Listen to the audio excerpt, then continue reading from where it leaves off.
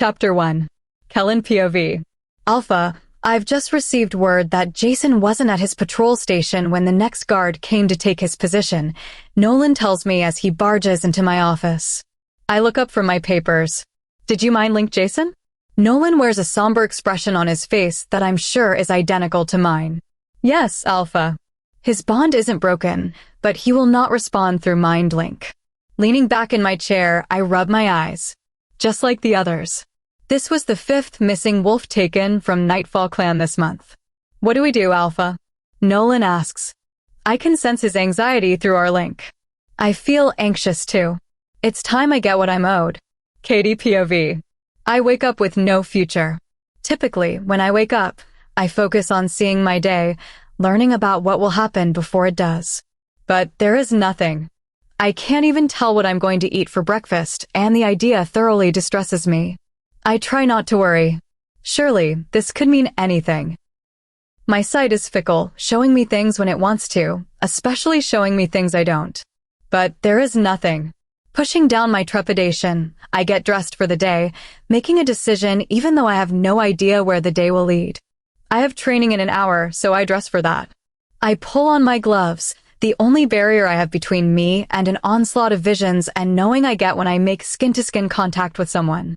My sight isn't completely gone. I still have what I call the knowing, which is what I experience when I have a feeling about something that will happen. For example, when I drink my glass of orange juice, I know that it will slip out of my hand, and so I will catch it before it does. No visions, no freaky eye bleeding incurred as a result of the visions, but still clairvoyance nonetheless. As I drink my orange juice, waiting for it to slip out of my hand, I check my cell phone, seeing that I have a missed call from Gwen. I know that it's wrong to ignore my sister after she just had a baby, but since she had the baby with my mate, it doesn't seem like that rude of a thing to do, not in the grand scheme of things. My sister is getting pregnant with my mate's baby before we even met. Again, another time, my sight could have helped me, but it didn't. And so now, here I am, living in a one-room loft by myself, since my parents decided to move to Blue Moon once my sister was made the Luna. The glass slips out of my hand, and I'm so unfocused that I let it. Swearing under my breath, I clean up the shattered glass and juice. Sight made this easier in some ways, infinitely harder than others. Someone is at the door, or at least is about to be. I sigh, opening the front door just as someone is about to knock. Lauren, a she-wolf whom I didn't know all that well, has her fist raised, frozen when I open the door before she has the chance to knock. Lauren, I say in surprise. I wasn't expecting her, but my sight is wrong today. Everything is wrong. Something is amiss, but I can't tell what. She looks at me sheepishly. Hi, Katerina. It's Katie, I correct shortly. But why would she know? It's not like she's ever tried to talk to me before. None of the Silverfang clan wolves do. Until they need something. What do you want? I ask, annoyed, knowing that she only came to ask for something. It's the only time any of them visit. She hesitates. May I come in? I would prefer if you didn't. She blanches at my clear refusal. Perhaps she expected I would be polite, but I rarely am, and I already am in a foul mood. There is something wrong with today.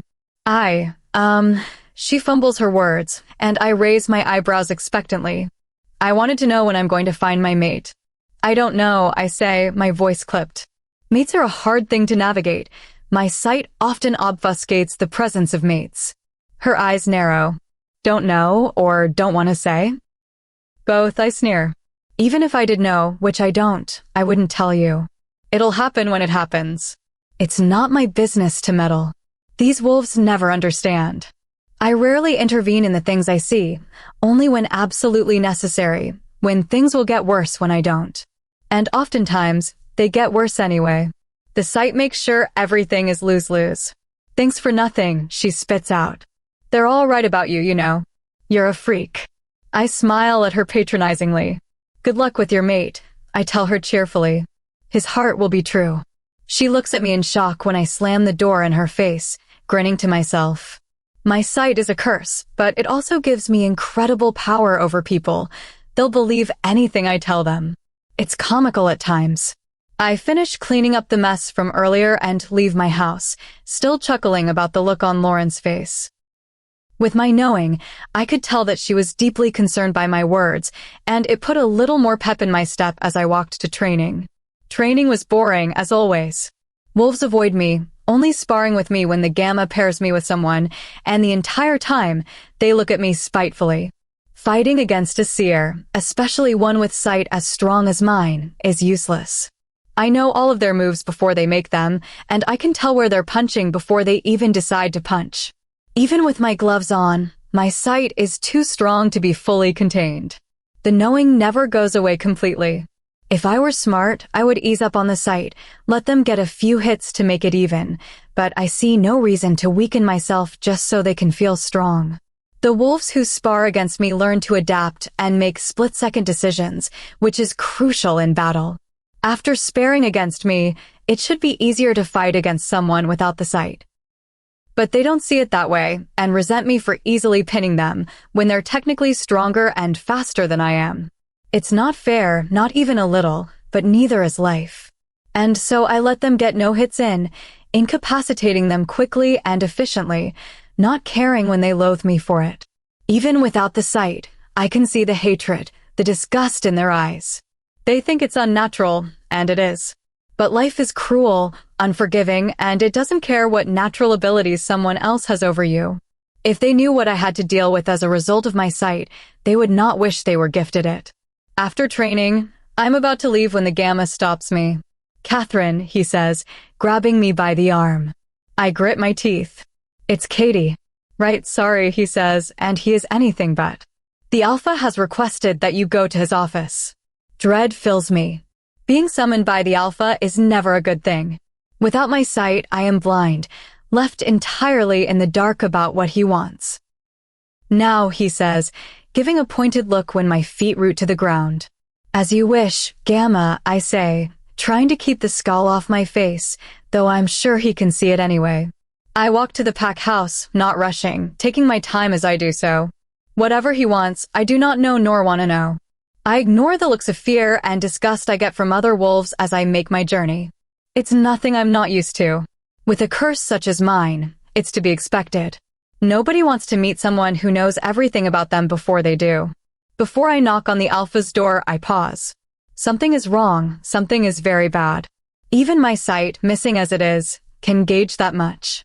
Pushing my anxiety aside, I knock on the door. "Come in," Alpha Cole calls. The doorknob is cold against my skin, too cold, and it is all wrong. And then I see the cause of my missing sight. Alpha Kellen sits casually in the chair across from Alpha Cole, seemingly completely relaxed as he lounges in the leather armchair. Alpha Kellen. I hadn't seen him since the war in Dark Howl, about a year and a half ago. Alpha Kellen. The only person whom I couldn't see, who blocked my vision completely, gloves or not. Unfortunately, my sweet, I do not obey the laws of time and space. You couldn't see my future if you tried, he had told me once when I asked why my sight wouldn't work on him. Alpha Kellen is gifted with the ability to travel between the dimensions, teleport anywhere he wishes to go, and send portals anywhere, anytime. Did I forget to mention? I dislike him. What are you doing here? I scowl at him, and even though Alpha Cole's mouth drops at my words, Kellen only gives me an annoying, impossibly ugly smirk. When he answers, his voice is the same terribly smooth, horrid melody I remember. "I'm surprised you don't know already," he grins, and I know that he is not surprised at all. "I'm collecting my spoils of war, darling." Chapter 2. I blink twice. Spoils of war. I repeat, not understanding what the irritating Alpha is blabbering on about. "Yes, Katie, spoils of war," Kellen says slowly, as if I'm clueless. "It's the compensation someone receives for aiding in a war effort." I know what it means, I snap at him, and his grin only widens. What am I doing here? Surely you can transfer land without me being here to witness it. "I don't want land," Kellen says simply. "I want you." No. He couldn't possibly be implying that I'm his prize for fighting in the war over a year ago. "Are you serious?" I ask, my voice low. Alpha Cole inhales sharply. Kellen pretends to think. "I don't believe so, no. I am not a prize." You can't just come here and try to claim me as compensation, I hiss. Yes, he can, Alpha Cole says, giving me a warning look. Silverfang clan lost the war to Dark Howl. Dark Howl has confirmed that Nightfall clan would receive reparations in the form of spoils of Alpha Kellen's choosing. You can't be serious, I say in disbelief. Collecting spoils of war is an archaic tradition, rarely ever practiced in modern times, and when it is, it's always spoils of land or warriors. Deadly, Kellen says, flashing his canines wickedly. I lunge at him, but before my hands can wrap around his neck, he disappears into thin air. Boo, I hear him whisper in my ear from behind me. If it were anyone else, I would know where and when they would be, knowing exactly what they planned on doing. But since it's Kellen, my sight is an empty void. I twirl around and throw a fist at him, but he catches it easily. Now, Katie. It's very rude to assault an alpha, he drawls, still grinning. I will stop you, I whisper, though I know the alpha can hear me. Katie Parker. Alpha Cole says in shock. Apologize to Alpha Kellen immediately. Kellen smiles at me expectantly, and I resist the urge to spit in his face. I'm very sorry, Alpha Kellen, I say sweetly. Apology accepted dash. The words come out of my mouth before I can stop them. Sorry that it takes so long in the morning for you to get dressed while you try pulling a shirt over your head. Alpha Cole chokes, and Kellen lets out a loud laugh. Oh my, am I going to enjoy having you in Nightfall Clan, darling? Kellen says, his eyes twinkling in amusement. Over. My dead body. And what a lovely body that is, my dear, he says, waving his hand dismissively. Although it would be unfortunate if I had to declare war on the Silverfang clan for not delivering my spoils. I narrow my eyes at him. You wouldn't. His eyes glow. Wouldn't I? He asks softly, and without my sight, I am completely unsure of what he would or would not do. Katie would be happy to go to Nightfall Clan with you, Alpha Cole quickly says. After all, it's only temporary, right? Sure, Kellen says flippantly, and sight or no sight, I know he will never let me leave. 1 month, I say through clenched teeth. I'll go for a month. Kellen has all of the power here, and we all know it, but he decides to play the game anyway. 6, he bargains. 1, 12. I'm not sure you understand how this works, I roll my eyes. He has a wicked glint in his eyes as he tells me, no, darling, I don't think you understand how this works. I don't have to bargain at all. I could pull you into a portal to Nightfall Clan, keep you there forever, and there's nothing you could do about it. He's right, and I hate him for being right. I hate him for a lot of reasons, but being right is the main one right now. 3, I acquiesce. Deal. Alpha Cole exhales in relief. Katie, you'll leave with him immediately. Please do not embarrass Silverfang clan during your stay. Wouldn't dream of it, I mutter sarcastically. Kellen flicks his hand, and a portal of swirling black and purple appears.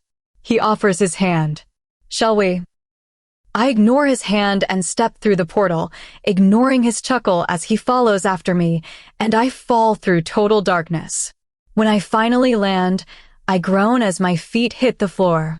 I feel nauseated, way too nauseated, and I run for my bathroom. Wait, my bathroom. After I'm done throwing up in my toilet, I glare at Kellen, who followed me. You should have taken my hand, darling, he shakes his head in disappointment. What are we doing in my house? I hiss, going to the sink to brush my teeth. Well, since you're going to be coming home with me, Kellen begins. Don't, I warn. Don't make it sound inappropriate. Kellen laughs. It's not my fault you can't control your attraction to me. In your defense, nobody can.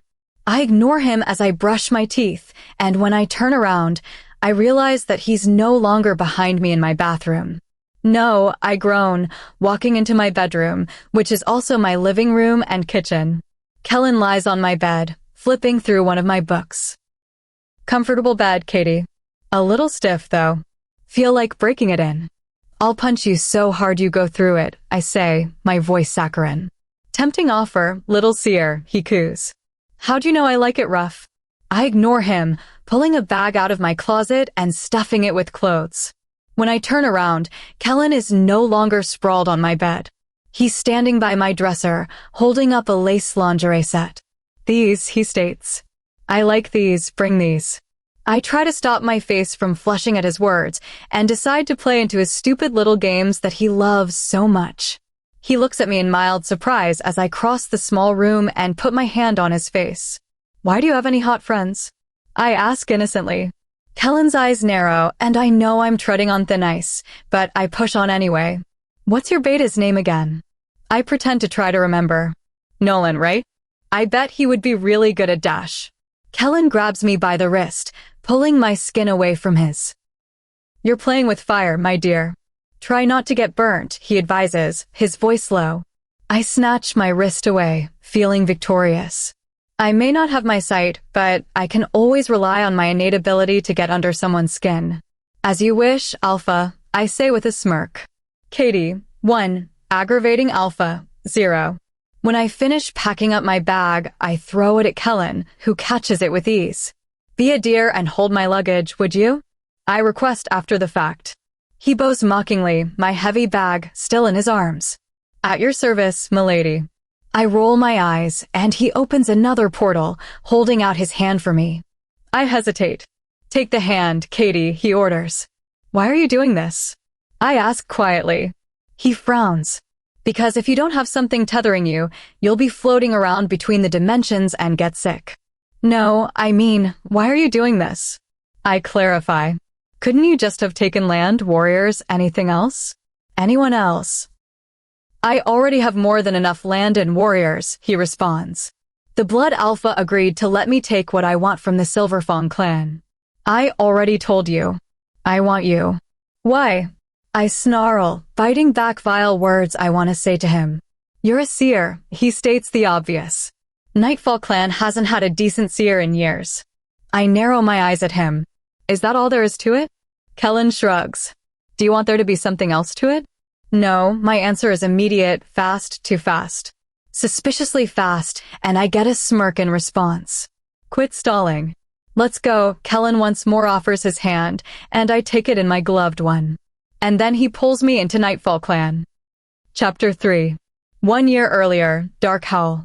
After warning the Blood Luna that she needed to return to her house before her mate returned, I stared out at Dark Howl. I had been standing out here since I fled the pack house after rejecting my mate. I, Katie Parker, reject you, Leonardo Arsenault, as my mate. The words spilled out of my mouth effortlessly, too easy to break such a significant part of my wolf. My wolf couldn't understand why I wouldn't just kill Gwen and be with my mate, but the human side of me was at least slightly more rational. And she would become the Luna of Blue Moon. Not that she knew that yet, of course. Nobody but me knew that Thane, the current Alpha of Blue Moon, was fated to die during the war. If it sounds like I'm indifferent about it, it's because I mostly am. I don't know Thane, but I suppose he seems like a decent enough guy. But unfortunately, I have to make decisions, hard ones, because of my sight. People have to die, as is life, and I have to let them. Although I could not meddle, I let the Blood Alpha die for Ares. Although if I do that, then Ares will lose to Selene, and Dark Howl will erupt into chaos. Without the Blood Alpha and Luna, the packs would not be as afraid of Dark Howl and would begin fighting over their territory, which means more war, more deaths. Not a future I particularly care for. And in the future, the Blood Alpha and Luna's kids will need to be alive, have their own destinies to fulfill. Not an easy life by far, but with such potent alpha blood in their veins, there is simply no way they can avoid shifting the trajectory of the future. It's strange how easily futures can shift. How easily they can shift because of me. It's surreal to think about how much power I have over the future, over the fate of other people.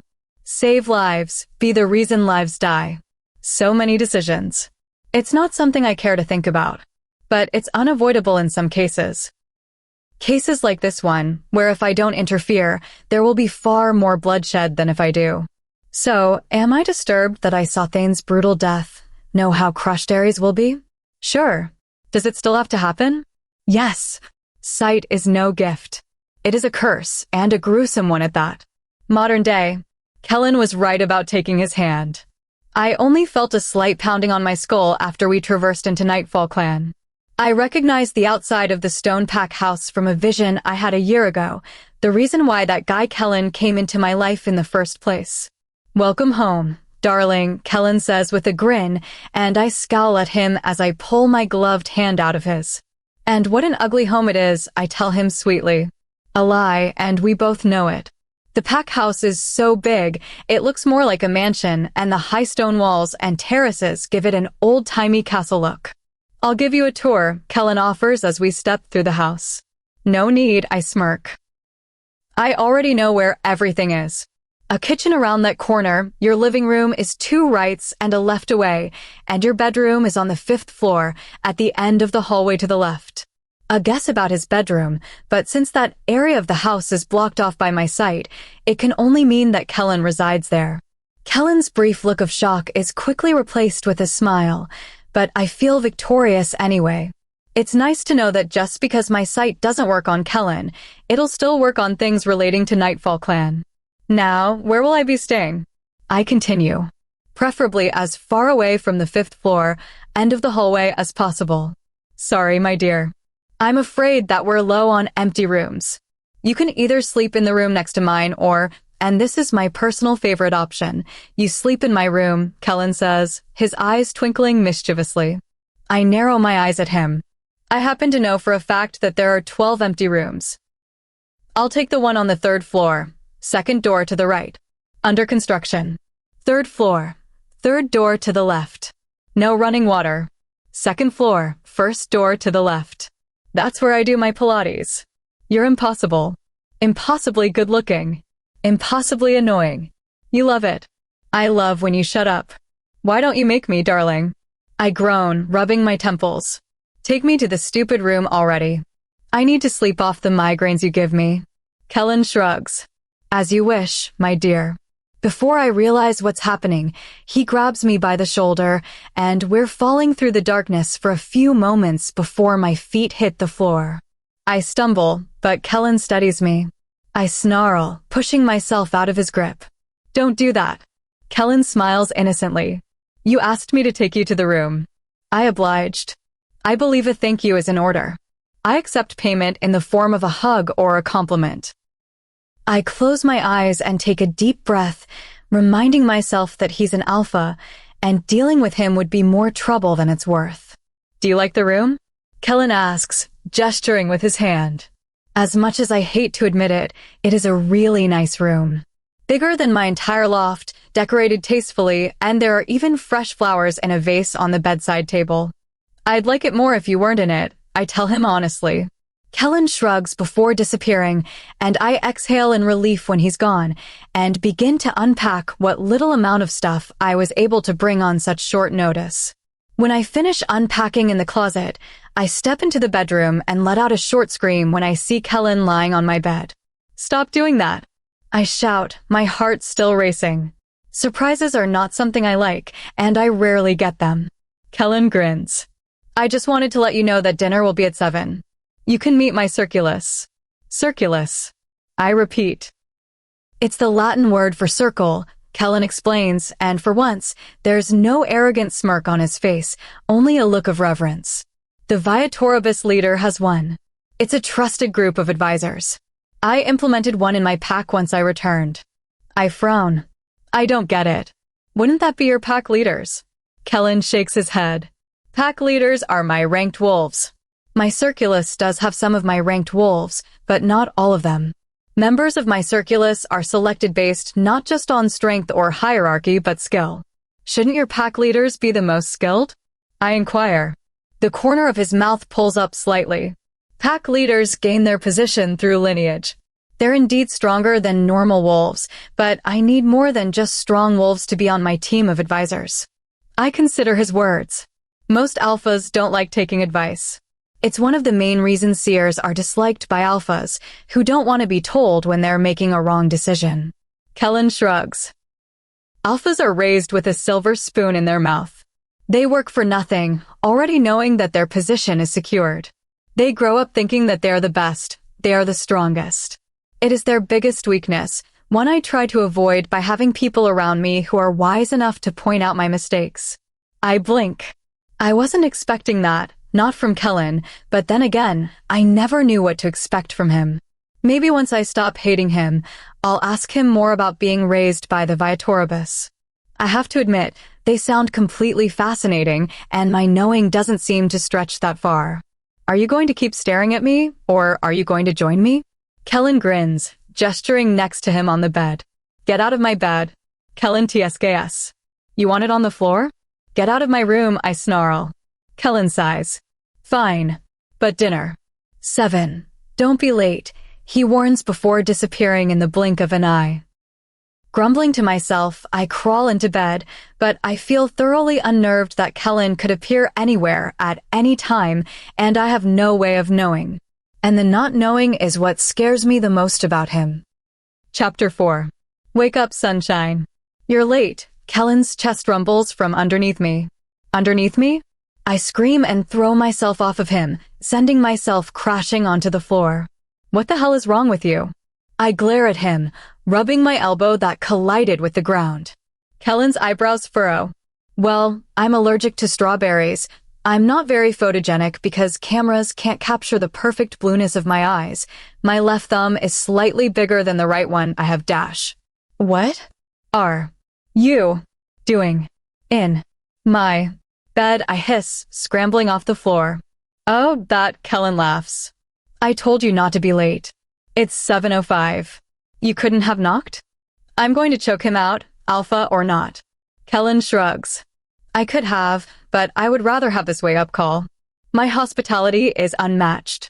Leave a nice note in the guest book when you leave, will you? Do you have a pool? I ask suddenly. Kellen frowns at the abrupt, off-topic question. Yes, but if you wanted to see me shirtless, you could always just ask. No, I'm just trying to figure out where I should toss you, I say thoughtfully. Kellen laughs. My bathtub would be a good option. But my bedroom has a strict no-clothes policy. Pool it is. Stop joking with me. We're already late. I'll see you downstairs, Kellen grins. And run a brush through your hair, would you? You're going to make me lose my appetite. I lunge for him to throttle him, but he winks and disappears before I can. I quickly put on a gray t-shirt dress and my black-heeled boots and ignored Kellen's request for me to brush my hair. My dark red curls were always out of control, even worse after I sleep on them, unlike Gwen's hair, which is always pin straight and perfect. Perfect Gwendolyn. Shaking off thoughts of my sister, I go downstairs, easily finding the kitchen, and I can sense before walking in that there are 5 other people besides Kellen waiting. 3 boys, 2 girls, 1 man-child. Since I'm not shy, I walk right in and immediately assess everyone sitting at the table, using my sight to help me get to know them without actually having to get to know them. Cheating? Definitely. Efficient? Hell yes. I have already seen one of them, Nolan, from my brief time in Dark Hell last year, and he's just as muscular as ever, and I know that his gift is enhanced strength. More complicated, powerful gifts are harder for my knowing to gauge, but natural enhancements are much easier to see. One of the she-wolves with dark blonde hair and brown eyes has an enhancement gift, improved weapons wielding, and she's also the weapons master. Her name is Jane. She's also mated to the Nightfall Clan Gamma, who isn't in attendance. Interesting. None of the other wolves has an enhanced gift, so there must be something more complicated or oddly specific. One of the males is smaller than the others, still toned, but not overly muscular. He has sandy brown hair and hazel eyes, and I know that he is much brighter than the rest of the wolves at the table. His name is Gareth or Gary, and my sight can't decide which he goes by. The other she-wolf, Leia, has tan skin, blue eyes, and brown hair. She gives me a bright smile, showing brilliantly white teeth. When I look at her, I can see her holding a tray with 2 glasses of champagne, but I'm not sure why the sight decides to show me that, not that I know why it ever shows me anything. The last male is the most interesting one. Shadows seem to hide his face, but I can see dark blue eyes accompanying his jet black hair. He looks just like Kellen. They're brothers. This one is younger, only about 17, and named Kane. Should I even bother with introductions? Kellen asks, rolling his eyes when I finally sit down in a chair furthest from him, next to Leia and Kane. That won't be necessary, I grin, helping myself to some food. Leia laughs and claps her hands. I love Sears. Her words surprise me, and I can see that she really does have positive feelings towards those with the sight. Nolan, however, I can see that he is apprehensive towards me, though not hostile. Interesting. Maybe I should use that to freak him out. What number am I thinking of? Leia asks me, squeezing her eyes shut. I laugh. You're thinking of 3, but if I had said 3, you would have told me, no, 7. Leia throws her head back and laughs, opening her eyes. Okay, what fruit am I thinking of? Jane sighs. Leia, no more carnival games with our seer, please. Leia pouts. Boo, you're no fun. I lean in towards Leia and cough, Kiwi. Leia conceals a giggle, slapping her hand over her mouth, and I know that she plans on playing this game with me for a long time. Kellen's brother, Kane, hands me a napkin. Your nose, he says, his voice soft. I touch under my nose, and sure enough, it's bleeding. I must have strained my sight too much trying to see all of the wolves initially. Thanks, I tell him, taking the napkin. If only his brother were this polite. You should have just let me do the introductions. Kellen shakes his head in disappointment. Jane snorts. You're just mad the attention wasn't on you for half a second. I like her. Kellen shrugs. True. I don't want my sparkle taken away from me. Kane rolls his eyes at that, and Leia laughs. I'm going to start calling you Sparkles, she teases. Kellen smacks his fist on the table. That's Alpha Sparkles to you. Nolan looks at the clock. Mary is late. Mary is always late, Jane points out. She has been late for 82% of pack meetings, 90% of Circulus dinners, 42% of trainings, the nerdy one, Gareth says confidently. Jane sighs. Leia giggles. Kellen looks mildly interested in those statistics. Is that really necessary? Jane asks. Gareth blinks. Well, you said that she's always late. Statistically untrue. So, my sight was correct. Gareth has some kind of intelligence gift. Unique, because most wolves get gifts that make them stronger during battle, but the ones with mind gifts are even more dangerous than those with physical ones. Thank you, Gareth, a girl says upon entering, sitting next to him. She has dark hair and nearly black eyes, but her skin is as white as snow. This is Mary. You're late, Nolan points out irately. Mary shrugs. There was traffic. Nolan's eyes narrow. We live in the middle of the woods. There's not a street around for miles. 22 miles, Gareth says, and Mary glares at him. Sorry, Mar, he shrugs. We have to stick to the facts here. Don't argue, children, Kellen says, waving his fork at them. It's rude to fight in front of guests. Mary's focus turns on me. Oh, right. The seer you took. I laugh, but Kellen frowns. It was legal, he says defensively. Sorry, Mary apologizes. The seer you legally took. I like her, too. I could already see that we were going to be friends, though that's not usually something you say to someone you just met. Why are you wearing gloves? Mary asks, cocking her head to the side. She probably doesn't want to get Kellen's germs. Leia nods thoughtfully. I smile at that, but answer Mary anyway. My sight can be a lot, I say slowly. Touching objects can get overwhelming. The gloves block out a lot of it. I expect them to feel uncomfortable, scared of my abilities, but they only look curious. Speaking of, Kellen clears his throat. I need you to hold an object and tell me what you see. I frown. What object? Why do you need my sight for it? Kellen and Nolan look at each other. Leia shifts uncomfortably in her chair. The shadows around Kane get darker. You didn't tell her why you brought her here? Jane glares at him. Besides the fact that he wants to irritate me? No, he didn't. It's an in-person kind of conversation, Kellen sighs and looks deeply into my eyes, his face suddenly lacking any amusement. Okay, I brought you here because we've been having an issue at Nightfall Clan for the last month. What kind of issue? I ask, and my sight does not seem keen on aiding my understanding. 5 wolves have gone missing in the last month, Nolan answers, his jaw clenching. Disappeared without a trace. Well, that's definitely an issue. Are their pack links still intact? I question. Kellen nods. I can sense they're wolves still. Mind linking won't work, but it seems like they're still alive. That's a good sign, right? Leia asks hopefully. Jane shakes her head. We don't know what they're doing with the wolves they do take. They could be hurting them or... Her voice trails off, leaving us to imagine the gory details for ourselves. What's the object? I ask Kellen. He reaches into his pocket and pulls out a photograph, passing it down the table until it reaches me. Leia has tears in her eyes as she looks at it. I look at the photo, still not taking my gloves off. Is this one of the missing wolves? I ask. Kellen nods. His name is Jason. He went missing this morning. This morning. So that's why Kellen chose now to call in on his war spoils. Can you help? Mary asks anxiously, and I can see that she and Jason were close friends and often would spar against each other during training sessions. I sigh, looking at the picture. I can't promise I'll see anything, I warn. My sight chooses to work sometimes, other times not. I don't want you to get your hopes up. Whatever you can do will help, Kellen says patiently. They all know your limitations. None of us will be mad if you don't see anything. Well, that would be a first. People always lose their composure when they ask me for help, and I can't. I take a deep breath, putting the picture on the table. I take off my gloves, pick up the photo, and stare at it. Nobody says anything, and for a moment, it's dead silent. And then all I see is blood. No longer am I sitting at the table with Kellen Circulus.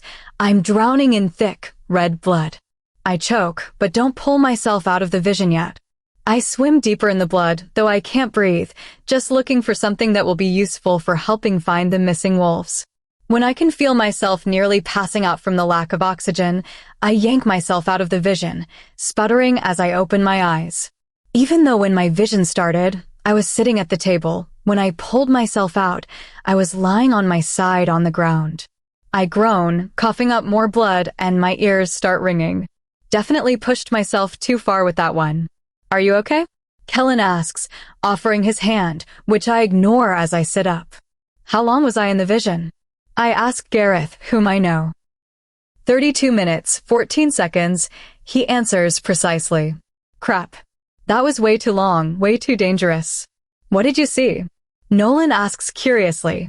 Blood, I say quietly. A whole sea of it. Shit, Leia whispers. Shit indeed. Chapter 5. That could mean anything though, right? Leia asks hopefully. Jane snorts. Come on, Laels. Don't be naive. We know that visions of pools of blood are never a good sign. Seas, Gareth corrects quietly. She said seas of blood. All of the wolves in the circle turn to me. What does it mean, Katie? Mary asks, tilting her head. I shake my head slightly. I don't know. Not all of my visions have clear meanings. Someone could also be tampering with them. Tampering?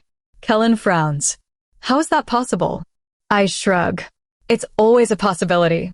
Finding blind spots in my sight. It doesn't help that I probably haven't met the person responsible, which will obscure my visions even more.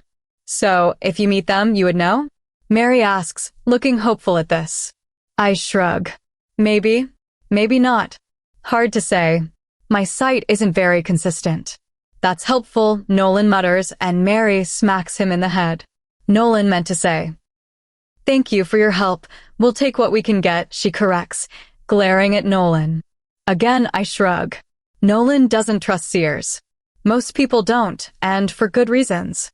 How can we improve your sight? Kane asks quietly, and I almost forgot he was there. He's so quiet. I sigh. Maybe we can go to the location that Jason was taken from? I might see something related to that. Tomorrow, Kellen says, his voice firm. It's late, and you've already strained your sight enough for tonight. After you rest, we can go. I roll my eyes. I know my limits better than he does, but it is his pack, so I listen to him. Pulling back on my gloves, I bid the Circulus goodnight, and Leia pulls me in for a hug, surprising me. Physical contact isn't something I'm familiar with, and I don't particularly like it. As she hugs me, I get a vision of her crying and collecting her tears in a small vial. I jump back in surprise from the vision and cough slightly, tasting blood. Perhaps Kellen is right, and my sight has been strained enough for tonight. I quickly excuse myself and go into my bedroom, collapsing on the bed. My energy is completely depleted. Then I hear a knock at the door. Yes! I call out. Kellen walks in, and I raise my eyebrows. Since when do you knock? I ask in amusement. Kellen gives a wicked grin. I've given you enough scares today. We'll resume tomorrow. Great, I scowl. Should have known this was too good to last. He sits on the edge of my bed, the corners of his mouth turned down slightly. What did you see when Leia touched you? He asks. I frown. It won't make sense, almost none of my visions do, but I tell him anyway. She was crying, put her tears in a small vial. Recognition flashes across his face. I see. Does that mean something to you? Kellen smiles slightly. Leia has a unique gift. I wait a few moments for him to tell me, and when he doesn't, I scowl. Share with the class, Kellen. We're dying to know. She has poisonous tears, he says. Sometimes if we need to, take care of someone, Leia provides the, equipment. I laugh. Leia? No way. She seems so, I struggle not to sound rude. Truth is, Leia seemed ditzy, but in a sweet, endearing way. Kellen joins my laughter. Trust me, darling. Leia is far more dangerous than she appears. She's one of my best assets on my circulus. Nobody expects sweet little Leia to slip poison in their drink, but that's how she gets them. Fascinating, I murmur. Dangerous indeed. I had a feeling that most people in his circle were not just Jane with her enhanced weapons skill. Your brother seems nice, I tell him. His eyebrows raise. You picked up on that? I shrug. How could I not? You practically look identical. Though I think I prefer him much more. Kellen rolls his eyes. I assume you're wondering about the shadows around him. I grin in response. Of course, I'm trying to glean information from him. That's the only reason I haven't kicked him out. He can manipulate light matter, Kellen explains.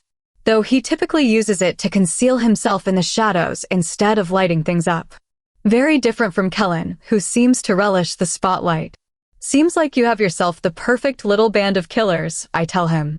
I can sense the power from all of the wolves, and with their powers combined, they would be able to accomplish much. I wondered why he put together such an elite group. It's not like there was any war on the horizon. Kellen grins. So I do. Speaking of, you have training tomorrow with us. Training? I frown. Of course, darling. Everyone in my circulus has additional and more intense training, Kellen says with a wicked gleam in his eyes. I'm not in your circulus, I point out. Kellen gives a slight smile. Yet, he says softly and disappears. I scowl long after he's gone. I have no desire to join his ragtag group of misfits.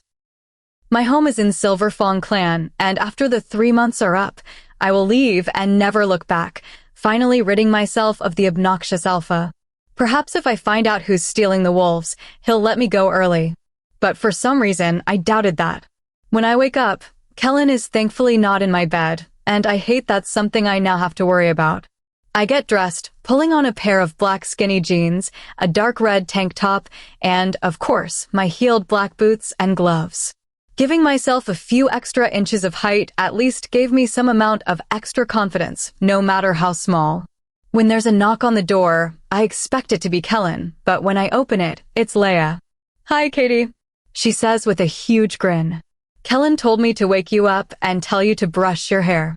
But since you're already ready, I can take you to training. I fake a smile. Great, thanks, Leia.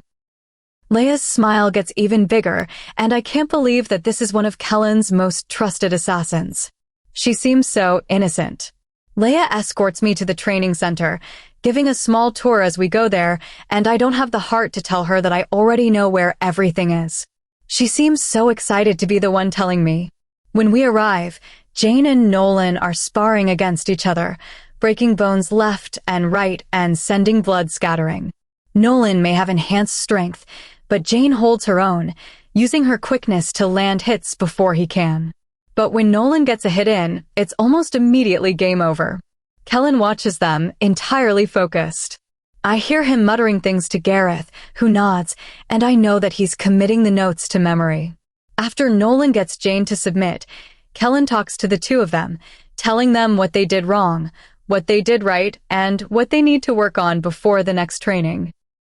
When Kellen forgets something he told Gareth while they were fighting, Gareth chimes in and repeats it. They both listen intently to him, completely respectful. For a moment, I'm almost surprised by Kellen. He usually seems so casual, flippant, joking, but as he gives them his notes, he's completely serious. It would probably do me well to remember that even though he seems to let a lot slide with me, he's still an alpha and one who could kill me easily. When he's done, Kellen turns to me. "Good morning, darling. Ready to get your ass kicked?" He grins. I roll my eyes. "I'll take the beta." Kellen's eyes narrow for a fraction of a second before his face smoothens. "Very well.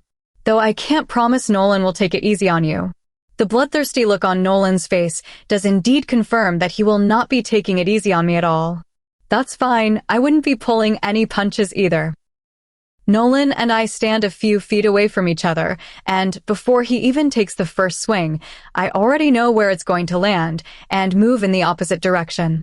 Nolan looks surprised when he misses and tries again, but once more, I already know what moves he's going to make and easily dodge them.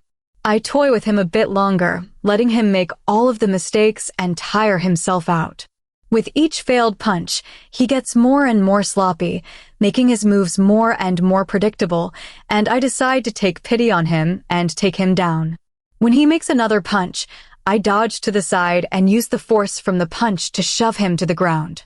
He groans as he lands on his stomach, and I put my foot on the back of his knee and press my canines to his neck. He shudders. Leia laughs and claps.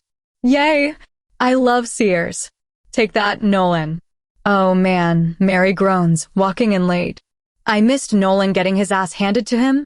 I'm never going to be late again. "Sure, you won't," Jane mutters, still cleaning up some blood from her mouth. "All right, Katie," he submitted. "You can get off him now," Kellen says, his tone clipped. I shrug and get off Nolan, who immediately stands up. "Any notes, Alpha?" I taunt him, hoping it makes him mad that his beta just got defeated. Kellen narrows his eyes at me. "You cheated. You used your gift." I shrug. "Can't exactly turn it off, now can I?" Believe me, if I could turn off my sight, I would have done so a long time ago. Kellen frowns but doesn't say anything else. "Mary, Leia, you're up." Leia gleefully skips to the training mat while Mary takes her time. "Go easy on me," Lails. Mary grins, and I think she's joking until they begin sparring. Mary is a strong wolf, no doubt. She has flawless training, quick and precise strikes, but Leia is smaller and faster, moving so fast I can hardly see her strike. She looks more like an acrobat than a warrior, and in no time, Mary gets pinned. Kellen and Gareth give their notes, and I watch, stunned, as Gareth recounts every single move and strike, while Kellen explains why what they did was either good or bad. It's the most efficient training system I've ever seen. I have a striking moment of clarity, one in which I realize that if Kellen wanted them to be, Nightfall Clan could be just as large and strong as Darkhowl. Which meant, for whatever reason, he had no desire to expand his pack or take more land. Interesting. "Katie, Kane, your turn," Kellen nods, and I look around for Kane until I realize that he's been standing next to me the whole time, concealed by shadows. Spooky, but very neat. Kane is a much more challenging opponent than Nolan. Not only does he have alpha blood on his side, but he uses shadows to conceal some of his hits, and even my sight doesn't catch all of them. We both get a couple of hits on each other, fairly evenly matched, until his shadows falter, and I'm able to knock him down. "Good game, Katie," he says quietly, giving me a shy smile as I help him up. Kellen and Gareth give the rundown on our fight, telling Kane that he needs to be more decisive with his strikes, and telling me that I need to be more assured in mine. It's true, when my sight falters, so do I. "So, do I get to fight you, or are you scared?" I taunt Kellen, even though I'm fairly confident he would win. Kellen rolls his eyes. "Another time, darling. We need to save your strength for when we go to the last place Jason was seen. Last thing I need is a dead seer on my hands." I sigh. "Fine. Let's go." And as we walk to the edge of the territory, I have a feeling something horrible is about to happen. Chapter 6. I take a deep breath as we survey the scene. Kellen's territory is beautiful, no doubt, but I can sense something sinister as we look into the woods. Something terrible lies beyond these trees, of that I am certain. A chill runs up my spine. Be alert, I tell the Circulus, and they all nod. Leia gulps. Jane pulls out a knife. Kane wraps his shadows around him, and interestingly enough, I see some of them reach out towards Leia. They watch as I take a few steps, trying to let my sight guide me. It takes me a few steps to the right. There's something wrong, I say quietly. What is it, Katie? Kellen asks, and I can hear the edge in his voice as he begins walking towards me. Suddenly, I realize what the problem is. No, don't. I yell and tackle him before he makes the wrong step. Kellen looks at me in amusement. I always knew you were a top. I scowl and get off of him, making sure I dig my elbow into his side as I do so, and feel satisfied when I hear him groan in pain. Nobody move, I warn, and everyone freezes. I pick up a rock and toss it where Kellen was going to step. From a tree, a net on a wire drops down before ricocheting back up. It's a trap. Leia squeals. I love seers. Kellen inspects the net, hissing when he touches it. Wolfsbane, silver wiring, he confirms. Mary frowns. Traps for werewolves? Who would do this? None of us has an answer. This explains why we haven't been mind-linked when our wolves go missing. Gareth's eyebrows pull together. The silver and wolfsbane would weaken them enough to cut off their mind link. So, we were right, Jane says, pensively looking at the trap. Whoever is taking our wolves wants them alive. For what? Kane asks, his voice a whisper. None of us has an answer for that either. I walk to the net. Maybe if I touch it, I begin to say, pulling off a glove and reaching out my hand. Kellen grabs me by the wrist. No, he says, his voice and eyes equally dark. It'll hurt you. It takes too long for you to recover. I roll my eyes. It's just a little silver and wolfsbane, Kellen. I think I'll live. I said no, Kellen snarls. And I said yes, I counter, reaching with my other hand. Kellen grabs that wrist, too. No. I think you should let her do it, Mary suggests. Maybe she'll see something useful. Finally, someone with a brain. I agree, Jane adds, and Nolan nods his head. Leia's eyes widen, and she starts kicking around a rock, not making eye contact, trying not to get involved. Kane quietly says, It's a bad idea, Katie. You shouldn't risk it. Gareth adds, I can smell the wolfsbane from here. That high of a concentration could seep into your skin and render you unconscious. I sigh. I won't touch it for long. Just give me a minute. 5 seconds, Kellen counters. 45. 10. 30. 20. 25. 20. I sigh again. Fine. 20. Gareth, you're on counting duty. Gareth nods, but looks anxious. Kellen glares at me before I close my eyes, and I touch the silver netting. I bite my tongue to keep from crying out. The wolfsbane hurts badly. Still, I hold on, pushing my sight to help me see something, anything. I'm on the edge of a vision. I can almost see it. Kellen starts to pull me away. No, I gasp. I'm fine, I almost see something. Kellen hesitates, and I can almost see the vision through the pain of the wolfsbane, and push my sight even harder, though I can smell my flesh burning off. Unfortunately, the wolfsbane knocks me out before I see what I need to see. When I blink my eyes open, I'm in Kellen's pack infirmary. This seems like overkill, I tell Kellen, who's glaring at me from the chair next to the bed. You passed out, Kellen says shortly. I think this is a rational response to that. I shrug. I'm alive. I call that a win. Kellen's glare doesn't ease up. The healer said you burned your hand down to the bone. Said it'll take weeks to heal. That is unfortunate, I agree. And it is. I can feel my hand searing in pain underneath the cloth wrappings. Was it worth it? Kellen asks, his voice low, and I'm not really sure why he's mad. Injuries happen. Did you see anything? I sigh in disappointment. No. There was a vision in there somewhere, I'm sure of it. If you'll just let me try again, Dash. No, Kellen snarls. We'll find another way. Oh, come on, Kellen. I throw my arms up in the air. It's a little burn. I've gotten worse burns from my curling iron. Kellen blinks. One more try, I bargain. I said no, Katie, he says darkly, and for some reason, hearing my name from him instead of darling or dear makes me flinch. Fine, I mutter, disarmed by his dark eyes. They soften. I brought you something, he says, smiling slightly, though it seems forced. He holds up a bag from my favorite fast food place. Chicken nuggets? I ask, perking up slightly. He nods, and a grin is coaxed out of him. You remembered, I say with a smile. I remember everything about you, my dear, he says softly and hands over the chicken nuggets. There's something I want to talk to you about, he says slowly, and the trepidation makes my stomach knot. What? I ask, suddenly losing my appetite. The mating gathering is being held next week at Silverfawn Clan, he hesitates. And? I prompt. I need you to come with me. Everyone in the circulus is too, mated or not. His words are rushed. I narrow my eyes. Absolutely not. Kellen's eyes soften. I know that it's not a good situation to put you in, but we're running out of time, Katie. It won't be long until another wolf gets taken. Kellen, you know why I can't go, I say quietly. I'm sorry, really. Anything else you need, I'll do it. Not this. Please. All of the alphas and Lunas would be at the mating gathering, which means my former mate and sister would be there. Together. I could puke up my chicken nuggets thinking about it. Kellen looks disappointed. Yeah, I know. I had to ask. I nod, relieved that he's not making me go.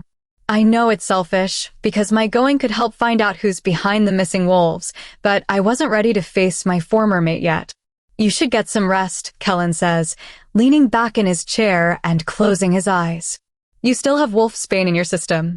Kellen, I begin to apologize, for some reason, bothered that I'm disappointing him, but he interrupts. Don't worry, Katie. He flashes a smile, his eyes still shut. You're still my favorite little seer. I roll my eyes. I'm your only seer. Shut up and go to bed. Your voice sounds like nails on a chalkboard. His grin doesn't falter as he says that. Don't you have somewhere better to be? I prompt, signaling that he should leave me alone. No. Shut up already. I do as he says, and I tell myself it's the wolfsbane that lulls me into a comfortable rest. 1 year ago, Dark Howl.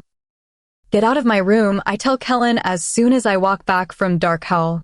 The alpha of Nightfall Clan is lying on my bed, his arms locked behind his head, and he gives me an annoying smirk.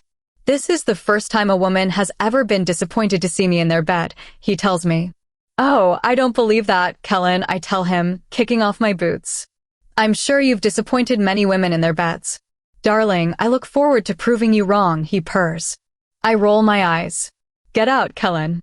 You came here to request a meeting at Dark Howl, tomorrow at noon. I already told Ares. Now leave.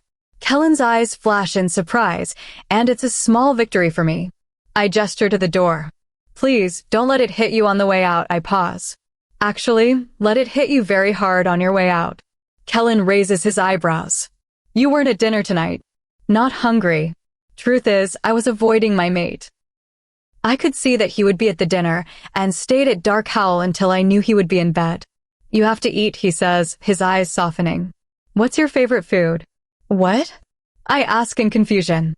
Humor me. I sigh. Fine. Chicken nuggets. Kellen disappears instantly. I exhale in relief when he's gone. His presence deeply unnerves me. I change into a soft tank top and shorts and crawl into bed, already ready for this day to be over. Ready for this war to be over. The stress was beginning to take its toll on me in the worst ways. My eyes and nose are constantly bleeding, and I have pounding headaches. My sight would not ease up on my punishment. I scream when Kellen reappears after a few moments, smiling victoriously with a Harley's bag in his hand. Your chicken nuggets, my dear, he bows before handing me the bag. I frown. What's the catch? He looks offended by my question. Why does there have to be a catch? Can't a friend give his very attractive friend chicken nuggets without having ulterior motives? I roll my eyes. We aren't friends. Kellen grins wickedly. I wasn't sure if you were ready for me to call you a lover, but I have no qualms if you don't, darling. Has anyone ever told you that you're annoying? I ask, but eat the chicken nuggets anyway, deciding that even food from an annoying alpha is still food. Besides, I hadn't eaten all day. Kellen rubs his jaw. Delightful? Yes. Cunning? All of the time. Handsome? Can't leave my house without hearing it. Annoying? Never. First time for everything, I say drily. Kellen's eyes suddenly turn soft. Listen, Katie, about what happened with Leo Dash. Don't, I snarl, and hearing Leo's name feels like a knife in my heart. I don't want to talk about this. Especially with you. The last thing I need is someone making jokes about my love life at my expense. Kellen looks momentarily stunned and takes a step back. He looks at me with pity. I was just going to tell you that he's an idiot, he says softly. And then he disappears, leaving me infinitely more confused than ever. Chapter 7. When I wake up, Kellen is snoring softly in the chair. I throw my pillow at his head. He jumps awake, startled. Katie, don't you know that's not how men like to be woken up? He asks, his voice husky. I'd much prefer a. Shut up, I mutter and swing my legs over the side of the bed. My hand hurts badly and stings even through the bandages. Where are you going? Kellen hisses, leaping out of his chair and putting his hands on my waist before shoving me back on the bed. We have more traps to find, I point out and stand up once again. You need my help. What I need is for you to heal, he counters, looking at my hand, and I don't understand why he's bothered so much by it. It's a small burn. A burn down to the bone, sure, but a burn nonetheless. Kellen, stop, I groan. You brought me here to help you find the wolves. That's what I'm going to do. If we find the traps, we can stop the next attack. Kellen sighs, running a hand through his dark hair. Fine, I'll be right back. He disappears and reappears a few moments later, holding out a piece of paper. When I look at it, I realize it's a map. Try to see if you can mark the spots where there are traps, he suggests, and I take the map and a pencil. I sit on the bed, closing my eyes, pushing into my sight to see where more traps could be. With my eyes still closed, I make small X's over spots. When I finally open my eyes, Kellen is staring at me in wonder. Katie, I could kiss you right now, he says, and puckers up, making smooching noises. I scowl, hitting him across the chest. I doubt those are all of the traps, I warn him. Those are the only ones I can see. Doesn't mean they're the only ones that exist. Kellen shrugs. I'll take what I can get, he says, ripping the map out of my hands. I'll gather my circulus and we'll disarm the traps. I glare at him. I hope you're including me in that statement. Kellen stares at me for a moment. Very well, my dear. I know how hard it is for you to be parted from me. He grins and holds out his hand. Scowling, I take his hand, and he pulls us into the in-between until we land at the edge of his territory. Within minutes, the members of his circulus arrive. Kellen disappears for a few seconds and returns with copies of the marked map. All right, we're going to partner off, each fighter with a non-fighter. His circulus doesn't look surprised by this, but I am. Fighter and non-fighter? I question. Kellen grins. Fighters are Nolan, Jane, Mary, and me, obviously. Non-fighters are Leia, Kane, Gareth, and you, my darling. I scowl. Why the hell am I a non-fighter? I literally beat Nolan up. Nolan frowns at this, but Kellen laughs. It's a state of mind, dear. You're a seer, and therefore you are with the non-fighters. Kane gives me a look and whispers, just go with it. I sigh. Fine. Dibs on partnering with Nolan. Nolan blanches at this, and I suppress a smile. It's just too easy to get under his skin. Kellen glares at me, and for a minute, I think he's going to argue, but he just sighs and says, fine. Nolan and Katie, Leia and Jane, Mary and Kane and Gareth and I. Kellen passes out copies of the map. Stay alert, watch where you step, non-fighters are in charge, he commands, and they all nod, as if these are typical instructions, and I wonder how many times they do activities like this together. Nolan and I begin heading to the northern part of the territory, and he's quiet as we walk. I know you don't like me, I tell him as we push through the trees. He glances at me momentarily before refocusing his eyes on the ground. I don't dislike you, Katie, he says lowly. I don't trust you. There's a difference. Any particular reason, or is it just because I'm a seer? I ask inquisitively, not really all that bothered, only curious. Nolan sighs. Katie, it's not personal. But our circulus is fine the way it is. We don't need an outsider, and no offense, I have no reason to trust you. For all we know, You're a part of whatever group is targeting Nightfall Clan wolves. Kellen may trust you blindly, but I won't. Tough, but fair. Nolan seems to be the responsible one in the group, and he's smart for not trusting an outsider. Especially when seers always have ulterior motives and hidden secrets. Nolan holds the map out in front of him and pauses. Here, he says, and kicks a rock at a trap, sending the silver netting flying up. He pulls out a long blade and throws it at the wiring holding the net up to the tree, cutting it down. Nolan retrieves the knife, dusting dirt off of it. Your dad gave that to you before he passed, I note. He loved you a lot. Don't read me, Katie, he warns, his eyes darkening. I shrug. Can't help it. Nolan and I continue to dismantle traps, and he's careful about keeping his distance from me. After we take down the last one, we begin to head back to the others. On our way back, Nolan is about to take another step when I yell, stop, and tackle him to the ground. He scowls, shoving me off of him. Don't touch me again, seer, he warns, standing up and glaring at me. I roll my eyes and toss a rock where he was going to step, and another trap shoots up into the trees. You're welcome, I mutter after cutting it down. Nolan stares up at the trap. You helped me, he says in surprise. Again, you're welcome, I say under my breath. Maybe his getting trapped would give him an attitude check. Why won't you go to the mating gathering? Nolan finally asks as we continue walking. Kellen told us that you wouldn't be attending. Oh, now you care if I help? I ask, rolling my eyes. Nolan shrugs. I just find it suspicious that you won't go. You're unmated, and if you want to help as much as you claim, you would go to see if you have any visions while meeting people there. I'm sure someone from another pack is involved. I abruptly halt my walking. You think I'm not going to the mating gathering because I'm involved? Nolan stares at me, his dark brown eyes issuing an unspoken challenge. Got a better reason? I laugh coldly. Oh, Nolan. You're wrong about a lot, but especially this. Did Kellen tell you that I have indeed found my mate? Nolan looks surprised by this information, and for a moment, I was surprised too, because Kellen hadn't told them. My mate is the Alpha of Blue Moon. He got my sister pregnant and made her his Luna. Any more questions about why I won't be attending? I question, my voice harsh. Nolan's eyes bulge out of his head. Katie, I'm sorry. I didn't know. Obviously, I mutter, walking ahead of him, desperate to get back to the others already. Nolan jogs, catching up to me. I really am sorry, he says, his voice low. Kellen didn't tell us about that.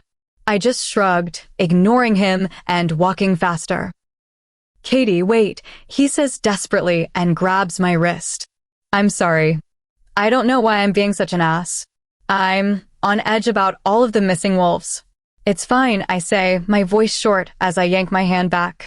We walk in silence for a little longer until Nolan breaks it. The first wolf taken was the Gamma. He's one of my closest friends. We have to get him back. His words surprise me. Kellen hadn't mentioned that his Gamma was taken. Jane's mate is one of the wolves that got taken? I ask in shock. I had no idea. Nolan frowns. You didn't know? I shake my head slightly. She didn't say. My sight showed me that they were mates, not that he was one of the ones taken. Jane, she doesn't seem. She's not. Nolan chuckles, the first time I've ever seen him amused. Jane would never show her pain, but she's struggling with it. We all are. They all were hoping that with you coming here, we would have found them by now. His words deeply affect me.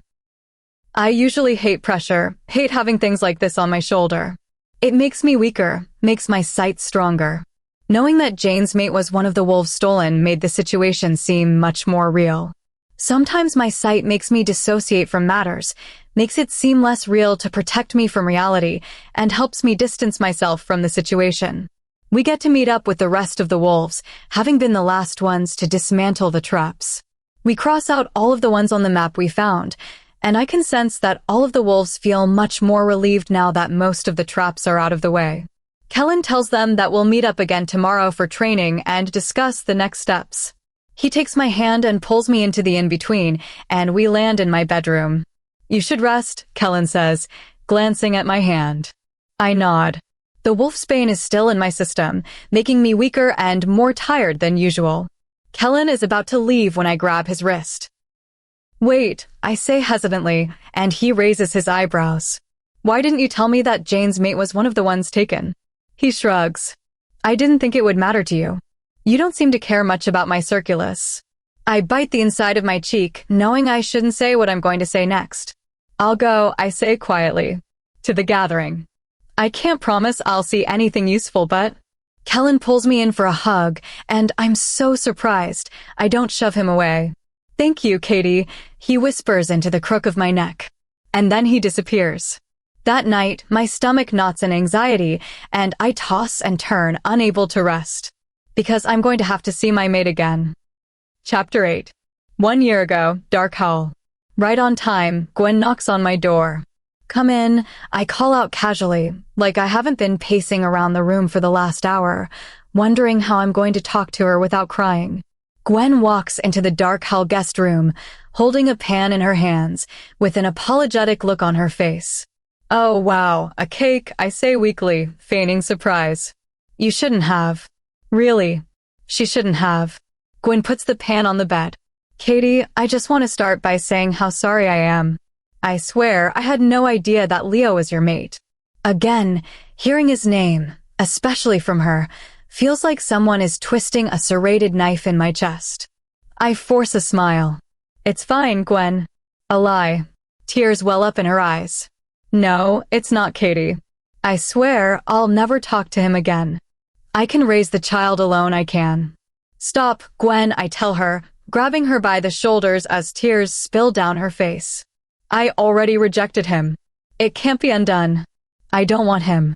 Keep him. Seriously. Every word twists the knife more, and it feels like I can hardly breathe. Katie, Gwen chokes out. I'm so sorry.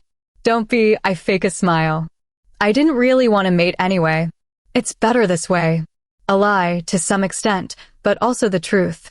For reasons she doesn't know, for reasons nobody knows, it really is better that I stay alone. At least she still has the chance to be happy with someone else. Even if it was with my other half. He's going to ask you to move to Blue Moon with him and mark you, I tell her quietly, and focus on making sure my voice doesn't crack. Say yes. What? Gwen asks in confusion. Don't let the child grow up without a father, I say lowly. Katie, Gwen's voice sounds strangled, and I can feel her pain, but I can also feel her happiness at my words. She really loves him. And he loves her too. Just give me time, I tell her. Leave me alone for a while. Both of you. Gwen's face falls, but she nods. She's about to apologize once again, but if I hear her say one more word, I will lose my temper. Get out, I tell her, jerking my head towards the door. Leo is waiting for you at your house. I practically shove her out of the room, closing the door behind her. I check the time and see that I have 2 hours before I have to meet Alpha Kellen and the Blood Luna at Dark Hall to discuss plans to deal with the moon bitch. Perfect. I cry for 2 hours straight. Current day. For the next few days, I get into a comfortable schedule of waking up, training with the Circulus, and getting harassed by Kellen. We repeat the same cycle. Training, more harassment, dinners, and more harassment. I stare at the package on my bed once I return from training, a white box, with a red bow wrapped around it. It looks suspicious. I open it anyway. Inside is a piece of clothing. Pulling it out of the box, I realize it's a gown. Because today is the day of the mating gathering. My stomach turns in anxiety as I put the dress back into the box. I could always back out. It's never too late for that. There's always a chance that I don't see anything anyway, and having to face my former mate will have been for nothing. But then I think of Jane, who has not cracked once since her mate went missing, who continues to train like nothing is wrong, talks about the missing wolves with precise calculation, not letting her emotions interfere once. I can see her misery, her anxiety, but she shows none of it. I try not to get involved. Really, I do. Pack matters are ugly, messy, and tend to get even more hideous and messier when I get involved. Futures need to play out the way they need to, the way fate demands. But I'm already here, and the sooner the mystery is solved, the sooner Kellen will let me go home. There's a knock on my door, and I remember that Leah, Mary, and Jane made plans to come over and get ready. Apparently, Kellen gave me the guest room with the most oversized bathroom. How nice of him. I hate him. Leah bounds into the room eagerly, blasting music from her phone. She grabs my hands and starts dancing with me. I love mating gatherings. She squeals, twirling herself around. Is there anything you don't love? Jane asks, but has a slight smile on her face as Leah pulls her into the bathroom. She and Leah are close, and Jane is highly protective of her, despite their opposite personalities. You're on time today, Mar, I note. Mary grins and whispers lowly, don't tell the others, but I'm only late to training because I hate it. We already know. Jane calls out, and Mar laughs while dragging me into the bathroom, too. It takes about 2 hours for us to get ready, with Leah taking over the majority of the primping. She's so girly, I almost forget how deadly she can be. I scowl when Leah tells me that Kellen bribed her with $100 to brush my hair. Leah seems unbothered by my annoyance and rips the brush through my hair while singing along to the songs with Mary. After our hair and makeup are done, we get into our dresses. Leah is wearing a sheer, soft pink gown with glittering gold jewelry on her neck, wrists, and fingers. Her brown hair falls in soft waves down her back. She looks like a fairy princess. Jane wears a long black dress with a high neckline, her blonde hair pulled back into a ponytail and her lipstick the color of blood. She looks deadly, yet still gorgeous. Mary wears a white dress, nearly as white as her skin, and her dark eyes and hair, which is piled on top of her head in messy curls, look even darker contrasted against it. Ooh, that dress is to die for. Leah squeals, clapping her hands. That no-good mate of yours can suck it. I told the Circulus about Leo, about my sister. They deserve to know why I would be avoiding Blue Moon tonight. I look down at the dress from Kellen.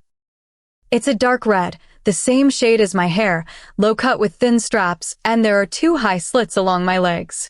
Bold, but I shouldn't be surprised since Kellen was the one who picked it. By that standard, I was surprised there was any fabric at all. Mary and Leah leave the room, their arms interlocked as they continue singing badly to the music, but Jane stops me. Thanks, she says quietly, for doing this. I know it's not easy. I give a fake smile. Whatever it takes, right? She nods once, and we go downstairs, where the men of the Circulus are waiting. Kellen, who was previously sitting on the couch, teleports right in front of me. Nice hair, he smirks, reaching out to touch my straightened hair. I scowl, smacking his hand away. Be a shame if you lost that hand, I warn. I have a dagger sheathed high up on my thigh. The idea of using it on him is appealing. Kellen shrugs. Been there, done that.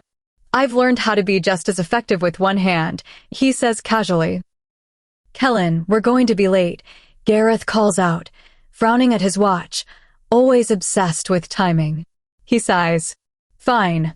The rest of the unmated wolves are outside. Let's go. We're teleporting there? I ask in surprise. That seemed like a lot of people to send through a portal. Could Kellen really be that powerful?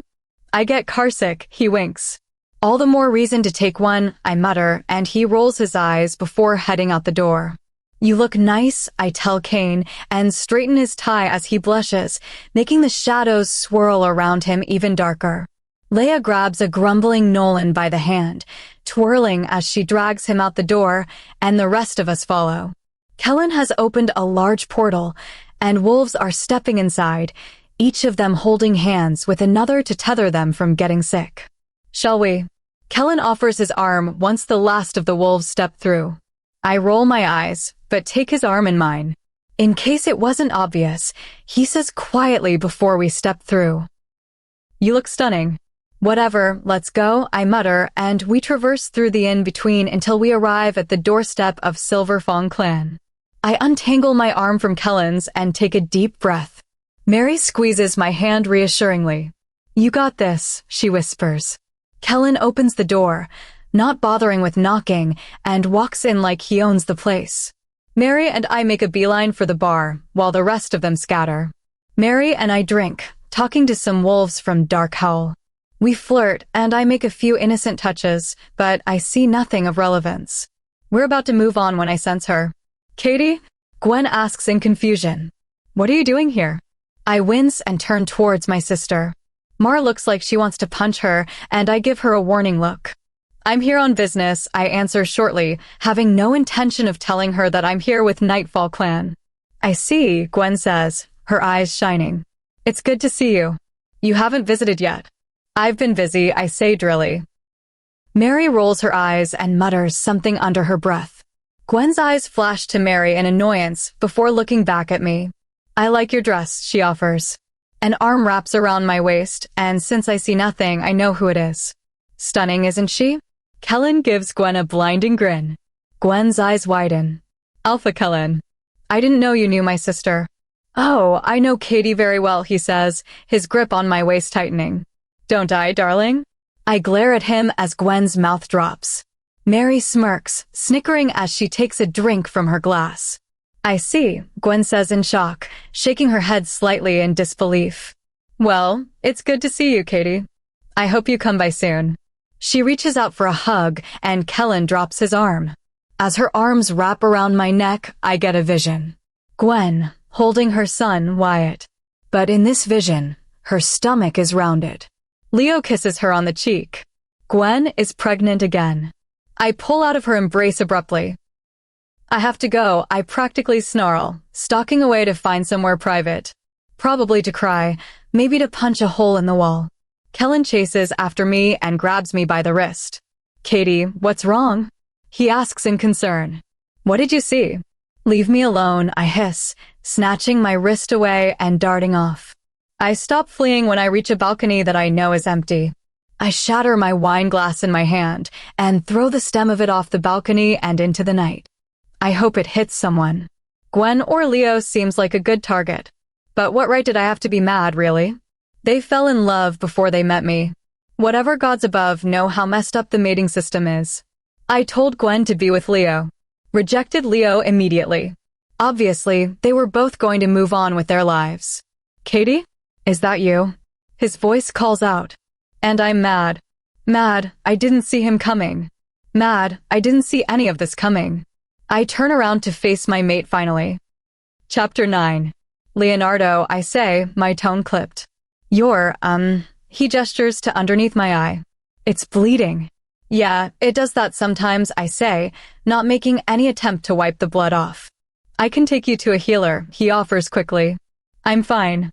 He still looks concerned and hesitates. I didn't see you after, you know. I quirk an eyebrow. After I rejected you as my mate? In case you didn't know, Leo, I'm a seer. If I wanted to see you, I would have. A look of surprise flashes across his face before it's replaced with remorse. I'm sorry, you know, he says quietly. I never wanted anyone to get hurt. I laugh coldly. And yet, somehow, I'm the only one who did. Leo cringes, and it hurts how much the person who hurt me feels like the only person who can make it better. Even after the mating bond has been destroyed, I still feel drawn to him. I'm so sorry, Katie, he says, his eyes pleading, probably hoping that I'll forgive him to absolve him of his guilt. Gwen is too. She misses you like crazy. It's all she talks about. Against my will, my heart twists at that. Gwen and I had been close growing up. She was the only person in my life who wasn't scared by my abilities. Come to Blue Moon for a while, he pleads, taking my hand, and I want to recoil, but don't. You can spend time with Gwen. With your nephew. I know that we aren't mates anymore, but I'd still love to get to know you. Have you as part of our family. You are part of our family. Gwen needs you in her life, wants you to get to know your nephew. I blink, stunned, and I suddenly forget how to breathe. I can't think of anything worse than seeing Leo and Gwen together, with their perfect little son in their perfect little pack house, with their perfect little lives. I feel sick. Katie, there you are, Nolan, my savior says. He pulls me away from Leo and drapes his arm protectively around my shoulders. Leo looks at Nolan in confusion. Beta Nolan, we were having a discussion. And now you aren't, Nolan says coolly, and I could kiss him for getting me out of this. Are you too? Leo's voice trails off, his eyes focused on Nolan's arm. That's not really your concern, is it, Beta Leo? Nolan's lips curl into a cruel smile. It's Alpha now, Leo says lowly, his eyes darkening. Nolan just grins in response, offering no apologies. Leo stares at him for a moment longer, his eyes narrowed slightly. Fine, Leo says finally. Seriously, Katie. Think about my offer. You'll always have a place in Blue Moon. Leo pauses for a few more seconds, and I lower my eyes. He sighs and leaves Nolan and me alone on the balcony. Thank you, I can finally breathe again once Leo is gone. Nolan takes his arm back and shrugs. Don't worry about it. Looked like you needed backup. I owe you one, I tell him. He shakes his head. We're there for each other. That's what we do. I kiss him on the cheek and he freezes. Well, thanks anyway, I tell him genuinely. Yeah, whatever, Nolan mutters, scratching the back of his neck. We should get back to the party. You have a lot more people to meet. I sigh, taking his glass from him and chugging it, wincing as it burns my throat. All right, let's go. For the next hour, I mingle with various wolves from all different packs, but glean absolutely no information from anyone. Well, no helpful information. I'm dancing with the Midnight Bite Gamma, a strong, handsome wolf, when Kellen steps in. You don't mind if I steal your dance partner from you for a minute, do you, pup? Kellen asks the Gamma, whose eyes darken, but he's not dumb enough to pick a fight with an alpha, especially not one as strong as Kellen. He nods and flees quickly. Cock block, I tell Kellen as he puts his hands on my waist. Kellen rolls his eyes. You're supposed to be getting information, not cock. He says the last word in so much disgust, and I laugh aloud.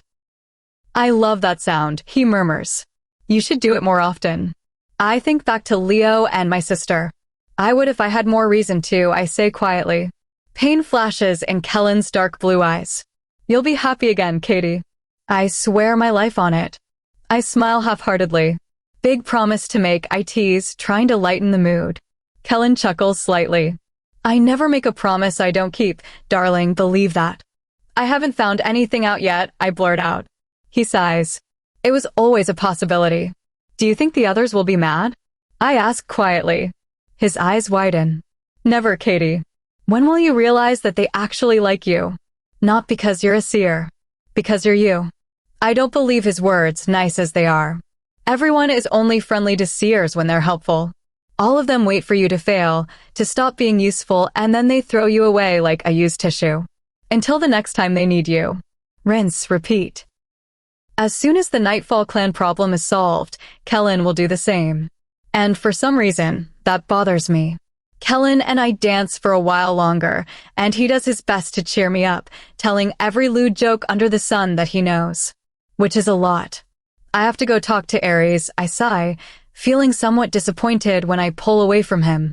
She's waiting for you to leave so she can talk to me. Kellen's eyes flicker to the side, where sure enough, the Blood Luna herself is drinking with her mate, their eyes trained on me. Fine. Yell if she tries to kill you, he says, probably only partially joking. We both know how she is. I walk over to the Blood Alpha and Luna, the latter of whom greets me. Hello, Katie. He smiles slightly, as polite as Kane knows how to be. Kane, I nod.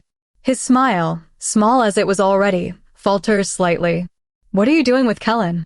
He asks suspiciously. He's bad news, Katie. You'd be wise to stay away.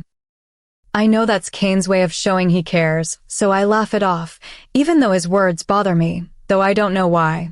I can handle myself, thank you, Kane, I tell him. Aries drops her glass of water. Oops, she says, and we both know it wasn't an accident. Babe, can you get me more water? The baby is extra thirsty today. At the mention of the baby, Kane immediately scrambles to his feet and rushes to find more water. I laugh. Another baby, huh? I ask her. You guys didn't wait long after the twins. Aries smiles, and there's a happiness in her eye that I haven't seen from her before. I wanted to thank you. For the warning about Draken, she says, about her baby that has the uncanny gift of bursting into flames. I shrug. You would have been badly burned if you had held her any longer. Kane would have freaked out. It would have been ugly for everyone involved. Still, Aries says, thank you for everything. Axel wanted me to thank you for the warning about his mate, too. They're expecting a little one within the next few weeks. Good to hear, I say, smiling genuinely. Her beta is a good wolf, kind, even for a dark howl man. Ready to call in that favor yet? She asks, mischief flashing in her eye. I laugh. Bored with motherhood already, are you? I tease. Aries laughs too, and it's a rare sound, though I know that it happens more often these days. I could use a good fight, she says, amusement lighting up her eye, and for a moment, she reminds me of her deceased true mate, Thane. Guilt makes my stomach turn, a reminder of how much of a curse my gift really is. I'll let you know when I need you in one, I say, and it's not a joke at all. There's a good chance that whatever happens with the Nightfall clan wolves ends in violence. These things always do. Before leaving, I look at her stomach and cock my head to the side. A boy, I tell her, and her eye lights up. He'll turn things to ice. Keep him warm, I advise. I freeze in surprise when Aries throws her arms around me in a hug. You should know that 3 wolves are watching you right now. They've been watching us the whole time. Stay close, Kane, and I will protect you, she whispers, her voice low. Who? I whisper back in confusion. 12 o'clock, a boy with dark hair and blue eyes. 4 and 5 o'clock, 2 girls. One with blonde hair and a black dress, the other with brown hair and a pink dress, she warns. I laugh, pulling away and looking at the wolves. Oh, don't worry about them, Aries. They're here with me tonight. They probably are worried you're going to kill me, I say, laughing so hard I'm shaking as I pull away. Amusement flashes in Aries' eye. That explains why Kellen looks like he's about to walk over here to tear my head off. I look to the side, and sure enough, Kellen is drinking from a glass calmly, his eyes trained on me, but his hands clench the cup tightly. I should have known that you two would end up together, Aries laughs, shaking her head slightly. He was obsessed with you from the start. I blanch at her words. It's not like that, I quickly say. I'm sure it's not, she winks, and Kane pulls her away, muttering something about how she shouldn't be spending so much time on her feet. As soon as she leaves, the circulus swarms around me. Did she threaten you? Mary asks in concern. Should I cry? Leia asks an unspoken question on whether she should poison her or not. I roll my eyes. Guys, relax. It's not like that. The blood Luna and I have an understanding. An understanding meaning that she owes me a debt and may or may not kill me after that debt is completed. It's hard to tell with her. Kellen exhales slightly. We should get going and talk about tonight. After a few minutes of rounding up all of the wolves, we teleport back to Nightfall Clan. The circulus and I sit around the table, most of us completely exhausted after the long night. Did anyone learn anything tonight? Kellen asks, and all of us shake our heads. I frown. I don't think that whoever is doing this is a wolf. What does that mean? Mary asks, her eyebrows furrowed. I shrug. I don't know. Humans maybe? Hunters? But that doesn't seem right either. I don't know, I groan, rubbing my temples. Something is wrong with my sight. Kellen and Nolan share a look, and I can tell that they're mind-blinking. Finally, Kellen sighs and runs a hand through his hair. Everyone rest up, he orders. Tomorrow, we start tracking down the Viatoribus. Chapter 10. I snuggle deeper into my pillow, burying my face in it to block out the sunlight that streams in through the windows. And then I hear my pillow rumbling in satisfaction. I'm going to murder you. I shout, scrambling off my bed and glaring at the insufferable Alpha. Now, darling, Killian grins. No need to ruin such a nice morning with threats. I take a deep breath and count to 10, repeating in my head over and over, I will not harm Killian, even though he deserves it. I will not harm Killian, even though he deserves it. Come back to bed, dear. Killian pats the space on the bed next to him. We were having such cute morning moments. I reach for the knife on my bedside table and try to threaten him, but he disappears. You're so cuddly in the morning, Killian murmurs from behind me. Like a cat. Haha, cat. I scream in frustration and throw the knife at him, but he disappears again, reappearing once more on my bed, completely relaxed. Just to clarify, is that a no on the snuggles? Killian quirks an eyebrow. I am going to throw you out of here, I threaten. That's not a no. Get out. Killian sighs and teleports to the door. Fine, but since you won't spend your morning with me, even though that would have been my first choice, hurry up and get ready. We have a circle meeting in 20 minutes. I glare at him. Couldn't you just have woken me up like a normal person? Killian shrugs. You didn't seem to mind 2 minutes ago. You make the most adorable little sighs when you curl up closer to me. Out. Now. Killian laughs and disappears, and once again, I remind myself that dealing with him is more trouble than it's worth. I quickly get dressed and pull on my gloves, cursing the day he was born as I do so. Once I'm dressed, I go downstairs, where the circulus is gathered around the table, eating breakfast. Ooh, Kat, come sit by me. Layla yells, pulling out the chair next to her. I want to know which muffin I'm going to eat for breakfast. Jay rolls her eyes. Can't you just make that decision and see for yourself, Layles? Layla frowns, like the idea hadn't occurred to her. I laugh, sitting next to her. Blueberry, I tell her. Mara is going to come late and ask where all of the blueberry ones went, and Kage is going to tell her that he was the one who took the last one, even though he only ate a chocolate chip one. Kage chokes on his chocolate chip muffin and Layla giggles, reaching for a blueberry one. Can we please start the meeting now? Knox asks, rolling his eyes, and Jay nods. We'll wait for Marin, Killian sighs. How much longer until she gets here? Based on previous arrival times, I estimate 2 to 3 more minutes. Gabe looks at his watch as he makes his prediction. Close, I say, impressed by Gabe. 3 minutes, 12 seconds. Gabe grins. I compiled data points of how many minutes Mara is late to Circulus meetings in the morning, excluding every data point outside of 2 standard deviations, and then took the average of that. You did all of that just now? I ask in surprise. Gabe shrugs. I have the gift of perfect memory, so after having the times, it was really just a matter of simple algebra to get the estimation. He's our resident genius, Killian states proudly. Layla nods in agreement. Wolf Google. I told you not to call me that, Gabe sighs. How many seeds are in an apple? Layla asks, tilting her head. About 5 to 8 on average, why? Gabe looks confused by the question. Wolf Google, Layla nods thoughtfully, and Jay and Knox stifle their laughter. Marin finally comes in. Sorry, I'm late. Traffic was a nightmare, she sighs, taking a seat next to me. Hey, who took the last blueberry muffin? We all look at each other before bursting out into laughter. Assholes, Marin mutters, taking a banana nut one. All right, so the objective of today's meeting is to track down the Viatoribus, Killian says, now serious in alpha mode. It won't be easy, Gabe mutters, reaching into his back pocket and pulling out a map of the continent, spreading it out over the table. I mark down their last known locations, which aren't many, because they make it a point not to be seen. Based on those few locations, I made geographical predictions about where they may be now.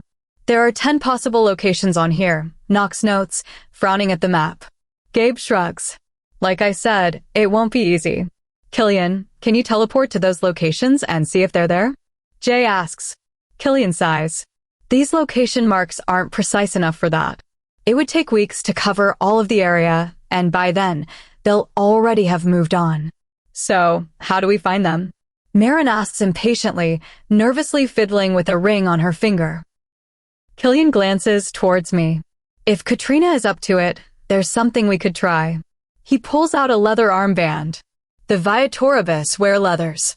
This is mine from my time with them. If Katrina touches it, maybe she'll be able to help us narrow down to one location. I frown. I can't see anything related to you, Killian. You know that. He shrugs. I haven't been connected to the Viatoribus in years. Maybe that will put enough separation between us. It's worth a try. I agree, Jay nods, her hands trembling slightly. Almost unnoticeably. I have a bad feeling about this, but I agree anyway. I take off my gloves slowly, and the Circulus stares at me nervously. They have high expectations. I don't want to disappoint them. Killian holds out the leathers and gives an encouraging smile. My stomach twists. Hesitantly, I take the leather in my hands, and a chill goes up my spine. Katrina, Killian says in concern. Your nose is bleeding. Do you see something? I shake my head, but something feels deeply wrong inside of me. I start throwing up blood. And then I'm no longer at the table with the circulus. I'm in a desert, sinking in sand. I see people in leather in the distance. I have to go to them, have to figure out where I am. I try to pick up my feet, but the sand keeps pulling me down further with each attempt. The people in leather get further and further away. No, I cry out, trying to escape the sand. Sand, sand, so much sand. It pulls me under faster and faster until I'm completely submerged. I know I need to stop pushing the sight, get out of the vision before it's too late, but I have to see more. I can't face the circulus without more information. I swim through the sand, trying to claw my way out, but the more I push up, the deeper I sink. My sight is resisting, does not want me to see whatever is out there. I push back. The sand fills my mouth and I can't breathe. When I'm on the verge of passing out, I finally throw myself out of the vision. I cough, spitting up blood, once again on the floor of the Crimson Shadow pack house. Marin smacks my back as I choke on more blood. That was close, way too close. If I had stayed in that sand a second longer. Katrina, should I call for a healer? Knox asks, his voice firm, but I can hear traces of anxiety. No, they can't help, I cough, sending more blood splattering on the ground. I'm fine, I say, and try to stand up, but my bones feel like they're made of sand, and I crumple. Killian catches me. That's it, I'm taking you to the healer, he says, his voice taut. No, I'm fine, I insist, weakly smacking him. Just help me sit down. I just need a second. Killian's eyes darken, but he does as I say, picking me up and placing me in a chair at the table. The circulus hesitantly sits down, looking at me in concern. Kage puts a glass of water in front of me, which I chug, still feeling like there's sand in my throat. Layla rips off a piece of her dress and soaks it in her cup of water, gently dabbing under my eyes, nose, and mouth to clean up the blood. Her hands shake as she pulls them away. Pretty cat, she mumbles, sitting back down in her chair. Are you sure you're okay? Kage asks softly. Seriously, cat, that was bad. Like watching the exorcism in real life, Mar adds nervously. Black eyes and throwing up blood and all. I'm fine, I lie. They don't need to know the extent of how bad that was or how it could have been. Killian narrows his eyes suspiciously. He doesn't believe me. There was a lot of sand, I quickly say, hoping to distract them. Does that help at all? Gabe looks at the map. That narrows it down to 2 possible locations, he says in surprise. Thank you, Katrina. That helps a lot. We should split up, Knox suggests. We can cover more ground that way. Groups of 2. Once we find the Viatoribus, we mind-link the other group to let them know. We'll go tomorrow, Killian agrees. No, now I insist. Time is too precious, especially for me. Killian glares at me. No, you need to rest. We go tomorrow, that's final. I agree, Jay says, to my surprise. She, of all people, should be insisting we hurry. The rest of the circulus nods. You're kidding, I say in disbelief. Come on, guys. We can't waste any more time. No, Marin says. Killian is right. You rest, we go tomorrow. We all agree. The circulus nods in unison, the first time they've ever agreed on anything. Killian gets out of his chair and clicks his tongue. Come on, darling, you're on bed rest for the rest of the day. Alpha's orders. I glare at him. I have training. Killian rolls his eyes and swoops me into his arms with one motion. If you want a workout, my dear, I'll give you one. In your bed. I scowl as Killian pulls us into the in-between and lands in my room. This is extreme, I tell him when he gently lays me on the bed. I told you I'm fine. Katrina, I heard your heartbeat slowing down, Killian snarls, and I flinch, not used to him ever taking such a harsh tone with me. I tried shaking you out of the vision, but you wouldn't come back. Your eyes were black. Blood was seeping out of your eyes, nose, and mouth. You were choking, Katrina. That's not fine. I shrug. Hazard of the job, Killian. Hazardous indeed. A deadly one. Why does that happen to you? Killian asks, almost sounding concerned. I sigh. It's just the sight, Killian. Push too hard and it pushes back. It's what nature demands. There has to be a balance. Then you're done helping, Killian says abruptly. I'm taking you back to Ironclaw tonight. You're kidding, I laugh, but my smile falters at the look on his face. Killian, don't worry, I lie. Lie right through my teeth. The visions can't kill me. A little blood doesn't really matter all that much, not in the grand scheme of things. I spill a little blood, get visions, end of story. Killian searches my eyes, and for a moment, I think he's going to call me out on my lie. You promise that you're not putting yourself in danger by helping? He asks quietly. I promise. A lie that's too easy for me to tell by now. He sighs. Fine. But you're taking it easy today, okay? I'm serious about the bed rest thing. I'll bring you chicken nuggets if you don't give me a hard time about it. I force a smile. Bribing your seer now, are you? Whatever it takes, he winks. I'll let you rest for a while, but just call if you need me, okay? I'll stay nearby. There's a lump in my throat as I nod. Katrina, he says hesitantly. I'm glad you're here. And then he disappears. I can't help the tears that soak my pillow once he leaves. I feel guilty for lying to all of them, especially to Killian. Because I know my sight is going to kill me.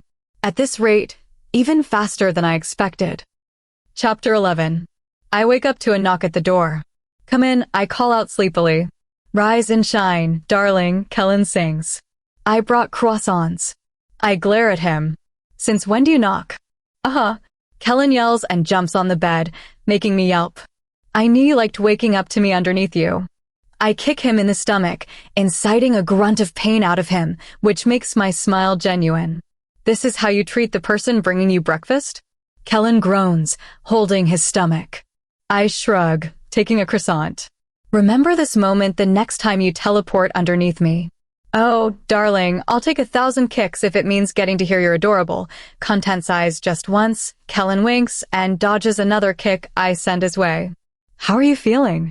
He asks, and the concern in his voice makes my guilt even worse, even though I know he's only worried I'll die before helping him find the wolves. Fine, I lie. Truth is, I felt weak today. Yesterday had drained my strength badly.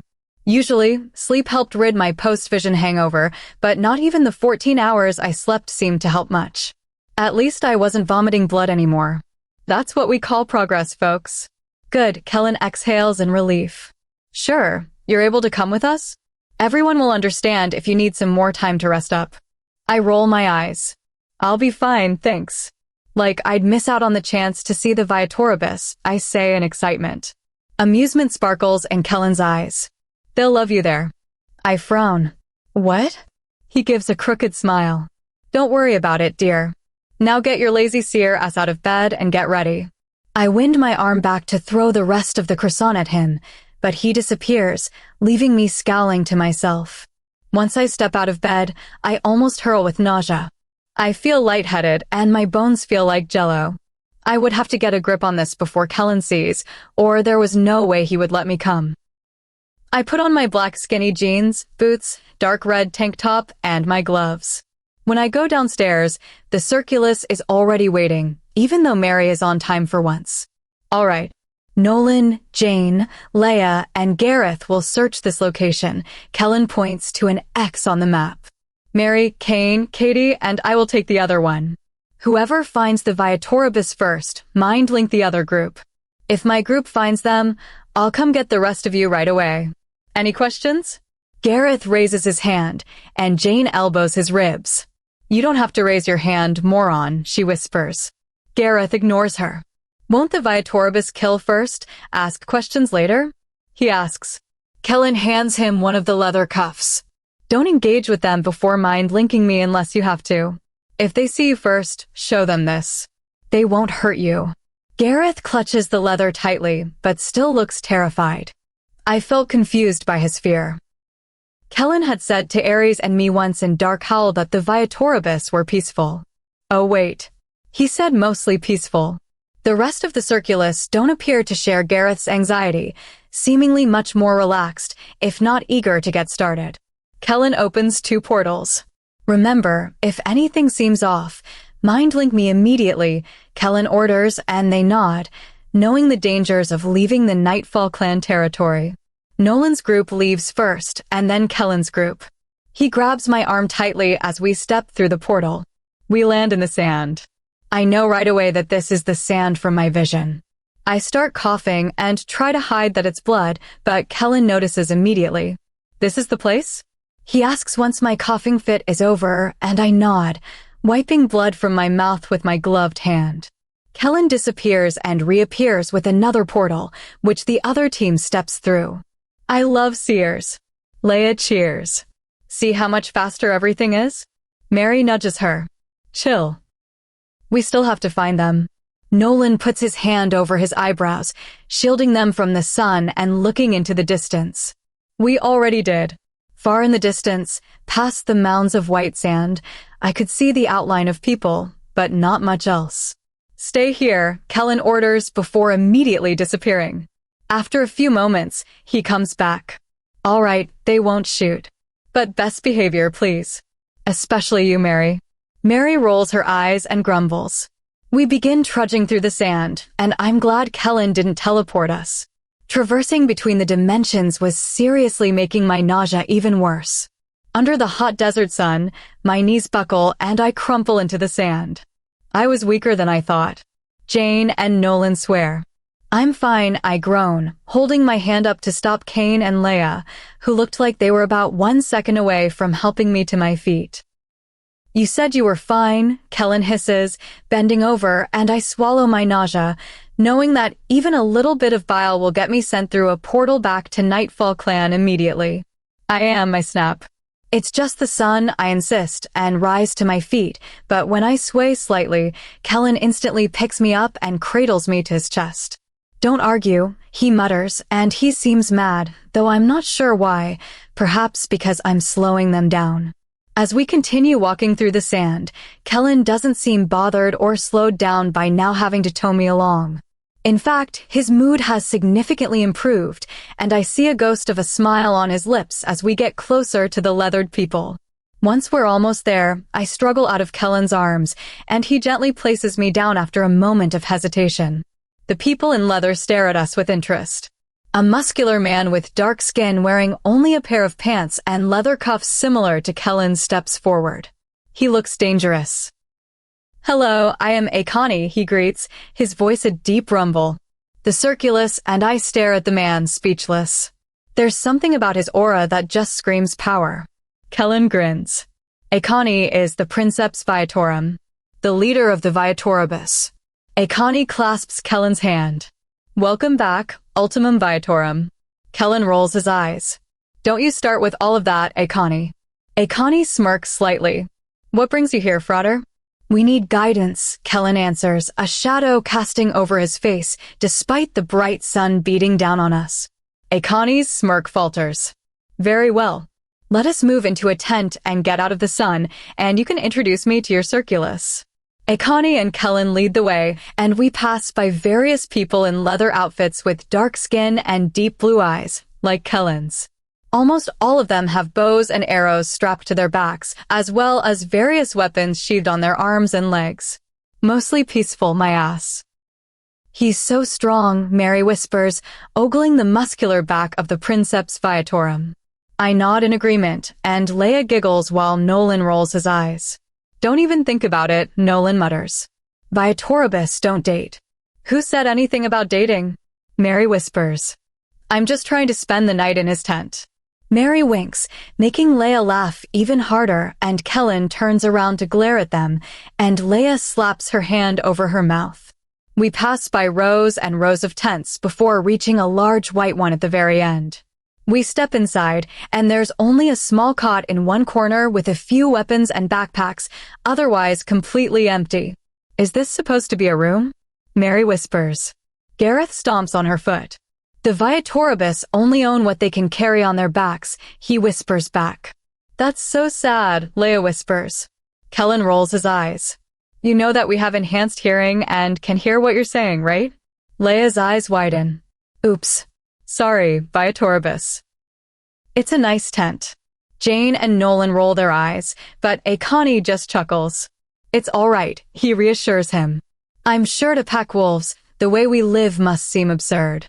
I don't think it's absurd, I say quietly, looking at the bare tent. The greatest pleasures lie in the simplest of things. Akani's head turns to the side. You, he muses, looking at me with interest. You are not of Nightfall clan. I blink, not sure how he gathered that, and also not sure what to say. Kellen interjects. She's assisting my pack with a problem. She's a seer. Akani's eyes widen. A seer? He repeats in surprise and immediately walks over to me and drops to his knees, taking my hand in his. It is an honor to be in the presence of one of your kind, he murmurs and brushes his lips against my hand. Please let me know if I can be of service. I blink in surprise, not quite sure what to say. When most people hear I'm a seer, they immediately distance themselves or try asking for a favor. Certainly not asking if I need something. Kellen's eyes sparkle in amusement, and I remember his earlier words. They'll love you there. Akani rises to his feet and looks to Kellen. What brings you and your circulus here? How did you even locate us? Kellen motions to me. Katie is a very competent seer. We found you through her. And as for your first question, Kellen's voice trails off. Let's take a seat, Akani suggests, sitting cross-legged on the floor, and the rest of us sit, creating a circle. Now, what seems to be the problem? Jane is the one who speaks. This last month, we've had 5 wolves go missing. Not dead, we still have their bones for the rest of the pack. But they disappeared. Could they have voluntarily left? Akani asks thoughtfully, and Jane snarls, offended that he would ask. Kellen raises his hand, silencing Jane. They did not go willingly. We found traps in my territory, made of wolfsbane and silver. It sounds like hunters, Akani says after a pause. Maybe they kept your wolves to torture them for information about your pack. Kellen glances towards me. My seer seems to believe that it is not a human nor a wolf taking the wolves. She had a vision about the missing wolves. A sea of blood. Akani doesn't look surprised, only very, very weary as he answers. If they're not hunters or wolves, and the seer saw blood, that leaves only one answer, Akani says slowly. What? Nolan asks impatiently. Akani shares a look with Kellen, and Kellen's eyes darken as Akani answers. Vampires. Chapter 12. Leia giggles and Mary snorts. That's the most ridiculous thing I've ever heard. Kellen runs a hand through his hair as Akani frowns at him. You didn't tell them? I wasn't sure, he muttered. Didn't want to worry them unless there was reason to. Jane glares at Kellen. Vampires? Have you lost your minds? Kellen shares a look with Akani, who nods once. The Viatoribus aren't exactly the wolves you think they are, Kellen says slowly and sighs. Akani, you should be the one to tell them. Akani looks at the ground in front of him, his dark eyes not making contact with anyone. The Viatoribus, according to common legends, are a group of peaceful, nomadic wolves that travel simply because they like to see the world. That isn't quite all there is to it. My sight isn't aiding my understanding. I'm just as confused as the rest of the circulus at Akani's words. I mean, vampires? That's insane. Then again, I can see the future. So, how insane are people who drink blood compared to that? The Viatoribus don't travel because they like to. It's because we have to, Akani pauses, and Kellen looks somber. We travel because we go around the globe neutralizing threats. Sometimes packs, sometimes hunters, sometimes others. As Viatoribus, it is our duty to preserve peace. Sometimes, taking down certain groups of people is the only way to do that.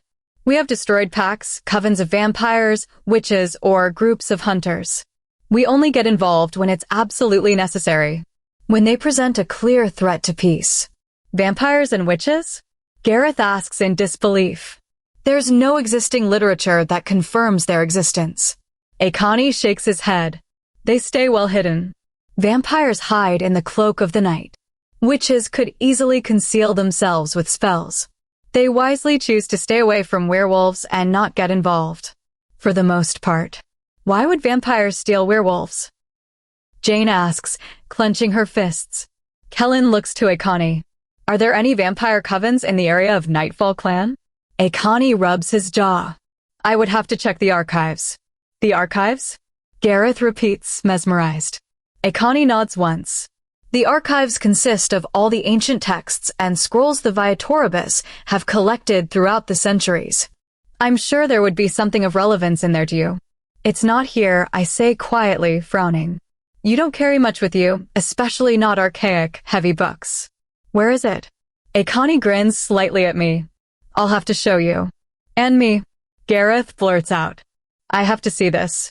Kellen shakes his head slightly. Only 3 people can enter the archives at a time. It's a safety measure. The building has self-protective features, I say, my intuition kicking in. If more than 3 people tried to go in, it would lock down completely. Is it underground?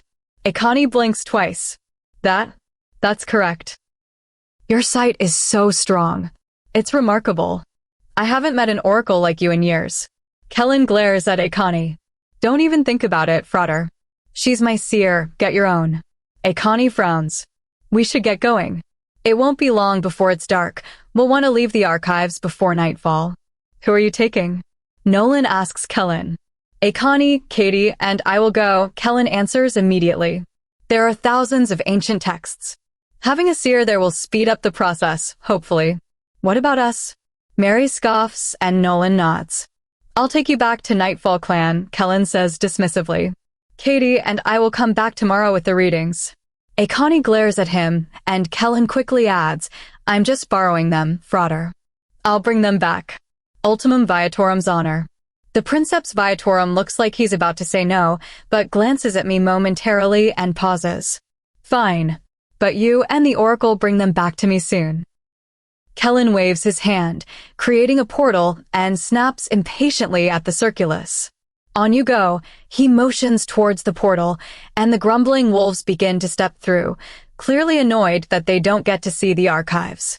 Akani grabs a quiver with arrows, slinging it over his broad shoulder, and holds a large wooden bow in his hands. I like your bow and arrows, I tell Akani. I'm not much of a weapons connoisseur, but even I could tell that they were well made.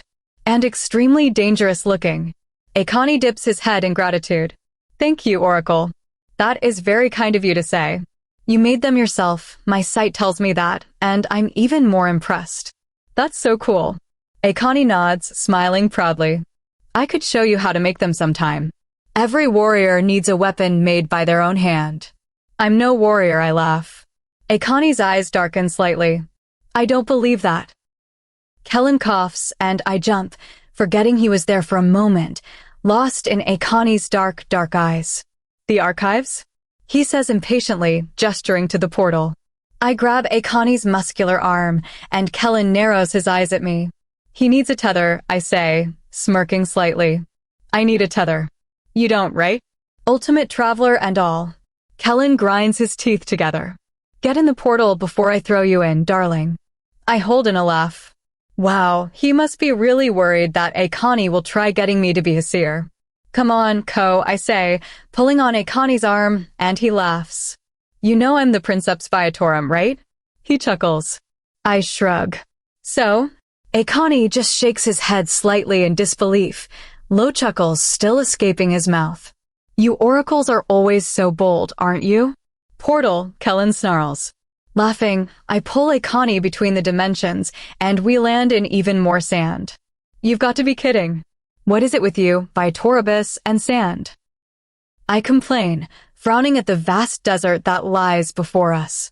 Not the same one we were just in, but once with harder, more compact sand and a less intense sun. Where is it, Akani?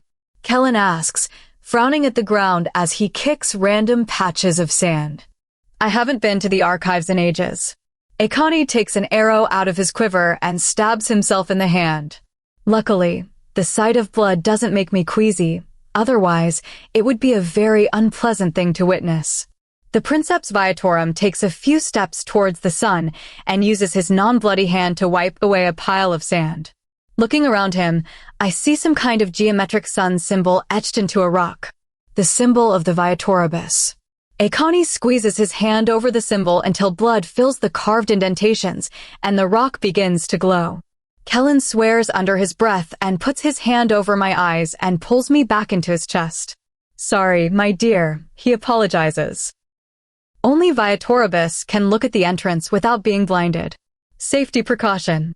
I scowl as Kellen picks me up with one hand, still using his other one to cover my eyes. You can let go, I hiss. I'm not going to look. Kellen chuckles. Like I'd believe that for a second. True, I probably would try looking just to see if he was right, but it's still rude that he would assume that I wouldn't listen.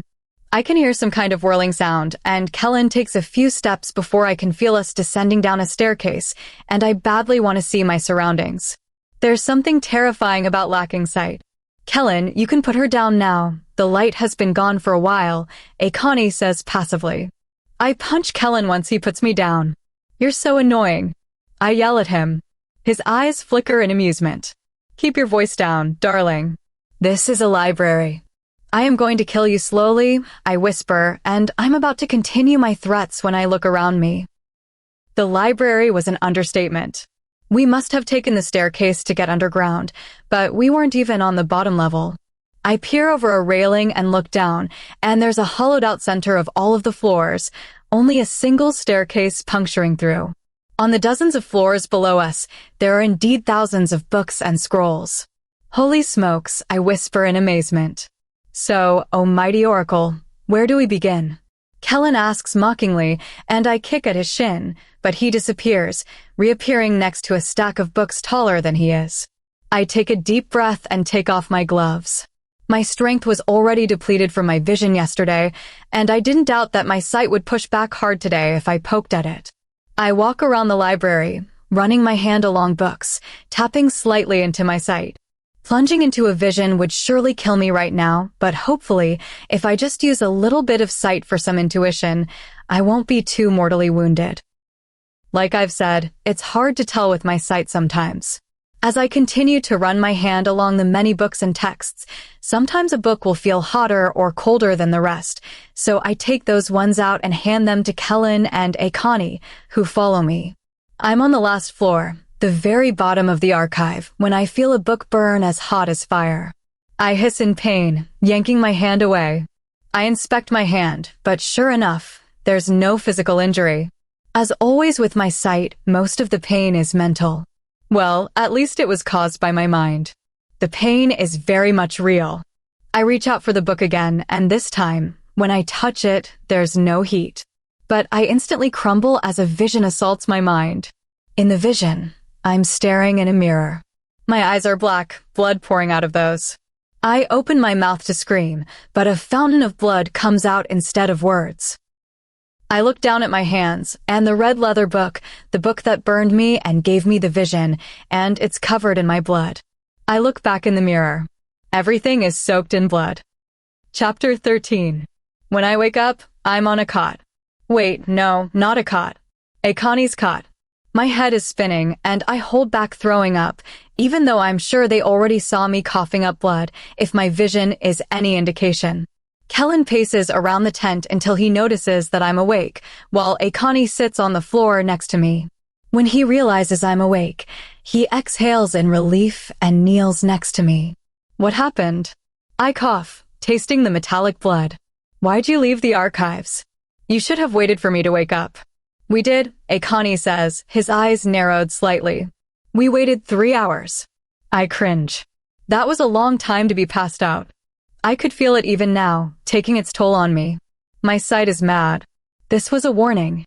The book. I changed the subject quickly, not liking Kellen's worried expression. Where is it? Akani looks at my hand, and when I follow his gaze, I'm surprised to see that the red leather book that burned my hand and threw me into the bloody vision is locked in my grasp. I tried taking it out of your hand, but I couldn't. Kellen frowns at the book. Even when you were knocked out, you were gripping it too tightly. Freaky bad juju book. I open the book, but the first page is blank. I turn to the next page, which is also blank. Turn, blink. Turn, blink. I skim through the book, flicking through all of the pages. None of them has any writing on them. Stupid, empty book. Worthless, I mutter, handing it to Akani, who frowns at it. He too thumbs through the pages, seeing nothing. If your sight told you to take it, it's not nothing, Akani says, his face deeply perplexed. I decide not to tell him that my sight definitely gave me the vision to tell me not to read the book.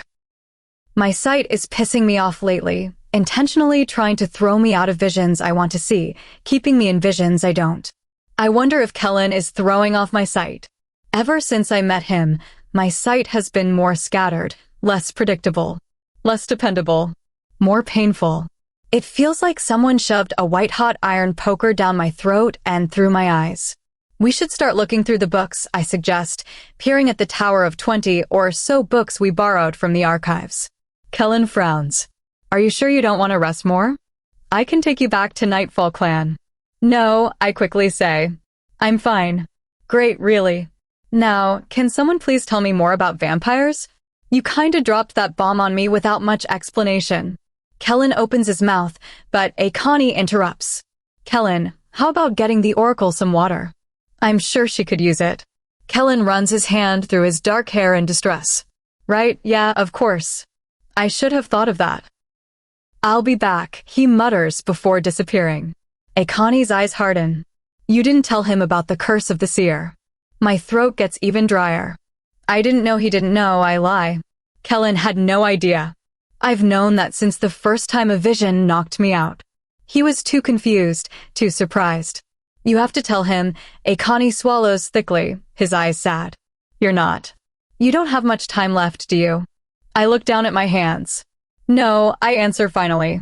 There is not much time left at all. You should tell Kellen, Akani pleads, taking my hands in his much bigger, more calloused ones. The curse of the seer will get worse the more you use your sight. You know that, Katie.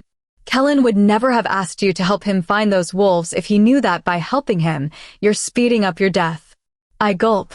I know, but he needs my help. I don't know what's happening to the missing wolves, but it's bad, I whisper. They'd be better off dead than enduring what they're being put through right now. I know this to be true, and it's why I keep pushing my sight, even though it knocks me back harder and harder. These wolves are being tormented, I know it. Once the wolves are saved, I can stop pressing my sight. Live the rest of my days in solitude and peace, though there would not be many days left at all. Promise me you won't tell him. I squeeze Akani's hands hard. He'll send me back to my pack, and those wolves will never be saved. Promise me this will stay between us. Akani's face falls, his eyes filled with despair. You're asking me to lie to my oldest friend. He will be destroyed if something happens to you. Something will happen to me. Of that, my sight is certain. Not lie, I amend, smiling slightly though I feel queasy. Just don't tell the full truth. I'll tell him eventually, I promise. A lie. Kellen will only find out if he finds my dead body. Hopefully, I would find the wolves and get out of Nightfall Clan before my sight kills me, and Kellen would never know that I've been being killed slowly since I met him. Akani opens his mouth, probably to argue, but Kellen reappears. Darling, I brought you Dash. His eyes narrow into slits as he glares at Akani's hands holding mine. He's holding a plate of food and a jug of water, which shakes slightly in his hands as his eyes darken. Glad you two are getting to know each other, Kellen says casually, but I detect an icy chill beneath his words. Akani rips his hands out of mine and stands up. Why don't you watch after Katie for a while? I need to go for a run, Akani says, and I detect nervousness in his tone. Are you sure? Kellen asks, his voice so calm and low that it was scarier than if he yelled. I don't mind giving you and my seer some alone time. Akani muttered something about possessive alphas before dashing out of the tent. I scowl at Kellen. What the hell was that about, dude? He was just being nice. Yeah, he's only being nice because you're a seer, Kellen scowls back, sitting on the cot next to me, placing the tray on the ground. It's a Viatoribus thing.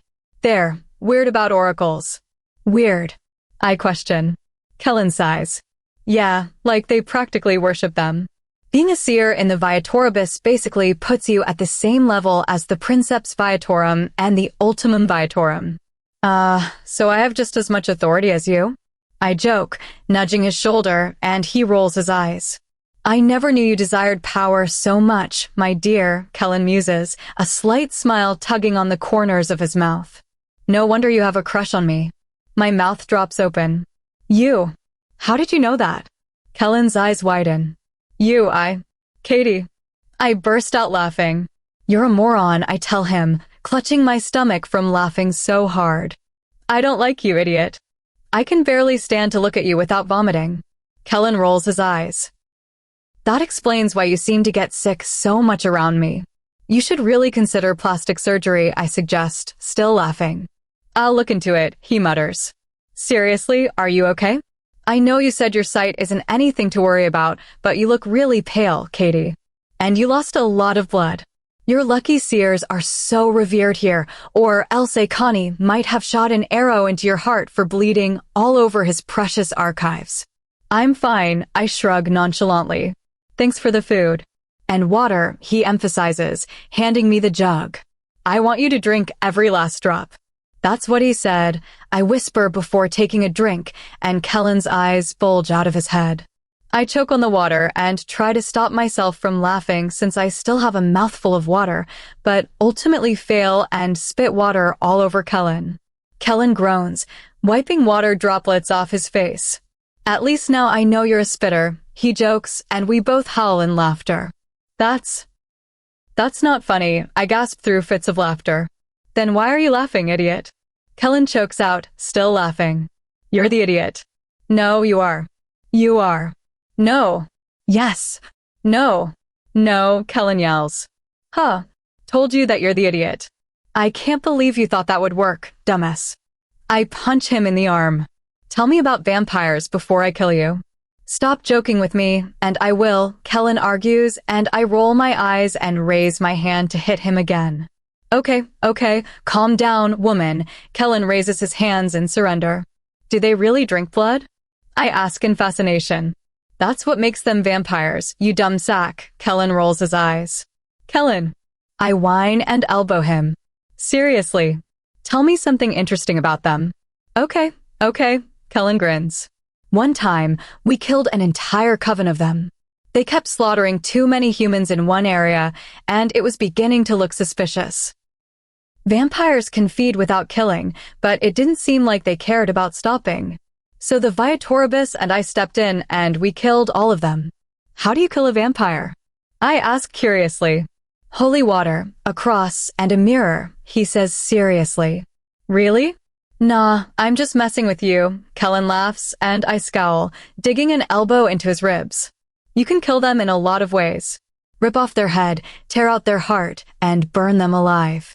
If you use a weapon, it has to be wooden in order for the wound not to heal. Are they as fast as werewolves? Kellen shakes his head. Faster, he cringes.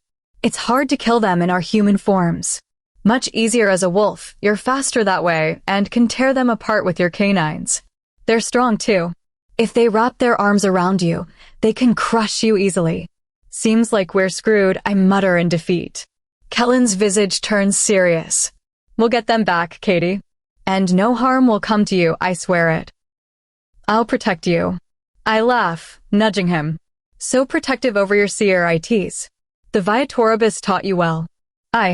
They do love their seers, he smiles for a moment before it falters. I was friends with our oracle when I grew up here.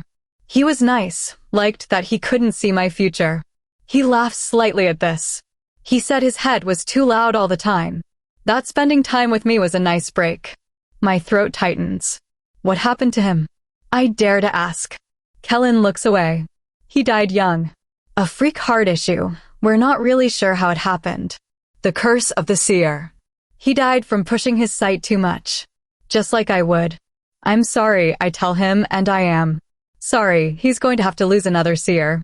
I just hope that when my time comes, I'll be far away from Kellen. Chapter 14. I quickly changed the topic away from dead seers, knowing that nothing good could come from talking about that. I can lie easily, but for some reason, lying to Kellen felt harder. It was even harder because I know he believes me when I tell him I'll be fine. We should start looking through the books, I suggest, and try standing up, but instantly feel woozy and stumble. Kellen quickly puts his hands on my waist and sits me back down. Easy there, tiger, he chuckles. I'll bring you one. And eat something, would you? Bossy, annoying alpha, I mutter, and Kellen laughs from across the room, and I know he heard me, even that far away. Stupid alpha. Kellen tosses me a book titled Vampires. Creative title, I note, and Kellen snorts. Do you only say sarcastic comments, or do you ever say anything helpful? He quipped, and I laughed. When have you ever said anything that wasn't sarcastic or meant to annoy me? I point out. Kellen grins. It's not my fault you get annoyed easily. I'm charming as hell, we both know that. All of the girls know that. Sure, I roll my eyes and begin reading the book. Kellen has one of his own, quickly flicking through the pages. Is it true? I ask suddenly. What? Kellen asks distractedly. Do you? I say uncomfortably, and I regret bringing it up. Have a lot of, Kellen looks up from the book. Katie, I legitimately have no idea what you're trying to ask. Never mind, I mutter, my cheeks burning. Is something wrong, Katie? Kellen asks, his voice marred with worry. You can ask. I wouldn't keep anything from you. His words amplify my guilt. I was indeed keeping much from him, and would die with that guilt. Do you have a lot of, I ask hesitantly, and I'm not sure why I care. Girlfriends. Kellen's nose wrinkles in disgust. No, Katie. I have never had a girlfriend. His answer perplexes me. But everyone says. I say slowly, not sure how to say this without offending him. Truth is, Kellen has a reputation for being somewhat of a player. Kellen tips his head back and laughs. Oh, you're not asking about girlfriends then, my dear. Yes, I've had a few short flings with some she-wolves. No, we didn't date. I should have known he would have cared about the semantics of the question. Why not? I ask again, not really sure why I care. Does it matter to you? He asks, his voice indifferent, but his breathing changes slightly. Guess not. You should ask later then, Kellen says thoughtfully. When you decide you care. Don't hold your breath, I say, but his words just make my curiosity burn brighter. I'll wait, Katie, he says, his voice lowering. I don't care how long. Something, and not my sight, tells me that he's not just waiting for me to ask about the girlfriends. We continue skimming through the books, but no words really stick out to me. I'm on the history of vampires, and it's a boring story. More gods just getting bored with their already existing creations. Vampires are kinda boring, I tell Kellen. Do they even have mates? Kellen glances up from his book. Yes, actually, they do. My head cocks to the side. Really? Like the same as ours. Kellen shrugs. I guess so. They don't call them mates, though. They call them their beloved. Same thing, really. Their other half, soulmate, blah blah blah. Sounds corny, I say, but my voice cracks. Who am I kidding? Everyone loves the idea of having a soulmate. I was surprised by how bitter I felt about vampires having them, too. For a moment, I almost felt a bit of solace in knowing that I wasn't completely alone. Can I ask you something? Kellen asks suddenly. Whatever, I say passively, still skimming through the book, repressing thoughts about Leo and Gwen. Why didn't you hesitate to reject Leo? Kellen asks tentatively, glancing at me quickly before looking away. His question surprises me. Isn't it obvious? Gwen is my sister, I say in question, not really sure what he doesn't understand. He looks perplexed by my response. Didn't you want a mate? He asks, and I'm still not sure how the two are connected. I shrug. Everyone does. He blinks. Why not fight for him then? Why would I want the father of my sister's baby? I ask in confusion. Kellen shakes his head slowly. I don't understand you sometimes, Katie. What are you understanding? I ask irately. You fight in every other aspect of your life, Kellen says pensively, his eyebrows furrowed. But not with your mate. I watched you reject him like it was effortless. She's my sister. Kellen doesn't respond, only going back to reading his book. We read in silence for a while. It's not your business anyway, I mutter. I know. We quietly turn the pages, and I gulp nervously, scooting away from him on the cot. Something wrong, Katie? Kellen asks. No, just warm in here, I swallow again, moving a few more inches away. We could take off our clothes, he grins wickedly. I could take off your head? I suggest reaching for the knife in my sheath. Your inclination towards violence just turns me on more, Kellen says with a wink. You know, one of these days I actually will stab you, right? I roll my eyes. Hopefully I'll be the one stabbing you. He wiggles his eyebrows. I groan in disgust, shoving him off the cot. You're gross. He laughs, lying on the ground. Never has a woman been so hateful towards my advances. I'm beginning to think you may not actually be in love with me after all. Wow, you think so? I respond sarcastically. Nah, I know you're falling for me, Kellen grins, getting up and sitting next to me on the cot. How could you not? I'm beautiful, smart, hilarious, and powerful. What more could you want? I tried coming up with an insult to respond with, but couldn't think of anything, so we continued reading in silence.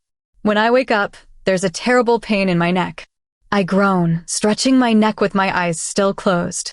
A pair of arms wrap around me and pull me closer. I scream, and the arms just tighten more. Kellen, I groan, pounding on his chest, and he grins with his eyes still closed. Let go of me. Stop ruining our mornings together, Kellen scowls. Would it kill you to just give me a good morning kiss on my lips or my dash?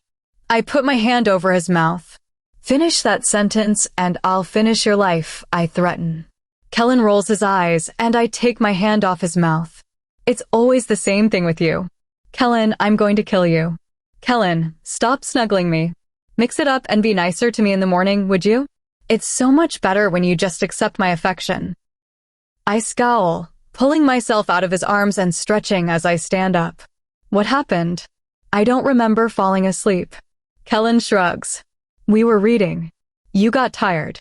Begged me to take off my clothes. And I was like, Katie, no, stop taking advantage of me. And you were like, but Kellen, you're so sexy and the strongest alpha ever. And then I was like, dash. How about the true story? I suggest cutting off Kellen's lies. He sighs. Fine. We were reading, and you fell asleep sitting up. We had to share a cot. In case you didn't notice, this isn't exactly a 5-star hotel. You could have slept on the floor, I glare at him. He had the audacity to look mildly offended. I have sensitive skin. I certainly could not have. And by the way, my dear, I kept my hands to myself. You were the one running your hands all over my perfectly muscled body. It was rude, really. You're so obnoxious, I scowl. Stop sleeping in my freaking bed, you annoying, arrogant, bastard son of a dash. It's my bed, technically, a voice interjects, walking into the tent. Sorry, Connie, Kellen apologizes with an impish grin, and I know he isn't sorry at all. Katie got a little overexcited last night. I scream in frustration and try punching Kellen, but he teleports next to Connie, who looks surprised. I didn't realize you two were together, Connie says in surprise. My mouth drops open. We aren't, dash. We're very much in love, Kellen nods thoughtfully. Thank you for understanding. I do hope you'll stay away from her now. Of course, Connie stammers. I'm sorry, Kellen. I had no idea. Of course, I can see it. The two of you are perfect together. We aren't, dash, I repeat hotly, and Kellen teleports behind me, putting his hand over my mouth. She's not a morning person, Kellen says apologetically with a grin, and I stomp on his foot. Anyways, did you find a map in any of the books? Connie nods, holding a book up in his hands. You aren't going to believe this. Connie sits on the ground, opening the book to a map. I sit down with Kellen, and we look at the map. What am I looking at? I ask in confusion as Kellen turns pale. There's a vampire coven right next to Nightfall Clan, Connie says quietly and points to the map. Shit, I swear. Fuck, Connie agrees. Damn, Kellen throws in. Are you going to kill them? I ask, frowning. Yes, Kellen says as Connie says no. Yes, Kellen glares at Connie. Connie glares back. You have no evidence that they're the ones stealing your wolves. Find evidence first, and the Viatoribus will back you. Kellen grinds his teeth together. You've got to be joking, Connie. It's a freaking coven of vampires right next to my territory, the territory in which 5 wolves have gone missing. You're telling me that's a coincidence? Connie shakes his head. I'm not saying it's a coincidence, he says calmly. I'm saying you have no proof. The Viatoribus will not step in until there is. You know we have to do this by the Accords. The Accords? I question.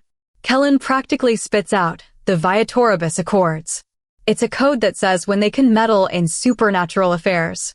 It's ridiculous. Connie sighs. You know it's not ridiculous, Kellen. We can't go around just taking down covens without reason. I want to help you. Just find us evidence so that we can. But I've had visions with blood. I interject. Obviously, that means that vampires are involved. Connie hesitates. I need more than that to convince the elders. None of them will vote to provide aid on so little proof. I'm going to take down that coven with or without your help, Kellen warns, a shadow casting over his face. Akani sighs. You need experienced warriors, Kellen. Sending your pack into a coven of vampires will send you into extinction. Just find some proof. Be smart about this. Kellen pauses. Fine. Give Katie something of yours so we can track you. I assume you're leaving this location soon. Akani nods and hands me his bow and quiver of arrows. But you made this, I frown. How could he want me to take something so valuable? Keep them, Akani insists. The arrowheads are wooden. You can kill a vampire with them. Take care of yourself, Katie. The stress in his voice clearly tells me that he doesn't mean to warn me about the vamps. He's telling me to lay off my sight. Kellen glares at Akani. We should get going, he says lowly. Kellen picks up the books off the ground, and I carry the rest. Bye, Akani, I tell him, and hope the message in my eyes is clear. Please don't tell Kellen. Akani shakes his head sadly. Bye, Katie. I hope to see you again soon. Kellen snarls before we step through the portal because he doesn't know what Akani is really saying. I hope you live long enough for me to see you again. Fuck, I groan as we step through the portal. I feel dizzy, even though Kellen wrapped his arm around mine before we entered the in-between. You should lay off your sight for a while, Kellen frowns at me. I don't like how weak you seem after it. I almost laugh at his words, even though it shouldn't be funny.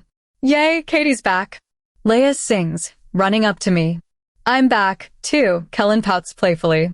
Let me help you with those, Kane offers, appearing out of nowhere as always. So similar to Kellen, yet so different. Thanks, I smile gratefully as Kane takes some of the books from my arms. Here, I'll take the rest, Nolan says, his rough voice surprisingly gentle as he takes the rest of the books from my arms. Isn't anyone going to offer to help me carry mine? Kellen rolls his eyes, still having at least 15 books in his hands. Nolan shrugs. You're the alpha, you figure it out. Kellen snorts, setting the books on a ledge near the door. That's it. Leia, you're the beta now. Leia squeals. Yay! Hey, look at my Nolan impression. Leia narrows her eyes and presses her mouth into a hard line and folds her arms over her chest. That's really good, Jane agrees, and Nolan rolls his eyes. Hey, watch mine, Mary says, and all of a sudden, she's no longer Mary. I'm looking at Nolan. I gasp and look back to where Nolan was standing, and sure enough, he's still standing there next to Kane. I look back at Mary / the Nolan replica. The knockoff Nolan narrows his eyes. I don't trust seers and I hate everyone. The knockoff Nolan scowls, a perfect imitation. That's really good, Kellen nods in approval. Wait, ball your fists up really tight when you talk. And tense up your shoulders. The knockoff Nolan balls his fists up and raises his shoulders. What like this? He asks. Gareth nods. Great, March. Now say, I just want to punch things and be grouchy. Knockoff Nolan repeats Gareth's words, and I stare in shock. The voice and the look are entirely the same. Mary's gift allows her to shapeshift into another person entirely. The only thing that slightly gave her away was that her eyes were still completely black, instead of having Nolan's eyes. Do me. Leia squeals in excitement. You cried the last time Mary pretended to be you, Jane sighs, crossing her arms. Leia's eyes water. My outfit didn't match. She wails. Kane nudges me with his shoulder. Freaks, he whispers, grinning slightly. I laugh. We all are. All of the wolves in the circle suddenly stop laughing. No, Leia yells, sinking to her knees and crying. My sight tells me immediately what's wrong. Another wolf just got taken. Chapter 15. I don't see anything, I apologize, taking a step back. I'm sorry. And I am. Guilt presses on my temples, giving me a deep migraine. I tried pushing into my sight, but it didn't even bother pushing back. There was just pure silence. It's those damn bloodsuckers, Mary hisses, squatting down at the ground and looking at the tracks. Footprints. Jane nods. It has to be those vampires. Nolan sighs. We don't know that. Mary glares at him. Yes, we do. Who else could it be? Those are footprints. Not paw prints. Werewolves can have human footprints, too, Gage points out. We don't have enough evidence, Kane inputs quietly. Everyone has footprints. This means nothing. This is stupid. Leia scowls, kicking a rock. We all know that it's those vampires. We should get rid of them all. My eyes widen slightly, and I can see her anger. She really would get rid of them all without any remorse. Sometimes I feel like Leia is really the true threat of the Circulus. Wild, uncontrollable, emotional. I hate this, Leia whimpers, and tears stream out of her eyes. What if one of us gets taken next? Don't say that, Laels, Mar says harshly. Nobody else is getting taken. We'll make sure of that. What, because we have such a good history of that? Gareth scowls. Statistically speaking, dash. Stop, Leia cries. I don't want to hear any more numbers. They're not just numbers, Gareth. They're people. People that, statistically speaking, we haven't protected. Gareth yells, shaking slightly, and I'm surprised to see him so worked up. He appeared to be the rational one of the group, though I suppose that was more likely to be Nolan. Everyone stop, Kellen snarls.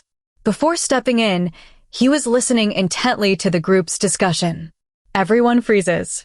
We'll reformat training, Kellen says, his voice harsh and unyielding, and my wolf inwardly heels to the command. He's a strong alpha, and if he chose to use his commands more, I wouldn't be able to resist. We'll start focusing more on training to deal with vampires. Are you not training the rest of the pack? Nolan questions, looking hesitant. No, Kellen answers, his voice cutting through us like a knife. We aren't bringing the pack to war. And I don't want to incite panic by telling them about vampires. The Circulus will infiltrate the Coven alone. We gather evidence and then bring it to the Viatoribus. Once the Viatoribus have the evidence, they can deal with the Coven. They're that strong. I ask in surprise. Based on what Kellen told me about vampires, they seemed hard to destroy. How could he be so sure that the Viatoribus could deal with them so easily? Yes, Kellen answers shortly. I would join them. But they could even easily defeat them without my help. Collecting evidence, Mary says slowly. How would we go about doing that? Kellen's face turns grim. You're joking, Jane says in disbelief. Don't even suggest that. What? I ask in confusion. The rest of the Circulus seems to understand what this is regarding. He wants to teleport inside alone, Kane murmurs lowly to me, shaking his head in disapproval. That is a very stupid idea, Nolan growls. No. Circulus vote? Kellen suggests. No, everyone says immediately. Kellen rolls his eyes. You guys are so annoying. I could be in and out before they even notice I'm there. That's not true, I say slowly. I have a bad feeling about him teleporting in alone. They're fast. Could stop you before you disappear. Did you see something? Kellen asks curiously. No, but dash. All right, so you're saying it's safe, Kellen grins. No, I roll my eyes. It's an idiotic plan. Actually, the plan is too generous a word. Plan implies that you put at least one brain cell towards figuring out what to do, which clearly you haven't. I agree, Leia pipes up. You should plan something with all of us. It's the only way we can look after each other. Mary and Jane nod in agreement. The shadows around Kane swirl darker, more intensely, and I wonder if it's out of fear. How would we go about doing that? Kellen sighs. Mary and Leia glance at each other and slowly smile in pure excitement. I mean, a ball? I groan and punch Nolan in the face. Who even has balls anymore? I complain and dodge another punch from Nolan. This isn't the 18th century.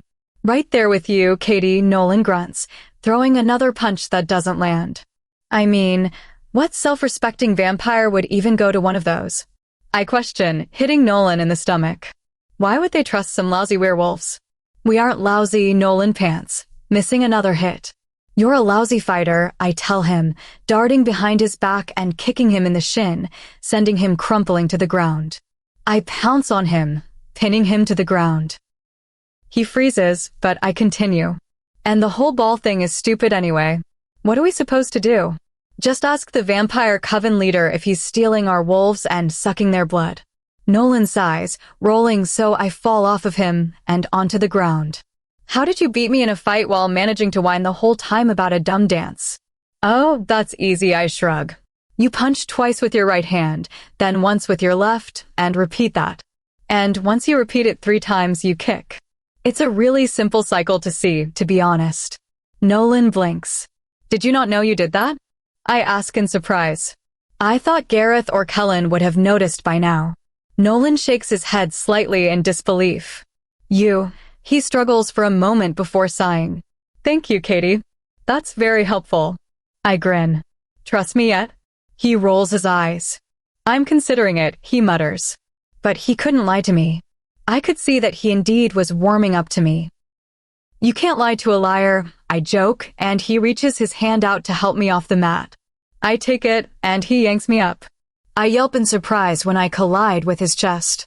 Sorry, he mutters, his eyes widening slightly. You're so weak. I scowl, ripping my hand away. I am not weak. Nolan shrugs. Physically, yes. I could crush you easily. It's hard sometimes to remember that I could. Cannot, I argue. I had been beating him in training every time. Nolan suddenly grabs my wrist harshly and squeezes so tightly that I inhale sharply in pain. Split-second decisions, Katie, he murmurs, and his grip doesn't loosen. That's all I'd have to do to beat you. I laugh, delightfully surprised by him, and he, too, looks pleased by his minor victory. Not bad, I say in approval. Nolan grins, and it's a rare sight I don't see too often. Shouldn't you be more excited about the ball? Nolan asks curiously. Mary and Leia haven't shut up about it since they suggested it yesterday. My nose crinkles in disgust. No, we should have left those in medieval times. Not sure why Kellen seems so excited by it either. And he did seem excited by it. He, Mary, and Leia immediately launched into planning details. Nolan snorts. Kellen would never miss a party, especially a grand one. He'll likely be just as elated if vampires come, or if they don't. It would just give him the chance to throw another one until they decided not to come this time. You think they will come? I question, hesitating slightly. Why would they? I mean, surely they know it'll be an ambush. It won't be an ambush, Nolan frowns. This is a recon mission. We won't attack them until they attack us. We just want to know what they know. I sigh. And that will involve me talking to random vampires. Nolan abruptly stops walking. If you're scared, Kellen wouldn't make you come. You know that, don't you? My eyebrows furrow. Yes, he would. He kidnapped me so that I could help him with the missing wolves. Talking to vampires is part of that. Nolan looks disturbed by my response. He wouldn't make you, he mutters. Not if you didn't want to. Kellen is big on choices. Choices, I repeat. Yes. If you were too scared to see the vampires, Kellen would take you far away. I can promise that. His voice is so strong, so absolute, it catches me off guard. I'm not sure if I believe him. It's certainly easier to believe that he's lying. I laugh off his statement, though it makes me uneasy for some reason. Lucky for you, I'm not scared of anything, I tease, bumping into him with my shoulder. Unlike you. I know that you're scared of sharks. Nolan pales. Who isn't? We're like over 300 miles away from an ocean, I giggle. Nolan rolls his eyes. Obviously, I'm only scared of them when I'm in the water. For a seer, you're not all that wise, you know, he teases, bumping back into me. I am too. I insist. I wisely suggest that you don't go into an ocean. I already saw that you'll die via shark bite. Nolan's mouth drops open. Is that a joke? I keep my face blank.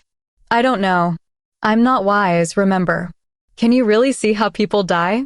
Nolan asks quietly after we continue walking back to the pack house in silence for a while. I swallow thickly. Sometimes I answer slowly. I expect him to ask when he's going to die, like most people do, but he doesn't. In fact, his question is so far from that, it surprises me. Nobody has asked it before, probably because they don't care to know. Do you know when you're going to die? My heartbeat quickens, and I hope he's not listening intently enough to hear it. Nope, I say lightly. Don't want to know either. Good point, Nolan nods in agreement. I wouldn't want to know either. I smile inwardly. Nolan had nothing to worry about. Based on his current life trajectory, he still had many years of life ahead of him, filled with a mate and pups of his own. For a moment, the vision of Nolan happy is so surprising, so realistic, I nearly choke on air. Nolan quickly hits my back, forcing the air out of my lungs. Katie, should I get a healer? He asks nervously. No, I say breathlessly, bending down and putting my head between my knees as I fight nausea.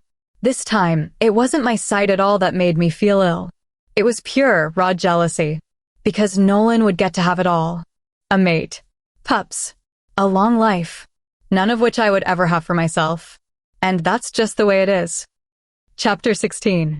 I grin slowly when I realize that Kellen is underneath me, breathing deeply as he sleeps. I pick my head up off his chest, and even though he's still sleeping, his arms wrap tighter around me, caging me in. I press my lips on his chest, kissing softly, and goosebumps rise on his skin. He's still sleeping, but I continue placing soft kisses up his chest until I reach his neck. His breathing catches in his throat abruptly, and I know he's awake. It's about time, Katie, Kellen murmurs, his voice a low rumble. I smirk against his neck, and he groans softly when I kiss a spot on his neck. My wolf suddenly realizes that's where a mark would be placed, and I quickly move my mouth away from that area and kiss his jawline. What's gotten into you today, darling? Kellen moans softly, lacing his hands in my hair. Not that I'm objecting, of course. Just wanted to show you what happens when you wake up in my bed, I say sweetly. He's going to have to learn his lesson the hard way. Kellen tilts my chin up with his hand and closes his eyes as he leans in to kiss my lips. I kneel to him. Kellen yells out a string of curse words as I scramble off the bed and laugh in delight. He groans, clutching himself. How dare you? He asks. I told you to stop teleporting in my bed. I yell, half angry, half amused. Kellen frowns. I don't remember hearing that. I scream in frustration and launch myself on the bed to strangle him, but he disappears. I hate you, I tell him when he reappears behind me, grinning like I didn't just kick him. I hate you more, Kellen narrows his eyes. Well, I hate you most, I snarl. Now get the hell out, or I'll make sure you leave. Creative, Kellen muses. I'm beginning to worry that you have an obsession with my dash. Out, Kellen sighs. Fine. Just wanted to remind you that you have a circulus training with me today. I frown when I remember. The last few days, we've been partnering off to train, taking a new partner every day and working with them alone. Can't I just train with Nolan? I whine. Kellen rolls his eyes. Not a fair fight, and you know it. What? Scared you're useless without your little sight. You're the one who just got hurt. I grin at the memory. You cheated. Just wait for me to get my payback. Kellen's eyes flash in mischief. I glare at him. No, that was me getting my payback. You're not allowed to retaliate. Kellen shrugs. I can do what I want, darling. I'm the alpha. And I really would like to return the lovely wake-up call you gave me. My cheeks redden. You better not. Kellen tips his head back and laughs. Your little prank will look merciful compared to what I have in mind. Now get dressed and meet me downstairs for breakfast. You look too thin. With that threat, command, and insult, Kellen disappears. I grumble long after he's gone while I get dressed in my training clothes, already knowing that Kellen is going to make training miserable for me. Whatever, kicking him was totally worth whatever he planned on sending my way. The one good thing about training with Kellen is that I won't have to wear my gloves. Recalling what Kellen said about his last seer friend, my heart sinks. I knew what he was talking about Kellen giving his mind a break.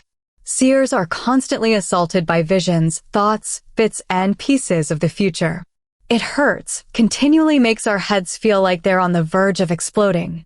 Drains us of our energy. Kills us. The curse of the seer. And as the days go on, the curse gets worse and worse. Kellen mentioned I looked too thin, and he was right. My body was eating away at itself, destroying me from the inside out. I feel weaker, but at least I know I still have about a year left. At least my sight is generous enough to let me know when I'll die. Small mercies. Once dressed, I put Akani's bow and quiver on my back and head downstairs. Kellen is Viatoribus. He certainly would be able to teach me how to use it. I'm not completely terrible with weapons. I'm even borderline okay with a knife, but I didn't have any experience with a bow. I'm not sure why I really cared to learn how to use one. Maybe it's a bucket list kind of thing.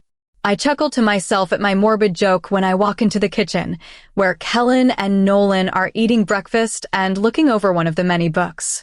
Kellen looks up at me and immediately narrows his eyes. "Why the hell do you have that?" he demands, looking at the bow. Nolan sighs and gets out of his chair without saying a word and leaves. "I want you to teach me how to use it," I state. Kellen's teeth mash together. "Then you can use one of the bows in the training center." I frown. "Why?" "Akani gave me this one, and I like it." Kellen's frame shakes slightly, and his eyes look pitch black. "Why, Kellen? What's your problem?" I throw my hands up in exasperation. "It's just a bow. He doesn't want me to be his seer." A true statement, because he knows that I'll be another corpse to bury soon enough. "He wants you as something else," Kellen mutters, scowling still. "What are you even talking about?" I question in confusion, and it's not the first time I wish that my sight worked on him. Whatever, Kellen suddenly relaxes, and his eyes go back to normal. "But once you learn how to use it, I'm going to teach you how to make your own." "You know how to make a bow and carve arrows?" I ask in surprise. Kellen grins proudly, no longer in whatever weird, bad mood he had earlier. "Sure do, my dear. All Viatoribus learn how to make weapons as soon as they're old enough to hold a blade." "What was it like?"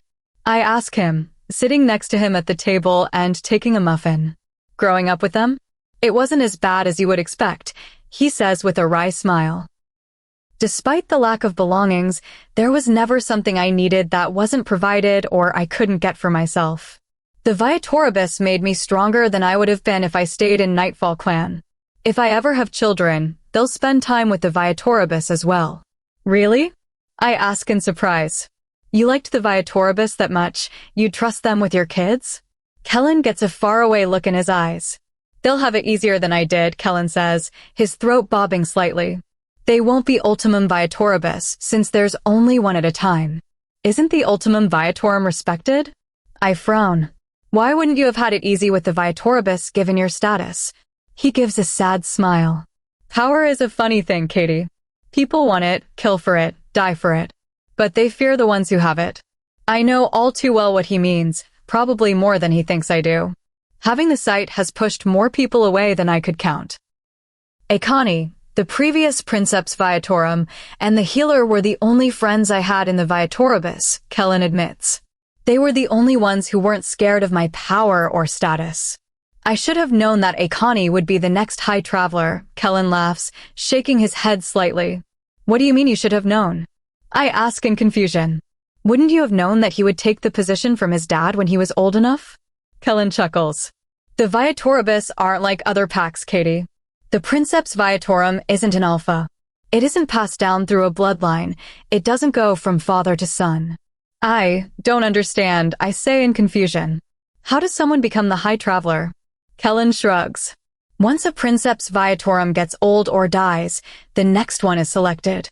We call it the Spiritus Soul, the spirit of the sun. The Spiritus Soul goes from the previous Princeps Viatorum to the new one. We don't know who the spirit of the sun is going to be until they get chosen." "How does it choose?" I ask, completely fascinated by the Viatoribus culture. Kellen shrugs again. "Most Viatoribus believes it chooses based on strength of spirit, moral strength, stuff like that. Not physical strength?" I ask in surprise. Being an alpha of a pack was always about physical strength. Kellen shakes his head. "Nope, but the Princeps Viatorum gets stronger after having the spirit of the sun inside them. Physically weaker wolves have been chosen. It's about heart, not muscles." "What happened to the last High Traveler?" I ask hesitantly. Kellen looks away. "She passed away. During a coven raid." "I'm sorry, I apologize. I didn't know that women could become Princeps Viatorum. I changed the subject away from her death." Kellen smirks slightly. "Why wouldn't they be able to?" I frown. "Alphas are male." "Ares Allstott wouldn't be pleased to hear you say that," Kellen jokes, and I laugh. "Ares Allstott transferred away her alpha position to Omar Brooks almost a year ago. I inform him, though I'm sure he already knows." Kellen shrugs. "She was still an alpha. Still is stronger than most of them. The moon goddess was the one who made all of the alpha nonsense, and because she was a sexist, she made alphas hereditary and passed them down through the males. Aries is female. If she were raised from the start to be an alpha, she would have been stronger than Cain. Their children are going to be unstoppable, I chuckle, shaking my head. 7 of them. All raised by a sociopath and a psychopath. What could go wrong? Have you seen what will become of them? Kellen asks curiously. I suppress a smile. More or less. Do you really not see anything about me? Kellen asks hesitantly. You know I don't, I answer slowly in confusion, not sure what he's getting at. The future of Nightfall Clan, he says quickly. Do you know if I have an heir? I frown. I can't see that, I swallow thickly. I'm sorry. And I was sorry. Sorry that I couldn't reassure him that he would have his happy ending and an heir. Even sorrier that I wouldn't be there to see it. Kellen deflates in disappointment before replacing his somber expression with a happier one, though I didn't need sight to tell me it was fake. It's fine, I don't need an oracle to tell me that you and I end up together. Kellen winks and I roll my eyes. At least he felt well enough to annoy me. We should go to training, I say, standing up. And you should be the target. Kellen snorts. Fine by me. Not like you'd be able to hit me anyway. Is that a bet? I goad, pushing him into a challenge. Name the terms, Kellen gives a crooked smile. I get 3 shots, I state confidently. From 50 feet away. If one of them touches you at all, you have to promise to stay out of my bed. And if I win, Kellen purrs and teleports in front of me, putting his hand on my cheek. What do I get, my dear? I gulp. I'll do your laundry for a month? Kellen rolls his eyes. Pass. I sigh. Spit it out, Kellen. What do you want? You be my date to the ball, Kellen grins impishly. You miss your shots, you have to be my date for the night. That includes having to admit to the Circulus and any vampires that you're spoken for. I roll my eyes. What a stupid thing to ask for, I mutter. Fine, whatever. It didn't matter. I could easily make those shots. Even I could hit a target from 50 feet, and I wondered why he didn't make it more of a challenge. It'll be my pleasure to escort you to the ball, Miss Parker, Kellen says antagonistically as he strokes my face with his thumb, and I fight the urge to bite off his finger with my canines. I'm about to do just that when Kellen's eyes glaze over and he swears. What? I ask nervously. Did another wolf go missing? Kellen shakes his head. A wolf was patrolling the edge of the territory and found an envelope attached to a tree. An envelope? Kellen grins. It appears the vampires have responded to our invitation, my dear. Chapter 17. They want to host the ball at their house? Jane scoffs, throwing the note on the table after reading it. Obviously, they're planning an attack. You don't know that, Leia frowns. Maybe they have a nicer house. Nicer than mine? Kellen rolls his eyes. Yeah, right. I bet they do, Mary says excitedly. Vampires are supposed to be rich. Nolan scowls. You're only basing that off of the Twilight movies. And you only know that because you've watched them. Mary yells the accusation, and she and Leia do a victorious handshake while laughing. Nolan rolls his eyes. Please tell me you're not considering this, Kellen. Kellen shrugs. Why not? It's even better than having it here because we can snoop through their house. We can even find where they're holding the wolves. If they're holding the wolves, Gareth interjects thoughtfully. We have no evidence. Jane sneers, oh, shut up, Gareth. Obviously, they're the ones responsible.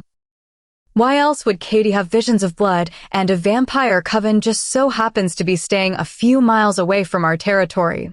I agree with Gareth, Kane says quietly. It doesn't make sense. That coven has been there for hundreds of years, based on the books. Why start to break the peace now? It says vampires are avoidant of werewolves. You're basing your opinion on an old book? Mar scoffs. People change. They're not people, they're vampires, Leia says seriously. Mar glares at her. Fine. Vampires change. No, not really, Gareth argues. They don't age at all. They literally don't change. Let's put it to a vote, Kellen suggests. Yes, we go. No, we don't. Yes, Jane says immediately. It's worth the risk. No, Mary says after a moment. We have it on our territory or not at all. No, Gareth agrees. It gives them too much of an advantage. And it's sketchy that they insist on having it on their territory. Yes, Kane says, his voice soft. For all we know, they're peaceful. Maybe they could help us find the missing wolves. Jane rolls her eyes at his optimism. No, Nolan says. It's not safe for any of us. We have already lost too many wolves to them. They'll sure slaughter all of us as soon as we take a step inside their coven. I vote yes, Leia says excitedly. I have a new dress and want to see if my poison works on vampires. Kellen glances at me. Katie, you give the deciding vote. I say hesitantly. This seems more like a circulus thing. You're in our circulus, Leia says in confusion, and when I don't respond, she looks sad. Right? Do you have any visions about it? Kellen asks me. I shake my head. No. Sorry. There's nothing. Even more of a reason not to go, Nolan adds. Jane swallows, and I see her throat bobbing. Kellen must have seen it too, because he quickly says, we're going. This is the dumbest thing we've ever done, Nolan mutters, shaking his head in disappointment. No, the dumbest thing we've done is fill an inflatable pool up with chocolate syrup, Leia disagrees. Gareth sighs. We didn't do that. You and Mary did. The rest of us told you that was disgusting. It was fun, Mary says defensively. You didn't even give it a try. I'll get Connie to come. Kellen puts the conversation back on track. He can witness when we find evidence against them. Will he help fight when they undoubtedly attack? Nolan asks maliciously. Kellen doesn't answer. 3 shots, Kellen reminds me as I pull the arrow back. Yeah, I grin.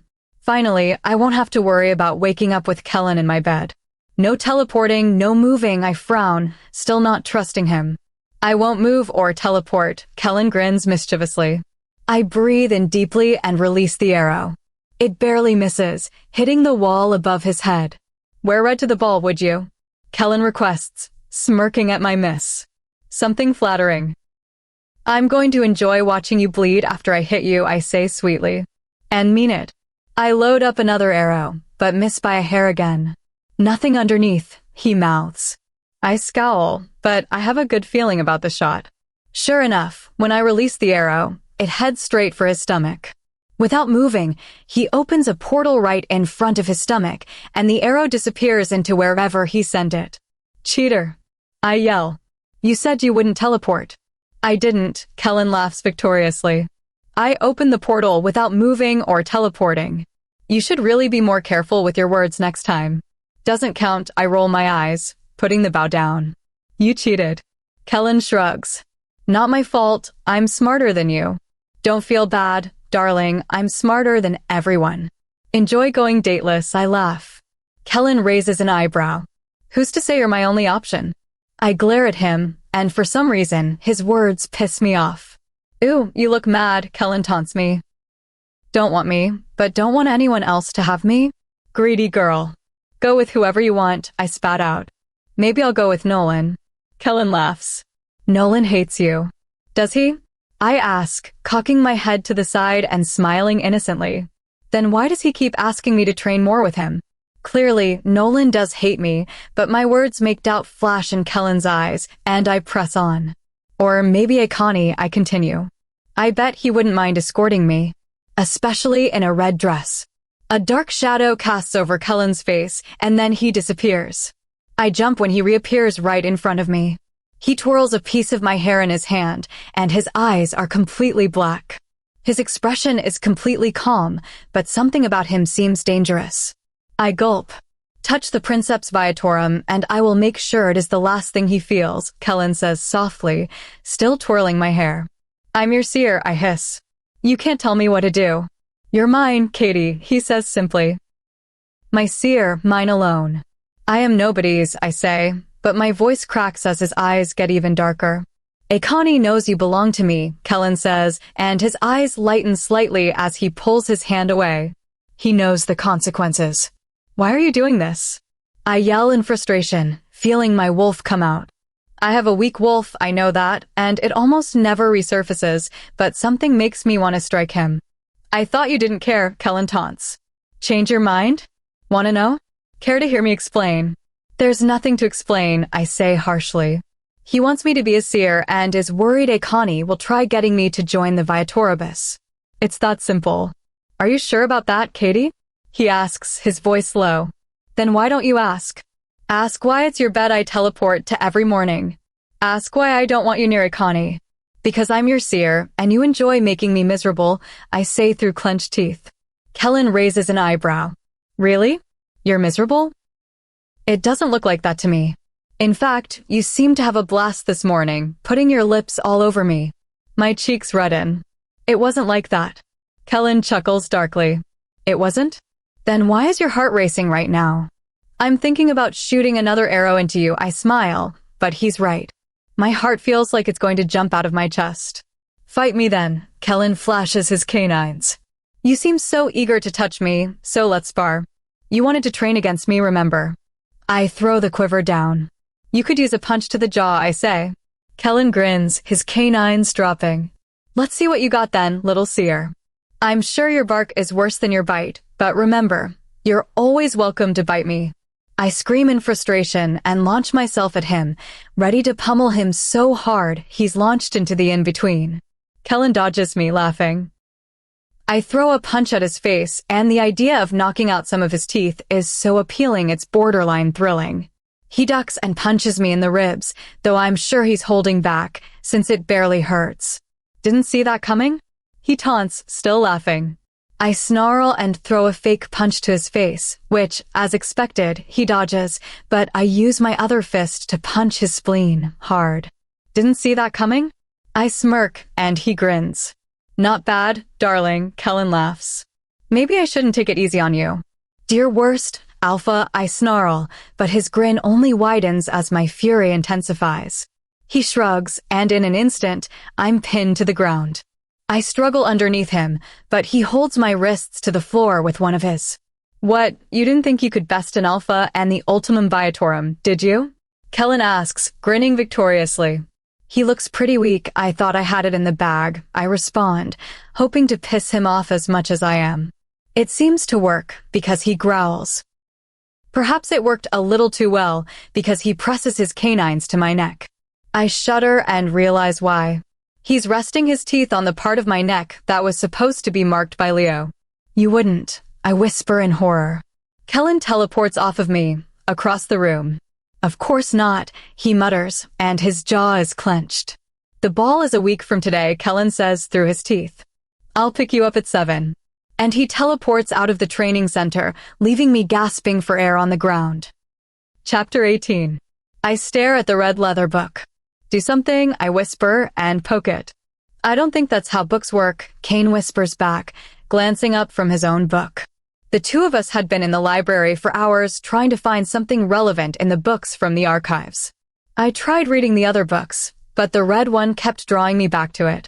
The book wants me to read it, I can tell, but my sight does not.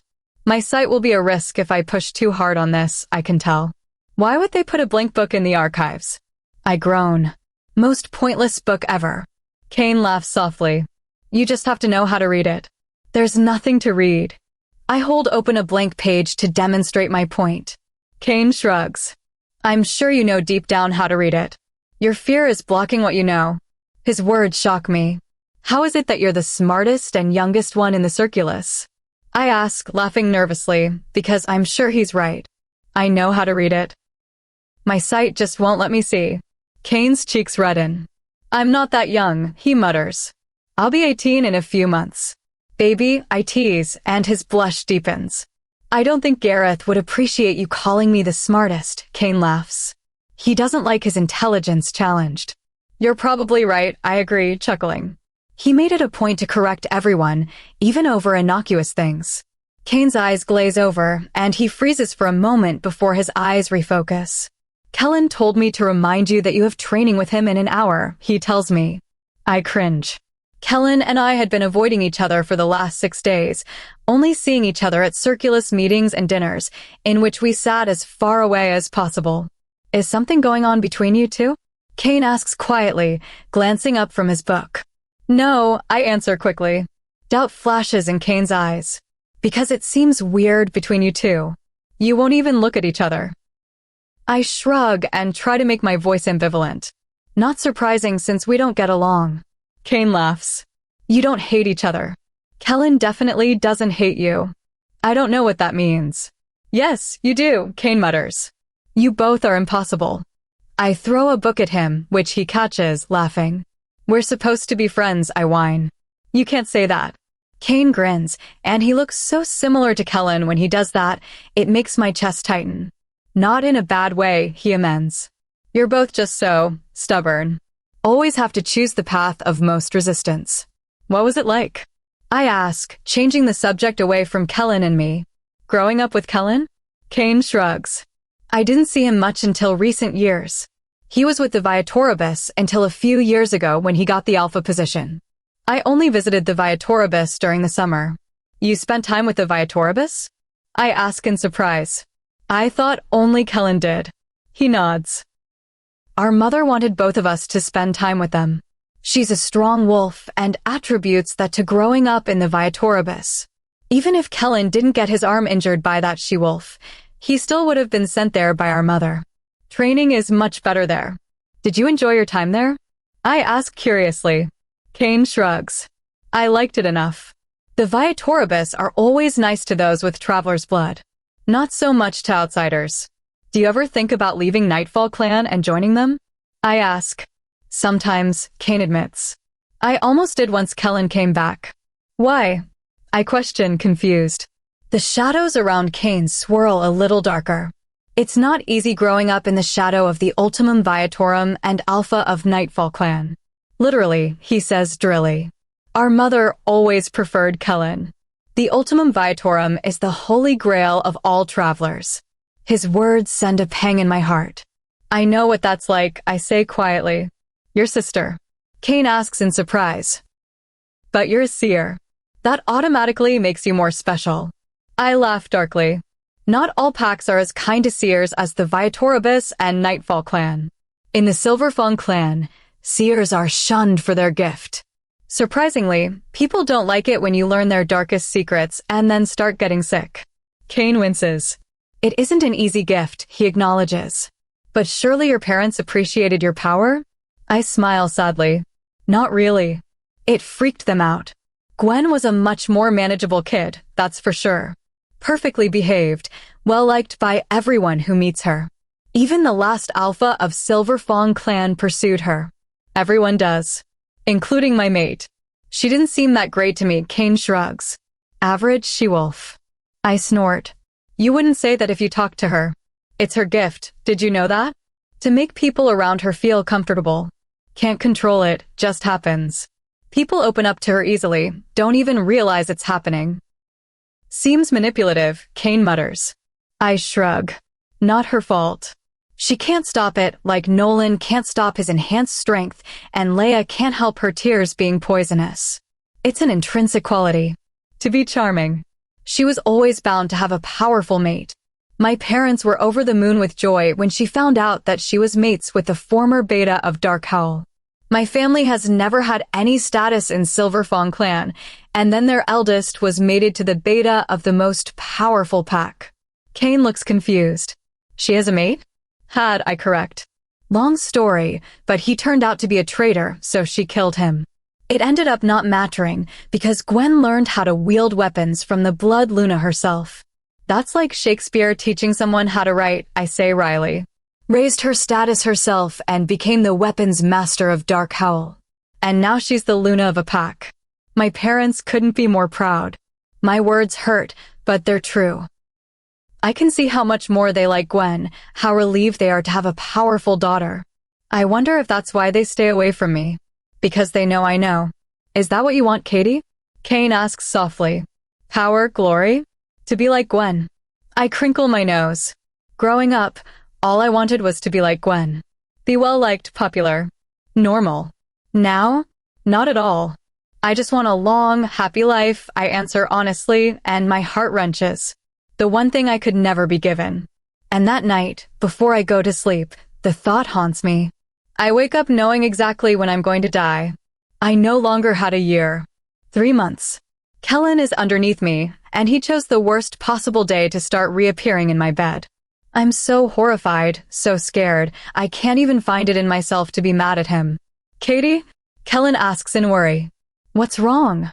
You're shaking. 3 months. Dead before I even see my 20th birthday. Sobs escape my body, and Kellen pulls me closer, wrapping his arms around me tighter. I cry into his chest so hard my throat feels raw. "Katie, what's going on?" he asks in panic. I can't answer, too distraught by 3 months. A year wasn't much longer, but I was supposed to have more time. 6 feet under in a few months. I cry harder. If I weren't so upset, I would be embarrassed that Kellen was seeing me like this.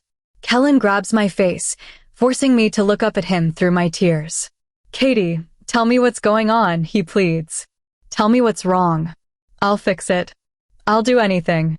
His desperate words make my body shake harder with sobs. He can't fix this. Nobody can. It's my curse. I was always meant to die this way. I just didn't think it would be this soon. I was supposed to have more time. Kellen continues to beg, promising to help, promising to protect me. His words don't matter. He doesn't understand how powerless he is. How powerless I am against this. Finally, when I calm down enough to stop crying, I wipe away my tears. "Get out," I tell him, my voice scratchy. Kellen's eyes widen. "What?" "Get out." "Katie, tell me what's wrong," Kellen begs. "Please, I can help. I will do anything. Just tell me what's going on." "It was just a bad dream," I choke out. Technically not a lie. A bad dream wouldn't have you sobbing like that for an hour. Kellen snarls, his eyes blazing, before he immediately cools off. "Please, Katie, just tell me what's wrong. I can help." I have to push him away, or he won't ever let this go. "What's wrong is that you're constantly here." I yell, trying to sound mad. Trying to sound like I mean what I'm saying. "I don't like you, and I never will. So stop appearing all of the time. Just stay away from me, and I'll be fine." Kellen's face twists with pain, and he disappears without another word. I allow myself to cry for another hour and attempt to come to peace with my impending death. I knew this was coming. The bumped-up timeline means nothing. It doesn't hurt knowing that I only have 3 months left. If anything, it makes my resolve to find the missing wolves even stronger. I pull myself together and wipe my tears. I have a ball to get ready for. Chapter 19. I stare at the dress on the bed. After returning to my room, I dashed downstairs to eat quickly and avoid Kellen, and the dress was waiting. No box and tissue paper this time. No note. Just the dress. A red dress. Kellen, obviously. Why he bothered giving it to me, I had no idea. I made it clear I want nothing to do with him. Hopefully, he received the message loud and clear and still didn't think we would be going to the ball together. It's a pretty dress, obviously. But that just made me hate it more. Dress wasn't even the right word. It was a full-on gown. Long, dark red, sleeveless, with a sweetheart neckline, with small red gems decorating the entirety of the top bodice. Completely over the top. Completely Kellen. "Ooh, switch dresses with me," Leia pleads, and I jump, not having heard her, Mary, or Jane enter the room. "No, me," Mary argues. "That dress makes mine look like a garbage bag." Jane rolls her eyes. "Yeah, right?" Kellen would not be happy if anyone else wore that instead of Katie. I look at her in shock. How did she know that Kellen gave it to me? "Don't look at me like that," Jane rolls her eyes. We both know something that extravagant could have only come from Kellen. Mary touches the gems on the gown and says woefully, "You're so lucky Kellen is obsessed with you." I glare at her. He is not. Leia giggles. "Well, he doesn't buy any of us dresses," Mary pouts.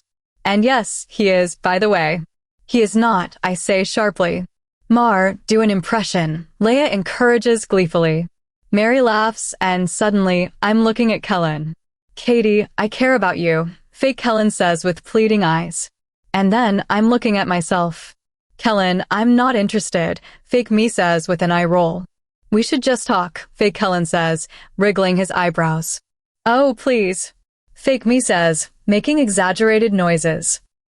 I punch fake me in the stomach, and Mary turns back into herself, laughing along with Jane and Leia. "Hilarious, guys," I say sourly, rolling my eyes. "Ooh, you imitated her I roll so well, Mar." Leia claps. Thank you, Mary bows, grinning. "Don't you idiots have to start getting ready?" I prompt, definitely not wanting to have this conversation with them, and definitely not wanting to witness any more of Mary's impersonations. Your idiot self also still has to get ready, Jane points out. I'm about to roll my eyes again when I catch myself, but Mar sees and laughs again with Leia. Luckily, they don't bring up Kellen again when getting ready. Mar and Leia once again play music and sing along, while Jane looks completely focused on getting ready. I didn't understand how she wasn't completely falling apart, knowing that her mate is in prison somewhere. Then again, I know I'm going to die in 3 months and haven't cried since this morning. I shoved down those thoughts. Nothing to cry over. There was nothing I could do about it. It was always meant to happen this way. No seer has the choice. My sight was always too strong, too forceful. It wouldn't have allowed me to live past my teenage years. I've always known this. All seers do. The lucky ones only lose their minds, go insane from the sight. Or maybe they're the unlucky ones. I guess I'd rather be dead than have a completely shattered mind. Dying young in exchange for staying sane. Not a bad price to pay. It was better this way, really. I bet they're handsome, Leia swoons, coating her eyelids in glitter as they talk about the mysterious vampires. They're dangerous, Jane snorts. So am I, Leia shrugs. I read that it feels different when they feed, Mary says lightly. Jane rolls her eyes. I don't think Kellen had that in mind when he suggested the ball. No, but it's a nice perk, Mary winks. I laugh. You wouldn't really let a vampire feed on you, would you? I ask. Mary shrugs. I'll try anything at least once. You know that they could be the ones stealing the wolves, right? Jane asks quietly. You shouldn't be getting too close to them. Leia frowns. Getting close is the whole point of the ball. I, for one, plan on gathering information. Have a conversation with them and then get out? I jokingly ask. Yes, Leia nods seriously. My eyebrows raise and Mary laughs. That's her style. Very calculated. She's very good at it, Jane nods in approval. Leia beams. I'm too charming to resist. They won't even realize they've been played. You know what? I respect the hustle. I shake my head, chuckle, and continue getting ready. I put on heavy makeup, just like Mary, Leia, and Jane. Fancy makeup for a fancy dress. That stupid dress. What does that even mean? Why give me a gown after I yell at him and tell him to stay away? He better have listened. When I'm finished getting ready, my green eyes are surrounded by black, smoky eyeshadow and long, dark eyelashes. My lipstick is as red as blood, as red as the dress. I get started on my hair, brushing through it so I can straighten it. Once I'm done, it's long, sleek, and I look good. Of course, I finally start to get attractive when I'm about to die. The thought makes me laugh, though it shouldn't. Thinking of Kellen? Mary teases at my laughter. I immediately stop laughing. What's going on between you guys anyway? Jane interjects, pulling her hair back. Seriously, dinner is starting to get uncomfortable with the glares you guys give each other. That's because they're trying to resist the urge to argue, Leia nods seriously. I ignore Leia. Just waiting for my sentence to end, I say drily. 2 months left of Kellen. 3 months left of living. I'm not sure which is worse. You're not seriously leaving after the 3 months, are you? Mar asks in shock. That was the deal, I say curtly. What if we don't find the wolves by then? Jane asks quietly. I swallow. If we don't find the wolves in 2 months, then it won't matter, because I'll be dead soon after. We will, I say, trying to sound more confident than I feel. If I die, I at least want to wrap up this loose end before I go. Everything else in my life was already squared away. No mate to say goodbye to. I doubted my family would even notice if I died. We get ready in silence, Leia and Mary seemingly too upset to even play music after that conversation. Leia finishes getting ready after me, her brown hair curled and glitter crowning her eyes. She wasn't wrong about being too charming to resist, and I felt sorry for whatever vampire she sets her sights on. We begin to get into our dresses, and mine fits well, although Mary has to tighten the laces a lot in the back to make up for the weight I've lost in the last few weeks. Mary and Jane both wear black dresses, though Jane's is much simpler, yet still stunning. Leia wears a low-cut, tight, light pink gown, almost completely sheer. Very bold indeed. We leave the room, and I feel incomplete without my gloves. In the past week, since I was avoiding Kellen, I wore my gloves more. When I was with him, they were unnecessary. Everything was quiet with Kellen. A temporary reprieve from the chaos of my sight. Kellen, Kellen, Kellen. God, stop thinking about him. You look like you're going to throw up, Mar whispers as we walk down the stairs. I'll be sure to project it at you, I say sweetly. Yum, Leia laughs. You all are disgusting, Jane says, but I see the corners of her mouth turn upward. Are you guys seriously talking about vomiting before a ball? Nolan says, shaking his head in disappointment. He's wearing an all-black tux, just like Gareth, Kane, and the other one. Kellen's eyes are dark as they meet mine, and I look away, but I can feel his gaze burning a hole through me. I go to Kane, ignoring Kellen's intense stare, and straighten his jacket. You look so handsome, I tell him, and he blushes.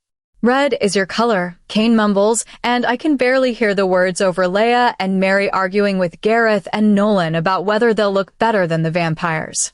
I think my suit could use some adjusting as well, Kellen says, appearing next to Kane. I swallow, not looking away from Kane as I pick off imaginary lint from his tux. Maybe you should work out more so you can fill out your suit, I suggest to Kellen. Oh, I never have issues filling up anything, Kellen says, and I can hear his smirk in his voice. Kane makes a noise of disgust, and shadows wrap around him as he makes some comment about needing a bathroom before darting away from us. Digging deep inside myself for an ounce of courage, I look at Kellen. My brother is correct, Kellen says suddenly, and I raise an eyebrow. Red is your color. Piggybacking off of a compliment is uncreative, I mutter, not really invested in our typical banter, and turn away from him to hide behind Nolan. Kellen's hand shoots out and grabs my wrist, and he pulls me into his chest in one swift movement. Would you rather have me tell you how much I'd love to see that dress on the floor of my bedroom? He murmurs lowly in my ear, and a chill runs up my spine. And no, I stammer out. I really wouldn't. How about how I want those red lips pressed to my chest and neck again? He continues lowly. I struggle to tell him to stop. Is that what you'd like to hear, darling? Kellen taunts quietly. No, I finally say and push him away. And I'm not your darling, nor your date to this fall. So stop it with the dresses and comments. Kellen's eyes flash in hurt before he grins cockily and looks at me in amusement. Don't worry, Katie. Your earlier message was received loud and clear. His tone told me I should indeed be worried. I'm saved by a knock at the door, and I exhale in relief. It's a Connie. I quickly rush to the door. Hi, Co, I greet with a smile that doesn't reach my eyes. Oracle, he greets formally. Kellen not so subtly steps in between us. A Connie, he greets, shaking his hand, and his eyes flash dangerously. Hello, frauder, a Connie smiles. We should get going, Gareth frowns, waving his watch around. We're already late. Gareth, Kellen shakes his head slightly. Don't you know it's fashionable to arrive late? Let's just get this over with, Nolan mutters, irate as always. Kellen sighs and opens a portal. He doesn't offer his hand to me before stepping through. Chapter 20. I release Kane's arm once we step through the portal. We arrive on the doorstep of a house. No, a castle. Holy shoot, Leia whispers. Mary says, holy wow. That's what I said, Leia frowns. No, you said dash. Shut up, Nolan hisses. We're about to be attacked and you morons can't just dash. The door swings open. A man with pale skin and dark hair opens the door. Not a man. A vampire. And he's handsome. Leia and Mary look at each other and giggle. Dorwin. Kellen asks, flashing a dazzling smile and offering his hand. You must be Alpha Kellen, the man, Dorwin, I guess, says, and returns an equally dazzling smile. No fangs. Just call me Kellen. Kellen smiles and they shake hands. We're all friends here. Friends indeed, Dorwin muses. A ball is an excellent way to kick off a new friendship. Dorwin has an accent I can't quite place, but his voice sounds like dripping gold. Kellen gives him a friendly clap on the back. Dorwin, I couldn't agree with you more. We all love a good party. Perhaps you could introduce me to your lovely pack members? Dorwin asks, his accent thick. European, definitely. The pretty one giving you the death stare is my second, Nolan. Kellen grins at Nolan, whose angry expression doesn't change. I'm Leia. Leia says cheerfully, offering her hand. Dorwin shakes it, smiling. Pleasure to meet you, Leia. And I'm Mary. Mary interrupts, practically shoving Leia out of the way. The rest of the circulus introduces themselves politely, although Jane has a slight chill in her voice when she greets him. And you are? Dorwin prompts, smiling at me kindly. Katie, I answer shortly, avoiding his outstretched hand. Without any gloves, the chance of my having a vision is high, and I couldn't afford to pass out this soon in the night. Dorwin lets his hand drop immediately, but still smiles. Beautiful name for a beautiful girl, he says smoothly. I fight the urge to roll my eyes. What a line. How about you show us where the drinks are? Kellen suggests, stepping in between Dorwin and me. Kellen, this is the beginning of a beautiful friendship. Dorwin laughs, and it's a rich, deep sound. The two of them go inside the castle and head for the bar. The inside is even more beautiful than the outside. All of the furnishings are beautiful, and I didn't doubt that they were genuine antiques. And there are vampires everywhere. All pale, all beautiful. Unnaturally so. Mary and Jane immediately start chatting with two handsome men, tall and dark-haired. Gareth, Kane, and Nolan scatter, and I'm not sure if they're going to snoop or socialize. Both are equally essential parts of our plan. Akani and I stand still, observing the people around us. God, this sucks, I whisper. Do you see anything? Akani asks.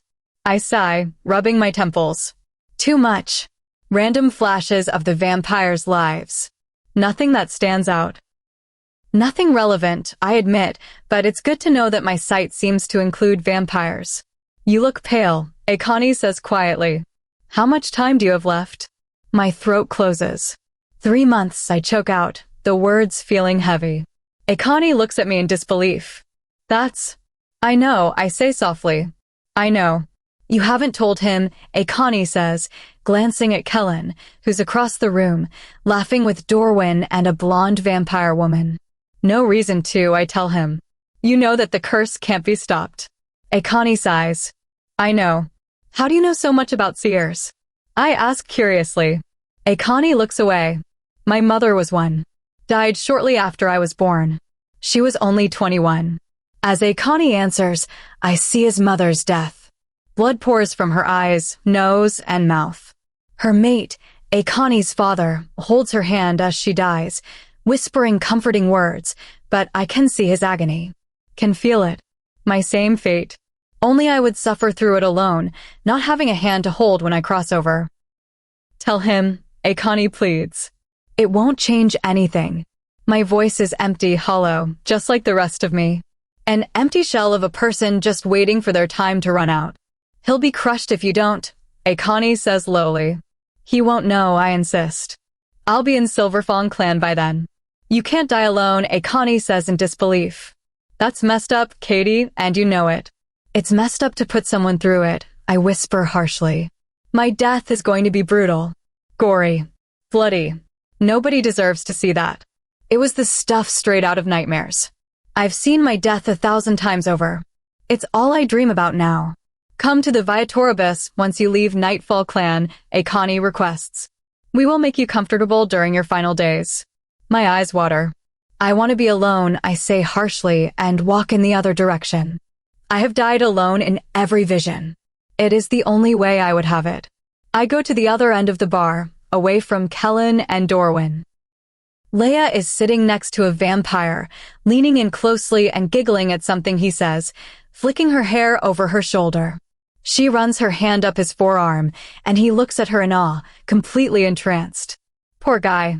I drink a lot, too much, too fast, and it's a blessing to have my thoughts numbed. Too much to see here, and absolutely nothing is helpful. There are visions of blood, but none of them are quite like the blood from the visions relating to the book or the missing wolves. Dance with me, Katie, the last voice I expect to hear requests. You hate me, I giggle, but take Nolan's hand anyway. Only on weekdays, he winks and I laugh. Nolan pulls me onto the dance floor, and he's surprisingly good at it. Who knew that the beta of Nightfall Clan is such a great dancer? I tease. Nolan rolls his eyes. Kellen throws parties for any small event. I had to learn quickly. Without realizing I'm doing it, I look for Kellen.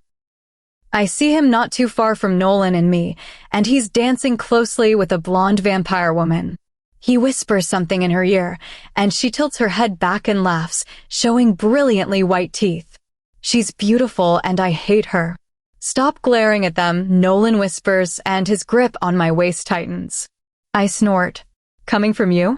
That's hilarious. I'm not glaring now, am I? He teases, but he really isn't. He looks borderline happy. What happened to your foul mood? I frown.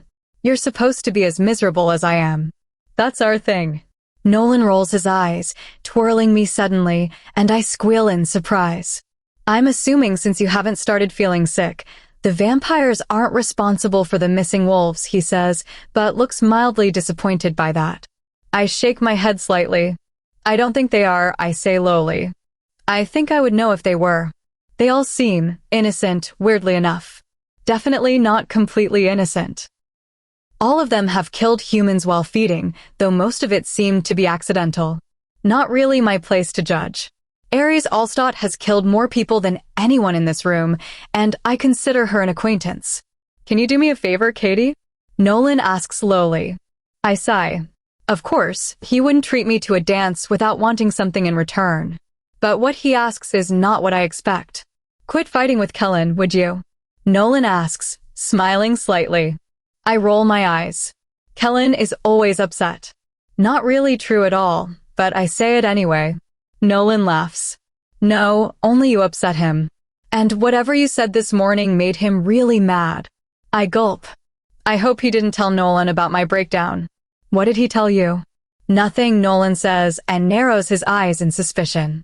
But he mind-linked me at the crack of dawn for an impromptu training session. In wolf form. He really was out of control. Did he hurt you? I ask in shock. Nolan rolls his eyes. I can handle my alpha, thank you, Katie, he mutters. Just give him a chance, would you? He really dash. I'm leaving, I blurt out. In 2 months. I'm not here to make friends. I'd like to make a clean break when the 2 months are up with everyone. Kellen included. This thing with the circulus really isn't for me. If this is about what I said before, I'm sorry, Nolan says in surprise. I was wrong. When I told you the circle was complete without you. It isn't. I see that now. I'm sorry it took so long. I swallow thickly and blink back tears. It's not that, I say, and for a moment, I almost consider telling him. Before I realize how much worse that would be. I just want to go home, I smile, and hope it sounds casual. Of course, Nolan says, but he deflates slightly in disappointment. Of course, you have a family to go back to. Sorry, I should have been more thoughtful. Not really, but whatever. A decent enough excuse, and Nolan isn't really the person to pry. It's fine, I smile. Just promise you'll visit? Nolan asks hopefully. It gets boring not having anyone to spar with. I laugh, but it's disingenuous. His words are a dagger to my chest. I wouldn't come back once I left. Mind if I steal a dance, Katie? Dorwin asks, stepping in. Nolan glares at him. I do. The lady can speak for herself, I'm sure. Dorwin grins, but looks unbothered by Nolan's death stare. Better get this over with. Sure, I smile, and Nolan releases me, but looks betrayed. And I'm betraying him worse than he really knows. Dorwin places his hands on my waist, and I put my hands on his shoulders, careful not to touch his skin. Your house is nice, I tell the vampire that towers over me. It was built over 5 centuries ago, he says in his thick accent. How old are you? I ask curiously. He gives a crooked smile. Older than your great-grandparents, I'm sure. I laugh at that. You're not too shabby for a dinosaur, I tell him. He chuckles. And you're not too bad for a young one, he teases. I laugh. I'm sure to him, I practically am a child. He was lucky to have so much time. An eternity's worth. I read in the vampire book that werewolves can't be turned into vampires, that the transformation would kill them. Unfortunate, especially since I can't think of anything better than having more time. Shouldn't you know better than to walk into a coven of vampires looking like you're doused in blood? He questions, giving a slight smirk. Oh, I kind of like blood, I joke. I certainly was familiar enough with it. Would die choking on it. Not as much as you, I'm sure. Dorwin tilts his head slightly, looking concerned for a moment, before laughing it off. I'd wager that you are probably correct, Katie. He seems nice. It would really suck if he turned out to be the one stealing the Nightfall clan wolves. Leia would probably be the one to kill him if that turned out to be true. Dorwin, I'm afraid I'm going to have to take my Katie back from you. Kellen suddenly appears next to him. My Katie. I hate him. He and his stupid obsession with making sure nobody takes his seer. Oh, you're Katie, he says in amusement and laughs, like he has some inside joke about this. Kellen's jaw twitches, but he still smiles. Yes, my Katie. It's a travesty that I haven't had a dance with her yet. Dorwin presses his lips together, like he's trying to hold in a laugh. Travesty, indeed, he murmurs, releasing his grip on me. I'll see you around, Katie. He winks at me before disappearing among the vampires. I think I see Leia practically pounce on him. Poor Dorwin. He seemed like a nice guy. Rip. You're annoying, I tell Kellen when he roughly pulls me into his arms. You're worse, he grins. Done with the bloodsucker? I ask in annoyance. Kellen looks pleased. Don't worry, my dear. Blondes aren't my type. I roll my eyes. Like I care who you're with. Kellen looks amused by this, but luckily lets it go. See anything? He whispers in my ear, and to anyone watching, it would probably look like we were a happy couple, dancing and whispering sweet things to each other. I don't think they're responsible, I whisper back. I actually don't think they're bad people at all. It's not them. I hear Kellen's teeth grinding together. Back to square one. I sigh in defeat. I needed this ordeal to be over with already. I'm going to go find Kane, I mutter, pulling away. Kane is supposed to be snooping through the house in the shadows. Maybe he'll find something I missed, but I doubt it. My knowing tells me that the vampires are not our enemy at all. I almost wish they were, so this could be resolved sooner. I find Kane, but he says he didn't see anything suspicious, as I anticipated. For the rest of the night, I drink with Mary, make small talk with some vampires, who are fascinated by the fact that we can turn into wolves at will. Kellen dances with the blonde woman the whole time, spinning her in his arms, whispering things in her ear that make her laugh loudly. I try not to watch, but even as attractive vampires talk to me, I can't help but steal glances and feel my blood pulsating with frustration for no good reason. He should be trying to find out information, not dancing. It feels like they're taking advantage of me. Those words circle through my head, and it makes me angry to think about her getting so close to him. When Kellen finally detaches himself from her and tells us that we're heading out, I was more than ready for the night to be over. Dorwin escorts us to the door, shaking the Circulus's hands and telling us he hopes this isn't the last party we have. I would be perfectly fine with never having to see that blonde woman ever again. And then he reaches out his hand to me, and I touch his skin for the first time. And all I see is blood. Chapter 21. I blink my eyes open. I exhale in relief when I look outside, and it's still dark. I haven't lost much time. I feel like absolute trash. Worse than trash. I feel dead. Completely drained. I don't remember much of my vision, only blood. So much blood.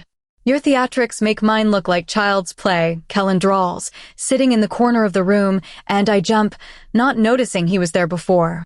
My theatrics? I repeat in confusion, but my throat is so dry the words sound strained. Kellen gets out of the chair and hands me a glass of water. I begin drinking and Kellen says, "Yes, darling, your theatrics. Your eyes, nose, and mouth start bleeding as soon as you touch Dorwin, and then you pass out for 3 days. Seems a little overdramatic if you dash." I choke on my water. 3 days. I squeak. Kellen looks unbothered. Yeah, the ball was 3 nights ago. Are you sure that this is normal because dash? You're sure? I interrupt, panicked. 3 days have gone by? Kellen looks confused. Yeah, why? 3 days. I've just lost 3 days of my already rapidly depleting time. No, I whisper in horror. Katie, are you okay? Kellen asks, worry marring his face. I mean, Obviously not since you were out for 3 days, but you say that's normal, right? That it's a seer thing. It's a seer thing, I confirmed drily. Not technically a lie. The longer seers pass out from their visions, the closer they are to dying. 3 days. And it would only get worse. I have some painkillers from the healer, Kellen says, handing me a few pills. I take them, but they won't help. I'm dying from the sight. Medicine won't do anything. Aren't you going to ask me what I saw? I ask. Kellen hesitates. I don't want to push you right now. Tell the circulus to come immediately, I say quietly. Kellen's eyes flash in alarm, but he nods and mind links them. Are you sure you're okay? Kellen asks, frowning at me. I'm sure I look terrible. I feel terrible. Fine, I smile weakly. I'll be good as new soon enough. Kellen exhales in relief. I realize that he's wearing his clothes from the ball. He's not in his jacket, but his black-collared undershirt is still on, a few buttons undone, and the sleeves rolled up. I frown at his disheveled appearance. Are you sure 3 days have gone by? You're still in your clothes from the ball. Someone had to make sure you weren't about to die, Kellen jokes, and he doesn't realize just how accurate his words are. My frown deepens. You've been in here the whole time? Yes. You could have teleported home, showered, and changed in a few minutes, I point out. Kellen smiles slightly and opens his mouth to respond, but the circulus barges in. You scared me. Leia screams, jumping on the bed. You look great, champ, Mary lies, punching my shoulder. Liar, Nolan says to her, his eyes narrowing at me in suspicion. Why do you look like you're half dead?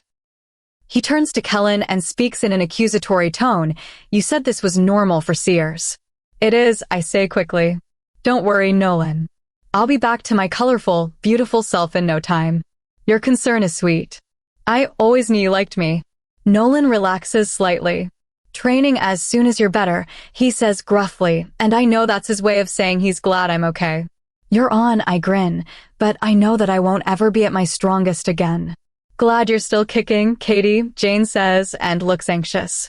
I can see that what she really wants to ask is, what did you see?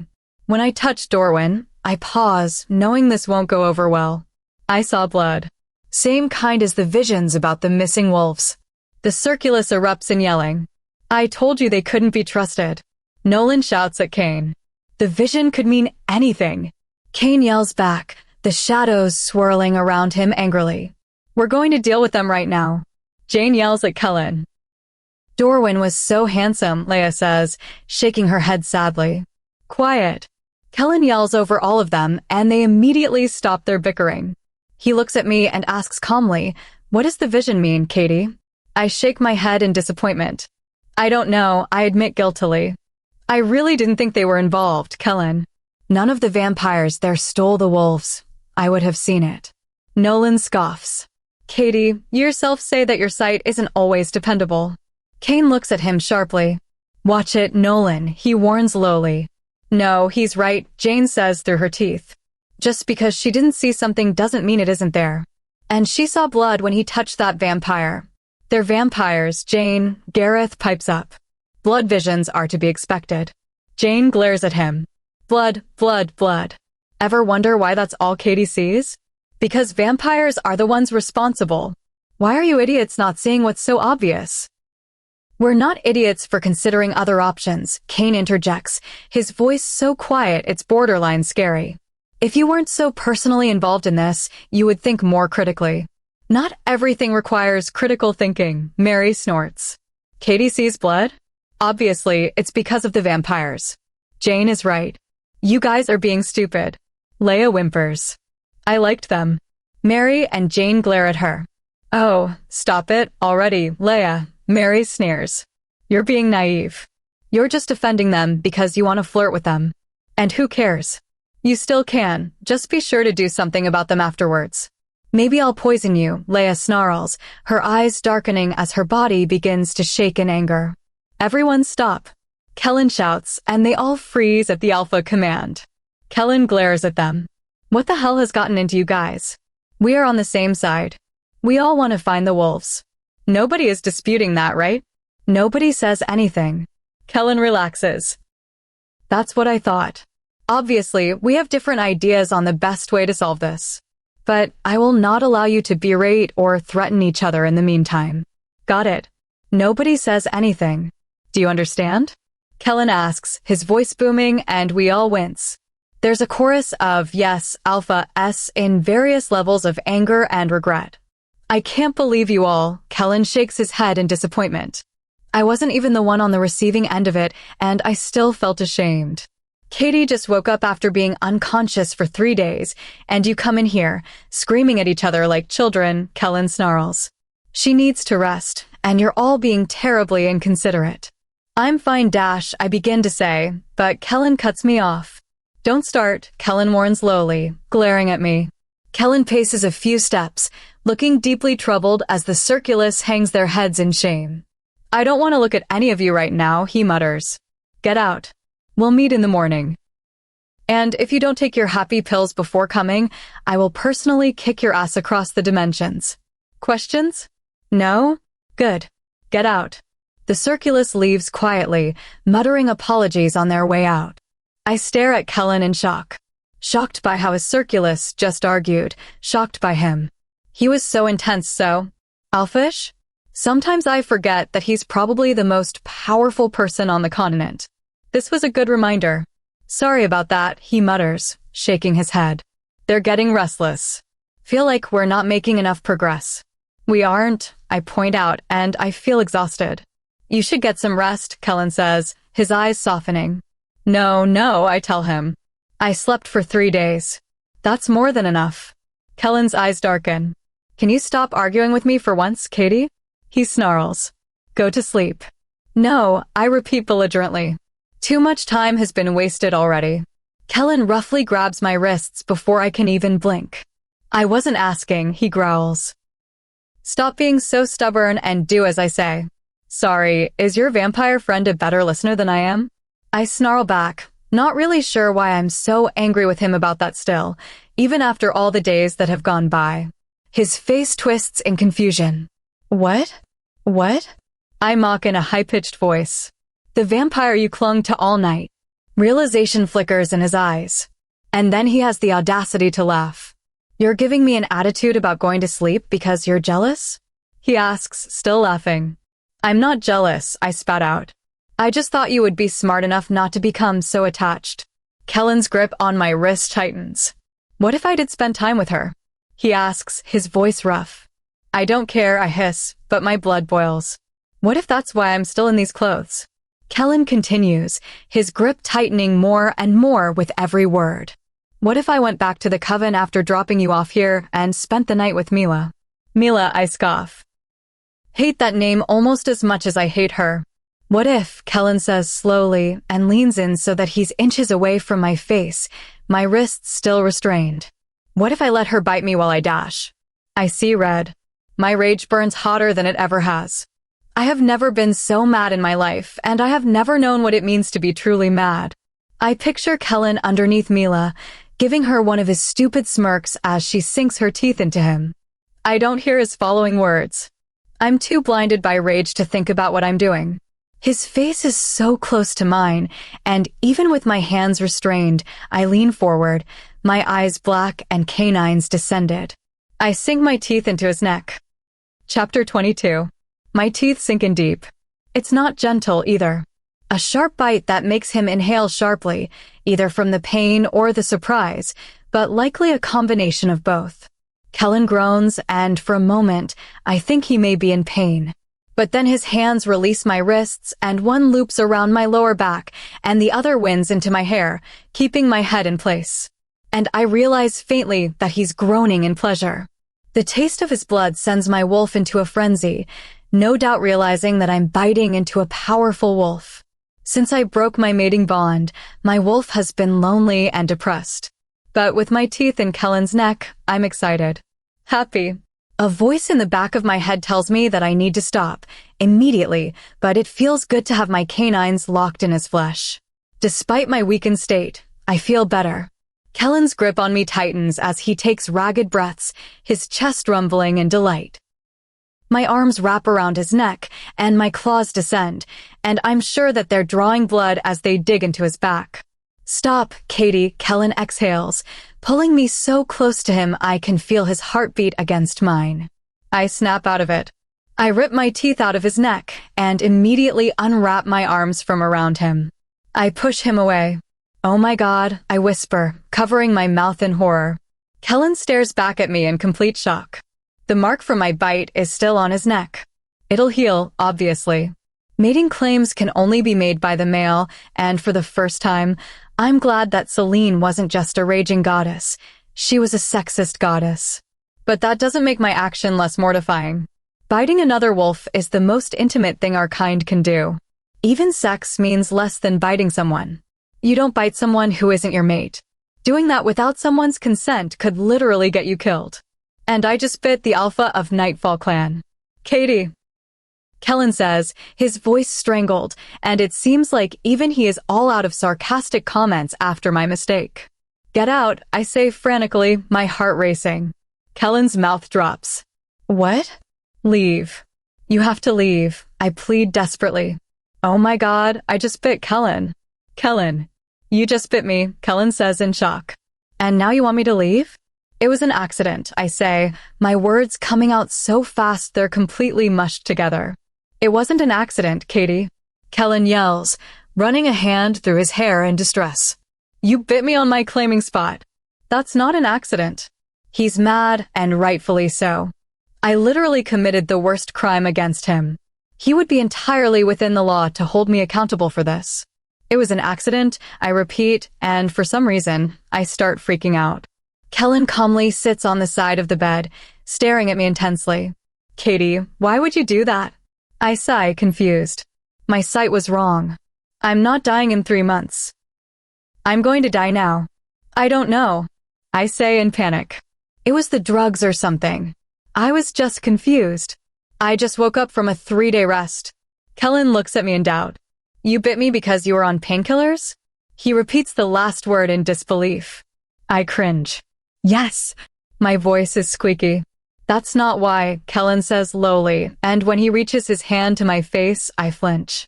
He's probably going to tear me apart like I nearly did to him. Just get this over with, I say quickly. It's probably the fairest choice considering everything. What? Kellen asks in confusion. Why would I harm you? Because I bit you. I'm still crying. I don't. What? Kellen is so confused. It confuses me. You're not going to harm me? I ask for clarification, still not really sure why he hasn't yet. Katie, why would I harm you? Kellen puts his hands on the side of my face, forcing me to look at him. My head is spinning, and I'm not sure if it's from the confusion or because I can still feel his blood. Because I bit you on your claiming spot? I repeat, and it sounds more like a question. I'm still unsure what he's confused about. Kellen blinks, and then recognition replaces the confusion in his eyes.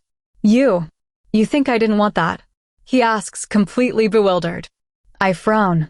Obviously. And you thought I would harm you for doing it, he states, finally realizing the problem here. That's correct, yes. He blinks twice. So, you're not going to harm me? I clarify one more time, because nothing makes sense right now. I just bit him. Kellen sighs in exasperation. Katie, would you please stop asking that? I'm not going to harm you, okay? Oh, okay, I mutter, finally relaxing. We sit in silence for a few moments. But we should talk about it, Kellen says finally. Nothing to talk about, I quickly say. Kellen's eyes widen. Seriously? You just bit me, and you think we have nothing to talk about. I shrug, trying to seem apathetic about it. I told you. It was the drugs. Kellen's face twists in disbelief. You're telling me that didn't mean anything at all to you? What could it possibly have meant, Kellen? I sigh. I really didn't know. You're interested in me. He sputters, for once, completely disarmed. I scoff. Interested in what? The vampire girl. He insists. You got upset when I mentioned her feeding on me, so you fed on me. I laugh uneasily. Kellen, do you realize how strange that sounds? You bit me. Kellen yells. In what world am I the strange one?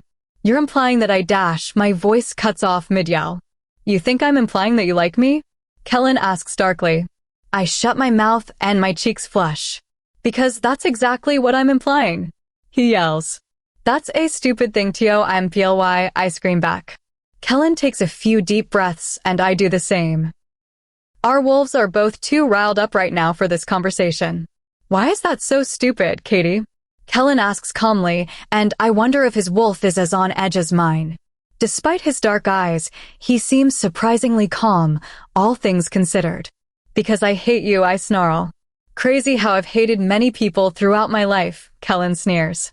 And yet, I haven't bitten a single one of them. Maybe you didn't hate them enough. I yell back. Kellen's jaw twitches, just like it did at the ball with Dorwin. You don't hate me, Kellen says softly. Yes, I really do, Kellen. No. Yes. You like me. I laugh. That's absurd. He raises an eyebrow. Really? So, just to clarify, so we're on the same page, you bit me in my claiming spot because you don't like me. Yep. Kellen growls. You're so frustrating, Katie. I chuckle in relief. See? We hate each other, Kellen. The bite was an accident. It meant nothing. Kellen's mouth curls into a cruel smirk. So it wouldn't bother you at all if I went back to see Mila? Not a bit. Her name makes me want to punch a wall or kick something. Kellen leans in closer, his eyes flashing dangerously. And if I let her bite my claiming spot? I almost go blind with rage. Hope it hurts, I say sweetly. Anger flashes in Kellen's eyes before it's replaced with indifference. He shrugs. Guess we'll find out. And he disappears. I don't sleep a wink that night. I toss and turn, and I'm not sure why, probably because I'm going to die in a few months. But, surprisingly, none of my thoughts are on myself. They're on that stupid blonde vampire. Kellen probably spent the entire night with Mila, and she probably used her demon teeth to cover up my bite mark.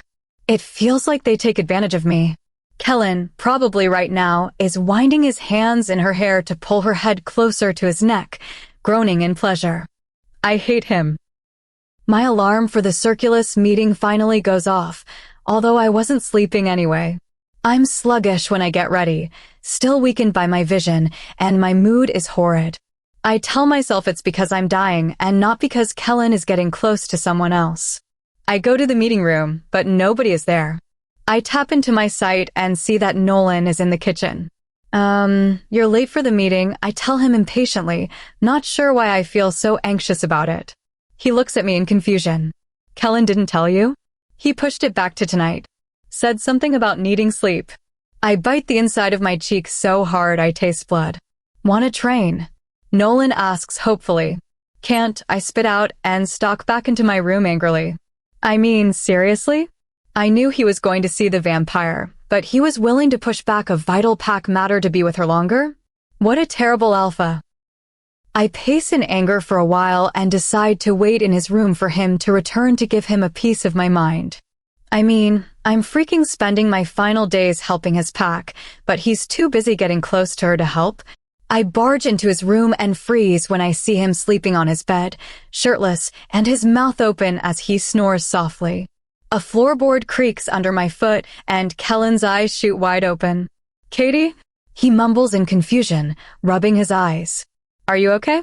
What are you doing here? I ask in confusion. In my room? He asks, looking around, frowning. I was trying to sleep before you so rudely interrupted. Your turn to answer that question, my dear. You canceled the meeting, I frown. I thought I catch myself from finishing the sentence. He raises his eyebrows and gets out of bed. He's only wearing a pair of boxers. What did you think, Katie? He asks softly, putting his finger under my chin and tilting my head up. My mouth dropped open. He played me. I shove his chest. You jerk, I say in disbelief. Kellen smiles, amusement lighting up his eyes. I'm not quite sure what you're so upset about, darling. You made me think you canceled the meeting to be with her. Nolan said. Nolan said that I was missing out on sleep. Which I have been, mind you, because I was at your side for 3 days waiting for you to wake up. He smirks, his eyes glowing in victory. I canceled the meeting so I could sleep. But, I hate him so much, I can't even think clearly. But, Kellen mocks. Spit it out, Katie dear. We haven't got all day. You said you were going to see her, I snarl. So what if I did, Katie? Kellen yells in frustration. You're the one who said you don't like me. Why shouldn't I see other people? His words make me feel like I've been punched in the stomach, all oxygen knocked out of my lungs. Let's just agree to stay out of each other's way, yeah? I say finally. Stop freaking out on people for trying to take me as their seer, and I'll stop biting you and caring who bites you. Sound fair? Kellen's face falls. Katie, that's not what I meant. Kellen, please, I say quietly. Can we just agree to stop whatever this is? It's getting too complicated. I don't want any of this. And I don't. I only have a few months left. I can't waste this time getting into petty arguments with him, or anyone, for that matter. Kellen's mouth presses into a hard line. Fine. I'll stay out of your way. Now, I'm going back to sleep. Either get in my bed or get out of my room. I make the decision that will hurt both of us the least in 3 months. Good night, Kellen, I say quietly before leaving his room. Chapter 23. Kellen and I kept to our word. He stopped appearing in my bed and didn't talk to me unless we were in a circle meeting. We stopped our bantering, no more arguments, no more biting. 2 weeks of absolutely nothing. And it was better this way, really. My time was quickly running out.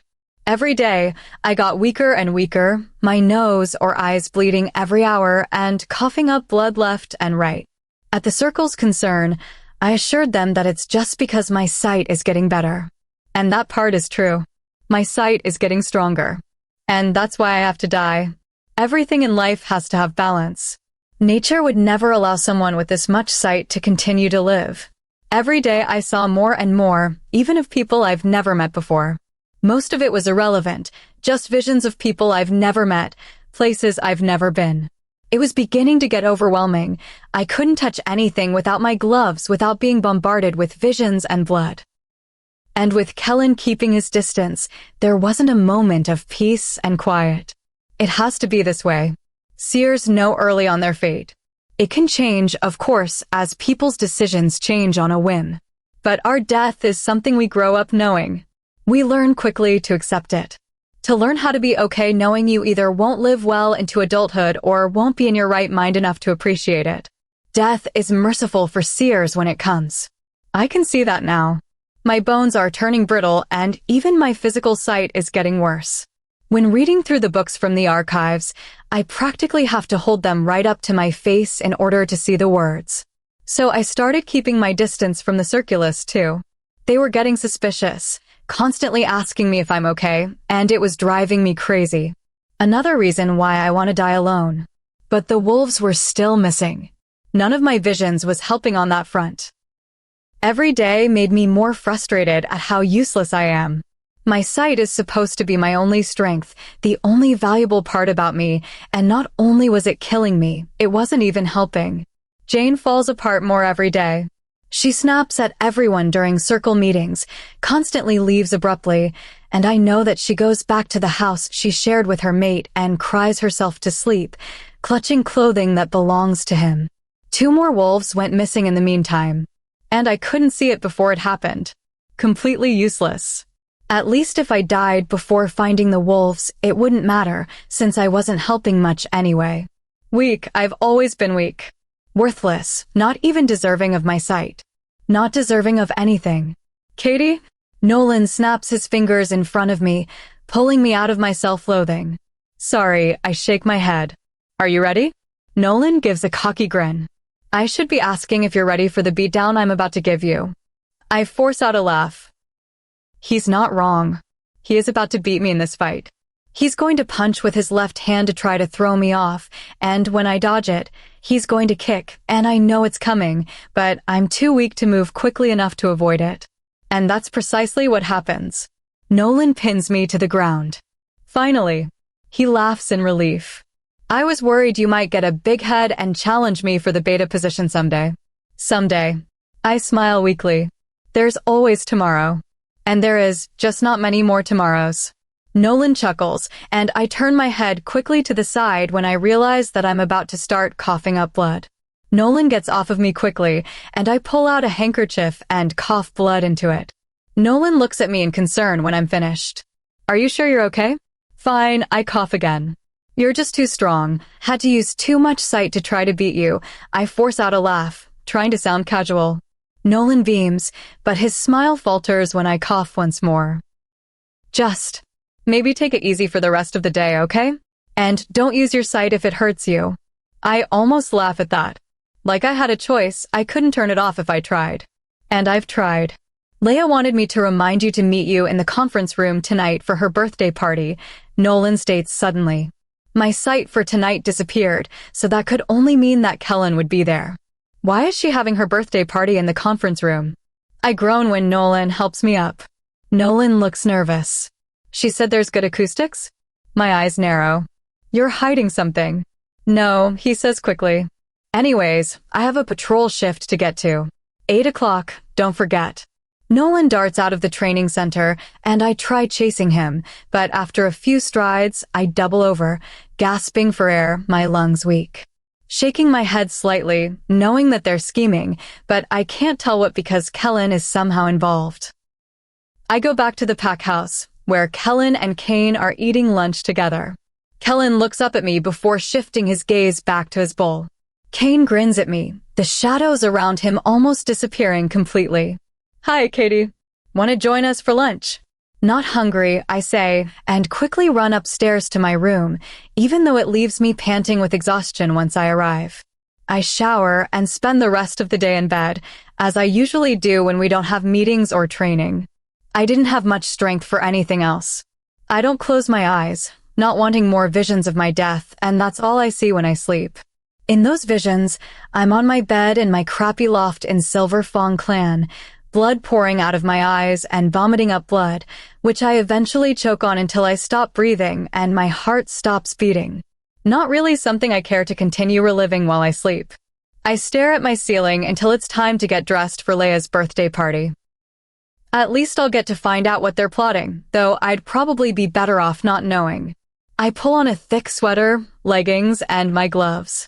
It's not cold in the house, but I'm freezing as my body continues to shut down slowly. When I get to the conference room, everyone but Kellen is standing outside. Happy birthday, Leia, I tell her, and she throws her arms around me, making me stumble. It's my special day, she sings. Jane rolls her eyes, but smiles slightly. Her eyes are puffy and red. What are you guys waiting for? I laugh, walking to the door. When I step through the door, Kellen is sitting at the table, and when I make eye contact with him, he looks to Leia. Happy birthday, kid, he smiles, standing up to ruffle her hair. Not a kid anymore, Leia giggles. I'm 20. A 20th birthday. I swallow hard. Practically geriatric, Kellen agrees sarcastically. Leia laughs and puts her hand on his back. You're so funny, Kellen. Kellen looks at her strangely. Leia slams a needle into his arm and pushes down on the plunger. Let's go. Mary yells, grabbing Leia's hand, and they all race out of the room while Kellen and I stare at his arm in shock. I hear something bang against the door, and I run to it, trying to open it, but they blocked it off with something. What the hell is going on? I yell, looking back at Kellen in concern as he continues to stare at his arm. We're parent trapping you guys, Leia says gleefully. I hear a smacking sound and Mary whispering, don't tell them that. I laugh. You guys are idiots. Kellen can teleport us out of here. No, I can't, Kellen says quietly, glancing up at me, then back down to his arm. Leia injected me with wolfsbane to block my gift. I swear under my breath. I pound on the door. Let me out of here, I yell. You guys are acting like children. We are your children, Leia insists. That's why we have to parent trap you. Nolan, let me out of here right now, Kellen says lowly. Sorry, Alpha, Nolan says guiltily. You two wouldn't talk to each other otherwise. His Alpha command must not work with the wolfsbane in his system. Kiss and make up so we can party, Mary whines. We'll let you out once you're back to normal. Seriously? Kellen asks in disbelief. You're going to stand with your ears pressed to the door listening to us? No, Kane interjects, his voice so soft I can hardly hear him through the door. We'll come back in an hour to let you out. But if you still act weird when we release you, we're sending you back in. Mary yells. Parent trap. Leia squeals in excitement, and I hear a high five. See you in an hour. Mary laughs, and I hear them walk away. I groan, sliding my back down the door and sitting on the ground. Kellen rubs his temples, his eyebrows furrowed. We ignore each other for a few moments. Kellen rubs his arm. Are you okay? I ask hesitantly, looking at his arm. Leia freakin' poisoned him. Fine, Kellen mutters. Wasn't a lethal dose. Just enough to stop my gift for a few hours. More silence. Do you really think they won't let us out of here? I ask him. Don't know. More silence. I don't know what they expect to happen, I sigh. Kellen doesn't say anything. Aren't you going to say something? I glare at him. I don't know how to talk to you anymore, he says shortly, his eyes unreadable. More silence. I get a familiar ache in my throat. Shit, not now.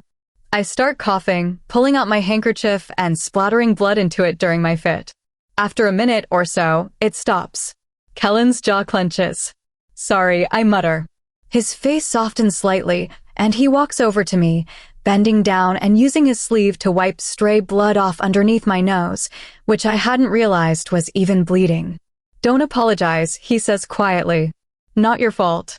He sits next to me sighing. More silence. Sorry I bit you, I mutter, staring straight ahead, not brave enough to make eye contact.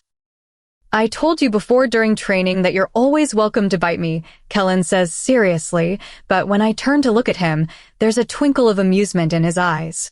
It won't happen again, I assure him. Pity. Funny. Wasn't trying to be. More silence. I really don't understand his sense of humor. Aren't you going to apologize? I say suddenly. He quirks an eyebrow. What do I have to be sorry for? I roll my eyes. Intentionally canceling the circle meeting that morning so I would think you were with the bloodsucker. I canceled it so that there would be time for your bite mark to heal and your scent wouldn't be mixed with mine. The circle would have asked questions. Didn't think you'd want them to know about it, Kellen says monotonously, and when I look at him, there's no hint of any emotion. I see, I say quietly, feeling guilty. He was right. I definitely didn't want anyone knowing I bit him. Do you? I don't know what you mean. Of course not. I feel tired. I have no energy left to spare fighting or arguing.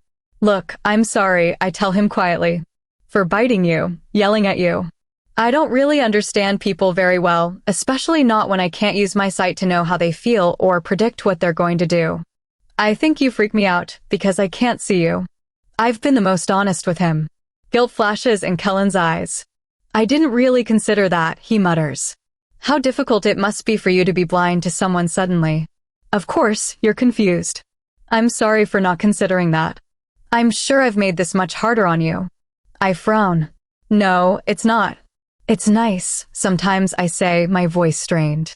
The quiet. Well, you're always welcome to use me for that, Kellen says, smiling sadly. Always a pleasure to help a seer in need. His deceased childhood friend. My guilt multiplies exponentially. I'll remember that, I say lightly, not planning on ever taking him up on that. I hope you do. More silence. Truce. I say, finally, holding out my hand. Kellen smiles, but it doesn't quite reach his eyes. He pulls off my glove and takes my hand in his. And there's only silence. Chapter 24. Checkmate. I grin as I stare at the chessboard. Gareth frowns. Neither of us has made a move yet. I shrug. Checkmate. Gareth looks deeply perplexed. That's not what checkmate means. I'm just warning you that you're going to lose, I laugh. Gareth's face scrunches up as he looks at the board. I've never lost a game of chess. This will be a humbling experience for you then, I tease. Gareth focuses on the board, picking up a pawn, and is about to set it down when he mutters to himself under his breath and puts it back in place, his eyebrows pulled tightly together. He stares at the board a few minutes longer, and I see his mouth moving, like he's talking through every possible outcome. He probably knew all of them, but my sight is too strong now. He doesn't stand a chance. I sigh. I'd like to finish this game sometime today, Gareth. Gareth scowls and moves a pawn. I shake my head sadly. You really shouldn't have done that. I just moved one piece. There's no way you could possibly already know how this ends. He yells in frustration, and I laugh harder. We continue playing, and he gets more and more unraveled as the game goes on. This sucks, he groans when I take a rook. I warned you, I laugh. Don't worry, you don't have to count this against your winning streak. He sighs, sweeping his hand over the board and knocking the pieces over. I forfeit, he grumbles. Wise decision, I nod. Someday I'll beat you, he warns, but he's chuckling. Even if it takes decades to figure out how. I laugh with him. I don't mean it. Blood, blood, and more blood. It's in my lungs, and I'm drowning in myself. I'm calm when I wake up, despite the gruesome dream. I feel more at peace with my death now. There's a certain kind of serenity around it, of knowing it's coming regardless of anything else. I didn't feel scared anymore. If anything, I was just patiently waiting for it to happen. At least with inevitable events, there are no choices, no decisions to be made. It just is. I start coughing up blood, and the fits last longer every time they happen. If Gareth were here, he would have been able to tell me exactly how long I had hacked up blood into my handkerchief. I reach for my glass of water, but frown when I realize that I already drank all of it before going to bed. Sighing, I get out of bed, wrapping a blanket around me. Even blankets aren't enough to warm the deep chill I feel in my body with my impending death. It's not bad or even sad. It just is. And I'm okay with that. Happy even. Relieved it'll be all over soon. I've been dying since the day I was born. My life was always an hourglass, sand slipping through too fast to stop. I quietly go downstairs to the kitchen and see Kellen sitting on a stool, a steaming mug, and a book in front of him. Seeing him doesn't make me mad or upset anymore. 5 days had gone by since Leia and company. Parent trapped us and forced us to work out our issues, and things were okay between us. There was no more heat, no more anger or tension between us. We made small talk when running into each other and talked during circle meetings. Everything was okay. What are you reading? I ask, filling up my cup with water and sitting across from him. He holds up the book so I can read the cover. The History of the Immortal Ones. I really think the vampires are a dead end, I tell him. I know, he sighs. I just don't know what else I can do. None of us does. Especially me. Kellen rubs his eyes and yawns. I frown at him. Why are you up right now? I ask, and look at the clock. It's almost 4 in the morning. You're not the only one with nightmares, he says wryly. I don't have many of those, I lie. Reassuring people has become one of the only things I do anymore. That and bleed. Kellen shuts the book, staring at me intensely. Liar. You've screamed throughout the whole night since I first brought you here. I wince. Sorry if I made you lose sleep. You do. His expression is unreadable. I wince again. I'm sorry. Really. I really am. At least I only had a few more weeks left in Nightfall Clan, and he would be able to sleep again peacefully soon. Did you ever wonder why I kept teleporting into your bed during the night? Kellen asks suddenly. I smile slightly. You were honing your skill of annoying me? No. Your nightmares stopped when I did. My breath catches in my throat. You could have just dumped a pitcher of cold water on me. That would have stopped the screaming so you could get some sleep, I joke, trying to break the tense atmosphere. It was never about making sure I could sleep, Kellen says, staring into my eyes so deeply I squirm in my seat uncomfortably. It was making sure that you could. I swallow thickly. You didn't have to do that. I know. His short, direct responses are even worse than his roundabout teasing and sarcastic comments. I couldn't even fake ignorance now. Thank you, I whisper, looking down, breaking out of his gaze. You're welcome. Another clipped response. I hate this. What are your nightmares about? I ask, trying to prod more words out of him. My mate. My eyes shoot up to his in surprise. I already knew the story of how she died from when he told Ares and me in Dark Howl. But hearing him mention it again, after I had spent so much time with him, made me feel sorry for him all over again. I'm sorry, I say finally. I don't know what else to say. You say that a lot. I have a lot to be sorry for. You don't. His tone is resolute, firm. The room is silent. Do you want to talk about it? I ask hesitantly. Do you want to talk about your mate? My heart twists. Not really. Okay then. More silence. For once, it's suffocating. It's wrong. I'm going to go back to bed, I mutter, and as I scurry out of the kitchen, Kellen doesn't look up from his book. I close the door behind me, breathing hard for some reason. My chest felt hollow after that interaction. It was disturbing. I get back into bed, shivering slightly as I toss and turn, unable to go back to sleep. I can hear your teeth chattering from downstairs, Kellen says, suddenly lying next to me on the bed, his face impassive. I swallow. It's cold. I'm not. You don't have to do this. I know. Kellen doesn't attempt to touch me. He just lies on my bed, completely still as he stares at the ceiling, his arms up behind his head. I can feel his warmth like a radiator from the proximity. The atmosphere of the room is thick with tension. I lay my head on his chest. Kellen relaxes immediately, removes his arms from behind his head, and wraps them around me. Thank you, I whisper, my throat feeling hoarse, despite all of the water I just drank. He kisses the top of my head, tightening his arms around me. You're welcome, darling. And for a moment, things begin to feel better than just okay. Chapter 25. There are no dreams while I sleep. There is nothing. And it's so blissful I'm almost in tears when I wake up. Kellen's arms are still wrapped around me just as tightly as they were when we fell asleep, like a cocoon. A cocoon of silence. There is nothing I am more appreciative of than the silence. The nothing. It's why my death no longer scares me. Because at least there will be nothing. I will be nothing. And so, I keep my eyes closed and allow myself to fall back into a sleep full of nothing. I even smile as I do so.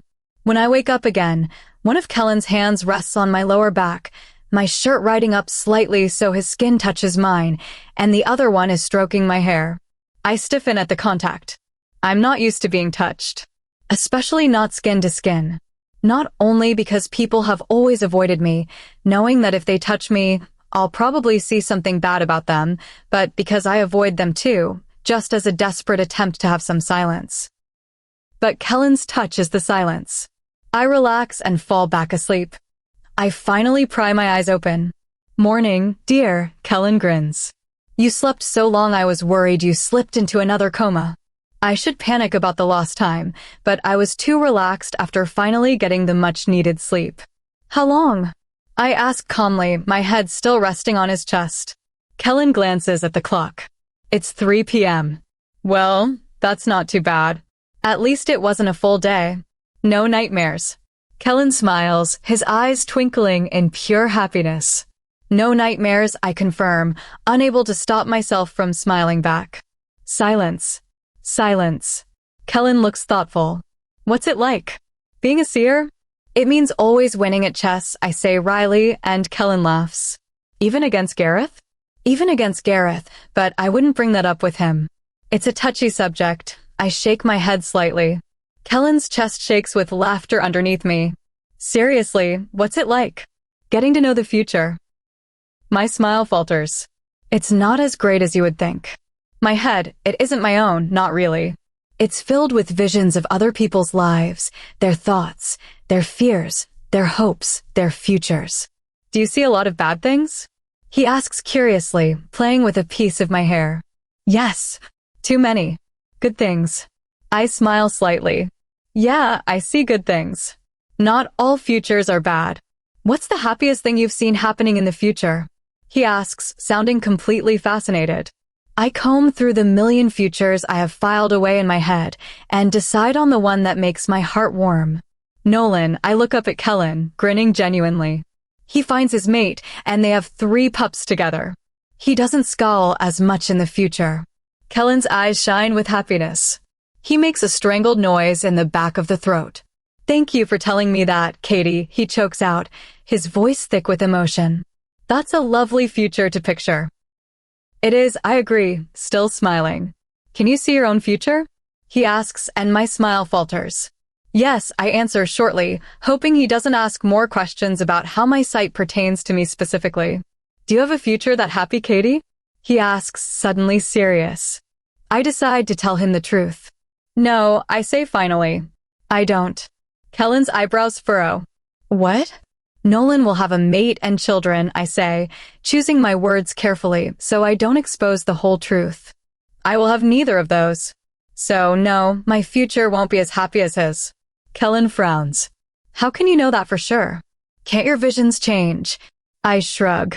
This one won't. Because it can't. It is my curse. Kellen's eyes darken. Don't say that, Katie, he says lowly. You never know what could happen. I laugh, finding this funny. Trust me, Kellen. A mate and children aren't in my cards. Don't worry. It doesn't mean I don't get a happy ending. You have a happy ending. Kellen looks perplexed. Yeah, I smile, because I am at peace with this. When I die, I'll feel at peace with the time I did spend in this lifetime.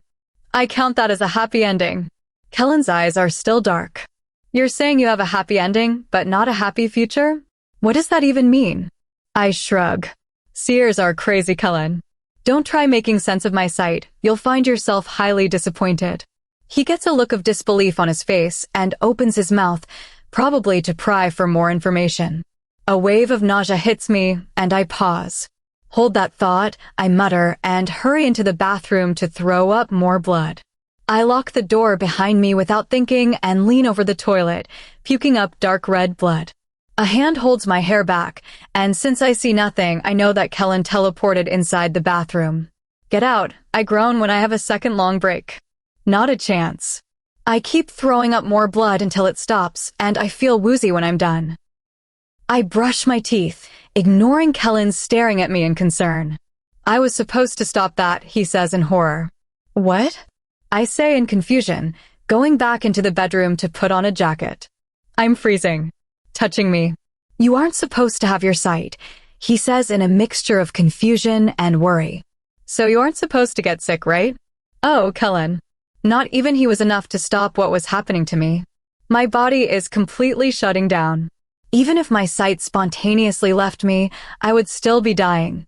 My visions aren't the only thing that is killing me, though they do speed it up. Time is. You can't completely take away my sight, Kellen, I sigh. You just put it on mute for a while. It can't be fully ignored. It won't be ignored. So I'm not really helping you at all? He asks desperately. He looks helpless. I know the feeling. I smile slightly. It's sweet that he's trying to. You do, I tell him honestly. That was the most peaceful sleep I've ever had. I appreciate it, really. And I do. Even a few seconds of silence was to be cherished, especially on my borrowed time. Kellen looks deeply troubled, but relaxes slightly at my words. Does that mean you're going to keep sleeping with me? He asks, but his smirk seems forced. Don't make it sound sexual. I roll my eyes. It is. I sigh. Fine. You can sleep in my bed. Sleep, I emphasize. If I'm going to be bedding you, he begins, and I roll my eyes at his word choice. Can I request that you start wearing sexier pajamas? Something a little more revealing, maybe? I scoff, but he keeps on going and grins. Only to maximize skin-to-skin contact, he says, raising his hands innocently. For your benefit. I raise an eyebrow. Fine, I benefit from it too, Kellen laughs. It's called symbiosis, my dear. Do some research.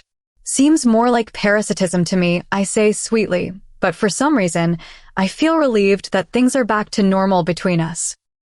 Kellen is hitting on me to annoy me. I get annoyed and try to vex him back. Kellen teleports in front of me, and I jump in surprise when he wraps his arms around me. I missed you, he murmurs into my hair. And as always, after making a dramatic statement, he disappears. Chapter 26. Seriously? I glower at Kellen. Kellen is completely relaxed lying on my bed. What? He quirks an eyebrow. What the hell are you wearing? I groan in annoyance. Or not wearing, rather. Kellen frowns, looking at his boxers. The only thing he's wearing. This is what I wear to sleep, darling, Kellen says. As you keep reminding me, we're only going to sleep. Therefore, I'm wearing what I wear to sleep. Put on pants or something. I glare at him. Why? Kellen grins cockily. Scared you won't be able to keep your hands off of me? I do have the sexiest body out of everyone in this dimension.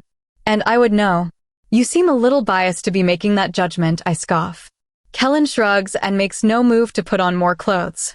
I stare at him expectantly. He sighs. Fine, how about a deal? Kellen's eyes light up with mischief. Absolutely not. Didn't need my sight to know that I should never make a deal with Kellen. You didn't even hear it. Don't need to. The deal is, Kellen continues, ignoring my lack of interest. For every piece of clothing you take off, I'll put one on. You're so annoying. I shriek. What? He asks incredulously. That's fair. I rub my temples, already feeling a headache coming on from the irritating Alpha. This was a bad idea, I mutter. I was already regretting the agreement, Kellen, and I came to this morning. Kellen sighs. Fine, if it'll make you more comfortable, I'll put on more clothes. Thank you, I exhale in relief. Anything for you, my darling. He winks and disappears.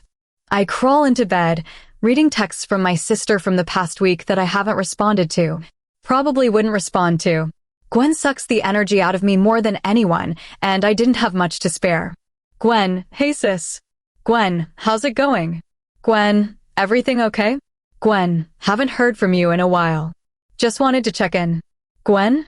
Gwen, come visit. Please. I miss you. I stare at the messages, debating whether to text her just to get it over with. That's the problem with you youths, Kellen says, reappearing next to me suddenly, and at least he put a pair of sweatpants on, though he decided against a shirt apparently. Always on your damn phones. I roll my eyes. You're only a few years older than me, Kellen. Who are you texting? He asks, stretching his neck to peer over me and look at my phone. That's private, I say shortly, and I'm about to turn it off when he yanks it out of my hand. Kellen, give it back, I groan. He reads the texts, cringes, and gives the phone back.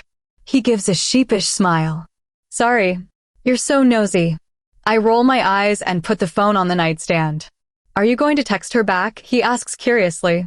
Boundaries, Kellen. I have no idea what that word means. Obviously. I reach over and turn off the lamp, leaving us in complete darkness. You're going to fall off the bed if you move any further away from me, Kellen states. I ignore him. You know the whole point of this slumber party is so that we touch so you don't have nightmares, right? Kellen asks, and I'm sure if there was any light, I would be able to see a stupid smirk on his face. I don't move away from my corner of the bed. Kellen sighs.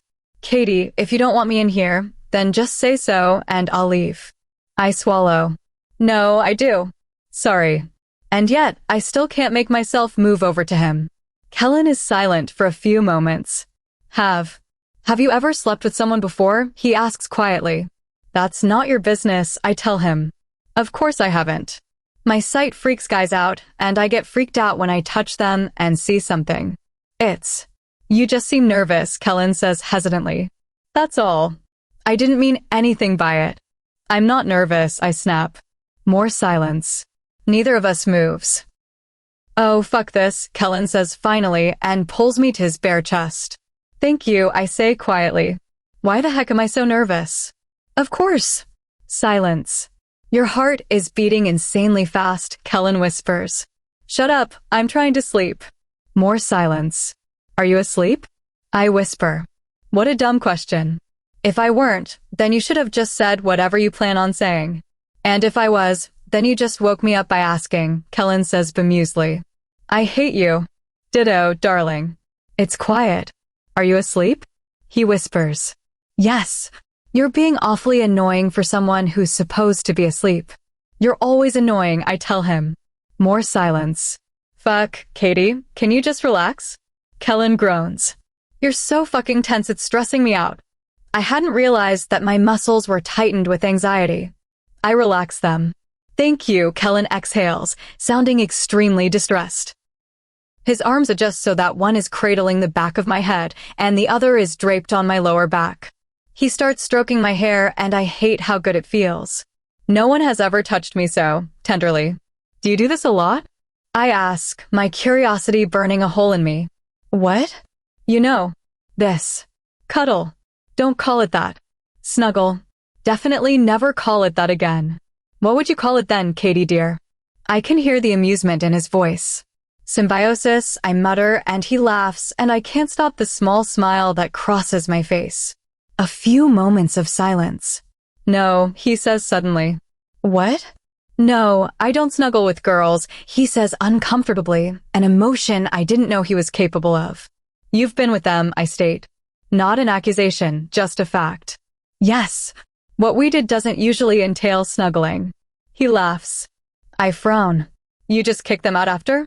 Seems harsh. It's the way it had to be. I don't understand. And I don't. I know. More silence. Are you going to explain? I ask curiously, not really sure why I care. Do you want me to? He asks after a pause. Yes, I do. I don't have anything better to do right now. Another pause. I couldn't form any kind of relationship with any of them. Celine made it clear she would hurt anyone I care about, especially someone who would be a romantic interest. No strings attached was the only way it would be safe. I cringe. Thank whatever gods that are left that Ares Allstott is so insanely savage and was able to kill her. His explanation only perplexes me further. I really don't understand him. Anytime I think I do, he reveals something that completely changes my perspective on him. And not in a bad way. I'm sorry, I tell him. We were both dealt such shitty cards in life. Kellen is quiet for a moment. Why haven't you been with anyone before? He asks hesitantly. I open my mouth to tell him to mind his business, but that wouldn't be fair, not after he just told me that. It's too loud, I mutter. I wouldn't want to touch someone and see everything about them. And they wouldn't want that either. It would probably also kill the mood if my eyes turned black and started gushing blood. He doesn't say anything for a few minutes, and I thought he had fallen asleep. I'm sorry, he says finally. That's so loud. If I could, I would silence everything for you. My throat tightens. I wish that he could. Chapter 27. I'm in a blissful, dreamless sleep when I'm woken up by a phone ringing. No, I groan. Make it stop, I beg Kellen sleepily, my eyes still closed. Kellen sighs, and I feel him shift underneath me while he reaches for the phone. Hello, he answers, his voice low and calm. I'm too tired to realize that it was my phone ringing. There's a pause. She's busy right now. Goodbye. Who is that? I mumble, still half asleep. Kellen's arms wrap around me again. Don't worry about it, darling, go back to sleep. Okay, I sigh contentedly, snuggling into Kellen for more warmth. Kellen's chest rumbles slightly, and in my somewhat sleeping state, I think it's cute, like a little cat. I was about to fall asleep again when another phone rang. No, I groan again. Someone seriously has something against me sleeping. Kellen growls, I'm going to handle whoever this is. I make a noise in agreement, and Kellen reaches for his phone. Kellen, he answers, sounding annoyed, and starts playing with a piece of my hair. There's a pause, and I hear a male yelling into the phone, but I can't make out what he's saying. I told you. She's busy, Kellen says, his tone sharp, but somehow still comforting as his hand gently strokes my hair. There's more yelling on the phone. She's not your concern anymore, Kellen says, his voice firm. Don't worry, I'm taking good care of her. Who are you talking to? I murmur into his chest. Shoo, go back to bed, darling, Kellen says softly and kisses the top of my head. The person on the other end of the line is shouting now, but I'm not fully awake, so all I hear is faint noise. Maybe if I were more awake, I could have heard better, but I didn't really care to try, to be honest. You're ruining what was a very lovely morning, Kellen says, his voice calm but firm. If you call back, there will be consequences. Goodbye. I hear his phone clattering to the ground, and his arms encircle me once more. Kellen, I say sleepily, already knowing that I'm going to fall asleep again in a few seconds. Yes, darling. You're kind of attractive when you're serious. When I wake up, I'm still in Kellen's arms, and I wonder how he manages to fall asleep while still holding me close. I look up at him, and his eyes are already open. Nightmares? He asks. I shake my head. Good. He grins. Did you take phone calls this morning, or did I just imagine that? I ask suddenly, vaguely recalling him getting mad at someone on the phone. Yes. Don't worry. If you want to go back to sleep, I promise there won't be any more disturbances. His jaw twitches in annoyance as he says that. No, I'm up, I sigh. Thanks. 4. Kellen kisses my cheek. Pleasure to be of service, my dear. I scowl, pushing him away and getting out of bed. I'm about to go to the bathroom when I see my phone screen light up. Sighing, I open the lock screen, assuming it's Gwen still trying to talk to me. But I wasn't ready for the bombardment of messages she sent while I was sleeping. Gwen, WTF? Gwen, are you in Nightfall Clan right now? Gwen, why is Alpha Kellen answering your phone? Gwen, what does he mean by she's busy? Gwen? Gwen, Katie Parker, call me back right now. My mouth drops as I reread the messages twice. It doesn't take long to put the pieces of this morning that I barely remember back together. You answered my phone? I hiss at Kellen. He shrugs, unbothered. You told me to make it stop ringing. I did. She's busy? I yell. You were. He grins unapologetically. You were sleeping. You know what that sounds like. I scream in frustration. She's going to think I'm sleeping with you. He shrugs again. You are. Kellen. He laughs. If you want, you don't have to talk to her. Put me on the phone, I can get rid of her. Get out. I shout at him. He laughs again before disappearing. I'm going to kill him. Why even bother telling that to Gwen? What could he possibly gain from making Gwen think that we're together? Oh, right. He lives to annoy me and find creative ways to mess with me. I decide to face the music and get it over with, knowing that I can't ignore her forever, even though my forever isn't really that long at all. I call my sister back. She answers on the first ring. Are you okay? She asks as soon as she picks up. I'm fine, Gwen, I sigh, already planning on ending the conversation as soon as I can. What the hell is going on? Are you in Nightfall Clan right now? She asks frantically. Yes. Business trip. I resolve to keep my answers short and vague to avoid answering any more questions I'd rather not answer. Business? She yells. That's what you call being with the alpha of Nightfall Clan. You don't know what you're talking about. I respond sharply. He answered your phone, Katie. At 6 a.m. And refused to put you on the line. She shouts back. I was worried sick. I can handle myself, Gwendolyn, I say firmly, but she barrels on. You've been dodging my calls, and when one finally gets answered, Alpha Kellen refuses to let me talk to you. I thought you were in trouble.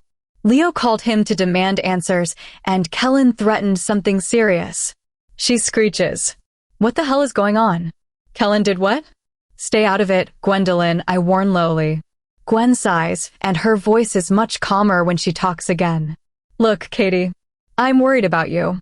You shouldn't be messing around with Alpha Kellen, Katie. I laugh darkly. And why is that, dear sister? Because, Katie, he has a reputation for this kind of thing. I don't want you to get hurt, she says, her voice full of worry. You are the last person to criticize me for who I spend time with, I say calmly. How many people have you been with again? A low blow, but I don't care. She has no right to say anything about my life choices, especially ones she knows nothing about. She's quiet for a moment. Katie, please come to Blue Moon. Alpha Kellen isn't good for you. He's going to hurt you. This is what he does. You don't know anything about Kellen, I say darkly. Don't ever talk about him like that again. Luna or not, sister or not, I will make you regret it. And I hang up the phone. Chapter 28. When I hang up, I realize that my nose is bleeding. I'm frustrated. Frustrated that Gwen won't mind her own business. Frustrated that Kellen went out of his way just to upset me. Frustrated that my nose won't stop bleeding. I press a towel to my nose for about an hour until it finally stops, and I feel dizzy when it's over. I'm so cold, I feel chilled to the bone, and even when I take a scorching hot bath, it's not enough to replace how cold I feel. As I drain the tub, I get a splitting headache and double over in pain. I clutch my head and groan lowly in discomfort. It lasts for about 5 minutes and my eyes start to water. No vision, but something bad is going to happen. I know it. Something very bad is on the horizon. It will happen soon. Possibly today.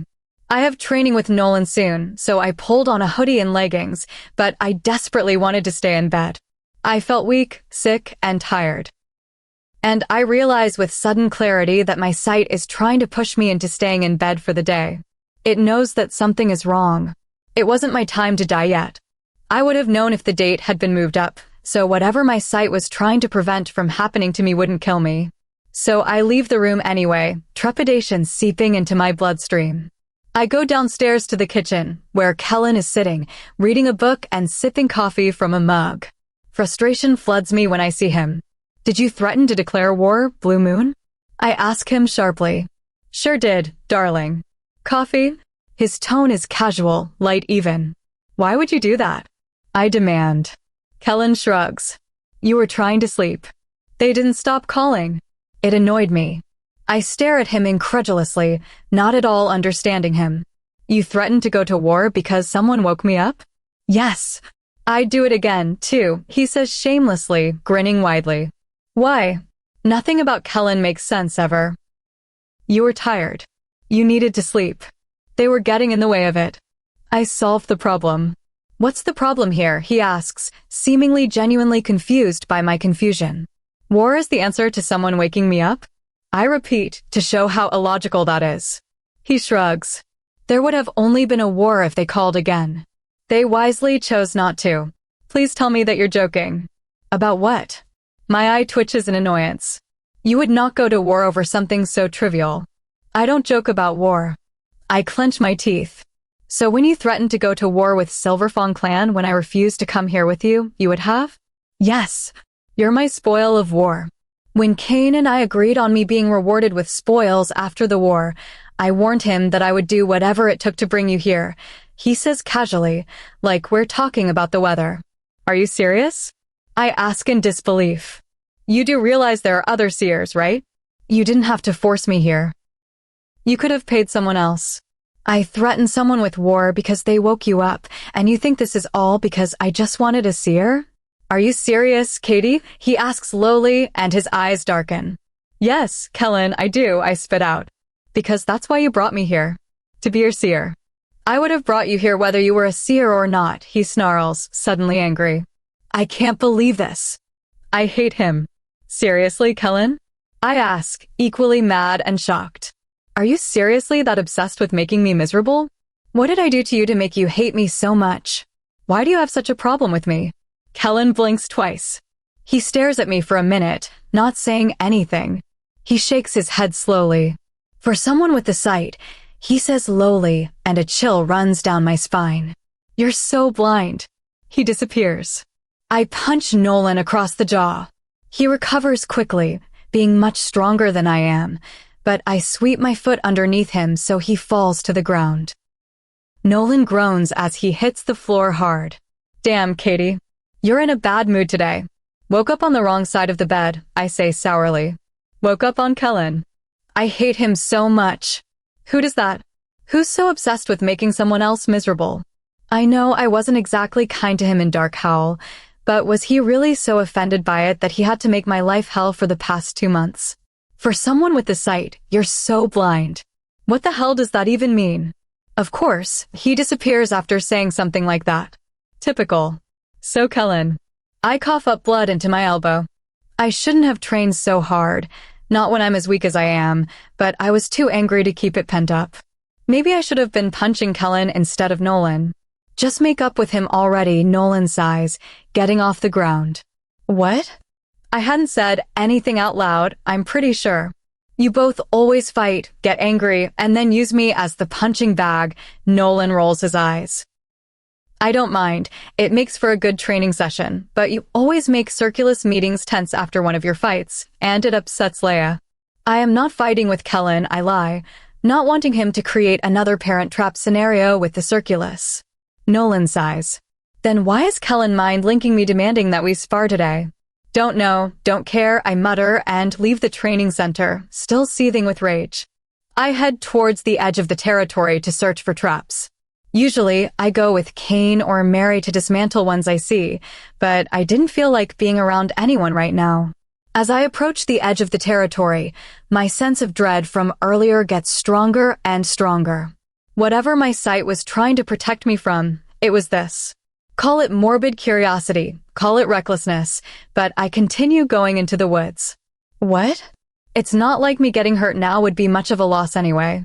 And if my going would upset my sight, then I wanted to do it even more. I push through the woods, following the sense of dread. And then I feel a needle being injected into my neck.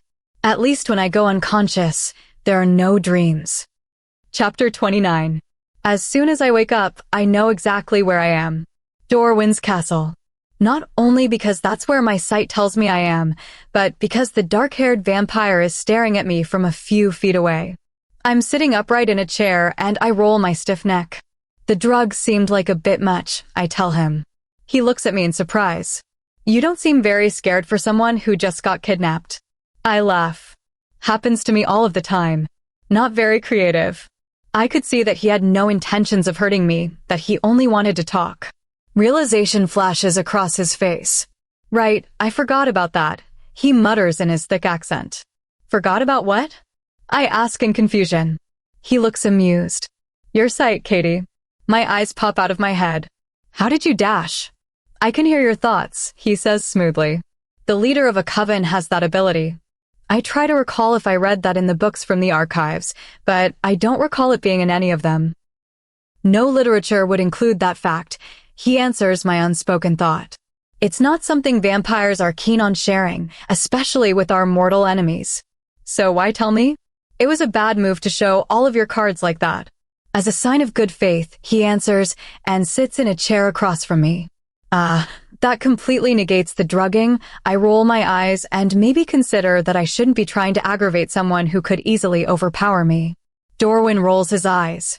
I'm not going to hurt you, Katie. If I wanted to, I could have easily done that in the woods. You know that I want to talk. Yes, you've been talking a lot and have said nothing of relevance. I snap at him. So tell me what I'm doing here. I think we can help each other, Katie, he answers. We both have the same problem. I have a lot of problems. Can you specify which particular one you're referencing? I ask slightly sarcastically. Kellen is a terrible influence on me. You're missing wolves, he states, and I suppose I shouldn't be surprised he knows that. He would have been able to find that out by reading any one of our minds at the ball. I'm missing vampires. Now there's a surprise. Start from the beginning, I command. A few months ago, a vampire went missing from our coven, he begins. At first, I thought it was an isolated incident, maybe just went off on his own, or got killed by another vampire during an altercation. But then it kept happening. Every week, more of my vampires would go missing under mysterious circumstances. Just like the Nightfall Clan wolves. He nods. Yes, like the Nightfall Clan wolves. Is that why you requested to hold the ball instead? You thought we were taking them. I ask. I thought it was certain, he pauses. When I got an invitation from Kellen to come to his territory to ally, I assumed it was a ruse meant to trap more of us, so I demanded that we hold it. I was ready to confront him immediately. Rage boils deep inside me at that comment, but he continues. But then I read his thoughts, the thoughts of his circle, and I quickly realized that not only were you all not responsible, you were also being targeted, he finishes. I still don't understand what I'm doing here, I tell him after considering his words. Why not just tell Kellen during the ball? Because he doesn't trust us, he answers. I read his thoughts, the thoughts of his circle. None of them would have listened. What makes you so sure that I will? Because when we danced, Katie, I could see that you knew we weren't the ones responsible. I hoped that when you told Kellen that, he would change his mind about us, but he still wasn't convinced, because you still had doubts. When we were dancing, I wanted to pull you aside and tell you everything, but then Kellen stepped in. If I had tried talking to you alone, he would have reacted poorly, he chuckles slightly. Actually, he wanted to confront me for dancing with you in the first place. Of course he did. Can't have his precious seer in danger. Again, I still have no idea what I'm doing here, I say in confusion. Kellen will listen to you. Tell him that you've seen that I can be trusted, that my coven members are going missing, that I want to work together to find them, he insists. I frown. You expect him to listen to me? Oh boy, he really doesn't know Kellen at all. Of course he will, he responds confidently. I've heard his thoughts. He trusts you completely. You're the only one who can convince him. I laugh. That's ridiculous. He raises an eyebrow. Oh, I'm sorry, are you the one who can read minds? He asks sarcastically. Oh, right, that's me. He values your opinion. He will listen to you. I roll my eyes.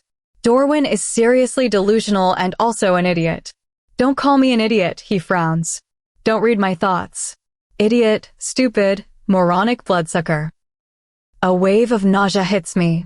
I groan, double over in pain, and start coughing violently. Dorwin looks at me when I'm finished, his eyes wide. Why does that happen to you? It happened the night of the ball, too. Kellen picked you up and teleported back to Nightfall Clan as soon as your eyes started bleeding before I could ask what was wrong. I'm dying, that's what's wrong. Why do you keep having thoughts about your dying soon? Dorwin asks in confusion. You had a similar thought the night of the ball. Involuntarily, I think about the curse of the seer, about how I know that I'll be dead in a month and a half, about drowning in my own blood. Dorwin looks at me sadly, no doubt reading my mind. I see, he swallows thickly, avoiding eye contact. I roll my eyes. This is why I can't tell anyone about my gruesome death. They always have to get weird about it. Kellen doesn't know? Dorwin asks suddenly. Know what? That you're dying, Dorwin says slowly, and his eyes meet mine. I try not to have any thoughts about it, but I can't control them, can't prevent thinking about Kellen's face every time I wake up after passing out from a vision. Kellen's face when I told him that my future isn't happy.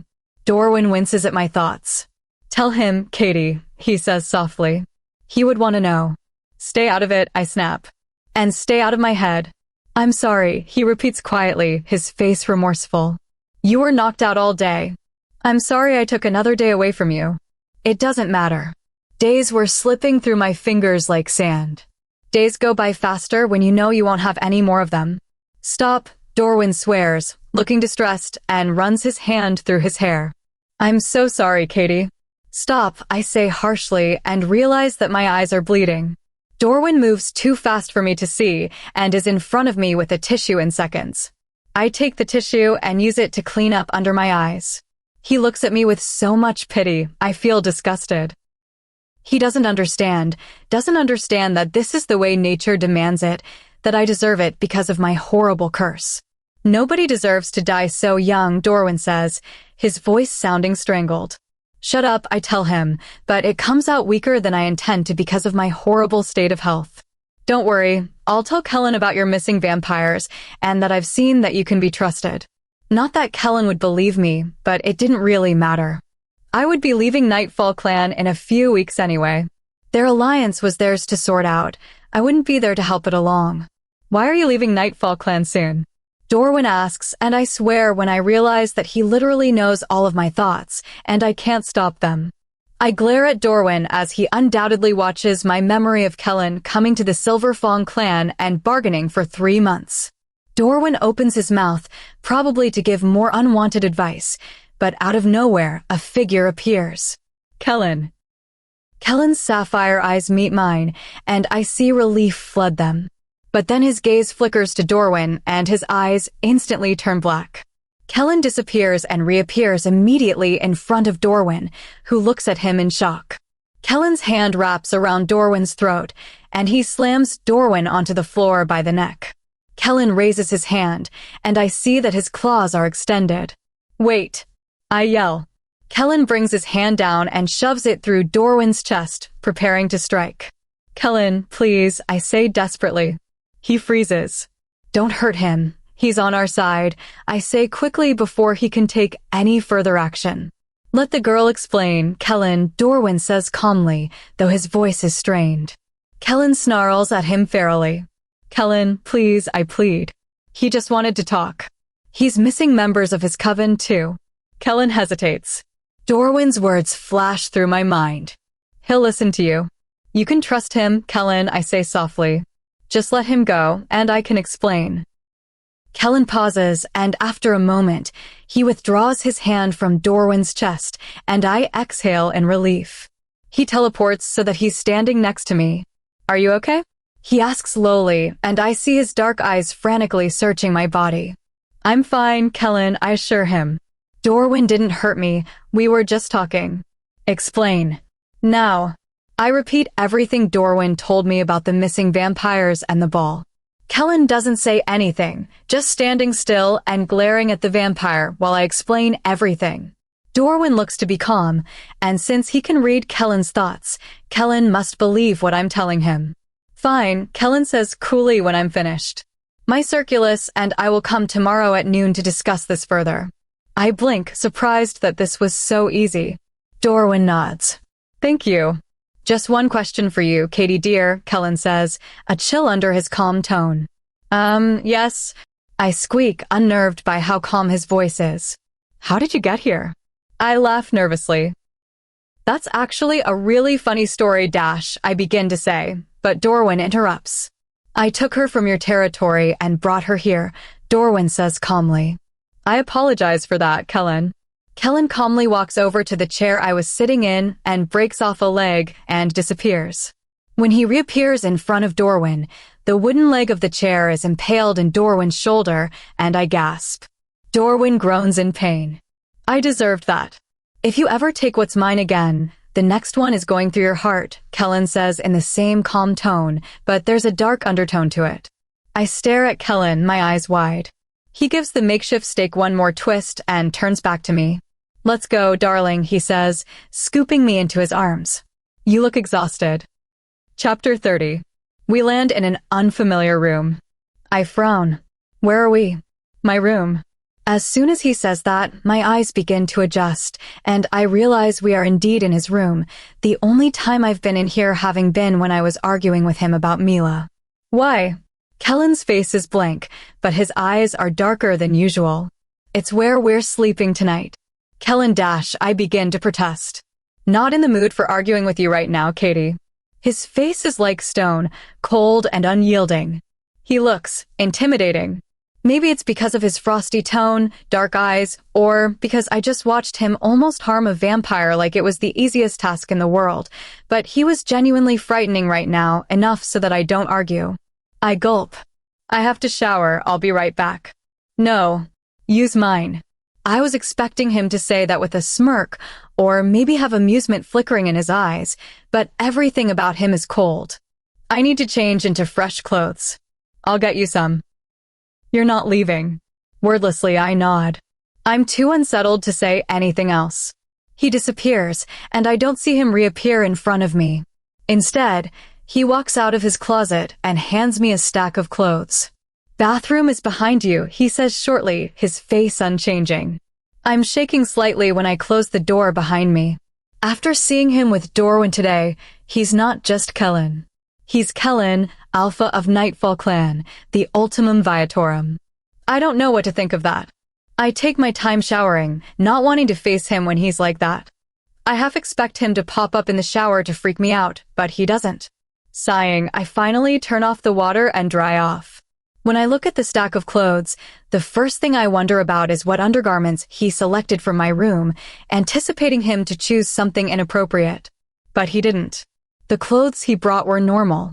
A pair of shorts, simple undergarments, and a black t-shirt. I frown at the shirt, realizing that it isn't mine. I sniff it, and sure enough, it's Kellen's. He must not have seen my drawer full of my own. I put on the clothes and go back into the bedroom, where Kellen is lying on the bed. His bed.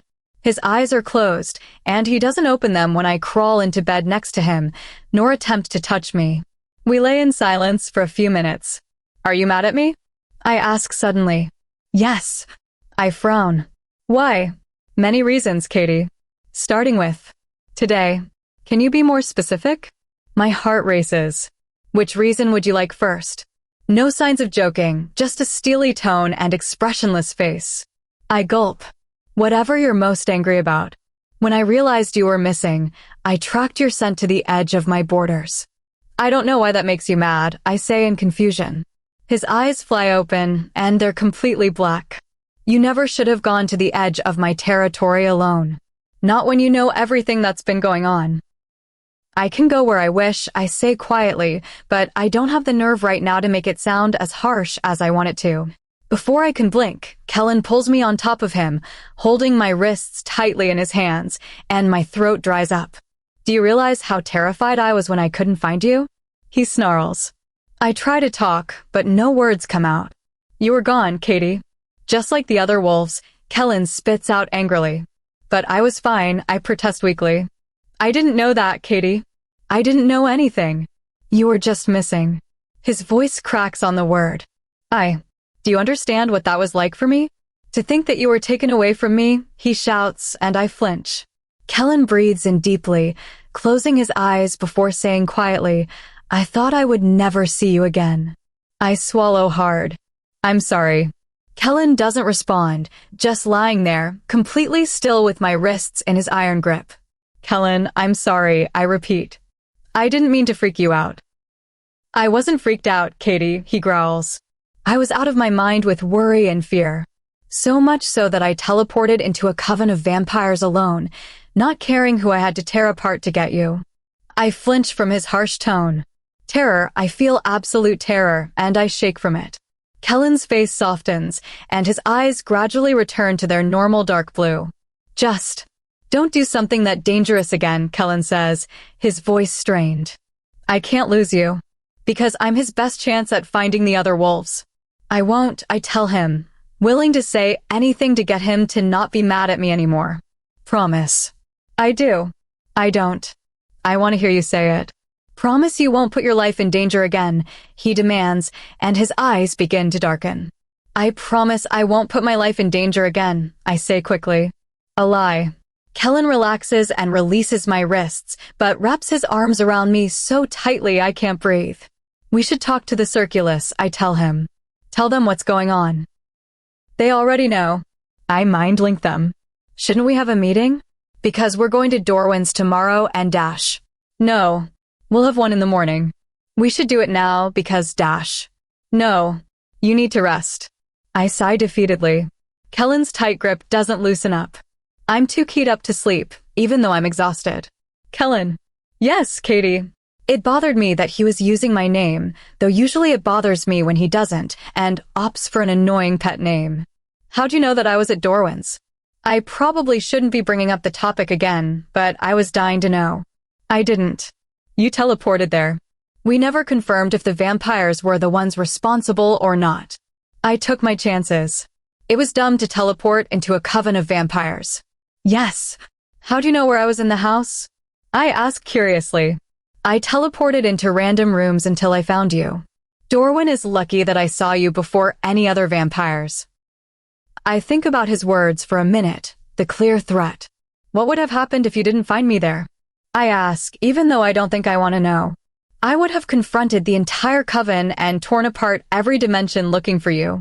I swallow hard and remember his words from earlier today. I threatened someone with war because they woke you up, and you think this is all because I just want to see her? Kellen. Katie. I shouldn't ask, because I don't want to know. Can't know. Why did you take me from Silverfang Clan if it wasn't because of my sight? I ask quickly, before I lose my nerve. I can't talk about this right now. Why? I ask, suddenly angry with him. Calling me blind to something, but then not explaining why. Because I'm not in control of my wolf right now, he answers, his words clipped. Why does that matter? I ask, confused about what that has to do with anything. Because I'm about 1 second away from marking you, and if you don't drop this right now, I will. Marking me? Why the hell would he want to do that right now? He's so upset. He wants to claim me? I don't understand him at all. Especially not right now. We lay in silence for a while, his stony grip still locking me in his arms. I'm glad he doesn't point out how fast my heart is beating. I beat Nolan in training today, I blurt out, hating the angry tension between us. The statement catches Kellen off guard, and the corners of his mouth turn upwards. I know. He told me to stop irritating you before training. Funny, he said the same thing about you, I laugh. You make me really angry, Katie, he says seriously. I'm sure you make me even angrier, I tell him honestly. Not possible, he says, but finally, I pull a smile out of him. His grip on me finally loosens, and he uses one of his hands to stroke my hair. Are you still mad? I ask nervously. Infuriated.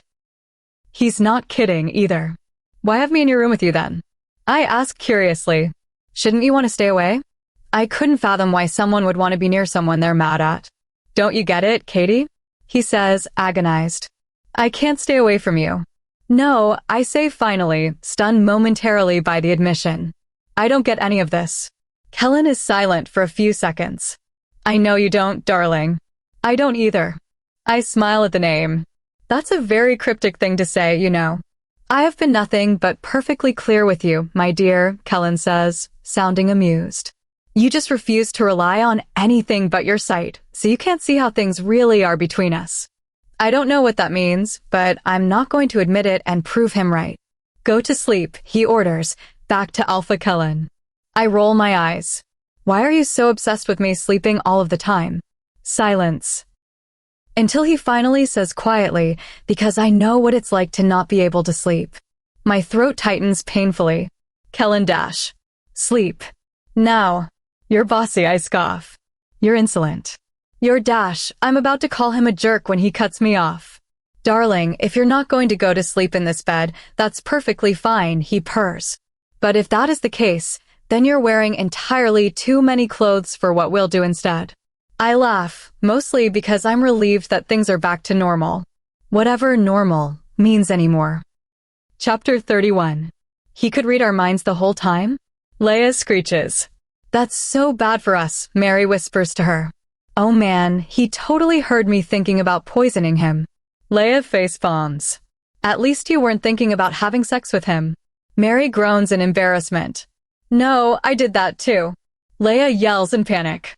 Kellen rolls his eyes, and I laugh. Guys, chill out. Dorwin was planning on killing us, too, before he read our minds. I'm sure he won't hold the poisoning thing against you, Laels, Kellen reassures her. What about the sex thing?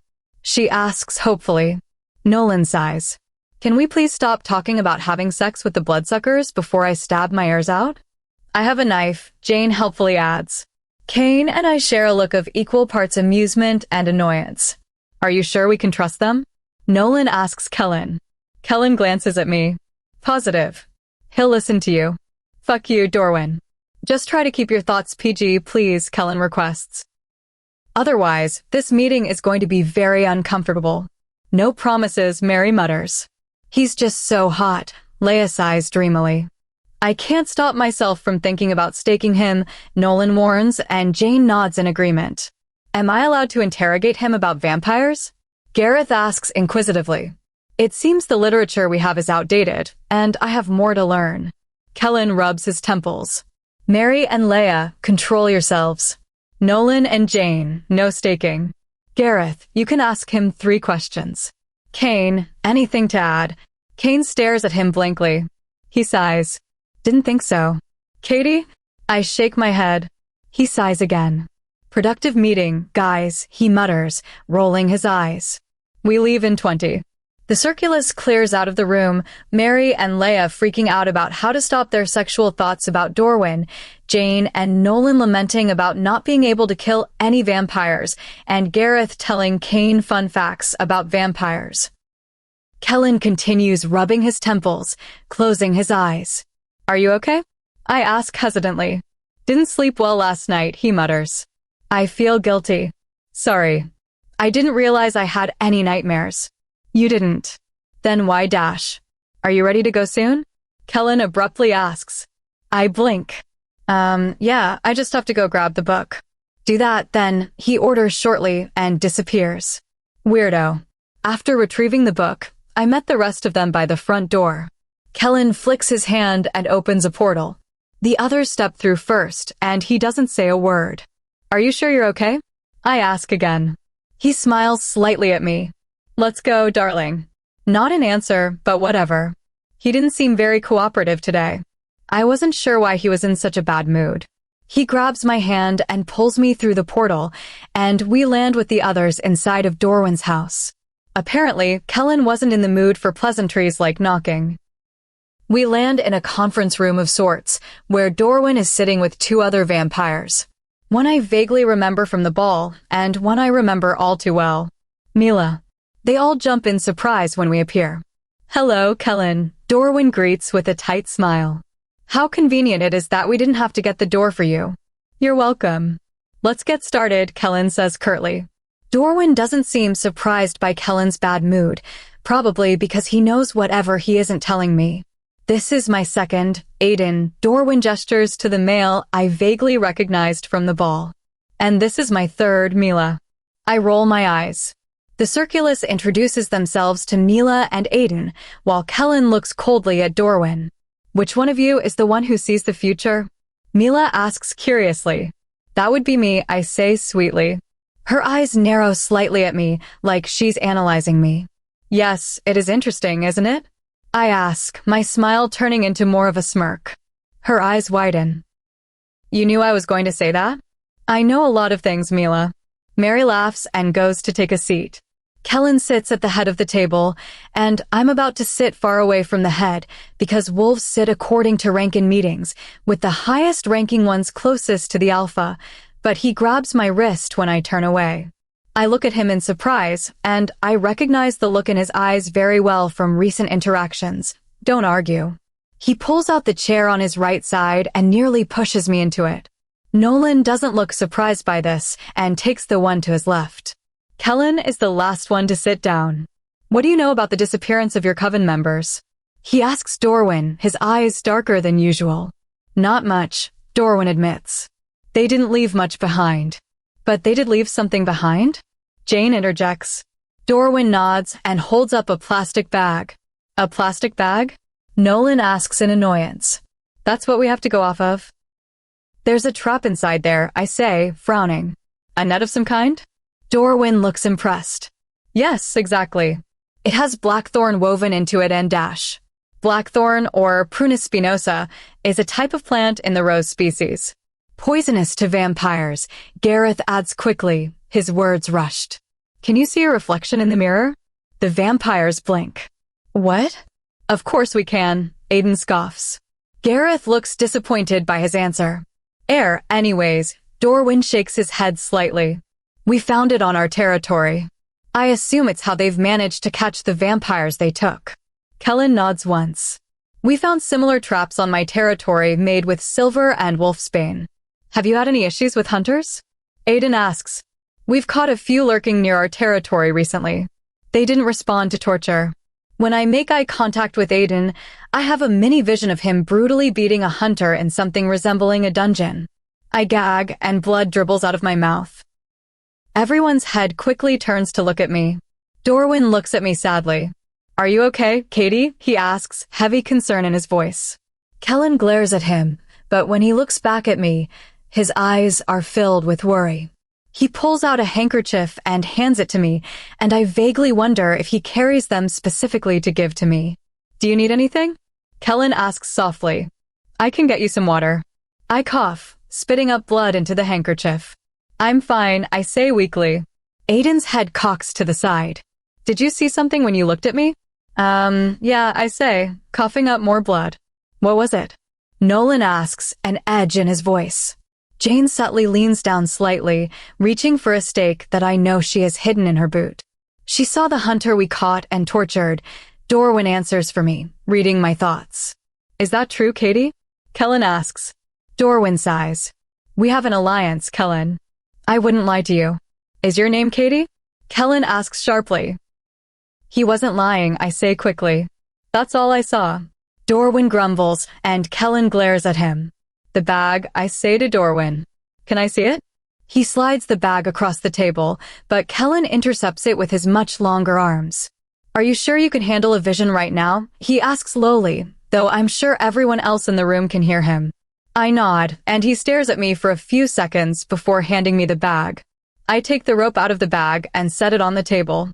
Slowly, I remove my gloves. Here's to hoping I don't pass out for too long. Taking a deep breath, I hold the rope. Nothing happens. About 2 minutes go by, and nothing happens. My eyebrows furrow. Is something supposed to happen? Mila whispers. Shut the fuck up and let her focus, Mary snaps. Another minute. And then I'm thrown into the vision. I get in and out as quickly as I can. What I saw disturbed even me.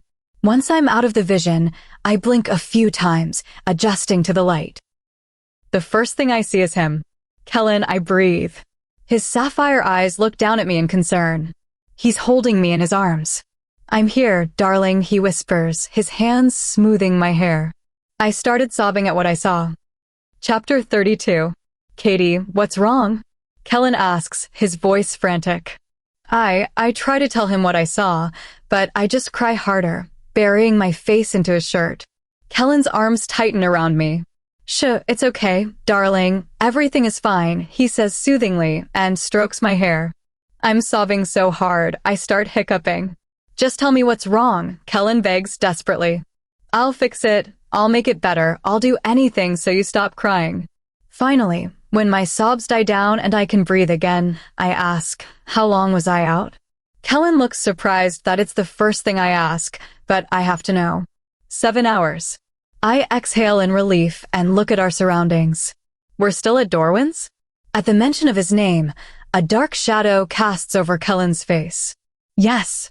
I didn't know if you would be waking up soon. I figured if you saw something, you would want to tell him. He practically spits the word, immediately. I nod. I need to talk to everyone, right away, I say urgently, struggling to get out of his arms. They tighten even more. Hold on. Can you tell me what you saw first? I wince. It'll be easier to show you. We're back at the conference table. Kellen told me that the Circulus spent the last 7 hours talking with the vampires, trying to figure out a link between the missing people. He didn't have to tell me that he spent the entirety of the time I was unconscious with me. Dorwin makes eye contact with me, and I show him what I saw. He makes a strangled noise, swearing under his breath, his eyes wide. What did you see? Jane asks anxiously, and I wince. Her poor mate. Can I have a piece of paper and 2 pencils? I ask quietly, my insides frozen solid. Dorwin moves with lightning speed, and the supplies are in front of me immediately. Taking in a deep breath, I hold the 2 pencils and close my eyes.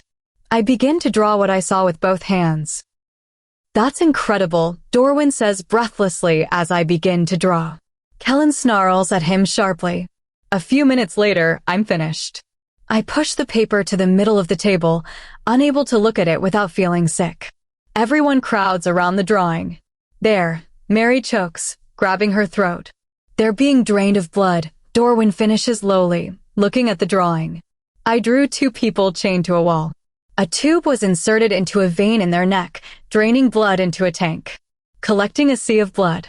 That's Leighton, Mila gasps, her eyes shining in horror as she looks at the picture. Dorwin swallows. Leighton is from our coven. Do you know the other person in the picture? I look at Kellen. His eyes are full of despair. I quickly look away. That's Jason, Leia says, sobbing. I wince again. That's not all, I say slowly. There were more, at least 2 dozen of them like that. Before anyone realizes what's happening, Jane pulls out a stake and charges at Dorwin. Kellen teleports in front of her, yanking the stake out of her hand. Jane, what do you think you're doing? He demands. People are being drained of blood, Kellen, she yells. It's vampires. I told you. Our people are being taken, too, Aiden hisses at her. It isn't us doing this. Nolan snarls at him, his eyes flashing dangerously. I don't need my sight to see that he agrees with Jane and wouldn't hesitate to confront the vampires if Kellen gave the order. Everyone, calm down, Dorwin says calmly. Obviously, this is bad. But we need to work together to figure it out, not tear each other apart. Our people are still missing. Every second spent fighting is a second we don't spend looking for them. Jane growls at him, flashing her canines and lunges for him. Kellen grabs her by the shoulders. Sit down, he says lowly, but the alpha command he used makes sure she listens. Jane whimpers despite her furious expression, but takes a seat. Mary clenches her fists so tightly her knuckles turn white. Nolan's eyes are completely black, and to my surprise, so are Kane's, and shadows swirl around him angrily. Do vampires drink each other's blood? Kellen asks calmly, taking a seat next to me. Not for sustenance, Gareth answers before a vampire does. Only recreationally. Dorwin nods in confirmation. Kellen asks just as calmly, do they drink werewolf blood?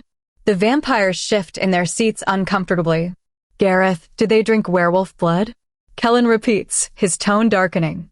I don't know, Alpha, Gareth admits quietly, and I can see that it pains him to say it. I didn't read anything about that. Answer the question, Jane snarls at Dorwin. Yes, he responds simply. It's better than human blood to them, I suddenly realize. It's addictive. Everything is silent as everyone looks to Kellen for an order or any reaction at all. Kellen, I know how this looks, Dorwin says, raising his hands up. But none of my coven members are responsible. I can read their minds. I would have known if one of them was doing this. They can't keep secrets from me. Kellen's face is expressionless. He drums his fingers on the table, and it's the only sound in the room. Everyone fidgets in their seats, including me. I can't see what's going to happen next. Everyone, get out, Kellen commands suddenly. What? Nolan asks in disbelief. I need to talk to Katie alone. All of you. Out. His tone leaves no room for discussion. Aiden and Mila look annoyed that they're being kicked out of their own conference room, but Dorwin looks calm. Probably because he knows whatever Kellen is going to say. Once the room is cleared, Kellen stares at me, and I nervously clear my throat. "Well," he asks, his face unreadable for once. "Well, what? Is Dorwin to be trusted still? Even after finding out about their desire for werewolf blood?" Kellen looks at me expectantly. I squirm in my seat. "You're putting a lot of faith in my sight, Kellen." "No, I'm putting my faith in you." "That's the same thing." "It is not. You are not your sight. I'm asking you not as my seer, but as Katie." His expression doesn't change, and it makes me uncomfortable. I don't know how to talk to him when he's being so serious. I gulp nervously, fiddling with my gloves. "I don't think they're responsible, Kellen," I say quietly. "I really don't." "Why?" No signs of judgment in the question, just looking for my reasoning. "It doesn't make sense," I answer honestly. "If they were stealing your wolves, they never would have invited us here." All of their shock and pain at seeing the picture is genuine. And Dorwin is right. If someone from his coven was responsible, he would have known. I pause. I would know. Kellen continues to stare at me, and I don't know what he's looking to see. "Anything else?" he finally asks. I hesitate. "I don't think any vampire is responsible." "Why?" "Because if this was just about a vampire getting their fix of werewolf blood, why would they take vampires too? And I read in one of the books from the archives that vampires prefer to drink blood directly from the vein. Since they're keeping the werewolves alive to continue to drain their blood, why not just bite them instead of having an elaborate system? It doesn't make sense," I finally finish. His neutral expression doesn't change. "Is that all? Do you need more? Do you have more?" I pause. "No." "All right." Kellen's eyes glaze over slightly, so he must be mind linking the circulus. A few minutes later, everyone returns, and the members of the circulus are significantly calmer. I wonder what Kellen told them to make them relax so much. "We have decided that it is unlikely that you are responsible," Kellen says smoothly. "And I'd like to apologize on behalf of Nightfall Clan for coming to this meeting with so much aggression." Dorwin looks stunned by the apology.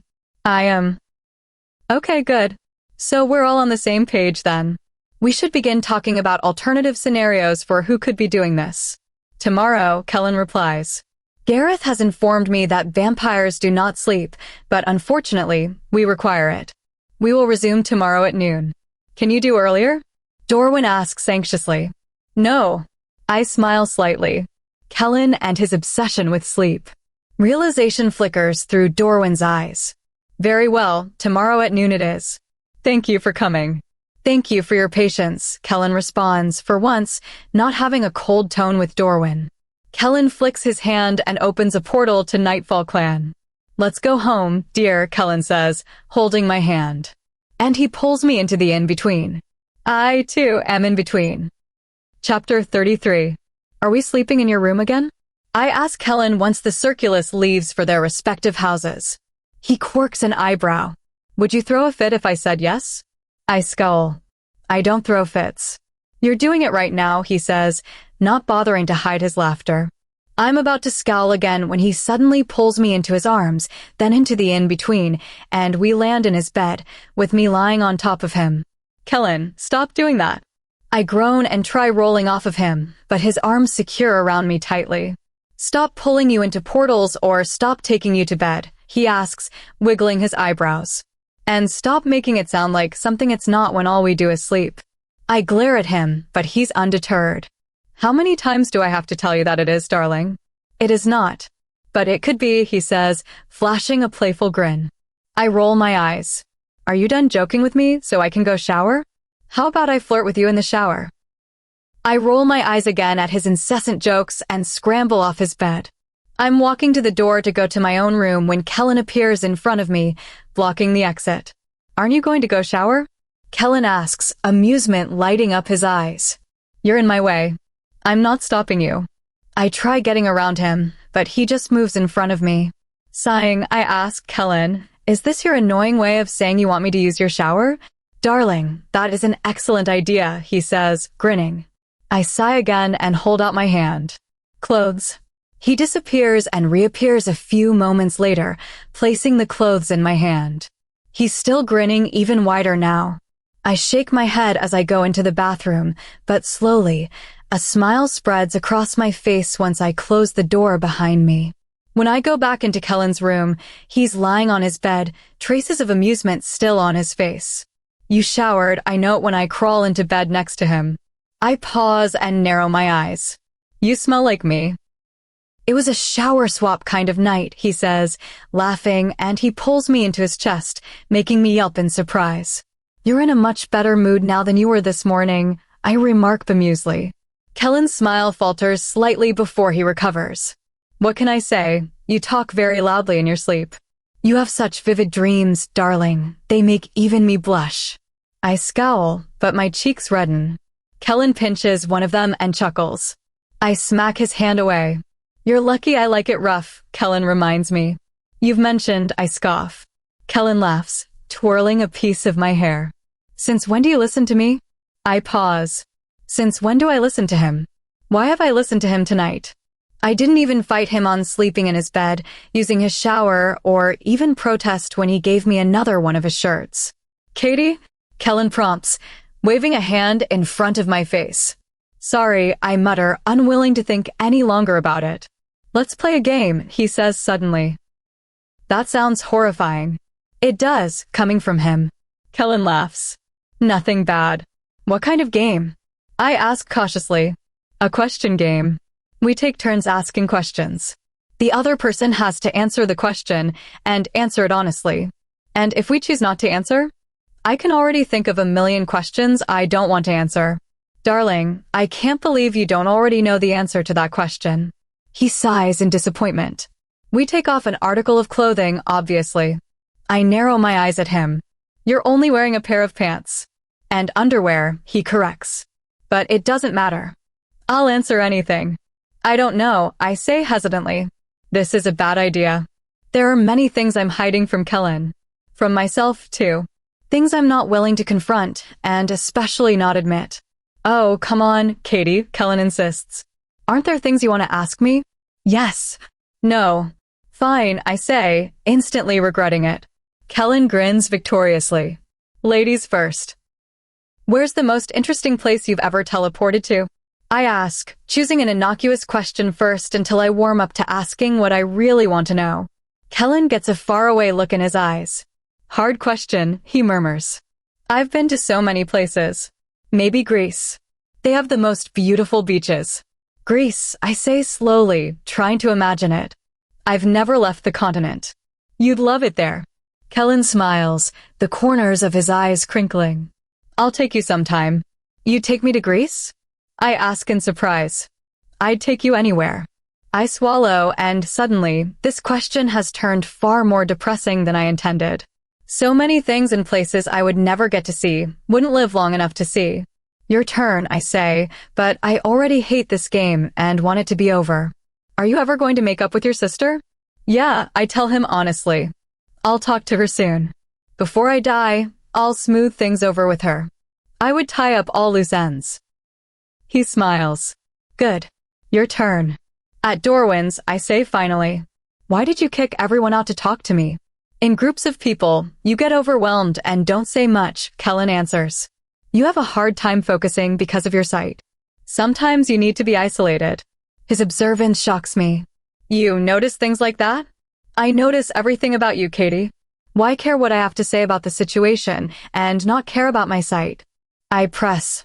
"It's not your turn, darling," Kellen admonishes me. "Fine. Ask. Do you honestly believe that I hate you?" He asks quietly, and he looks scared of my answer. I know that he's referencing our fight from before Dorwin took me, but the question still surprises me. I was expecting much worse questions than these.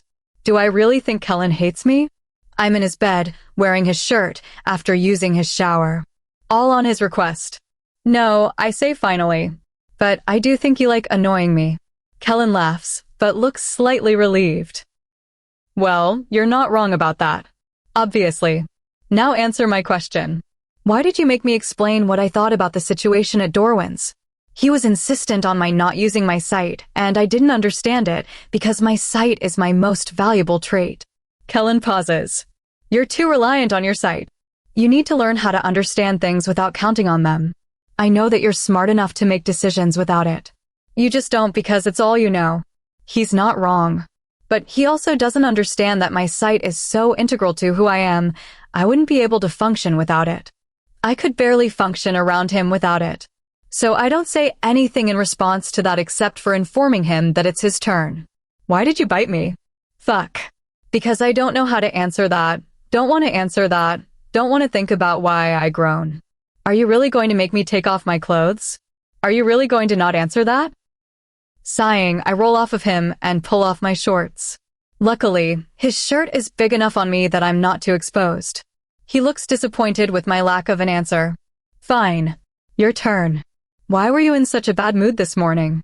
Kellen's face suddenly turns hard. Different question. You made the rules, I remind him. He shrugs and takes off his pants. I glare at him. You're the one with clothing issues, darling, he chuckles. Not me. That's not fair. I'm wearing more clothes than you, I point out. Fine. One more question each. You go first. One more question. So many things I could ask him. So many things I want to know, but can't. Why did you claim me as your spoil of war? I finally decide on. I threatened someone with war because they woke you up, and you think this is all because I just want to see her? His eyes darken. Because I wanted you from the first moment I saw you. I swallow. That could mean a lot of things. But it doesn't. You're being intentionally vague. You're relying on your sight. Figure it out, Katie. You're bad at this game. You're bad at understanding people. I sigh, but he's right. I never had to learn how to understand people by talking to them, because I could always use my sight to tell me what I wanted to know. Since my sight doesn't work on Kellen, I'm left completely blind and without any idea of how to make sense of his actions. Fine, your turn, I tell him. Are you really going to leave in 13 days? He asks quietly. I'll wait until the wolves are found, I answer slowly. I will tie up all loose ends before I die, including that one. And after that? He asks, his voice tough. You're all out of questions, I say shortly, and turn off the lamp. He pulls me into his arms, for once, gently, and strokes my hair until I'm nearly asleep. And I'm not sure when I wake up if I dreamed what I heard him say softly next. I don't want you to ever leave. Chapter 34. I wake up in the middle of the night. Not from a bad dream, but because Kellen is tossing and turning. Usually when I wake up, I'm locked in his arms, but he's a foot away from me. I see beads of sweat dripping down his face, which is contorted in pain. He's having one of his nightmares. I freeze, unsure of what to do. Do I wake him up? Would it be worse if I did that? I have no idea what to do in this situation. I've never been in a situation like this. He groans, his skin pale. No, please. For some reason, I'm panicked. I don't like seeing him like this. I don't know how to help. And my sight doesn't tell me what to do. So I stay frozen solid. Katie, he moans, like he's in agony. For a moment, I think he's awake, but his eyes are squeezed shut, and he's breathing heavily, distress etched on his face. Kellen, I whisper and shake him slightly. Immediately, his eyes fly open, and I'm pinned underneath him, his hand around my neck. Kellen, it's me, I choke out, his hand squeezing my throat tightly. You had a bad dream. Katie, he breathes and releases my neck, and I gasp for air. Fuck, Katie, I'm so sorry, he whispers. I thought. It's fine, I reassure him, resisting the need to cough. It's not fine. His eyes shine in horror. Kellen, get out. What? You can't sleep in here anymore. Leave, he orders, but his voice cracks on the last word. I'm not leaving. Kellen, for once, do as you're told, Kellen begs. It's not safe for you to sleep with me anymore. I don't care. I'm not leaving, I insist. Do you understand that I almost hurt you? He asks angrily. No, I argue. You didn't. A little light choking never killed anyone. I thought you liked things a bit rough. Kellen freezes. Are you seriously trying to make a joke now of all times? Maybe. Is it working? Kellen, please leave before I hurt you more. His pleas grow in desperation. No, I tell him, and cup his warm face with my hand. You're there for me when I have mine. I'm not leaving when you have yours. He's quiet for a moment. I could hurt you, Katie. I don't care. I do, he snarls. Get out before I throw you out. You wouldn't. You have no idea how far I'd go to keep you safe. I'm safest when I'm with you. I don't realize how true those words are until I say them out loud. Kellen, Alpha of Nightfall Clan, the Ultimum Viatorum, indisputably one of the strongest people on the planet, who could quite literally hurt me without much effort on his part. But he had never hurt me, would never hurt me, would tear apart anyone in any dimension who would. The sudden realization nearly knocks the wind out of me. Katie, Kellen says, his voice strained. Please, Kellen, don't make me leave. I don't want to. I don't want to leave him. Not at all. Don't beg, he pleads. Please. I can't, please. Then don't force me to, I tell him, and since he's still hovering over me, I wrap my arms around his neck. His body stiffens. Katie. Please, Kellen. You've always been there for me, even when I didn't want you to. Especially when I didn't want you to, I point out. It's not the same thing, he says, but his voice is barely above a whisper. It's exactly the same thing. Let me be there for you. Symbiosis, remember. I grin and try to pull him closer, but he's much stronger and resists easily. I seem to recall you calling it parasitism, he mutters, but I've gotten good at recognizing the smile in his voice, even the small ones. Despite that, he's still clearly distressed, not wanting to be near me. Even I can see that, and as he always tells me, I'm completely blind when it comes to understanding people. Just tell me what's wrong. I'll fix it, I'll make it better. Those words replay in my head, and I wonder how true they are. Kellen, I'm cold, I say suddenly, and fake shiver. Instantly, he flips us so that I'm lying on top of him, and his arms wrap around me. He worships the ground you walk on. I swallow hard. Is that better? Kellen asks, concern laced in every word. Yes, I croak. Good. Go to bed. I roll my eyes. I know you just rolled your eyes, darling. You can't possibly know that. Then how did I? Go to bed, I grumble, and he chuckles slightly. We lay in silence for a while, but I can tell that he's not asleep. His breathing is too shallow, and he's too still. I wondered when I started picking up on those kinds of cues. I almost ask him why he's not going to sleep, but I remember what he said earlier in the night. You're relying on your sight. Figure it out, Katie. So, I resolved to figure it out on my own. Here is what I know. Kellen won't sleep, Kellen had a bad dream, and Kellen wants me out of his bed because he almost hurt me. He's not relaxed because he's worried he's going to hurt me. Solution: I need to get him to relax. What's worked in the past? I can't recall a time when I was able to get him to relax when he was mad. I can't even remember a time when I've comforted him. I'm really bad at symbiosis. But he has comforted me. It gets me to relax when I'm upset. I remember how fast I fall asleep when he strokes my hair, how he does it every night, and sleep finds me instantly. Even when he was arguing with Leo, I still stayed mostly asleep because he was playing with my hair. I wondered if he even realized he was doing it. I shift upwards so my head is in the crook of his neck, lifting the arm I'm not lying on and resting it high up on his chest, close enough to his head so that I can run my fingers through his hair. When I do, he groans slightly, just like he did when I bit him. What are you doing, Katie? He says, his voice terse. Symbiosis, I respond, but suddenly lacking confidence about the solution I decided on. Until his breathing gets deeper, and I hear him sigh as his arms relax ever so slightly around me. I grin in the darkness. Symbiosis. When I wake up, light streams through the window, but Kellen, for once, is still asleep. I look up at him, and his face is completely smooth, eyes closed, and mouth slightly open. For some reason, I keep looking at him. Usually, I'm so preoccupied with not giving Kellen attention to make him mad that I don't really see him. With his face free of an annoying smirk, and I can't see the irritating tinge of amusement in his eyes, he looks so much younger, more innocent. His jawline is sharp, so much so that it's borderline threatening, and his lips are full. Pink, and they look soft. I stare at Kellen in morbid fascination, like he's an alien creature. And I realize why. Kellen is kind of handsome. Really handsome. In a striking kind of way that makes you not able to pull your eyes off of him.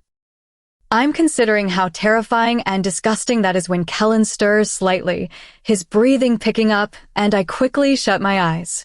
A few seconds go by, and his arms tighten around me, and he begins to play with one of my curls.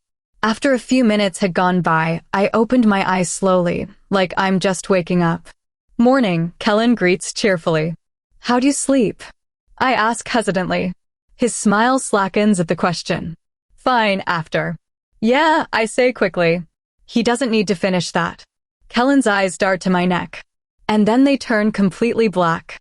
Fuck, he swears under his breath and tilts my chin up to get a better look, which just produces a whole other outpour of cursing. I scowl, hitting his hand away. It's fine. Doesn't even hurt. Quit being so concerned. His eyes fill with remorse. I'm so sorry, Katie, he whispers. I promise I would never hurt you intentionally. It was an accident, I dash. Shut up, Kellen. I roll my eyes. I told you it didn't hurt. I'm not mad. You should be, he insists. Fine. I am. His eyes widen, and his mouth trembles slightly. I sigh. That was a joke, Kellen. It's not funny. Your jokes are never funny, yet you still subject me to them. Consider this justice. Justice would be you not ever sleeping with me again. I pause, unsure. Did you not actually sleep well after you woke up last night? He sighs and cups my face. I did sleep well, Katie. That's why it isn't justice for what I did to you. Ugh, he's so stubborn, and it drives me insane. Can I ask you something? I say suddenly. Anything. Promise you'll answer. I promise. Wow, he really does feel guilty if he's not proposing I take off my clothes to get a serious answer out of him. What was your dream about? I ask, recalling that he said my name. He clenches his jaw. Not that question. Please. No. Please. No. I heard you say my name, I admit. The tips of his ears turn pink, and if this weren't a serious conversation, I would have teased him for it. Katie, it's not a happy dream. Just let it go, okay? You don't want to know, he says wearily. Yes, I do. That's why I asked. He sighs. Are you going to annoy me about this all day if I don't tell you? All week. He sighs again. Katie, it was just a bad dream. You don't need to know the specifics. I'm just curious, I say, and I am. It's eating me alive. Just tell me, and I won't mention it again. He groans. You are so stubborn. So are you. He doesn't say anything for a minute, and I almost think I lost this argument when he quietly says, it was like your vision, the one you drew. But you were one of the stolen wolves. Oh, I say. Oh, he echoes grimly. Is that why you were in a bad mood yesterday before we went to Dorwin's? I ask in realization. Did you have a bad dream about me? He looks surprised. You're getting better at not using your sight. Is that a yes? Yes, Katie. He sighs. I didn't know what to do with this information now that I have it. I felt even more guilty knowing that I would be dying in possibly a just as brutal way as whatever he dreamed of. Is there something I can do to stop them? I ask hesitantly. Stop putting yourself in danger, so I quit worrying about you all the time, he says, completely serious. Really? All the time? And here I thought you just spent all day standing in front of the mirror admiring yourself, I tease. He rolls his eyes. Cute, darling. Very cute. I laugh at my own joke, which makes him roll his eyes again. Yeah, Kellen says, a smile tugging on his lips. Go get ready. We're going to be late to Dorwin's because you couldn't stop teasing me. I scoff before leaving his room, but as I get ready for Dorwin's, something is floating around in my head that deeply disturbs me. I can't wait to be back in his bed tonight. Chapter 35. Cute scarf, Katie, Mary tells me as I meet the circulus downstairs to go to Dorwin's. Thanks, March. I smile slightly at her while Kellen stares at it, his eyes consumed with guilt. Nolan narrows his eyes. It's hot outside. Ugh, Nolan is annoyingly observant, always looking for inconsistencies to poke holes in. I get cold easily, I shrug. Kellen's jaw clenches. What? It's not a lie. We're going to be late, Gareth mutters, looking at his watch and pacing. Human clock, Leia whispers to Kane, who grins at her, his shadows scattering slightly. Kellen flicks his hand and opens a portal, and the rest of the circulus goes through, but he doesn't move. I grab his wrist and tug, but he doesn't budge. Kellen, let's go, I whine. He just stares at my scarf. You're so annoying, Kellen, I say, irritated. Let it go. Notice how I literally do not care at all? Take notes. He puts his hand on the back of my neck. Let me make it up to you, he says softly. Or make up for it as much as I can. I roll my eyes. That's really unnecessary. Chicken nuggets and movies tonight, he says, his voice firm. I sigh. If I agree, will you let this go? No. Fine. But quit staring at my neck or I'll bite yours again, I tell him playfully, and his eyes widen. He shakes his head, but a small smile tugs on his lips. Quit joking with me. Let's go. And we go into the in-between. I don't feel so in-between anymore. We're sitting around the conference table, and once again, Kellen forced me to sit to his right and pulled my chair closer to him, which I pretended not to notice. All right, Dorwin begins, sighing. We've eliminated werewolves and vampires as being the ones responsible, but who does that leave? Hunters. Jane suggests, with dark circles framing her eyes. She hasn't slept more than a few hours a night for the last few weeks, though it's not anything she would ever admit to the circulus. Where was the most recent confirmed hunter attack closest to us? Kellen asks Gareth. Gareth immediately responds, 50 miles south of our current location coordinate. 50 miles? That's not too far, Adon says thoughtfully. Close enough to be able to come often to steal our people, far enough so they think we may not suspect them. What would hunters want with vampire and werewolf blood? I ask, my eyebrows furrowing. This doesn't seem right. Maybe it's a unique form of torture? Leia suggests. Hunters don't torture, Gareth interjects. They just want to annihilate our kind as quickly as possible. They wouldn't care about torturing them. Unless they thought the people they took would know something, Nolan says slowly. Did you find any kind of link between the vampires they took? Kellen asks Dorwin. Something that connects them besides that they're in your coven. Dorwin considers the question. It appears to be random, but a lot of our strongest members were the ones who got taken. He frowns, his gaze resting on Jane. That's interesting, he murmurs. Your gamma was taken. Her fists clench tightly under the table. They want higher-ranking members, Kane says quietly. They probably have targeted everyone in this room and failed. How could they have failed? Mary asks. It doesn't seem like it's hard for them to take vampires and wolves they want. Why would they be deterred from taking us if they wanted to? Nobody answers. Because I would have seen it, I realize with a start. My sight taps into all of your futures. If they tried taking someone I knew, there's a greater chance I would have seen it coming. You think this is about you? Mila asks, sneering slightly. The shadows swirling around Kane darken and radiate further from his body, and Nolan reaches for one of his hidden stakes that Kellen definitely doesn't know about. I think this is about them wanting high-ranking wolves and vampires, I say calmly, not particularly caring to call Mila out on her attitude when there are more important things at hand. And I think they know that I have the sight and that I'm trying to help find them. They're playing with the holes in your sight, Kellen mutters. How would they be able to do that? Dorwin inquires. I pause. I haven't met them, so that decreases the likelihood of me seeing their futures. I would be able to see more if they left more objects behind that I could draw sight from, but they're careful not to leave too much behind. I think that dash.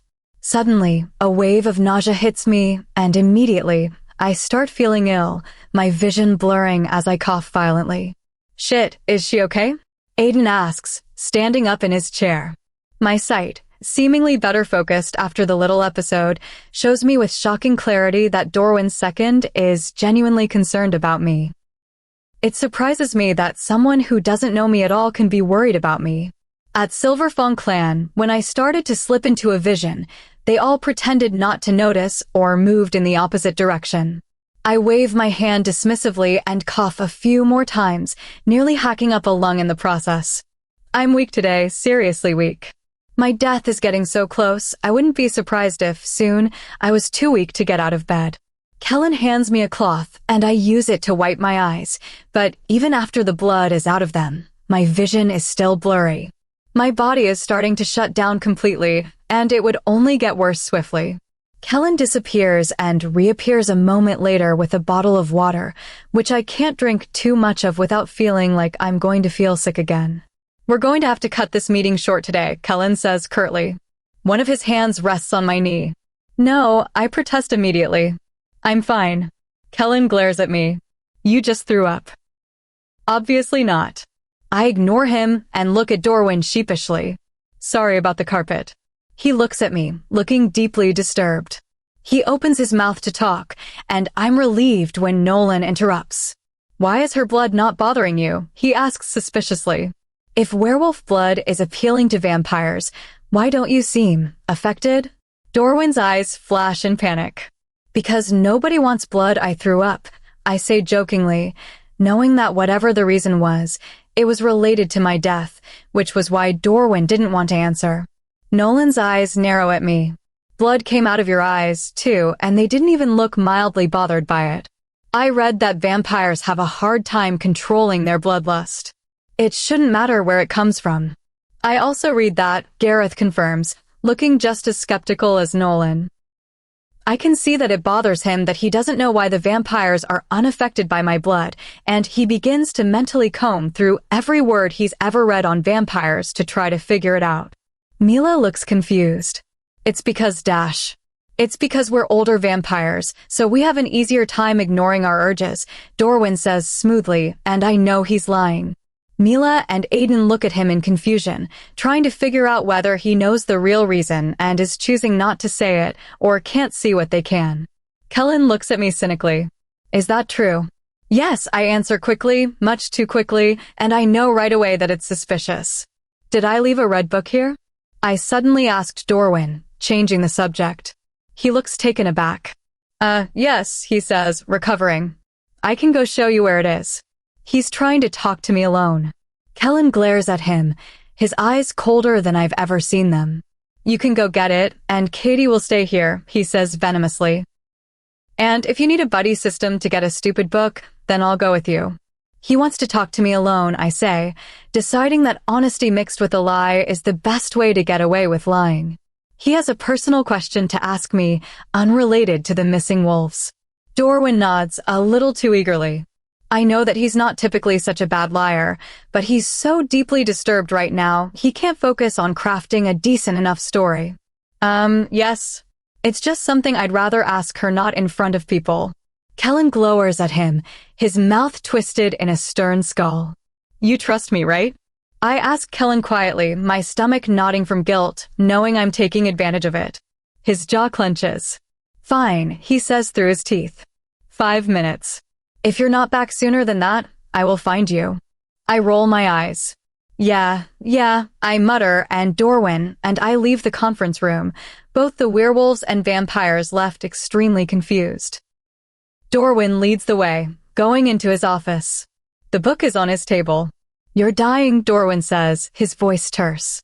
Yeah, I don't understand his point. We've been over this. I already told you that. Do you know why we don't want your blood, Katie? He asks slowly. No. Because it's dead, he hisses. We can smell how close you are to dying because your body is decaying. I know that, Dorwin, I say harshly. You think I don't? It's why I have to leave Nightfall Clan soon. Before, Kellen's concerns about me couldn't be brushed off the way I do now. How much longer do you think you can do this? He asks angrily. How much longer do you think you can get away with keeping this from Kellen? He's not going to find out, I say calmly. I have Kellen handled. You think I don't know that?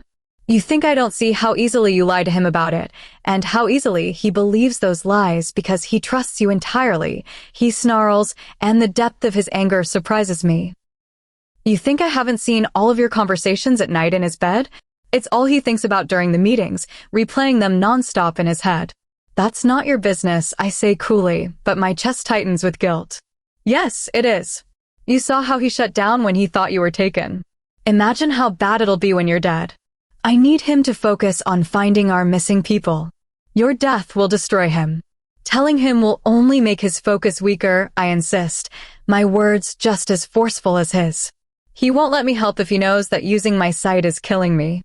And my sight is the only chance we have at finding them. He shakes his head slowly. You're too young to understand that secrets have a nasty way of coming out at the worst possible time. You can't hide it from him forever. I don't need forever, I snap. I only have a handful of weeks left. Keep this to yourself, or you may as well sign off on the death of every vampire in your coven. His face softens. There's something distant about the look in his eyes. Katie, it's not just that. You don't understand what it'll do to him if he believes he could have stopped your death. That kind of guilt lasts forever. You don't understand what it's like to blame yourself for losing the person you love. My face twists. Kellen doesn't dash. Suddenly, Kellen appears in the room, landing right next to me. Time's up. Kellen practically growls at Dorwin and wraps his arm around my waist. I smooth my face, keeping it neutral. Sorry, Dorwin. I wish I knew who your beloved is. Confusion flashes in his eyes before he reads my thoughts, knowing that I said that to convince Kellen that the conversation wasn't about anything bad. He looks torn, looking between Kellen and me, and I plead to him through my thoughts not to say anything about what we talked about. If Kellen knows about the curse, he won't let me continue to push my sight the way I have been lately. Even though I find Kellen hard, nearly impossible, to predict, I know that for an absolute fact. Finally, he grinds his teeth and says, "That's disappointing, Katie. I wish you had been able to tell me something so important."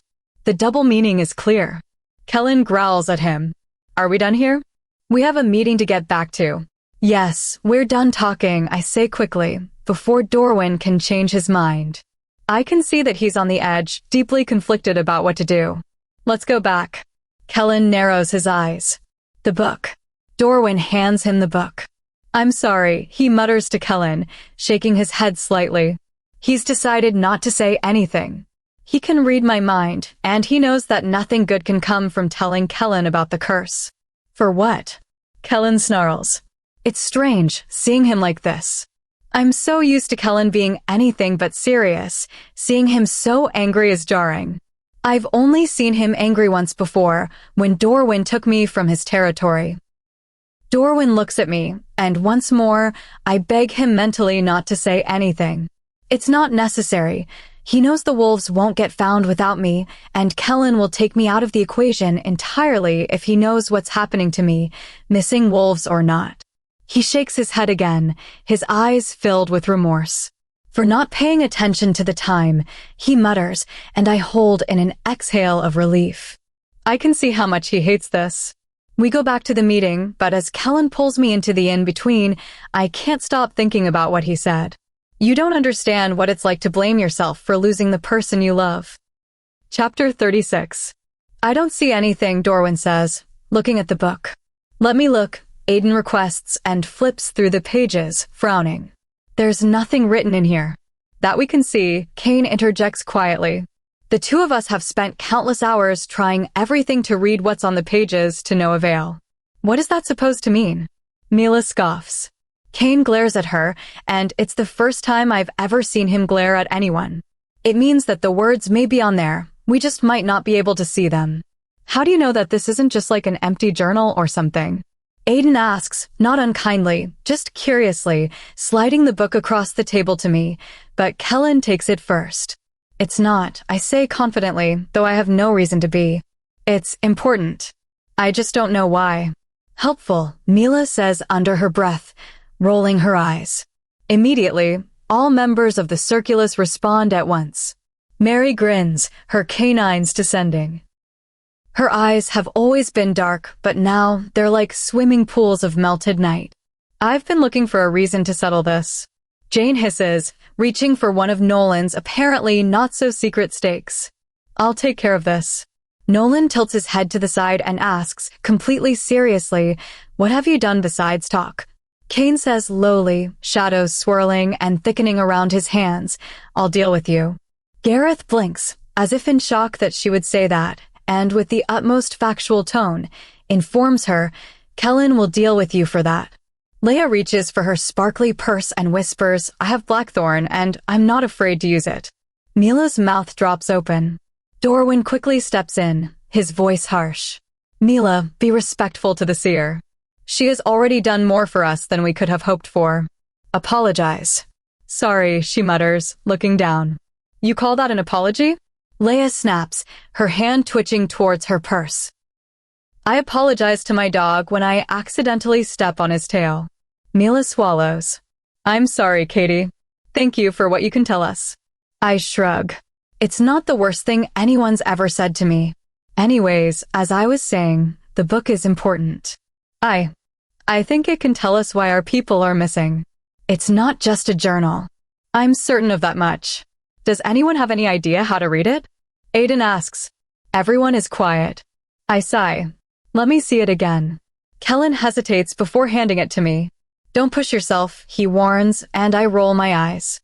I take off a glove and hold the book, turning through the pages. Nothing happens. Well, not nothing. My nose bleeds and a few drops land on the page. Ugh, I swear, wiping it off, the blank page now stained.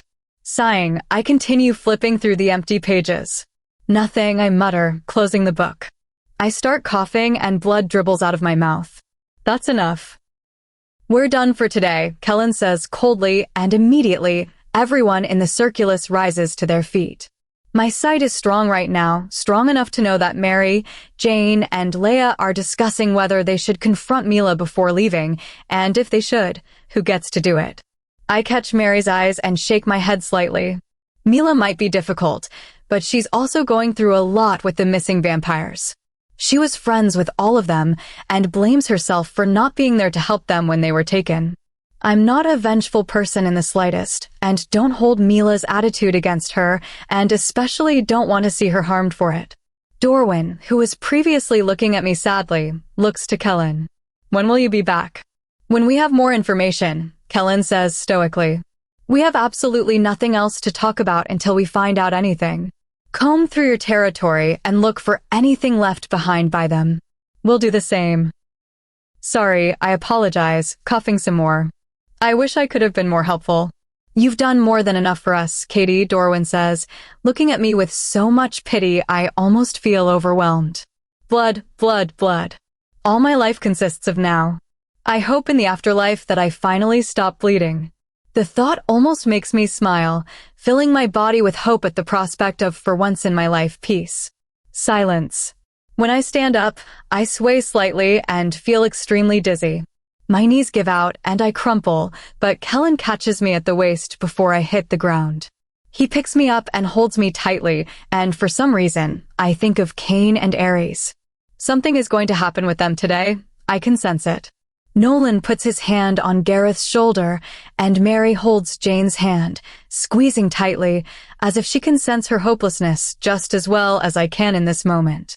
Leia wraps her arm around Cain's waist and leans into him, sighing sleepily.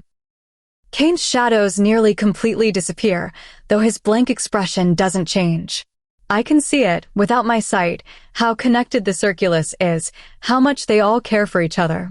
A strange emotion floods my chest, making my eyes sting. With all of us tethered, Kellen sends us into the in-between, and we land in the pack house. Cain holds up the book. Where do you want me to put this? I sigh. I don't care. The library anywhere. It's not going to help until we know how to open it. Cain nods and goes to put the book out of my sight. The rest of the circulus leaves after making plans to search the territory tomorrow, and Kellen teleports us into his room. I struggle in Kellen's arms. You can let me down now. No. I look up at him, and his eyes are completely black. Kellen, you would tell me if your sight was hurting you, right? Kellen asks, his voice hard. I swallow, needing to take a moment before I start talking. The guilt suffocates me so badly it hurts to breathe. It does hurt me, Kellen. I've told you before that it pushes back.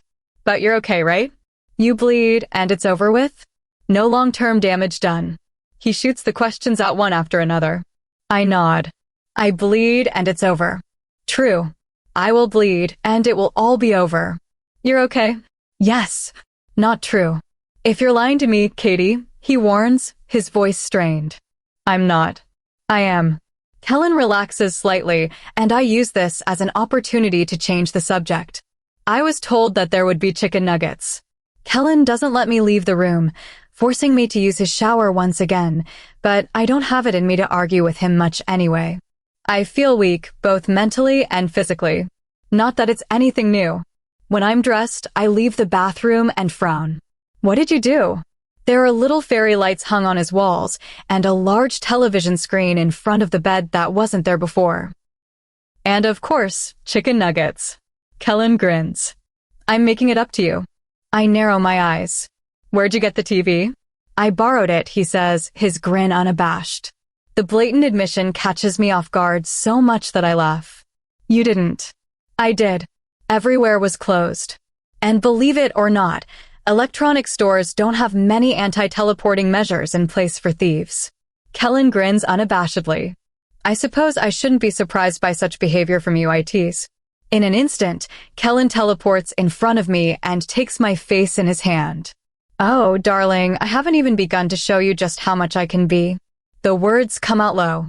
I swallow. Suddenly, there's a splitting pain in my head, and I bite my lip to keep from crying out as a vision assaults my mind.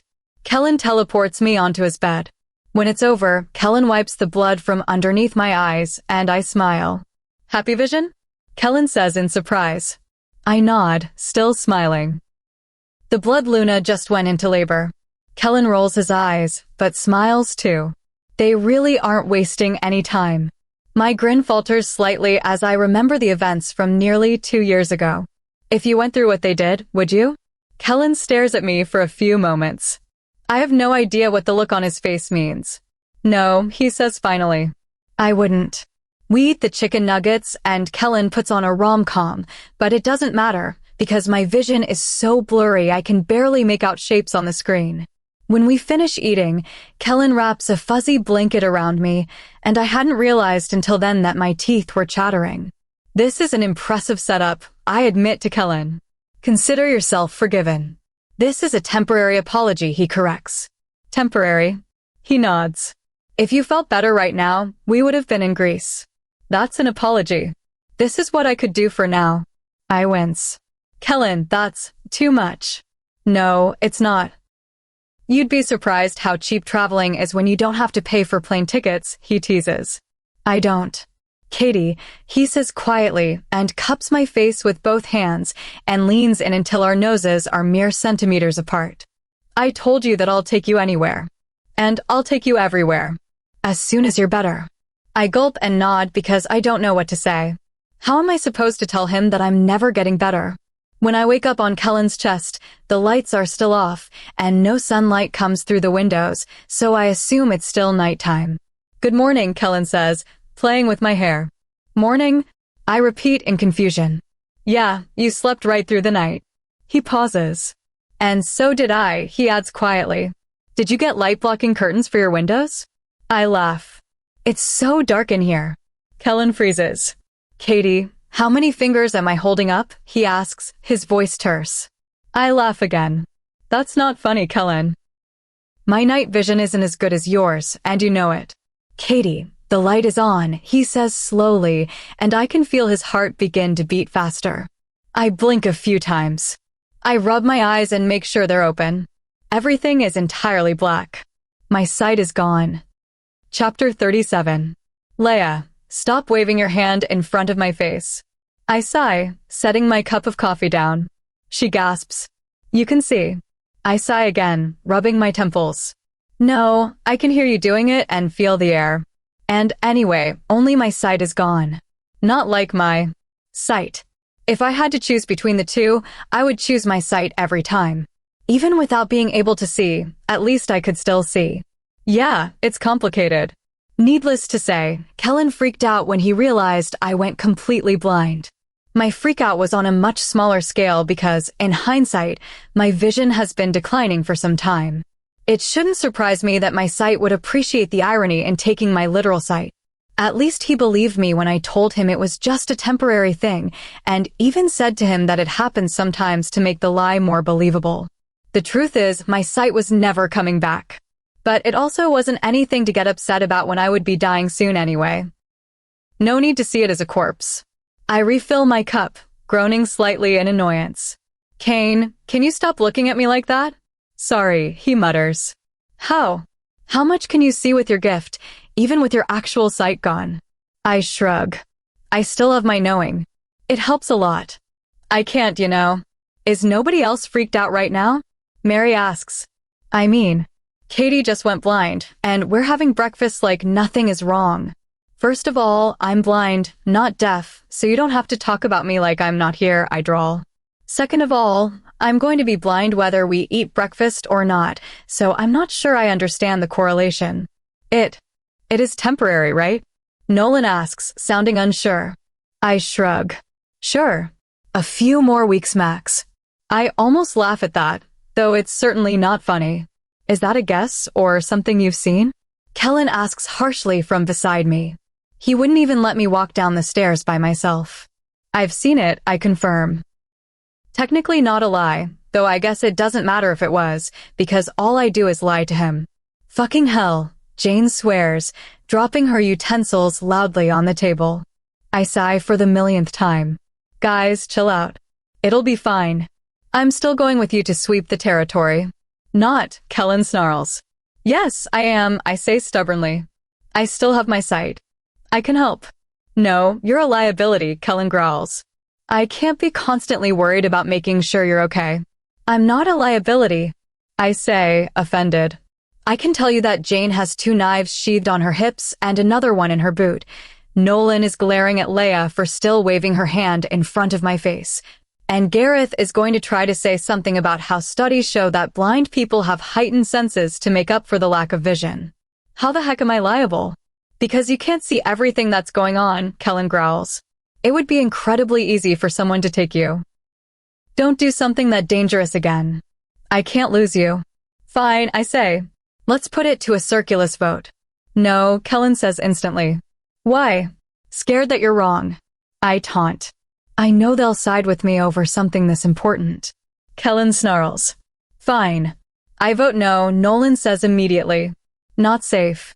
Bad idea. My mouth drops open. Nolan dash. Next, Kellen says. No, Mary says. You may have your sight, but you also seem weak right now. The answer is no. Not. I can't believe this. Leia? I say hopefully. I hear Leia squirm in her chair. Sorry, Katie. It's for your protection. Seriously, Leia?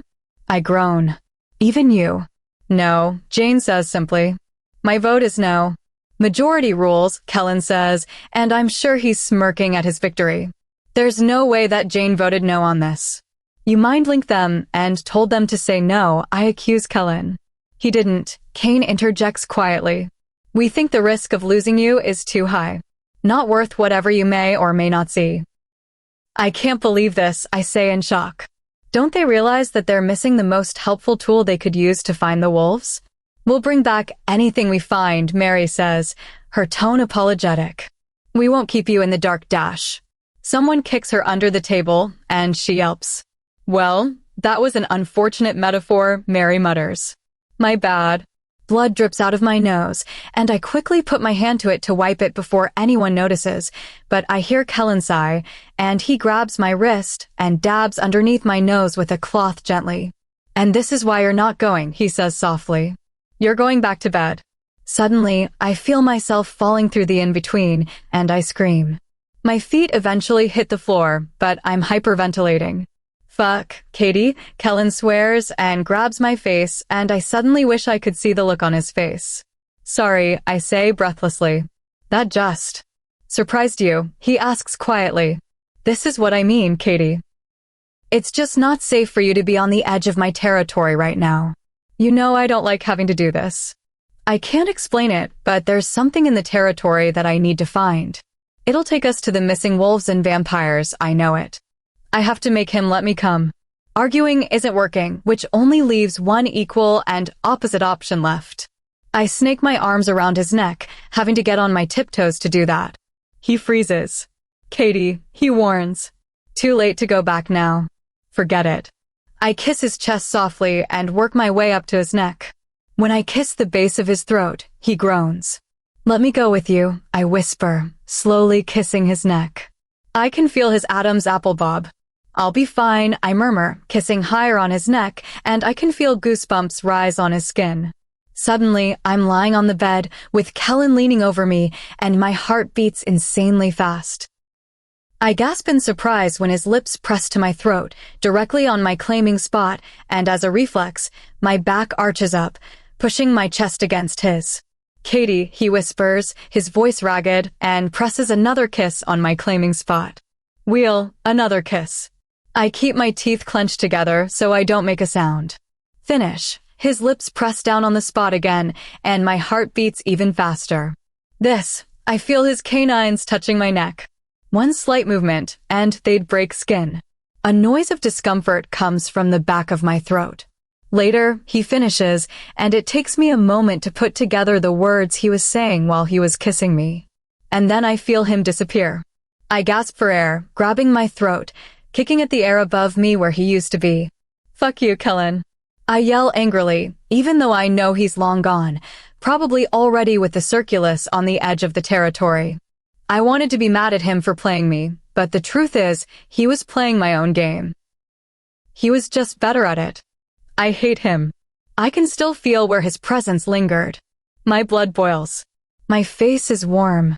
Swearing, I throw open the door, racing out of the pack house as fast as I can when I'm as weak as I am. I push thoughts of Kellen out of my head, needing to focus on my sight so I can figure out what object it is that I need to find. I let my sight guide me, and I'm sure if anyone saw me, I would look insane, taking random turns, stepping backwards while I try figuring out where it is. I know I'm deep in the woods. Possibly not even on Kellen's territory anymore. But the object is close. I can feel it, my sight drawing me towards it. Suddenly, a hand is clamped over my mouth, and I'm pulled backwards into someone's arms. "See how easy it would be to hurt you," he hisses. I want to. I struggle, but his arms are tight around me, and I try talking, but his hand muffles the sound. I feel his canines on my throat once more. "See how easily I could hurt you," he snarls. After another moment of tormenting me just to upset me, he removes his hand from my mouth. "I hate you," I tell Kellen. "I hate you so much more, darling. You're such an ass. A shame that you're going back to the house. Perhaps I should take a page out of Kane's handbook and throw you in a prison cell," he says, but I can hear the amusement in his voice. "It's worth noting that Aries always escapes," I reply, suppressing a smile. "Katie, what the hell are you doing out here?" "You're a mile away from the boundary line," he tells me, and I can hear his anger, feel it in how roughly he's grabbing me. "Kellen, you have to let me find it," I insist. "There's something out here connected to the missing wolves. I know it'll tell me where they are." I hear his teeth grind together. "Fine. But you spill a drop of blood and I'm tying you to my bed." "Interesting," I muse, and he growls in warning. I continue to stumble around the woods, following my sight, but not seeing anything, and Kellen grabs one of my arms roughly, steadying me when I trip. There, I breathe and point at something. "What is that?" He pauses. "A tree, idiot." "What's on the tree, moron?" I roll my useless eyes. He pulls me a little closer to it, and he's quiet for a moment. "Blood," he answers, stunned. "It's human. Probably a hunter." I touch, reaching my hand out, touching it, and it almost burns me. I slip into a vision. How much time has gone by? I say as soon as I'm conscious, and Kellen exhales in relief. "A week," he answers quietly. "A week. Only a few of those are left." "Katie," I dash, Kellen starts to say, his voice plagued with worry. I interrupt him, knowing there's not much time for the wolves and for me. I know where they are. Chapter 38. "So you don't know where they are?" Kellen asks slowly. I frown, putting down the empty cup of water. "Did you hear what I just said?" "I do know where they are. I just have to let my sight guide me." Kellen pinches the bridge of his nose. "Katie, did you hear me when I told you that you were unconscious for a week?" Yes. You said it right to me." I hear him breathe in deeply, like he's profoundly annoyed. "I am not letting you stumble around when you've been unconscious for a week." I can hear your heartbeat, Katie. It's slow. Obviously. I've been sleeping for a week. I smile, but he's right. I've never been closer to death. I could almost taste the sweet release of it. One last rescue, and then my service on this earth is done. "Kellen, please," I plead, grabbing his hand when he doesn't respond. "I know that I can find them. They've suffered enough already. Every second we spend arguing over this is another second they're being tortured. I hear Kellen's teeth grinding together for a few moments as he considers my words. As soon as we get them, you're not leaving my bed for another week while you rest. Wrong. If I were out for a week, then I would only have 5 more days until I returned to Silverfang Clan. Even better, I was positive that if the wolves were found, Kellen would let me go home earlier. But since arguing with him wouldn't help my case at all, I ignore that comment and get out of bed. But my legs feel like jello, and Kellen wraps his arms around my waist to stop me from falling face first on the ground. Are you kidding me?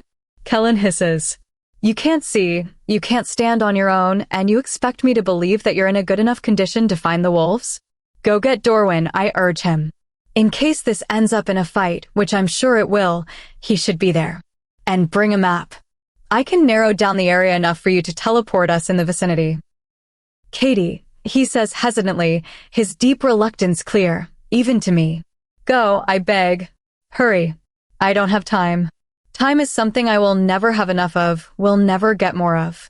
So much has already been wasted. Nolan is about to come in. Nolan? I say, turning to the door. Katie, how did you know he was coming? Kellen says in surprise. I just mind-linked him. My sight is strong. So strong right now as I get closer to my death. So strong I can see so many futures, so many possibilities. I see so much. I see everything. Except for Kellen. Go. I tell him urgently. Kellen hesitates once more and releases his grip on me, probably to see if I can stand on my own, which I can. Despite how weak I am, despite how little life is left in me, knowing that I have to finish this before I die gives me strength.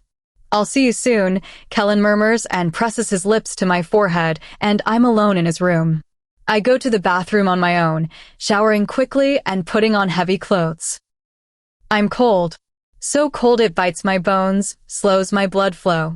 Death is so near.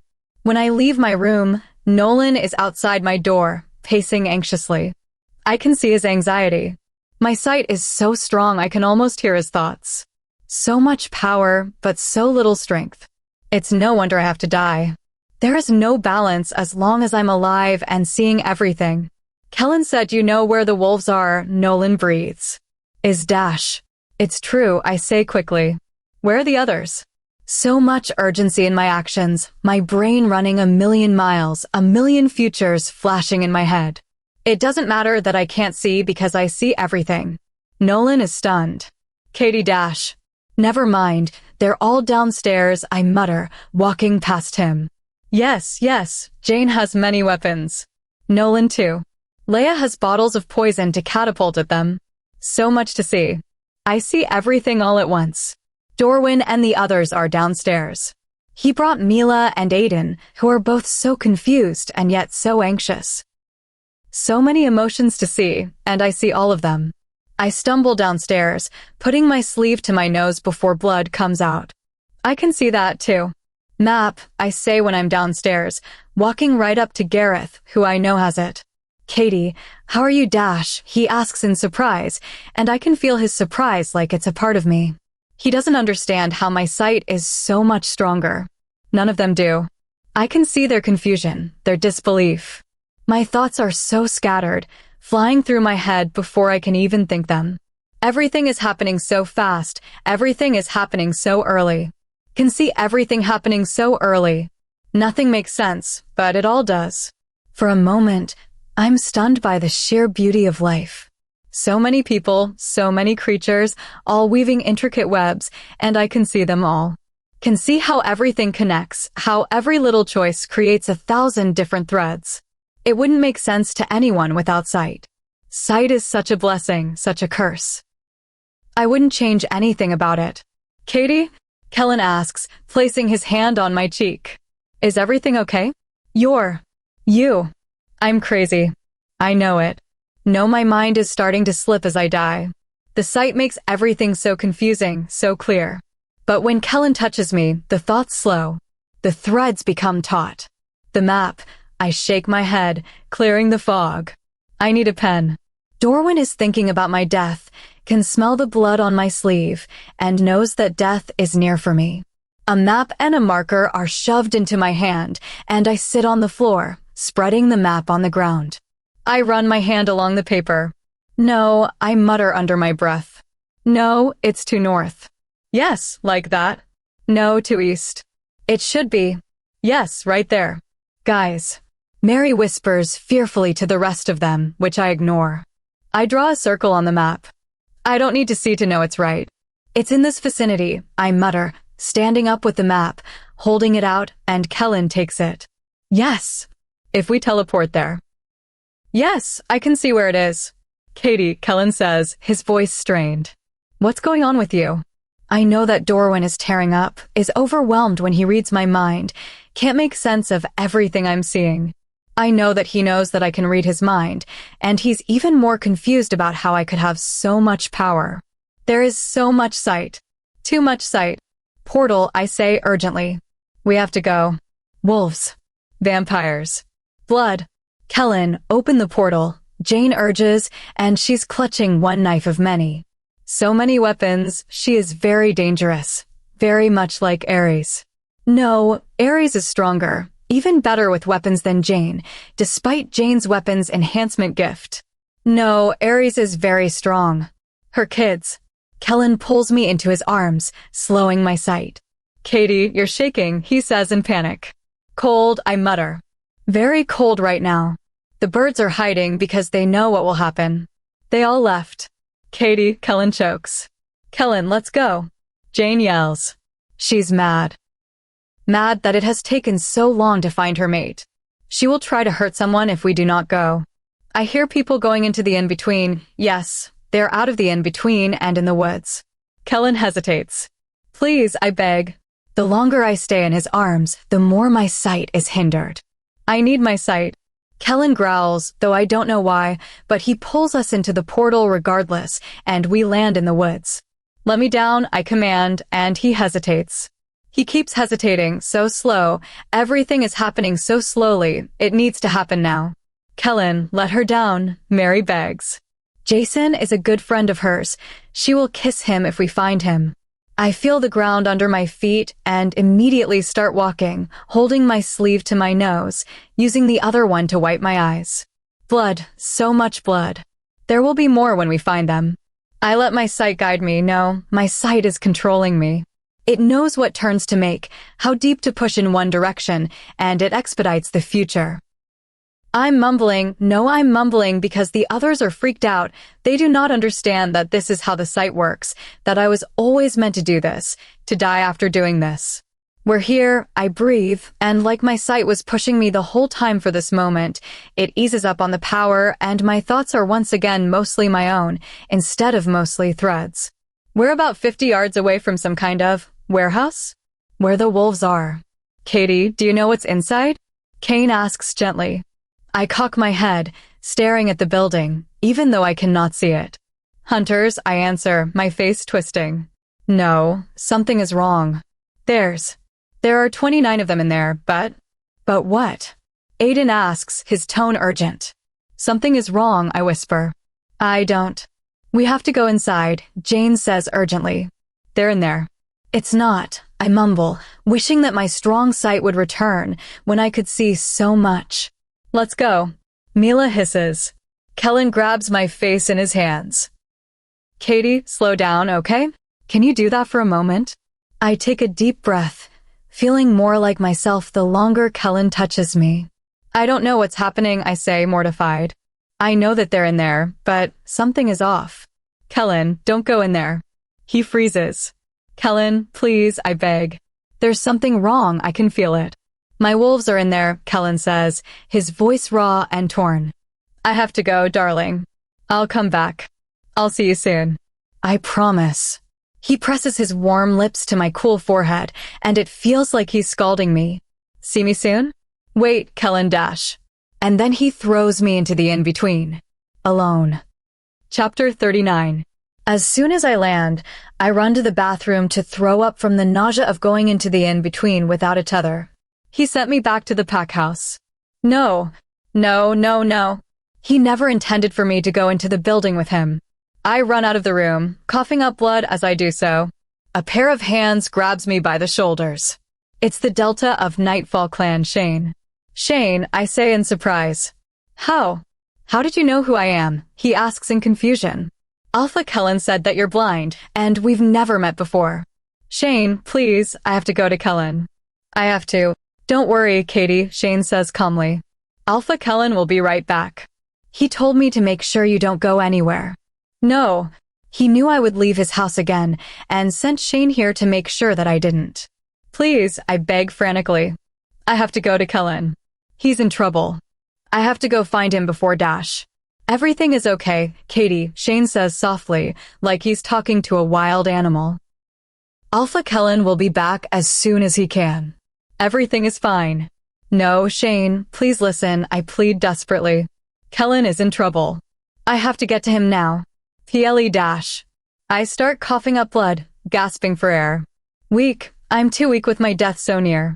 Katie, Alpha Kellen told me that you aren't feeling well, he says, sounding heartbroken. You're delirious.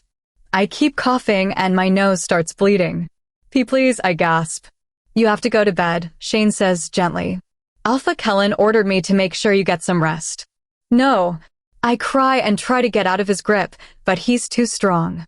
He gently picks me up, like I'm made of glass. Shane, please, I sob hysterically. He doesn't understand that something is wrong, that they're all in trouble, that we're waiting for someone who will never come back. I'm sorry, Katie, he says softly, ignoring my beating against his chest. I'm sure you're scared right now, you're not well. Get some rest, okay? The Alpha will be back soon to take care of you. He gently puts me down on the bed, and I frantically kick and claw at him, drawing his blood while I sob hysterically. Kellen is in trouble. I have to get to him.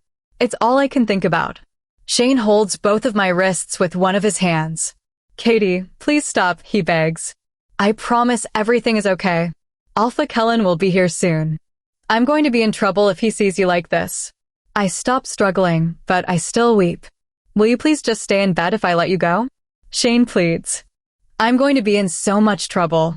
Trying to calm myself down, I gulp air until the tears stop streaming from my face. See, can I have some water? I choke out. My throat hurts. Shane exhales, relieved by my tranquility. Yes, of course. He releases my wrists and turns around to go get water. I take the lamp off the nightstand and hit him in the head with it. I run out of the room as I hear Shane groaning in pain. I sprint downstairs, hearing Shane call out my name, but I ignore him. He's stumbling after me, but I hit him hard enough to blur his vision. I'm downstairs, running to the front door, ignoring the pain shooting through my body as I do so. I have to get to Kellen, have to save him. He can't be dead, he can't be dead, he can't be dead. My hand wraps around the doorknob, and I don't have a plan, only knowing that I need to help Kellen. Not focusing on anything except for finding Kellen, I have to leave. I have to. Going somewhere, darling? My breath catches in my throat. No, he couldn't be.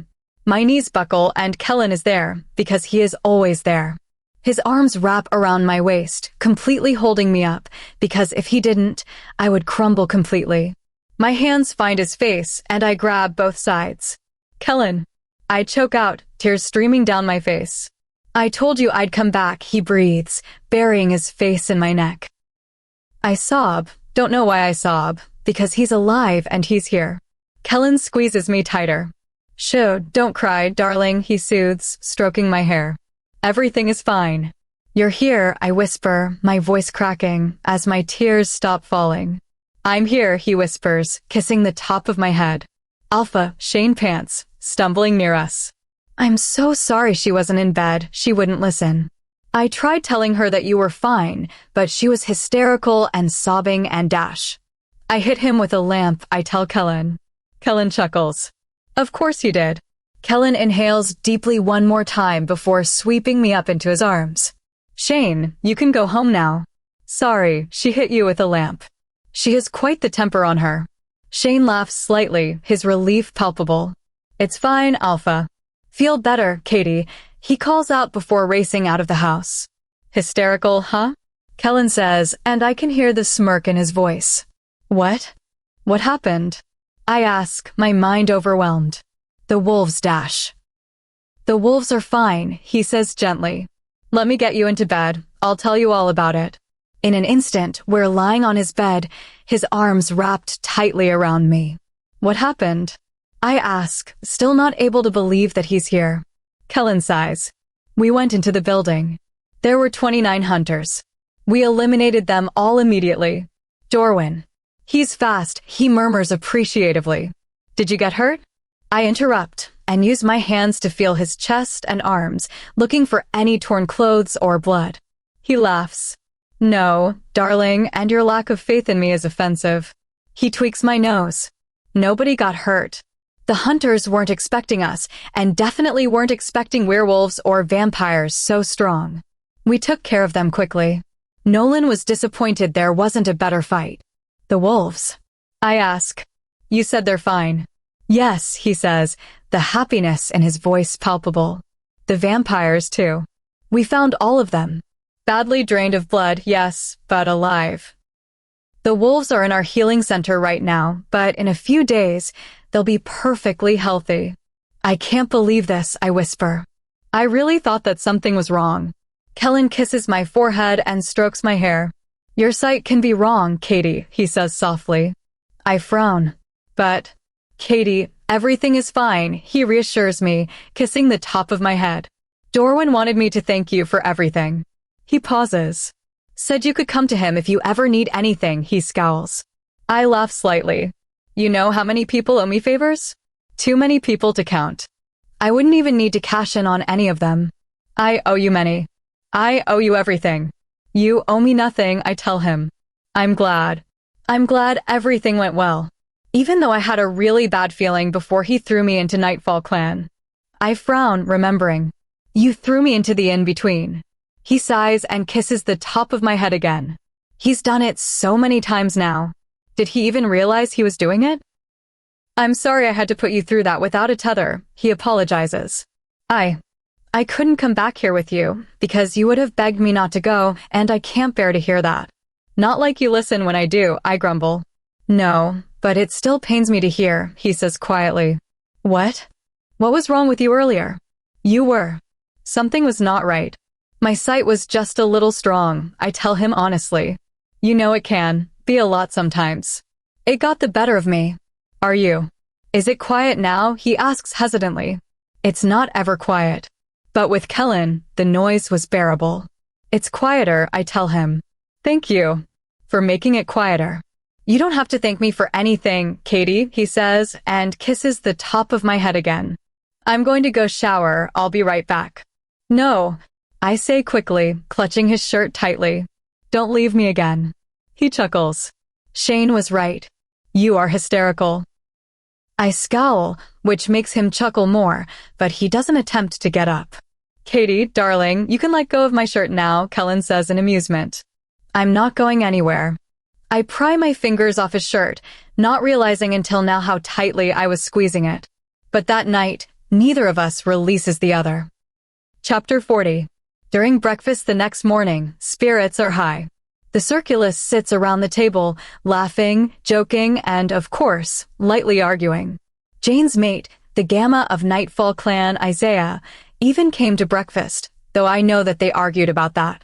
Jane wanted him to stay in the medical center for longer, but he insisted that he was fine. And he is. All of the wolves are. Which means my job here is done. I mean, Dorwin killed half of the hunters himself, Nolan complains. I only got to kill 2. You got 2. Leia screeches. I only got 1. I laugh, rolling my eyes. Are you sure you're not hungry? Kellen whispers to me while the circulus compares kill streaks. You should eat something. I shake my head. I'm not hungry. And I'm not. Eating something would certainly make me throw up. The sight is getting stronger, killing me slowly in the process. Katie, if you don't eat something, I'm going to, Kellen begins irately, but Jane's mate interrupts, probably for my benefit. Katie, I really have to thank you one more time for all you've done, Isaiah says for the 50th time. I sigh. Isaiah, that's really not necessary. Trust me, I can see how thankful you are. Oh, right, he says, taken aback slightly.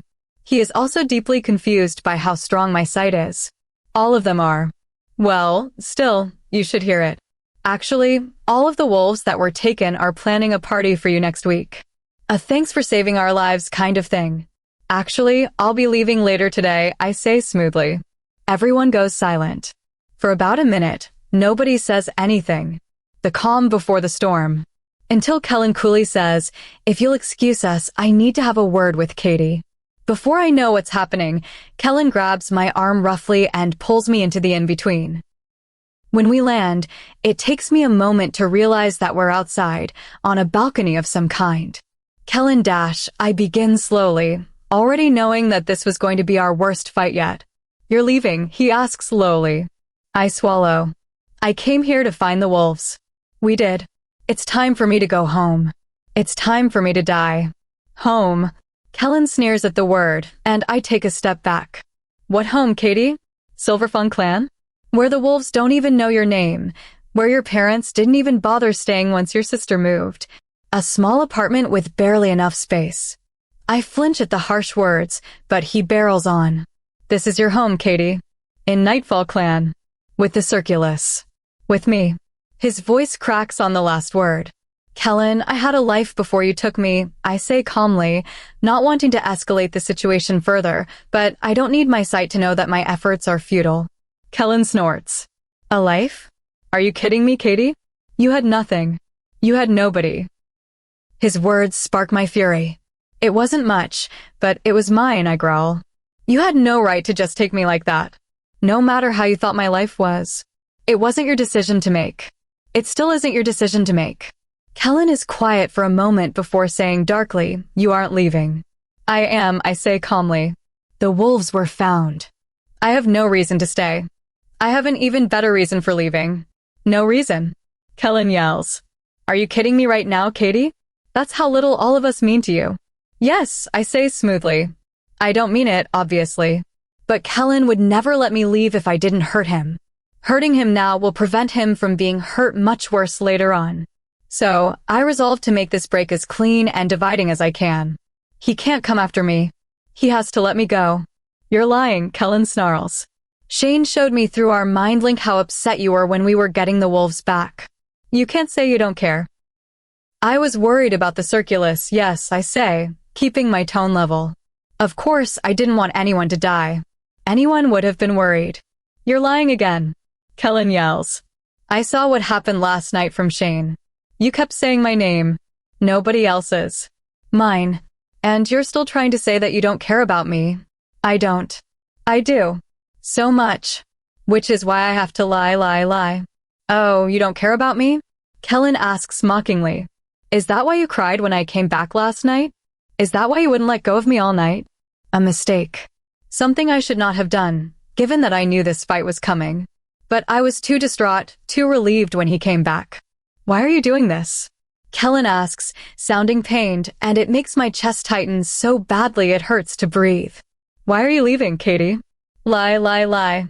All I do is lie to Kellen, but after today, I won't have to lie anymore. After a month, I wouldn't have to bleed, wouldn't have to be anything. I have to make it through this conversation. Because I don't want to be here, I lie, and it's easy, too easy to say the words that I know will hurt him.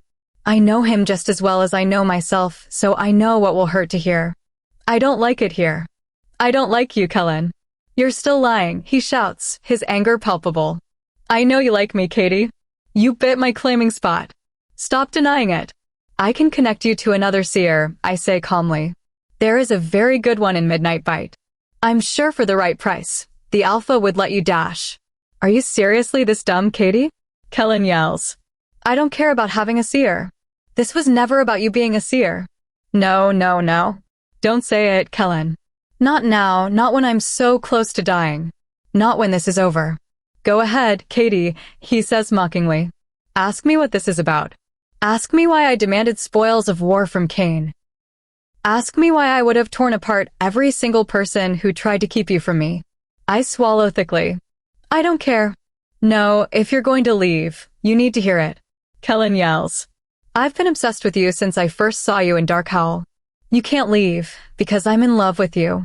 Because I can't see, when he does what he does next, I don't see it coming. Kellen roughly grabs my face with his hands and presses his lips to mine. The kiss is angry. No, angry doesn't even begin to describe it. His lips crash on mine, and he kisses me with so much anger, so much hate, so much desperation. It can only be out of love. Stop fighting me, Katie. He snarls against my mouth. I can't think, not when he's so close, not when he's so mad, not when he's doing what I've wanted to do for so long. I kiss him back. Kellen's hands move to my hair, winding around by the roots and pulling me painfully closer to him. Even with my response, his fury doesn't lessen, not in the slightest. His mouth moves against mine aggressively, and he's so mad that his canines are out, and one of them nicks my lip. I'm sure he can taste the blood, but he doesn't soften the kiss, no, he makes it even rougher. I'm in love with you. The words I hadn't wanted him to say, because I know he does. Have suspected for a while, but I have not wanted to acknowledge it. It's too painful, too wrong. I should have stayed away from him from the start. This was all wrong. It would only result in both of us getting hurt. All I wanted was to die alone, die without leaving anyone to miss me. It wasn't just Kellen who this kiss would end up hurting, it's me too. If I had never met Kellen, I would have gone into death much more peacefully and happily. I wouldn't have anyone to miss, and I wouldn't have to say goodbye to anyone. This hurts so much more. This is what I have been trying to stop from happening from the start. Fighting with Kellen, ignoring him when I know how he feels. It would have been too easy to love him. Too easy to imagine a future I couldn't have. I pull away, gasping for air. Kellen's lips don't leave me as he releases my hair, wrapping his arms around me tightly. He kisses down my jaw, along my neck. Stay, he whispers against my neck. I can't, I gasp, my heart pounding furiously in my chest. You can, Kellen insists, gently kissing my neck. Stay. I'll give you anything you could ever want. I can make you happy, Katie, I know I can. I know he could have, if we only had more time. The one thing he would never be able to give me. Stay, Kellen whispers, and when he kisses my claiming spot, I inhale sharply, and his arms wrap around me tighter. I'll make you my Luna. You're already my everything. Kellen dash, I try protesting, try pushing him away, even though there's nothing I want more than to be closer. Stay, he repeats. I'll give you pups. I'll give you a happy future, a happy ending. I'll give you anything, everything. Tears spill down my face. It was too easy to imagine the picture he was trying to paint. Kellen marking me, spending my days with the Circulus in Nightfall Clan. Pups. They would be beautiful if they looked anything like Kellen. Playful, because Kellen wouldn't ever be a serious parent. Strong. Kellen, let me go, I beg, but my voice is wrong like all of this. I don't want to stay. I can't stay. He will be able to get over a breakup. If this could even be called that, he won't be able to get over another person he cares for dying, just like his mate did, just like his childhood seer friend did, and just like I will in a matter of weeks. Kellen is better off believing that I'm a heartless bitch who doesn't love him. It will hurt less than knowing my true fate, my true curse. He can get over our separation, but I don't need my sight to see that his knowing of my death would kill us both. I wouldn't expect anyone to understand this choice. No one but a seer could understand the weight that constantly beats down on our backs, the agony we cause by making choices, not making choices, it's all the same. We are the cause of suffering, the root of others' pain. You're lying, he growls. You're crying, Katie. I know you don't want to leave.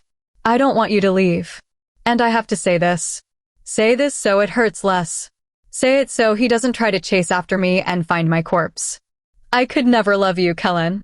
He freezes. You don't mean that. I've never meant anything more. I can only hope I sound convincing, because I've never meant anything less. He rips himself away from me. No, he sounds distraught. The nights we spent together. I saw how you looked at me. I can hear the doubt in his voice. I have to keep pushing until our bond is broken beyond repair. It was convenient, I lie smoothly. It was never about anything besides sleeping. And how will you sleep when you're gone, Katie? He snarls. How will I sleep without your little hands clutching me, without hearing your little heart beating? I struggle not to wince at the pain in his words, thinly veiled by anger. That's not my problem. How could you say that? He whispers, all traces of rage gone, and I know that he'll let me go now. You were supposed to stay. 3 months was supposed to be enough time. It was enough time for me to find the wolves, I say stoically. I want to go home, Kellen. Take me back to Silver Fawn Clan. Kellen is silent. I've convinced him perfectly. I would know how. I had been convincing myself for months. I can't let you go now, he says finally, no emotion in his voice. You're blind. You can't take care of yourself. I still have my sight, I reply coolly. And my sister is coming to take me to Blue Moon tomorrow. A lie, but in case he did try coming back for me, I had to throw him off my track. I will not let Kellen know the pain of losing someone else. If I could have one dying wish, it would be that. You want to go to Blue Moon? He sounds almost destroyed. My family is there, Kellen, I say calmly. It's where I belong. You belong with me. Now he's destroyed. He has no more confidence in his words. One last lie. I don't want you. I never will. I can smell his tears. I'm not sure how much longer we stand there, completely still, completely silent. Very well, he says finally, completely collected. We'll gather your things and go. Throw them away, I don't want them. Don't need them. His voice is raw. Katie Dash. Kellen, take me back to Silver Fawn Clan right now. Because if he doesn't, I won't be able to make myself leave. You're not going to say goodbye to anyone, he asks in shock. Goodbyes only make things more complicated, more painful. There will come a day when the Circulus forgets about me, even Kellen. If they know I'm dead, I'll be cemented in their memories in the worst possible way. No, I don't care. You should have listened the first time. And he should have listened. I listened to all the times I was pushing him away, telling him I didn't want any of this. Even worse, I should have meant it. Fine, he snarls and roughly grabs my arm and pulls me into the in-between. I know I'm in my apartment. The same apartment he teleported me into when he first came to Silver Fawn Clan. And everything is different now. Goodbye, Katie, he says, his voice indifferent, though I know better. Before I can say another word, he disappears, and the air feels much colder without him. Once he's gone, I throw myself on the bed and sob. Because I loved him too. Chapter 41. 2 weeks without Katie. 2 weeks of sleeping alone, or rather, not sleeping. Her words tormented me at night, replaying on a constant loop, but at least they were better than remembering the nice things she said to me, few as they were. I'm safest when I'm with you. But apparently, she didn't value safety as much as she hated me. I could never love you, Kellen. So decisive when she said it as easily as she had rejected her actual mate. Both times, no hesitation, just cruel, concise words. I knew she was damaged, sure. Knew she would be damaged for a long time after finding out about her mate and her sister. But I was supposed to help. She wasn't supposed to stay like that forever. When we danced at the mating gathering, I promised her that I would make her happy again. I would have done anything to keep that promise. And I thought she was making progress. She didn't have any more nightmares. She was laughing more, smiling more with me. I thought once I came back from saving the wolves, things were going to change between us. I thought she realized she fell in love with me. She clutched me so tightly that night that if she were not so weak and I were not an alpha, she would have left bruises on my skin. But it was all a lie. You never know people as well as you think. I don't want you. I never will.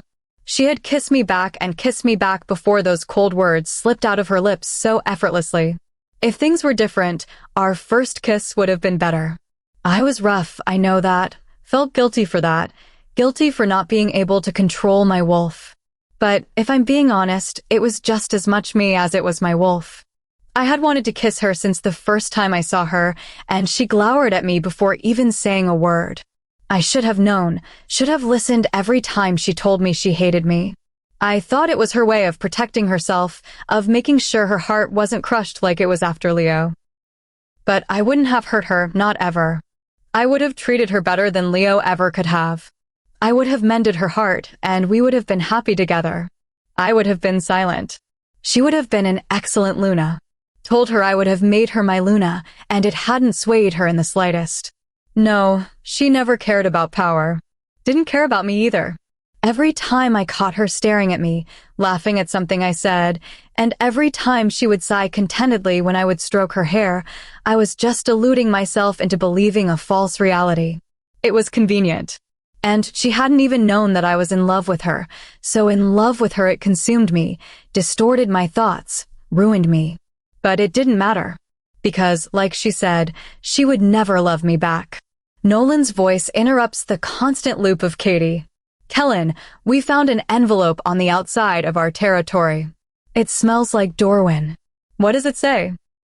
I respond irately, in a foul mood, and have been in a foul mood since she left 2 weeks ago without looking back. It says on the outside, "For your eyes only," Nolan responds hesitantly. Are you sure you want me to read it? I pause. What the hell does that bloodsucker want now? Probably to see Katie. Fucking leech couldn't take his eyes off of her. If only he knew how cruel she was, perhaps he wouldn't feel the same way about her. But probably not. Gods no, watching her reject Leo callously, without batting a single eyelash, solidified my obsession with her. Where are you? I ask Nolan. Once he gives me his location, I teleport to him instantly. He holds out an envelope, and I tear it open haphazardly, already ready to teleport to Dorwin's and rip his head off, regardless of the contents inside the envelope. Perhaps I would do the same to Leo next. For the first time in 2 weeks, I almost smile just picturing his head rolling across the ground. Killian. I don't know how to say this except to say it. Katie is dying. I reread that sentence over and over in disbelief, my heart sinking, but I force myself to read on. I don't know the details, just something about the curse of the seer. The curse makes her sight slowly kill her, and she's been dying since the day I met her, since the day she was born. She made me promise not to tell you. I was hoping she would have told you on her own. But since she hasn't, she left me no choice. She doesn't have much time left. You deserve to know. To say goodbye. I'm sorry, Kellen. You have no idea how sorry I am. Dorwin. I read the letter through 5 times, and it still doesn't sink in. Until everything suddenly snaps into place. Why Katie has only gotten weaker and weaker since she's been here, why she went unconscious for longer and longer periods of time after a vision, and why she bleeds so much. I knew something was wrong. Let her convince me that nothing was, because I never imagined that she would have lied to me, not about something like that. I had trusted her too much, and it nearly destroyed us. No, she couldn't be dying. I have to see her. Without saying anything to Nolan, I teleport right into Leo's office in Blue Moon. He jumps in surprise. Kellen, what dash? Where is she? I snarl. Where is who? He asks in confusion. Don't waste my time, I snarl, and I'm 1 second away from ripping his head off. Where is Katie? His face twists. Kellen, I have no idea what you're talking about. Katie isn't here. No, she had to be. She told me that, Gwen. Gwen walks into the office. Kellen, what are you doing here? She looks just as confused as Leo. Katie, I say gutturally. Did you get her from Silverfong clan? More confusion from Gwen. What are you talking about? Why would I have gotten her? We haven't talked since Dash, she cuts herself off. Since the day I threatened to declare war on Blue Moon. She lied. Lied again. Has been lying to me since the day I took her from the Silverfong clan. Without saying another word to the bastard Alpha and Luna of Blue Moon, I teleport to Katie's small house. It doesn't take long to realize she isn't here either. Based on how stale her scent is, she hasn't been here for a while. Likely, she left shortly after I took her back here. Fuck. I yell angrily. I teleport into the office of the Alpha of Silverfong clan. Cole jumps in surprise. Alpha Kellen. What are you doing here? Katie, I growl. I couldn't control my wolf if I tried. Where is she? He looks just as confused as Leo had. I don't know, he stammers out, his fear palpable. One of your wolves is missing and you didn't even notice? I practically shout, unable to conceal my anger. Nobody here cared about Katie, not like she was cared for in Nightfall Clan. How could they not see it? How could they not see what a treasure she is, how precious she is in every way? I had known it from my first interaction with her in the office of the Dark Hell Pack House, and I told her it because it is the one thing I know to be absolutely certain. I thought she was with you, he says in confusion, his heart racing. I didn't know you returned her. Fucking Katie. She may be precious to me, but she's also a liar inside and out, and a good one at that. I never even suspected that she was. Or maybe I had, but allowed myself to believe what I wanted to hear. Believe that she was okay, that she was healthy. But she was dying. Dying right under my nose the whole time. And now I have no idea where she is. Obviously, I knew I would come back for her. And I would have. If she had stayed away a little longer, I would have chased after her. I wouldn't have cared if I had to pull a Cain and keep her as my prisoner. She would have been mine. Cain. You know how many people owe me favors? Aries. Alpha, Cole begins to say, but I disappear. And land in the entrance of the Dark Howl pack house. The same entrance where I watched her reject Leo. Decided then and there that I would stop at nothing to have her. If she had accepted Leo as her mate, I would have been able to stop my obsession, and I would never have claimed my spoil of war. But she didn't. Get out. Snapped out of my memories, I look and see the Blood Luna, holding a small baby wrapped in a fur pelt in her arms. Where is Katie? I snarl. Not here. Aries doesn't even blink, a natural liar, just like my Katie. I will tear apart this entire house if I have to, I say lowly. I know she's here. Get out of my fucking house, Kellen. Cain suddenly puts himself in between me and his mate. Perhaps he knows that I would kill her without a second thought if she continued to hide my Katie from me. I can't do that. I need to see her, Cain. I speak calmly, but there's no mistaking the threat in my words. She doesn't want to see you, Cain snarls. Unlike his mate, he is no liar, always addressing things directly. Get out. The girl is under our protection. I shrug. I open a portal in Aries' arms, and in an instant, I'm holding her pup. Aries screams, and Cain's hands erupt in fire. Now, Cain, I say calmly, and rock his pup in my arms. You wouldn't want to burn your pup on accident, would you? What did my darling Katie say about him? He freezes things, no? I don't think he would be able to protect himself against your fire right now, I'm afraid. I continue rocking the pup, who's still sleeping soundly. Cain glowers at me, while Aries summons a knife. So predictable. So Aries. Tell me where Katie is, or I'll send your pup to an island far away where you can never find him, I threaten. And I mean it. Moral, I am not, as my Katie once told me. How long can babies live without being fed, I wonder? I muse, still rocking the pup. Third floor, second door on the right, Aries whispers, her face white. Hold your arms out, I instruct her, and she does. I teleport the baby into her arms, though I can imagine that he'll feel quite sick from the in-between when he wakes up. I don't care. I teleport into the room. Katie is awake, but she can't see me, never could see me.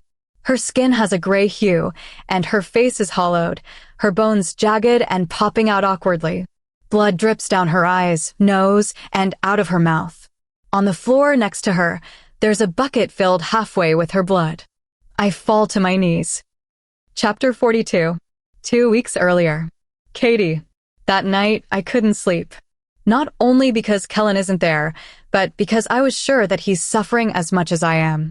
When I wake up, I call Aries and confirm that our plans are still set. Turns out I did end up needing that favor. Hello, Katie. The beta of Dark Howl greets me on the edge of Silverfang clan territory. Of course, I knew where there would be Silverfang clan guards, and we met in a location without them. Just in case Kellen ended up coming back here to find me, I couldn't have Alpha Cole telling him that I was at Dark Howl. Hey. I try to smile, but I start coughing up blood. Axel cringes. Is it as bad as Aries says? Of course, I had to tell Aries that I'm dying. Since I'll be dying in Dark Howl on her land, it's only right she knows, since she'll likely be the one to bury me. I wasn't worried about her telling Kellen. She owes me too much. And I, of all people, know how well Aries Allstott keeps secrets. She's even a more skilled liar than I am. Yeah, I say quietly, and Axel takes my bag from me. Only a month left. Axel looks heartbroken. Katie Dash. Please, I smile weakly. Don't do this dying speech thing. I can't listen to any more of those. Few as they were. One of the good parts of not telling people you're dying. Axel helps me into the car and begins to drive us to Dark Howl. Not an ideal place to die, but I guess it was as good as anywhere else. Plus, I rather liked the symmetry of it. Everything always starts and ends at Dark Howl. Axel tells me about his mate, Callista, and their pup. Of course, I already know everything he tells me, but I pretend to be surprised anyway for his benefit. Are you sure there's nothing we can do? Axel asks desperately as we pull up to the pack house. I smile at him and squeeze his hand. There's nothing to be done. Just letting me stay here is enough. My final resting place. Dark Howl. For some reason, it seemed comical. Predictable, even. All bad things happen at Dark Howl. I get out of the car, stumbling as I do so, and I lean on Axel while we walk into the pack house. My strength is completely destroyed. If I hadn't gotten out of Nightfall Clan when I did, there was no way I would have been able to hide my condition. Hello, Katie. Kane greets me when Axel and I are inside. Hi, Kane, I say, smiling. Cute pup. He knows I'm blind. I'm sure Aries told him, but he doesn't ask how I know that his pup is cute. He's holding a baby swaddled in fur, my sight tells me. One of the fur pelts that he stockpiled in their closet, unbeknownst to Aries. Do you want to hold him? Kane offers. I nod. Just let me sit down first, I say slightly breathlessly, already tired from what little walking I've done. Axel helps me to a couch, and Kane offers the pup, but I hold my hand up to pause him, pull out a handkerchief, and use it to stop the blood that's about to pour out of my eyes. Katie. Kane says, sounding disturbed. I know, I mutter. I know. When my eyes stop bleeding, Kane hands me the pup. He's so cute, I coo. Even though I can't see him, I can still see him. Dark brown curly hair, and I know that he has Aries silver eyes. Jet is such a cute name. How did you dash, Kane says, before shaking his head slightly. Thank you, Katie. For dash. I know, I interrupt because I know everything. She's putting the twins to sleep. I answer Axel's unspoken question. You, Axel says, his voice strained. Thank you, Katie. She'll be down in a minute, I tell both of them. Well, 45 seconds, but who's counting? Me. Counting down everything. I look down at the Dark Howl pup I can't see. Jet. He would be a fearsome warrior, yes, very fearsome indeed. All of their children would be incredibly terrifying to come across. Interestingly enough, Draken would be mated too. Katie, Aries says, and I know that Kane wraps his arm around her. Good to see you, though you look like absolute hell. I laugh. This is one reason why Dark Howl was such a good choice. At least Aries would always be Aries. It's not like death ever bothered the Blood Luna. Death does that to a person, I joke. I pause. Yes, I am really blind, Aries. Aries blanches. How did you dash? Don't ask, Axel mutters. I shake my head slightly, smiling. It never ceased to surprise me how surprised people could be by my sight, though I suppose they would never have met another seer as powerful as me. Are you sure there's nothing more we can do? Kane asks hesitantly. We have healer's dash. Healers won't help, I sigh. It's not something that can be fixed. Just don't tell Kellen that I'm here, please. Kellen. Kane says in surprise. What does he have to do with this? I thought you knew that he was going to claim me as his spoil of war, I frown. He didn't. Kane sounds perplexed. He didn't say exactly what, or who, he planned on taking. I assume he wanted land or warriors. I chuckle. So did I. Do you want me to kill him? Kane offers. How people from Dark Howl show they care, offering to slaughter your enemies for you. No, I laugh. Just don't tell him I'm here. He'll take me back to Nightfall Clan. Did they treat you that badly over there? Kane snarls, suddenly angry. No, I say, shocked. No, Kellen is nice. I'll show Katie to her room. Aries interrupts, thankfully saving me from saying something I don't want to admit. Kane takes the pup from me, and I stand up, but my legs give out. Weak, I'm so weak. Aries catches me. Fucking hell, Katie, she says in disbelief. Not just disbelief. Fear. Aries Allstott scared. Much has changed in the last 2 years. I know, I whisper. Aries picks me up in her arms. Weird to be on the other side of this, she jokes, but I can sense how disturbed she is. You're strong, I note, feeling her carry me up the stairs. You're thin, Aries mutters. Fair. It would only get worse, too, until I was completely emaciated. Fun times. Aries sets me down gently on the bed. Are you sure you don't need help with anything? She asks hesitatingly. Because I'm blind? I say wryly. Blind and dying, Aries points out. Not one to mince words, not the blood, Luna. No, I'll be fine, I assure her. Do you have a bucket or something? Because Too late. I run to the bathroom, throwing up blood, and Aries chases after me. Fuck, Aries whispers when I'm done. I know, I say through coughs. Aries hesitates. Katie, are you sure you don't want Kellen to know about this? Don't tell him. I say quickly. A pause. He would be better at this comforting thing than anyone here. I'm not sure your last few weeks will be pleasant, she admits. They won't be pleasant anyway, I snap. I don't want him here. Don't tell him, Aries. You owe me a lot more than what I'm asking for. I know, she sighs. She helps me back into bed, leaving for a few minutes to get a bucket before she returns. Blankets, I say, my teeth chattering. Do you have more? Of course, Aries mutters and places 4 fur pelts over me. Katie, she says hesitantly. Aries, I'm fine, I say emphatically. Go to Kane. Jet is hungry. She goes to the door. Yell if you need something, Kane, or I will hear, she mutters before leaving. Frightened, Aries is frightened because she knows that interpersonal skills are not her forte, and she's worried that she'll make things harder on me. She doesn't need to worry. Things couldn't get any worse. Things besides me, of course. For the next 2 weeks, I bleed more and more every day, throwing up blood every hour, sometimes more. Blood drips out of my eyes and nose almost constantly. During the day, Aries would sometimes bring her pups by, and it was a nice distraction. A reminder of what a blessing my gift can be. Without me, those pups would have never been born. Kane and Aries would have been dead. Axel came by often, bringing his mate and his pup. Callista and Axel tried their best to cheer me up, and I laughed at their jokes for their benefit. At night, I would wake up screaming from nightmares. Kellen wasn't there to quiet my sight, and the nightmares returned with a vengeance. The first night, I woke up screaming. Kane broke the door down, racing into the room to kill an intruder, and instead found me bleeding and crying out Kellen's name. Every night after, Kane would just knock, ask if I was safe, and then leave after I convinced him that I was fine. And every second of every day, I thought about Kellen. I missed him so much. The pain in my heart was only surpassed by the pain that made my body decay. I wished he were here to chase away the nightmares, wished he were here to tell me lewd jokes that I hate, wished he were here to stroke my hair. But I didn't want that, not at all. Every day, Aries asked if she could call Kellen and would sometimes threaten to until I pulled the "You owe me" card. It was better this way. And on the 14th day of being in Dark Howl, I woke up to hearing Aries scream downstairs.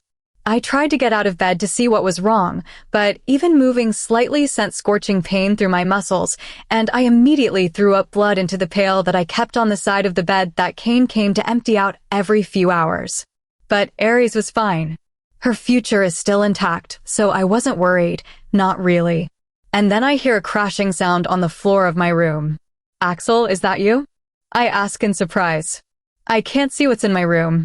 Maybe something fell. Aries? I say, now getting worried. My sight is screwed up for some reason. One more strike and you're out, darling. No. He couldn't be here. This is a dream. I'm dreaming. What, I threaten the blood alpha and Luna's pup to get to you, and this is the welcome I get. Kellen asks, and suddenly, I feel the bed dipping from his weight. You're not real, I gasp. I had hallucinated him many times. This could not be real. You're not here. And then I feel a hand stroking my matted hair. I'm here, darling. I cry from the sheer beauty of those 3 words. Chapter 43. I suddenly remember that he isn't supposed to know that I'm dying. Kellen, I'm just, I start to say, trying to come up with a lie on the spot. Don't bother, Kellen says lowly, but not angrily. Dorwin told me about the curse of the seer. Fucking Dorwin. In that moment, I couldn't tell if I was upset or happy that Kellen knew, because he's here, and that's all I've wanted for the last 2 weeks. He said you don't have much time left, Kellen says, sounding choked up. Please. No more lies. How much time do you have left? 2 weeks, I say, my voice the ghost of a whisper. Suddenly, I hear the door crashing to the ground, and I jump. Kellen wraps an arm around me. Say the word and I'll stop him, Katie, Aries says, and I know she's holding up some weapon. No, don't, I say quickly. I'm taking her home, Kellen says, as calm as ever. Aries pauses. Katie, if you don't want to go with him, just tell me and I'll take care of things here. Kellen scoffs, and I'm sure he rolled his eyes. I actually wasn't sure who would win a fight between them. No, I want to go, I say softly, and I do.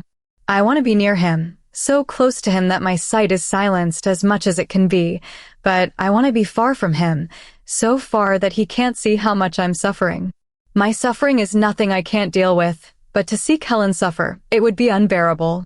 Kellen, you're lucky I owe Katie so many favors, Aries says, a chill to her voice. Otherwise, I'd enjoy seeing how upset he gets. I frown at that, but Kellen chuckles. Aries, there's no line Kane wouldn't cross for you. I'm afraid where my darling Katie is involved, there's nothing I wouldn't do, either. Surely you understand. Aries pauses. You know that Kane is never going to have an alliance with Nightfall Clan ever again, right? Like I said, nothing I wouldn't do. Absolutely no regrets in his words. I wonder what exactly he said to upset them so badly. You should leave before Kane comes, Aries advises. Make sure to take the fur pelt on the bottom. Kane charmed it so it would stay warm. My throat dries. Kane was not the same cruel blood alpha he was before meeting Aries.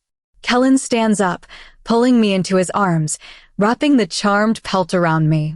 Thank you, I tell Aries quietly before Kellen has the chance to take me into the in-between. Goodbye, Katie, Aries says coolly, but I can sense her distress and sadness. If you change your mind, give a call. You're welcome to come back. Kellen snarls at her, and I feel myself being pulled into the in-between. As soon as we hit the floor, I feel nauseated and groan. Kellen swears and teleports one more time, and I think he set me down on the ground, throwing up into the toilet immediately. Kellen sits next to me, rubbing my head soothingly, even though I weakly try pushing him away, not wanting him to see me like this. Though I suppose I would have to get used to him watching me suffer for the next 2 weeks. I'm shaking by the time I'm finished, and I hear Kellen run a bath. Katie, I'm going to help you get undressed, Kellen says slowly, uncomfortably, and it almost makes me laugh. All it took was him knowing I'm dying to show some respect finally. It's fine, I say, my teeth chattering as I talk. I can do it. No, you can't, Kellen says gently, firmly. Either I help you or I get Mary or Leia too. No, I don't want more people to see me like this. Oh, okay, I agree, and he kneels, carefully pulling my sweater over my head. If I weren't in so much pain, if I weren't freezing quite literally to death, I would have been embarrassed that Kellen of all people was seeing me this vulnerable. Luckily for me, he doesn't make any inappropriate comments as he scoops my cold, shivering body into his arms and gently places me in the hot water. I keep my eyes shut for a few minutes as the scorching water surrounds me and attempts to ease my pain. What did you say to Aries and Kane back in Dark Hell that upset them so badly? I finally ask. I'm sure that he has many more questions about my death, but that's the last thing I want to talk about. I took their pup and threatened to abandon him on a remote island, Kellen says flatly. I frown. You would not have. Why didn't you tell me, Katie? Kellen asks. Great, so we're doing this now. I swallow. I thought it would be easier if you didn't know. I never wanted to hurt you. Did coming here to Nightfall Clan and using so much of your sight speed up the curse? Kellen fires out question after question. And don't lie to me. No more lies. I wince. The curse would have killed me anyway, even before you got me. My days were always limited. And you're sure? 2 more weeks. Yes, I say quietly. I am sure. So, there's time, Kellen says, sounding relieved. Time? I repeat in confusion. Of course, Kellen says calmly. 2 weeks to figure out a loophole. There's always a loophole. We just have to find one. I sigh. Kellen. Don't, he says lowly. Don't you dare give up on your own life. You are not going to die. We are going to find a way around it. There's always something to be done. I will save you, Katie, I swear it. I shake my head. Kellen. No seer outlives the curse. I have seen my death 1,000,000 times over. There is no other future. Your sight can be wrong, Kellen snarls. If you think I'm going just to let you waste away in bed, waiting for your death, and not do anything to stop it, you're even dumber than I thought. I sigh. He doesn't understand. Seers know their death is inevitable, something we know from the start. He doesn't understand that the curse is simply what nature demands, that there is no loophole because it is the natural course of life. I promise you, Katie, Kellen says desperately, and I'm happy I'm blind and can't see him or see him. I will save you. You can't die. And then I realize that this runs deeper than him just not wanting me to die because he cares for me. This is about his seer friend who died during their childhood, about his mate. He's worried he'll have to watch another person he cares for die and not be able to help. And this is why he never should have found out. I jump when Kellen's hand touches my hair. I'm just going to help you wash your hair, he says softly. I can do that, I say nervously, suddenly reminded of how exposed I am, and once again, I'm grateful that I'm blind. I want to, Kellen says firmly, tilting my hair back into the water. His hands are gentle, tentative as they work soap through my hair and massage my scalp. Despite the hot water, a chill runs down my spine at the contact. To be touched so tenderly by someone. I would not ever get used to it, and I did not have the time to get used to it. Kellen's gentle touches lull me into a feeling of so much security and comfort. I doze off, and when I wake up, I'm in his bed, in one of his shirts, with his arms wrapped around me. I almost cry with relief at how much quieter Kellen makes my sight. My death was inevitable, but he at least muted some of the pain that comes with it. Are you awake? Kellen murmurs, stroking my hair. I seem to remember you telling me that's a dumb question, I muse, snuggling into his warm chest and his arms tighten. Cute, darling, very cute, Kellen chuckles. I'm going to have a healer come by soon. Take a look at you. I sigh. Kellen, don't you think I would know if that would work? I'm not leaving any stone unturned, Kellen says, his voice terse. Don't worry. I have a ton of ideas. This is just the first one. I sigh again. Kellen, please. No more plotting. No more plans. Can we just spend the next 2 weeks relaxing? I don't have it in me to fight this. And I'm tired, so tired of fighting against my sight. Death will be a welcome reprieve. No, Kellen says firmly. I have never stopped fighting for you, Katie, and I'm not going to stop now. I don't care if you stopped fighting. I'll fight hard enough so you don't have to. Kellen dash, I choke out, but I'm interrupted by a knock at the door. The healer. Unsurprisingly, the healer was able to do nothing to stop the bleeding and was unable to prevent my death. Kellen was undeterred, just promised me that we would resume looking for solutions tomorrow after resting.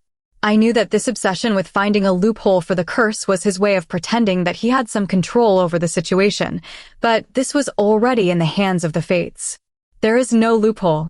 I know it. And where the curse is involved, knowing cannot be wrong. Go to sleep, Kellen orders bossily. Some things never change. Why aren't you more mad at me? I ask quietly, my heart beating fast as I lie in his arms. Believe me, Katie, he says lightly, stroking my hair as always. I am furious with you. As soon as we find the loophole, you'll face the full extent of my rage. I'm sorry, I wince. I know. I lied a lot. Not just to Kellen, but to his circulus too. I would have to face them tomorrow, and the thought was terrifying. Kellen pauses. When? When you were leaving. Were you lying then too? He asks for once, sounding unsure. My heart beats faster. Can you be more specific? You said you don't love me, Kellen says hesitantly. That you never could. Did you mean that or? His voice trails off. I swallow. The moment I had tried so hard to prevent, to avoid. I begin to say, unsure how to say it.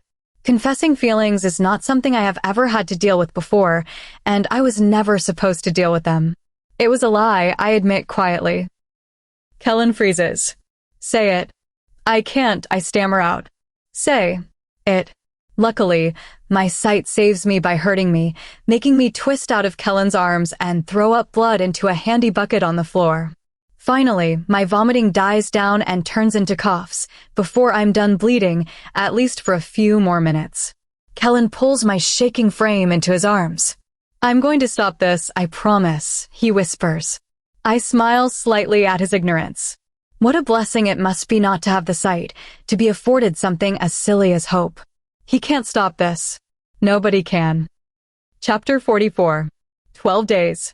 Not 12 days left. 12 days passed. 12 days of Kellen constantly fussing over me, and of the Circulus researching possible cures for the sight. Researching and failing. Unsurprisingly, there's not much literature on the curse of the seers. Even with Akani, Kellen, and Gareth searching through the archives, there was no information to find. No seer writes or tells about the curse because fighting it is pointless, and we know death is inevitable. 12 days of Killian making me try absurd ancient healing rituals the Circulus would find in ancient texts to no avail. I tried to explain that healing cannot help my body from decaying from the inside out, but of course, they were insistent, so we spent the days doing those rituals. During the nights, Kellen held me, and we pointedly ignored talking about my death, thankfully. He started off hopeful in finding a cure, but even without my sight, I could see that he had begun to accept that my death was an inevitability. And day and night, I bled nonstop. Coughing and throwing up dark red blood multiple times an hour, blood dripping from my eyes and nose constantly. But the blood wasn't even the worst part. I was blacking out. I started going unconscious for brief periods of time, each blackout longer than the last. My body was completely giving up, preparing for my eventual death. On the plus side, before my death, I would fall unconscious and be passed out for the duration of my death. Definitely a positive, because drowning in your own blood couldn't possibly feel good. Not that anything feels good these days. Drink, Kellen instructs, holding out the glass of water. Yes, doctor, I say mockingly, taking the water. That's Alpha Doctor to you, he says jokingly, but like all of his jokes these days, they're forced, and feel like they're for my benefit more than anything. I take a sip of the water, but unsurprisingly, it doesn't stay down, and I vomit blood into the blood bucket. I said drink, not throw up, Kellen teases, but sounds nervous as he takes the cup of water back and pulls me into his arms. Sorry, I mutter, lying on his chest, and hear his heart beating erratically. Luckily, he didn't seem disturbed by the large quantities of blood I was constantly expelling at any given moment. Don't be sorry, he says softly. Just go to sleep. I have another plan for tomorrow. My heart twists in despair. Kellen, please. There's nothing left to be done. This one will work, he says, but doesn't sound nearly as confident as he was when we started. If it doesn't. No more, I say quietly. No more plans. After tomorrow, I only have until noon the next day. I want to rest and be done. No more. Kellen is silent for a moment. Okay, he relents, choked up, and I'm glad I can't see his face. I exhale in relief. Good night, I tell him. Kellen doesn't say anything in response, simply placing a single kiss on the top of my head. Since being back, our physical contact has remained limited to him holding me and doing his best to quiet the sight, and frequent kisses on the top of my head. I didn't dare attempt to kiss his lips, nor did he try to kiss mine. We both know there's no happy ending, and every touch makes the impending goodbye harder. I wish it didn't have to be goodbye. Kellen. Darling, I whisper, shaking her gently as sunlight falls on her face. The only response is a small stream of blood that trickles out of her nose. I swear under my breath and dab her nose with a handkerchief as I move her from my chest onto the bed, although I suppose it didn't matter if I cleaned the blood from her nose. My sheets in bed would always be tainted with the smell of her blood, with the scent of her. Another blackout. Likely the last one before. I don't let myself finish the thought. I tried to wake her up for my next plan, but it was my last plan. I had no more ideas left. Even if Katie hadn't begged to stop with the random healing rituals, I wouldn't have had any left to try. We tried everything. This was my last hope. I shower quickly, washing her blood off of me, and get dressed.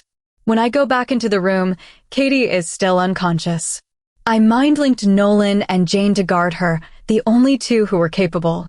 Mary, Leia, and Kane get too sad, make it too obvious, and I can see it distresses my Katie. Nolan and Jane are much better at concealing their emotions, though it's clear to me that they are just as upset. And well, Gareth just isn't strong enough to guard. Before leaving, I bend over to ruffle Katie's hair and kiss her forehead. "I'll be back soon, my darling," I whisper. I would always come back for her.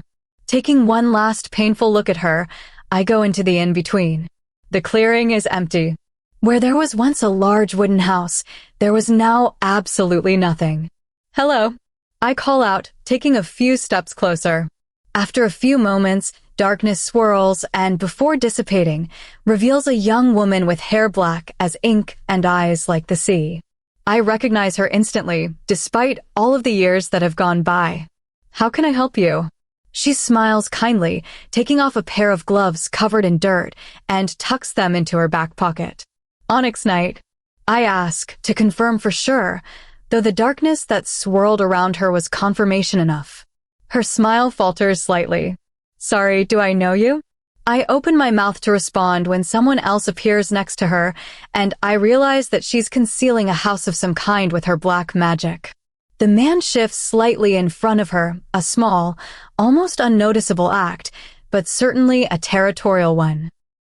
His face twists slightly in confusion when he realizes who I am. "Alpha Kellen?" Lucas, the former Gamma of Dark Howl, says in surprise. "What are you doing here?" Onyx freezes, aside from her eyes widening. "Kellen," she says so softly, if I were not an alpha, I would have missed it. And then her eyes darken as her mouth presses into a hard line.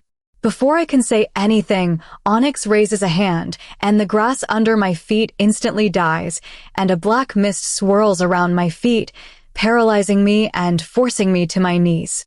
Her gift was even blocking mine. Holy shit. Onyx Knight is the most powerful wolf alive. I try talking to explain, but I can't move my mouth as Onyx glares daggers at me. Lucas looks perplexed as Onyx walks over to my frozen frame and bends over until she's eye level with me. "What are you doing here?" she hisses, her eyes completely black. The magic eases up enough so I can finally talk. "Help," I gasp, my lungs finally able to inhale. "I need your help." I do not get involved with pack issues, Onyx snarls, and the darkness looms over her slight figure menacingly. Especially not where alphas are involved. "You will leave immediately. If you come back, I will act first and ask questions later. That goes for you and anyone you come with. Understand?" No, no, no. She has to help. If anyone can, it's Onyx Knight. "Please," I beg, for the first time in my life. "My Katie. I care for her and she's dying. You have to help. I'll give you anything you want. Please."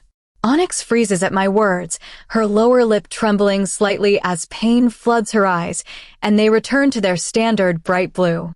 "Nyx," Lucas says hesitantly softly. Onyx's eyes unfocus for a few moments, and she sways slightly.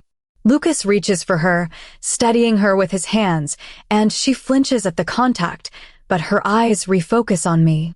She bites her lip nervously, seemingly deeply disturbed and conflicted. "Fine," she says finally, her face paling. "I can try to help." "Where is she?" The darkness dissipates around me, and I rise to my feet. "My territory." "Nightfall Clan," I answer, so anxious my words are rushed together. "I can teleport us there and take you back immediately." "No," Lucas says immediately, his eyes narrowing. "She's not going to go to a pack." "Not a pack," I correct. "My pack. She'll be more protected there than she'll be anywhere else in the world. And I'll have her back as soon as she heals." Lucas's jaw clenches as Onyx says quietly to him, "You know why I have to help him." "Please," I beg. There's not much time left. Onyx nods, her expression determined. "We'll go now," she says to me and to Lucas. "I'll be back soon. Make sure Dean doesn't burn the house down." Lucas glares at me, a look that says, "I will hold you responsible if anything happens to her." For a moment, I think they may be mates, but their scents are not at all intertwined, so they haven't been marked by each other. I flick my hand and open a portal, mind-linking Jane and Nolan to let them know they can leave their post. I hold out my hand to Onyx, who's looking at the portal with her mouth slightly open, but she takes my hand without arguing. And Onyx Knight visits Nightfall Clan for the first time since she was kicked out. We land in the room, and Katie is still unconscious, blood dripping from her nose and eyes. Onyx looks at her in horror, and her face turns green. "Onyx?" I ask, but she runs into the bathroom, and I hear her throwing up. A few minutes later, she returns, her face pale and sweat pooling at her hairline, and she trembles slightly. "Are you okay?" I ask in concern, not sure why she had such a visceral response to seeing my Katie. She gulps as she looks at her. I don't do so well with seeing blood. My heart tightens. Something traumatic has happened to this girl, which was likely my fault for getting her kicked out. What's wrong with her? Onyx asks, stepping closer and leaning over Katie. She has the sight, I answer hesitantly, unsure if that will mean anything to her. Onyx's eyes flash in surprise, then in recognition. Do you know something about the curse? I ask, hope swelling in my chest. She winces. Not much. I know it. It isn't good. I heard from. It doesn't matter, she mutters, her eyes glazing over, remembering something I can tell she's tried to forget. And you're sure it'll kill her? Tomorrow, I answer, trying not to let the panic seep into my voice. Onyx's face pales even more. I don't know if there's anything I can do. I haven't dash. Can you try? I ask impatiently. Open the window, she instructs softly, and I do. She raises a hand towards the window, and then a hand over Katie, and darkness swirls around both of them as Onyx closes her eyes. The black and gray fog envelopes them completely, tendrils of smoke moving through the air as though it's alive. For a few minutes, nothing happens. Until the darkness dissipates and Onyx opens her eyes. Sorry, she whispers, unable to meet my gaze. Whatever is wrong, it doesn't respond to healing. My heart sinks. Can you use your magic to take her sight away? I ask, daring to hope. If Katie has no sight, then it can't kill her. Onyx's dark eyebrows furrow. I don't know, she says hesitantly. I've never tried to take someone's gift before. I don't know how that works. I can try. Do whatever you have to do, I plead desperately. This has to work. It has to. Once again, darkness swirls around them, this time, for almost 30 minutes, as I watch impatiently. If it was taking this much time, that's a good thing. And the darkness stops. Kellen, Onyx says, her voice somber. I can already tell by her voice what the outcome was, but she says it anyway. I'm so sorry. It won't work. My heart shatters into a million pieces. Why? I choke out. Her magic is too attached to her life force, Onyx says, looking sadly at Katie. I can sense it. You can't take away her sight without killing her in the process. It's woven too deeply with her. You cannot separate them. Her magic. I ask in confusion. Onyx shrugs. Magic, gift, sight, whatever you want to call it. I suppose all of our gifts stem from the magic of some kind. I look at Katie, feeling utterly helpless. I failed her. I'm so sorry, Onyx repeats quietly, tears in her eyes. I wish there was something I could do. You have no idea how much I wish that. Katie was right. There is no cure. I'll take you back now, I tell Onyx, my voice hoarse. She nods, taking my hand as we step into the in-between. We land in front of the clearing, only this time, I can see the same house I saw almost 2 years ago after leaving the Palace of the Gods and delivering Ares to Cain. I cursed Helios silently. He had known this was her fate. Known and had not told me, because this was her punishment for saving Cain. Even if he would help now, which I had no doubt he wouldn't, he couldn't. I already had the thought that maybe, since I declined immortality, he would save Katie instead, but the portal to his dimension only opens once every 400 years. I release Onyx's hand. For what it's worth, I tell her quietly. When I became Alpha, I tried to find you. To bring you back to Nightfall Clan. It wasn't your fault. I'm sorry that dash. Don't, Onyx says, her voice soft as night. I was always meant to be a rogue.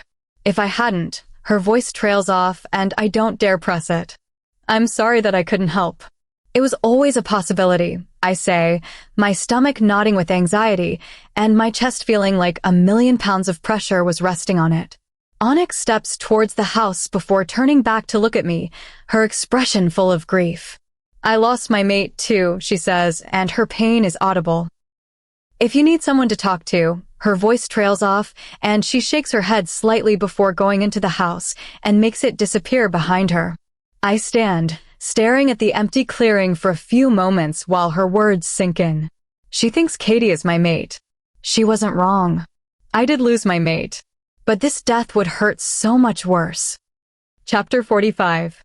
A hand lightly strokes my hair, and I smile as I wake up. You're back, I murmur, snuggling into Kellen. I'm back, he says, his voice bleaker than usual. How did you know I was gone? Did you wake up? For a moment, I admit. I wasn't up long. The gaps between me staying awake were getting smaller and smaller. In fact, I have bad news, Kellen says lowly. The last plan. It didn't pan out like I hoped. A flash of clarity of sight. Onyx Knight. I ask in surprise. You shouldn't have bothered her. How did you dash, he begins to say, before exhaling. I'm sorry. I thought that she could help. Kellen, I already told you dash. I know, he whispers. I have bad news too, I tell him. No more lies, no more time for lies. You couldn't possibly have any worse news. I wince. I'm not waking up after tonight. Silence. You have until tomorrow, Kellen says desperately in disbelief. No, I say quietly. I die tomorrow. The sight is getting worse. The sleep I was supposed to fall under tomorrow afternoon got bumped up. Silence. Kellen dash, I begin, but he interrupts. I'm about to pull you into the in-between, he warns. Where are you dash? He wraps his arms around me, and I feel us falling. When he lands, I'm cradled in his arms still. I hear waves, smell salt. I grin. Grease, I say in amusement. I told you I would take you here someday, he says, his voice hollow. Kellen sets me on the ground, and I pat the ground, feeling the sand. I had never been on a beach before. Would it be appropriate to make a bucket list joke? I ask, chuckling. You seem cheerful for someone who's dying tomorrow, Kellen says mirthlessly. I smile sadly. It was always meant to be this way, Kellen. Don't say that. I take his hand in mine, so much warmer than my cold, uncirculated one. Don't be sad, Kellen, I tell him, staring at the waves that I can see. I can't stay here any longer. And I can't. The pain is so bad I can barely breathe. Even now, blood trickles out of my eyes, but I don't bother wiping it away when more will replace it soon enough. A breeze hits my skin and I shiver.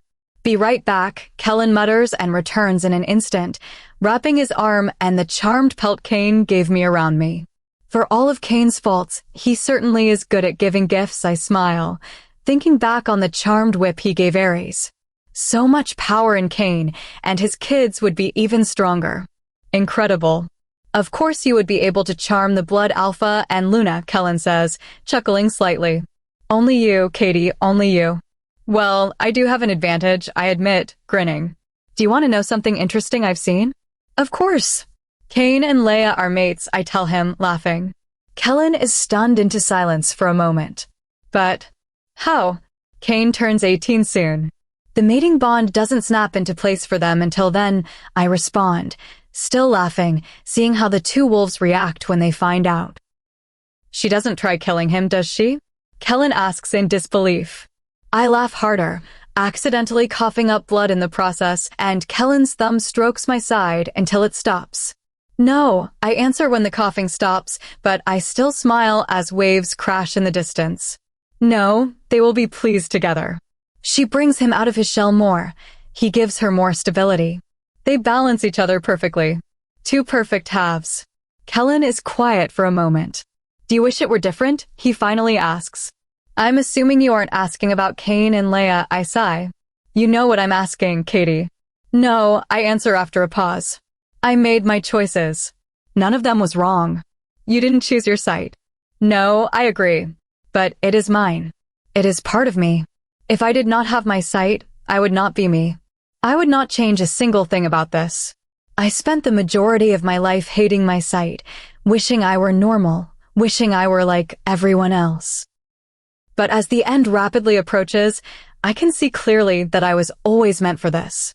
There couldn't have been anyone else. Not if it meant having more time? Kellen asks bleakly. The time I have spent on Earth has been enough, I smile sadly. There are things I would have liked to experience, but I was never meant to do them. I did everything I was meant to do. Did more than I was supposed to. What does that mean? Kellen asks in confusion. My heart sinks as I poke at the sand. Onyx Knight, I say finally. Her true mate is dead because of a decision I made. Thane is dead because of a decision I made. My death is the price that must be paid for saving the Blood Alpha. I saw too much, took too much of my life trying to see that much. To make sure he and Ares Allstott lived. Why did you do it then? Kellen asks, his voice terse, borderline angry. Seers must protect the prosperous future, I tell him. The Darkhowl children had to be born. There is no future without them. A pause. I suppose you aren't going to tell me what that means? I laugh slightly. You know I can't. Telling someone a particular future is almost a surefire way of making sure it doesn't happen like it should. Things will already be bad and messy in the future. Tragic things will have to occur for things to work out as they should, and if someone stops them.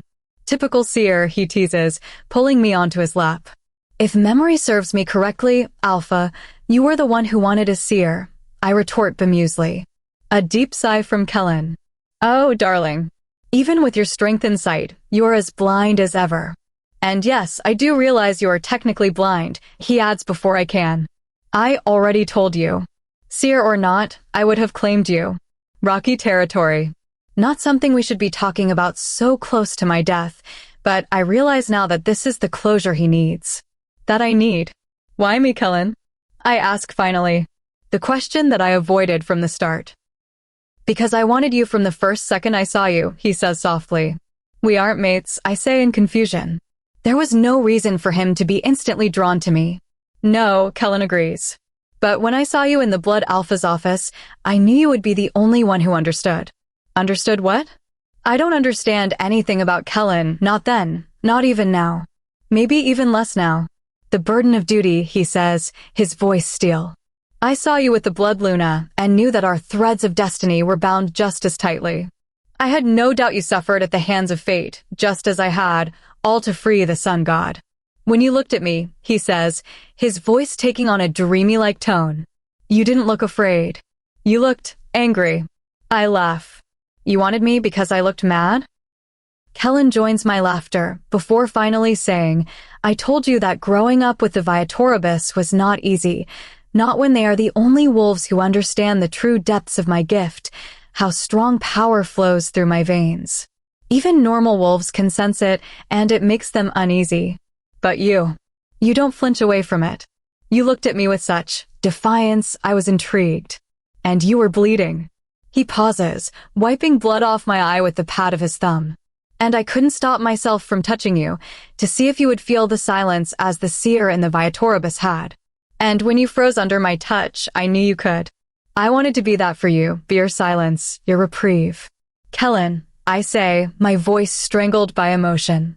Of course, the Blood Luna's possessiveness over you didn't help anything, he acknowledges with a slight chuckle. She was so defensive over you, which of course, didn't soothe the natural predator beneath my skin. She sealed your fate in a way. There was no going back after that. And if I hadn't rejected Leo? I ask in shock. Surely, he wouldn't have ripped me away from my mate. He hesitates. I wouldn't have interfered. I would have wanted to challenge him. I would have found it hard not to challenge him, but I would have respected the mating bond. But you rejected him and Katie. I wish I could tell you that I was disappointed. I felt bad for you, worse than you know. Even though I'm about clearing that obstacle for you, but dash. You would not have killed a she-wolf and an unborn pup, I say in disbelief. Kellen chuckles darkly. Haven't you learned by now that I have no boundaries when it comes to you, my dear? I shake my head slightly, still not quite believing it. Why didn't you? Kellen pauses. Because I thought I could make you happier than him. It's arrogant, I know, to presume you could make someone happier than their true mate. But Leo wouldn't have been able to make it quiet. It's all I wanted for you. Would have killed for it. My heart tightens. Not my other half, but in so many ways, everything I needed. Why did you wait so long to come to Silverfong Clan? He could have claimed me immediately after the war.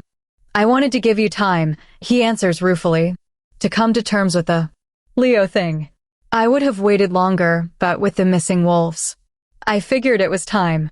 I'm about to respond when I groan, and Kellen anticipates what comes next, leaning me over the sand, and blood spills out of my mouth for minutes. So little blood left in me, so little life. So little time.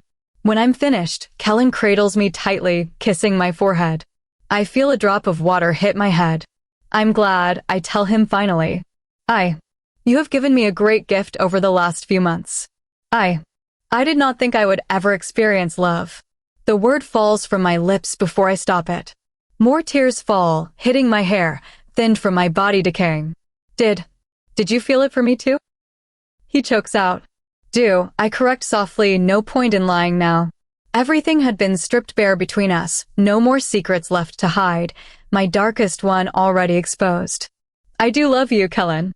I should have told you sooner, but I know why you didn't, he whispers, kissing my temple. I knew it from the moment you bit my claiming spot. I just had to hear it. I smile slightly. Yes, I suppose that wasn't very subtle. He laughs, but stops when I abruptly and violently cough up blood. I only have another minute, I tell him, the threads of my life pulled taut, just like my future. So many threads of the future interwoven, and I can see them all, see exactly when mine fades to nothing. I would give anything to see Kellen's, to make sure he has his happy ending. I will find you in the afterlife, Kellen says, his voice strong, though I feel his hands tremble as they stroke my hair. I promise you, Katie, I will see you again. In death or in life, I will always be yours. His lips press softly to mine, a sweet, gentle kiss before he pulls away. I do not weep, do not regret anything that has occurred. My death is what is right, what is natural, and it gives me a peace that no one but a seer could hope to understand. I am not sad, I am not afraid. Besides the crashing waves around us, there is only silence as I slip into unconsciousness. And Kellen did not break his promise. Chapter 46. Cain. Please, eat, I beg Leia, who stares at her plate, her eyes glazing over. She doesn't answer, just continues staring at the food, her slight body frozen solid. I have seen Leia in many conditions, happy, sad, angry, gods. Can she get angry, but never catatonic. Leia, eat, I snarl, a surprising amount of rage flashing through my body. My emotions have been everywhere, as they do before a wolf becomes of age, and it's even stronger for those of alpha blood. She jumps in surprise, her eyes flickering up to meet mine. Sorry, I apologize, pulling my shadows back in, forgetting to put a rein on them. I don't know what's gotten into me. Do you think Kellen is going to be mad at us? Leia whispers, her eyes devastated. We failed him. We failed them both. I sigh, moving to sit in the chair next to her and pull her into my arms. As soon as I do, she starts sobbing. It shatters my heart into 1,000 pieces. As she's going to die, Leia sobs, soaking my shirt with her tears. And we couldn't stop it.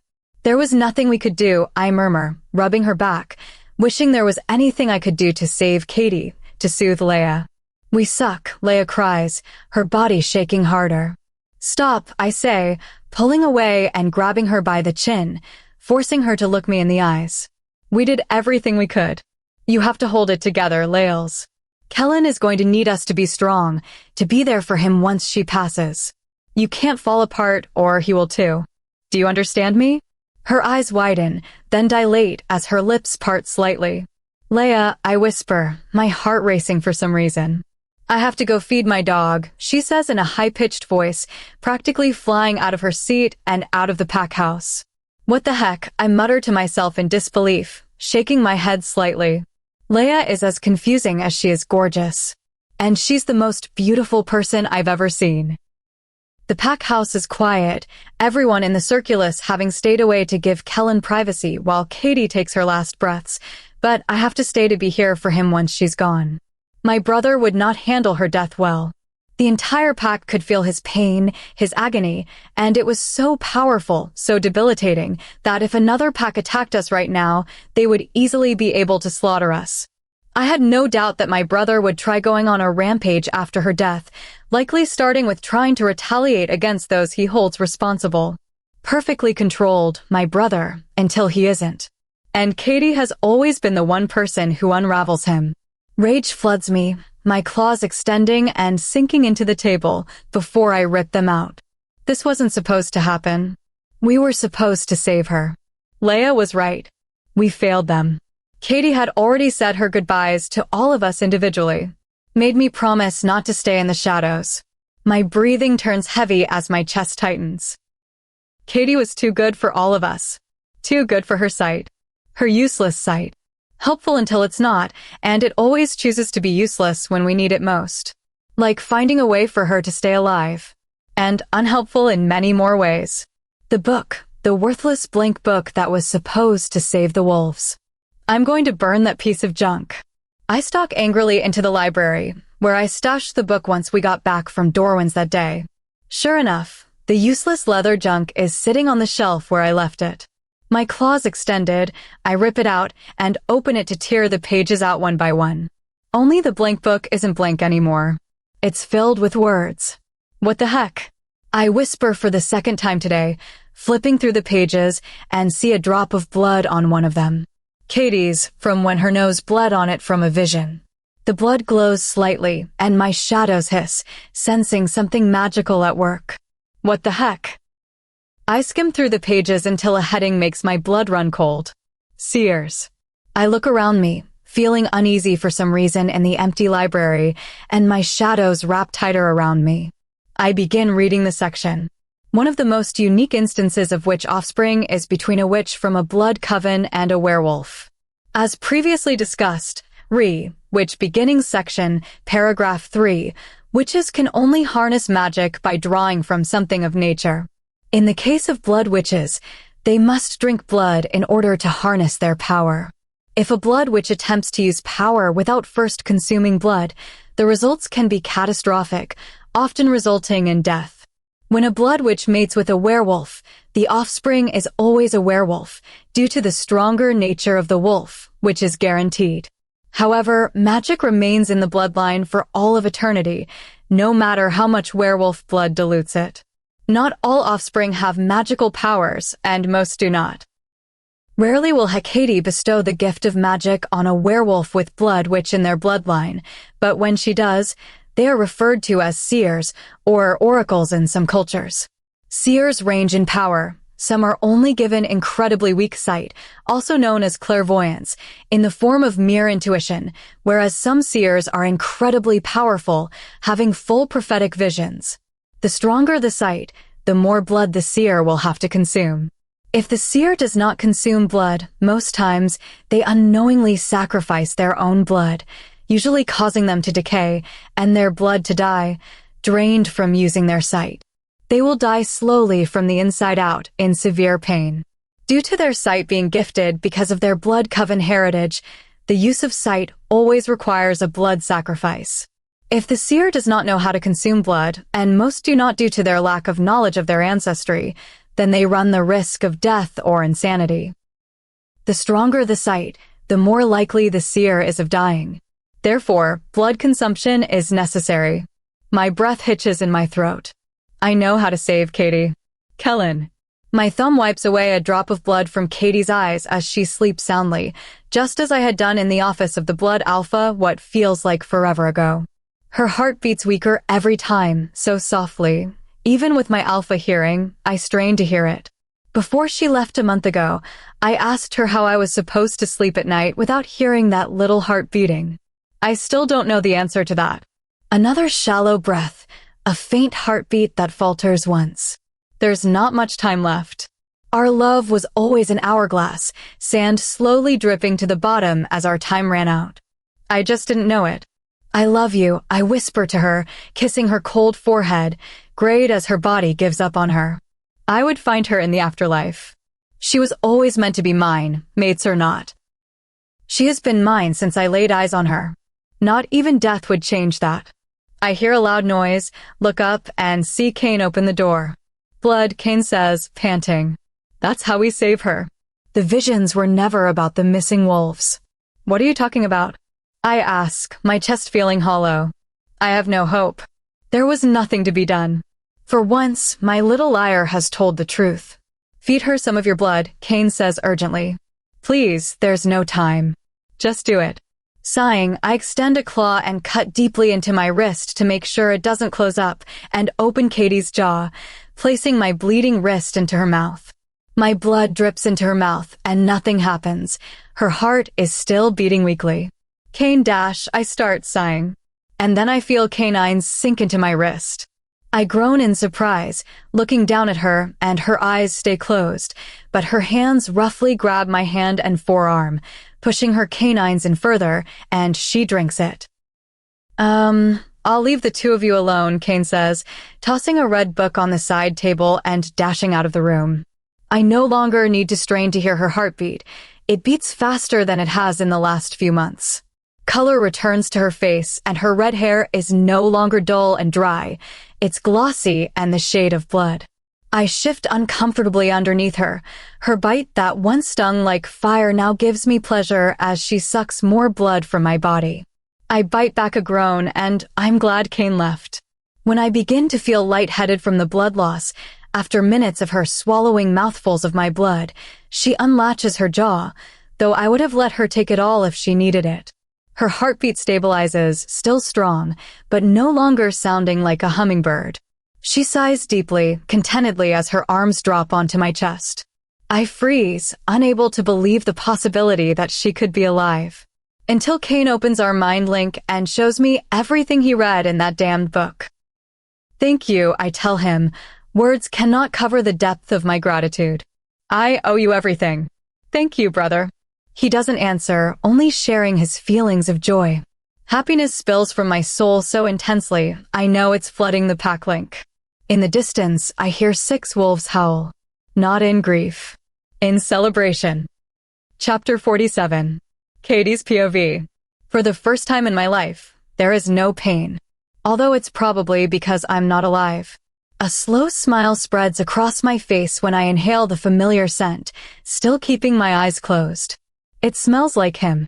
The warmth of his presence, the scent of the earth and woods, mixed with something uniquely his. It wraps around me, making the heaviness of my thoughts lift just a little. The afterlife is not bad at all. I snuggle toward the warmth, but I am not as cold as I was in life. The chill that I had lived with for so long, deep and unyielding, seems to have melted away. It's replaced with the softness of his touch, the sound of his breathing steady beside me. Arms wrapped tightly around me. Strong, comforting arms. But it's not just physical warmth. It's something more profound. A safety I've never quite felt before. Grinning, I don't bother opening my eyes because I don't care that this is some afterlife dream, because it feels real. It feels safe. I feel safe. I stretch slightly and touch his chest, feeling the steady rise and fall beneath my fingers. I'm still half unsure if this is real, but the warmth, the constant presence of him, feels too genuine to be a dream. You're here, I whisper, the words coming out softer than I intended. There's a vulnerability in my voice that I don't usually let anyone hear, not even him. His voice is soft, but filled with a depth I haven't heard before. I'm here, Katie. The way he says it makes my heart flutter. But I push that thought away. There's no time for that now. I smile, content, even as my mind lingers on the unanswered questions. The questions that once seemed so important, but now feel trivial in the peace of this moment. The pain that once consumed me feels distant, as if it never existed. I feel light, unburdened for the first time in ages. But I can't shake the nagging thought, the one I've been avoiding. I finally open my eyes to meet his, and the sight of him is enough to soothe my worries. He's here. Not a shadow, not a memory. He's alive with me in this moment. And I don't know how or why or what's real, but I don't care. For now, this is enough. Are you sure this is real? I ask, my voice trembling a little as I search his face for any hint of uncertainty. You're alive, Katie, he replies gently, his fingers brushing a stray lock of hair from my face. This is real. But there's a part of me that can't believe it. I was supposed to be gone. To be free of the pain, of the constant weight of knowing my end was near. But now, here I am. I was supposed to be gone, I murmur, shaking my head slightly, the disbelief creeping into my words. I was ready to say goodbye. He pulls me closer, his arms wrapping around me as if he's afraid I'll vanish if he lets go. But you're here, he says softly, his voice low and reassuring, like the sound of a heartbeat in the silence. You're here with me. I close my eyes again, feeling his heartbeat under my cheek, the steady rhythm that has always been my anchor. It's almost too much to process. The softness of his touch, the way his warmth fills the emptiness inside of me, is more than I ever could have asked for. But there's something heavy inside of me still. Something I can't quite put into words. A confusion that sits beneath the surface. I can't stay forever, I say, my voice barely above a whisper, the words tasting bitter as they leave my mouth. I don't want to say it, don't want to acknowledge the truth, but I have to. I can't live in this moment forever, no matter how badly I wish I could. He pulls back just enough to look me in the eyes, his face unreadable for a moment. We'll make the most of this time. We'll find a way forward. His words are meant to comfort me, but I can't help the doubt that clings to my chest like a heavy fog. There is no forward for me. I've already seen my future, and it doesn't include a lifetime of happiness, not for me. I can't be selfish. I don't know if there is a way forward, I admit, my voice trembling slightly. The uncertainty I've been hiding floods out in a rush, and I feel more vulnerable than ever. I can't even understand how I'm here with you. How this isn't some cruel trick. He shakes his head, his hand gently brushing against mine, like he's afraid I'll disappear if he moves too fast. You don't have to understand everything, Katie. Just let me love you for as long as we have. A tear slips down my cheek before I can stop it. The tenderness in his voice, the weight of his words, is almost too much to bear. I want to be with you, I whisper, my voice breaking slightly. But I'm scared. I'm scared of what this all means. His hand reaches up to wipe the tear from my cheek, his thumb grazing my skin gently. I won't let you be scared. Not here, not now. Just stay with me. We have time, even if it's not forever. I nod, too overwhelmed to speak. What else can I say? What can I do when he's giving me everything, and I can't even give him the certainty he deserves? I'm here, I say quietly, the words more for myself than for him. I'm here, and I'll stay. For now. He pulls me into his arms again, and I close my eyes, letting myself sink into him, into the warmth and comfort of his presence. I can't promise him forever, but I can promise him this moment, this peace. Don't leave me, he whispers, his voice so raw that I can't help but believe him. Not now, not ever. And I can't bring myself to lie. Not anymore. I won't, I promise softly, my voice barely audible, but I know he hears it. I let the quiet of the moment settle around us, the soft rhythm of his breathing filling the space between us. It's not perfect, but it's ours. And for the first time in a long time, I feel truly alive. Chapter 48. Your turn. I squeak out. Kellen chuckles lowly, pressing his lips slightly above my claiming spot, making me shiver. Bite for a bite. Seems fair to me, darling. You're going to mark me? I ask breathlessly. Yes. I squeeze my eyes shut tightly, waiting for the bite. A few moments go by, and nothing happens as Kellen's mouth hovers over my neck. Well, I prompt. Well, what? Kellen sounds amused. What are you waiting for? I ask, annoyed. Beg. What? I want you to beg for it. My eyes snap open to meet Kellen's, which are completely black and filled with mischief. You're kidding, I say as I narrow my eyes at him. Absolutely not, Kellen says, ruffling my hair, the corners of his mouth tugging upwards. You teased me for months, denied your feelings for me, bit my claiming spot, and then still denied your feelings for me, and just a few minutes ago, declined to be my Luna. I want to hear you beg. That's ridiculous, I huff. He doesn't respond with words. Instead, he kisses around my claiming spot. It was almost more infuriating than if he kissed it, like a scratch that just barely missed the itch. I bite my lip to stop from making any sounds, refusing to give in to the maddening alpha I'm still not sure if I hate or love. You know, Kellen says, his voice husky, in between soft kisses, and I fight back a shudder. I was insanely close to marking you that one day in the training center. Of course I know that. It was our first blowout fight. Finally, Kellen kisses my claiming spot, and I squirm underneath him, but he easily pins my wrists with one of his hands, using the other to hold down my shoulder. Had to stay away from you for days, because I was constantly on the verge of marking you, he continues lowly. And of course, I tried making you jealous with the vampire to get you to admit your feelings. He chuckles slightly, not done with his assault on my neck. But imagine my shock when instead of admitting her true feelings, my little seer bit me. Suddenly, he opens his mouth slightly on my skin and sucks my claiming spot, and I gasp, my back arching towards him out of reflex. You have no idea how hard it was not to claim you then, and there, he snarls and begins a combination attack of kisses, licks, and hickeys on my neck. I squirm as much as I can underneath him, breathing shallowly as I squeeze my eyes shut. Or how hard it was not to claim you ever since morning I woke up next to you, he continues. You make me angry, Katie. His touches get rougher, but it only heightens my emotions, nature dictating that she-wolves are attracted to strength, and Kellen is pure power. I can't help a gasp that slips out. Beg, he orders lowly. Please, I gasp, wrapping my arms around his neck and tugging his hair. Please, what? He taunts, and I feel his smirk in between his kisses. Please mark me, I whimper, not caring how pathetic I sound. Since rejecting Leo, my wolf has been furious with me, not bothering to surface much, but now I couldn't control it as my claws sink into Kellen's back. Such good manners, Kellen coos. Maybe you'll remember them in the future, though I doubt it. I snarl in frustration, and Kellen chuckles.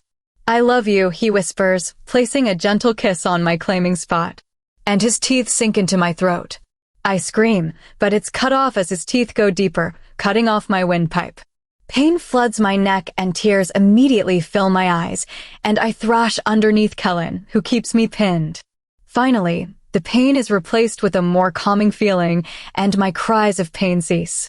After a few more moments, Kellen pulls his canines out of my throat, leaving me panting. I'm sorry, darling, Kellen says softly, pulling me into his arms and wiping my tears. I promise that's the only time I'll ever hurt you. Suddenly, everything hits me at once. I can feel all of the wolves in the pack connected to me, and most of all, Kellen, not only from the mating bond, but because he is technically my alpha. I could sense his power, his strength, his love. All of it is yours, he whispers, kissing my forehead. All for you, Katie. His kiss sent a shock through my skin, so intense I flinch. Mating bond, he confirms. Tomorrow, you can mark me. Now I mumble, but I'm so tired, my eyes start fluttering closed. Kellen chuckles. Afraid not, my dear. Sleep tight, I'll see you in a few days. I want to ask what he's talking about, but once his hand starts stroking my hair, I instantly fall asleep. When I blink my eyes open, I instantly groan, my hand going to my stiff neck. That'll hurt for a little longer, Kellen says from underneath me, and puts his hand on my chin and tilts it up, looking at my neck. His chest rumbles, pleased with his mark, and his eyes darken. I wonder how long I slept. Kellen says 6 days. An alpha's mark affects unranked wolves more severely. I look at him in confusion. How did you dash? My eyes narrow, and I block him out of my head, my sight finally being helpful for once and showing me how. Damn it, I knew I shouldn't have made it obvious I could read your mind, Kellen laughs, unbothered by the lockout. That's not funny. I roll my eyes. Is too, he retorts. No. Yes. No. Yes. Sick of arguing with him, I just sink my teeth into his claiming spot without warning, drinking some of his blood in the process. When I pull away, I'm pleased to see that Kellen is panting slightly, his eyes dark. Any chance you'll pass out for a week?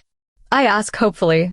No dice, little mate, but I appreciate your eagerness to get away from me so soon after marking me, Kellen rolls his eyes, but smiles, and I can feel his happiness through the bond. Our bond. Because I can, I kiss Kellen. Things begin to heat up, but before they can go further, Kellen pulls away and I scowl. Don't scowl at your alpha, Kellen says, flicking my nose, which makes me scowl more and makes him laugh in turn. I think our circulus will stage a coup if I keep you to myself any longer, Kellen says bemusedly. They miss their Luna. I cringe at the word. Should I be worried about someone challenging me? I didn't see anyone with plans to do that, but my sight was much more controlled than it used to be. Kellen's jaw clenches. Nobody is going to challenge you because they know I would handle them. I roll my eyes again. That's against pack laws. Kellen's chuckle is dark, dangerous, and if my wolf didn't recognize him as my mate now, I probably would have submitted involuntarily. I've told you 1,000,000 times, he says, his rage ebbing slightly as he kisses my forehead. I have no morals when it comes to you. Besides, even if I did break pack laws, nobody can kill me. I roll my eyes again. Such an immoral alpha. You're a moral alpha, he says, his eyes lightening slightly. Now, let's go take our first shower together as mates. I'm just saying, we could have saved water, Kellen pouts as I put on my shoes. You're immoral. You don't care about the environment, I tease. No, but I would like seeing you naked, he says, teleporting in front of me and nipping at my ear, making me laugh and shove him away. Kellen's arm suddenly sweeps under my knees, and I yelp as I fall backwards, where his other arm is waiting, and he pulls me towards his chest. I scowl, hitting his shoulder. Set me down.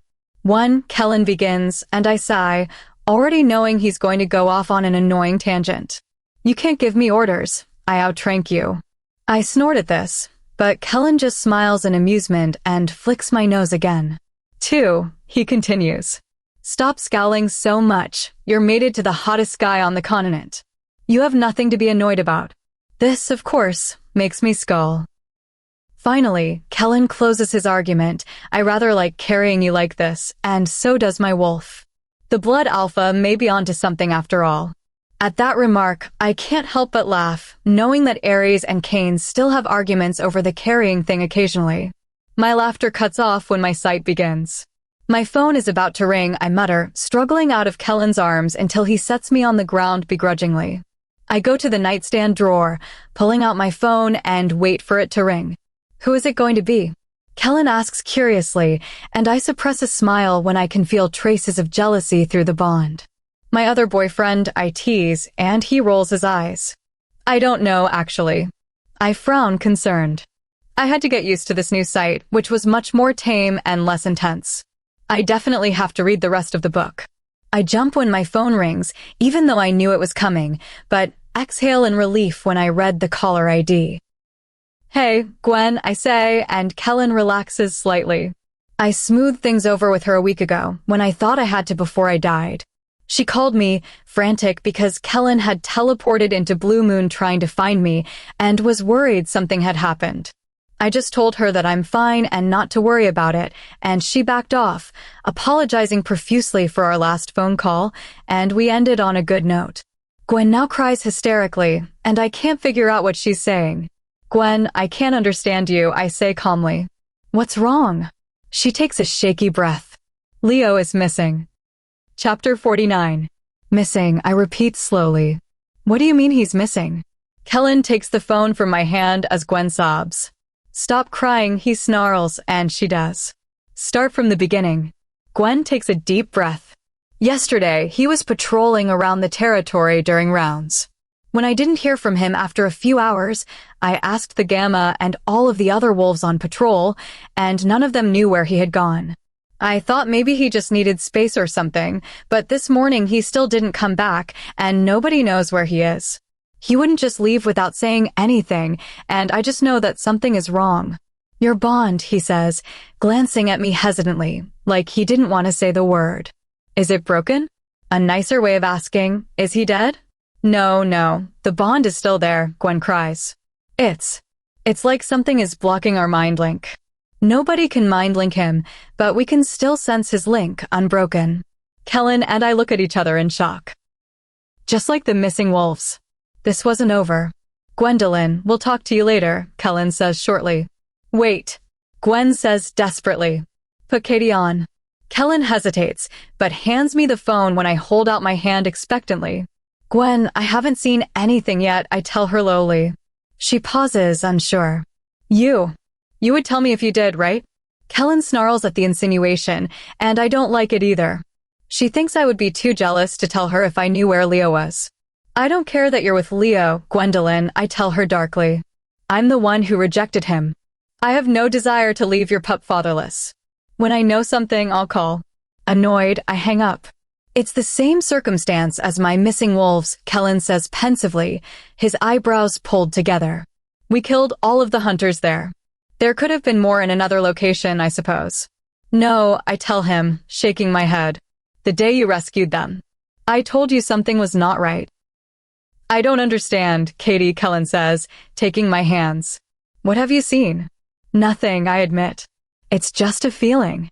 The hunters were not behind this. Or at least not working alone. I told you, it didn't make sense. They're draining blood, keeping the wolves and vampires alive. It never made sense to me, didn't seem right. If the hunters aren't behind this, who is? He asks patiently, stroking my hand comfortingly with his thumb. Blood, I mutter, pushing into my sight. It always comes back to blood. Katie, Kellen says questioningly. I know who's doing this. Gather our circulus. It's a blood coven, I say, glancing at Kellen. That's why they stole wolves and vampires. They're draining the blood so they can drink it and have access to more magic. Witches, Gareth says in realization. It makes total sense. Supernatural beings have a larger natural magic reservoir. It's better than human blood. They could perform stronger spells. I don't get it, Mary says in confusion. The people at the warehouse weren't witches. They were hunters. We would be able to smell if they were a witch, right? They were definitely human. I have killed witches with the Viatoribus, Kellen says thoughtfully. I would have recognized the smell. Mara is right, they were human, not a witch. A mind control spell, Gareth says suddenly. I've read about it. It takes an absurd amount of magic, would have required a huge amount of power to control that many hunters, but it's possible. Why bother? Nolan asks. Why set up the hunters? Because I was getting closer, I realize. Once we started working with the vampires, once my sight got stronger, we were getting closer. Gareth, do witches have sight? Gareth pauses. Not like yours. It's not an inherent thing they're gifted with. I read the entire red book. The closest thing to sight they have is reflective mediums that can show visions of the future, but it's not as precise as yours. They have to cast spells on the reflective medium in order to see anything clairvoyant. It's not an easy spell. A reflective medium? Mary repeats slowly. Like a magic mirror? Crystal ball. Leia nods. Gareth frowns. Well, not exactly, but yes, right idea. They set up the hunters to throw us off their track, Kane interjects quietly. They saw that Katie would have led us to their coven, so they framed the hunters in an unconnected location to them, knowing that we would stop looking for them if we thought we found the perpetrators. Kane, you're so much smarter than Gareth, Leia whispers from beside him, looking at him in wonder. Gareth frowns at that, but Kane's cheeks flush red as the shadows around him scatter. So why take Leo? Mary asks. Surely, they knew this would attract more attention. I mean, he's the alpha of a pack. People would notice if he were missing and search for him. I mean, I wouldn't, but someone else probably would. We realized before that they were targeting stronger wolves and vampires, Kellen says thoughtfully. Leo is an alpha. They probably assumed it would be safe to take him without us connecting the dots. But it doesn't make sense to take an alpha, Jane argues. Nobody else has gone missing, only Leo.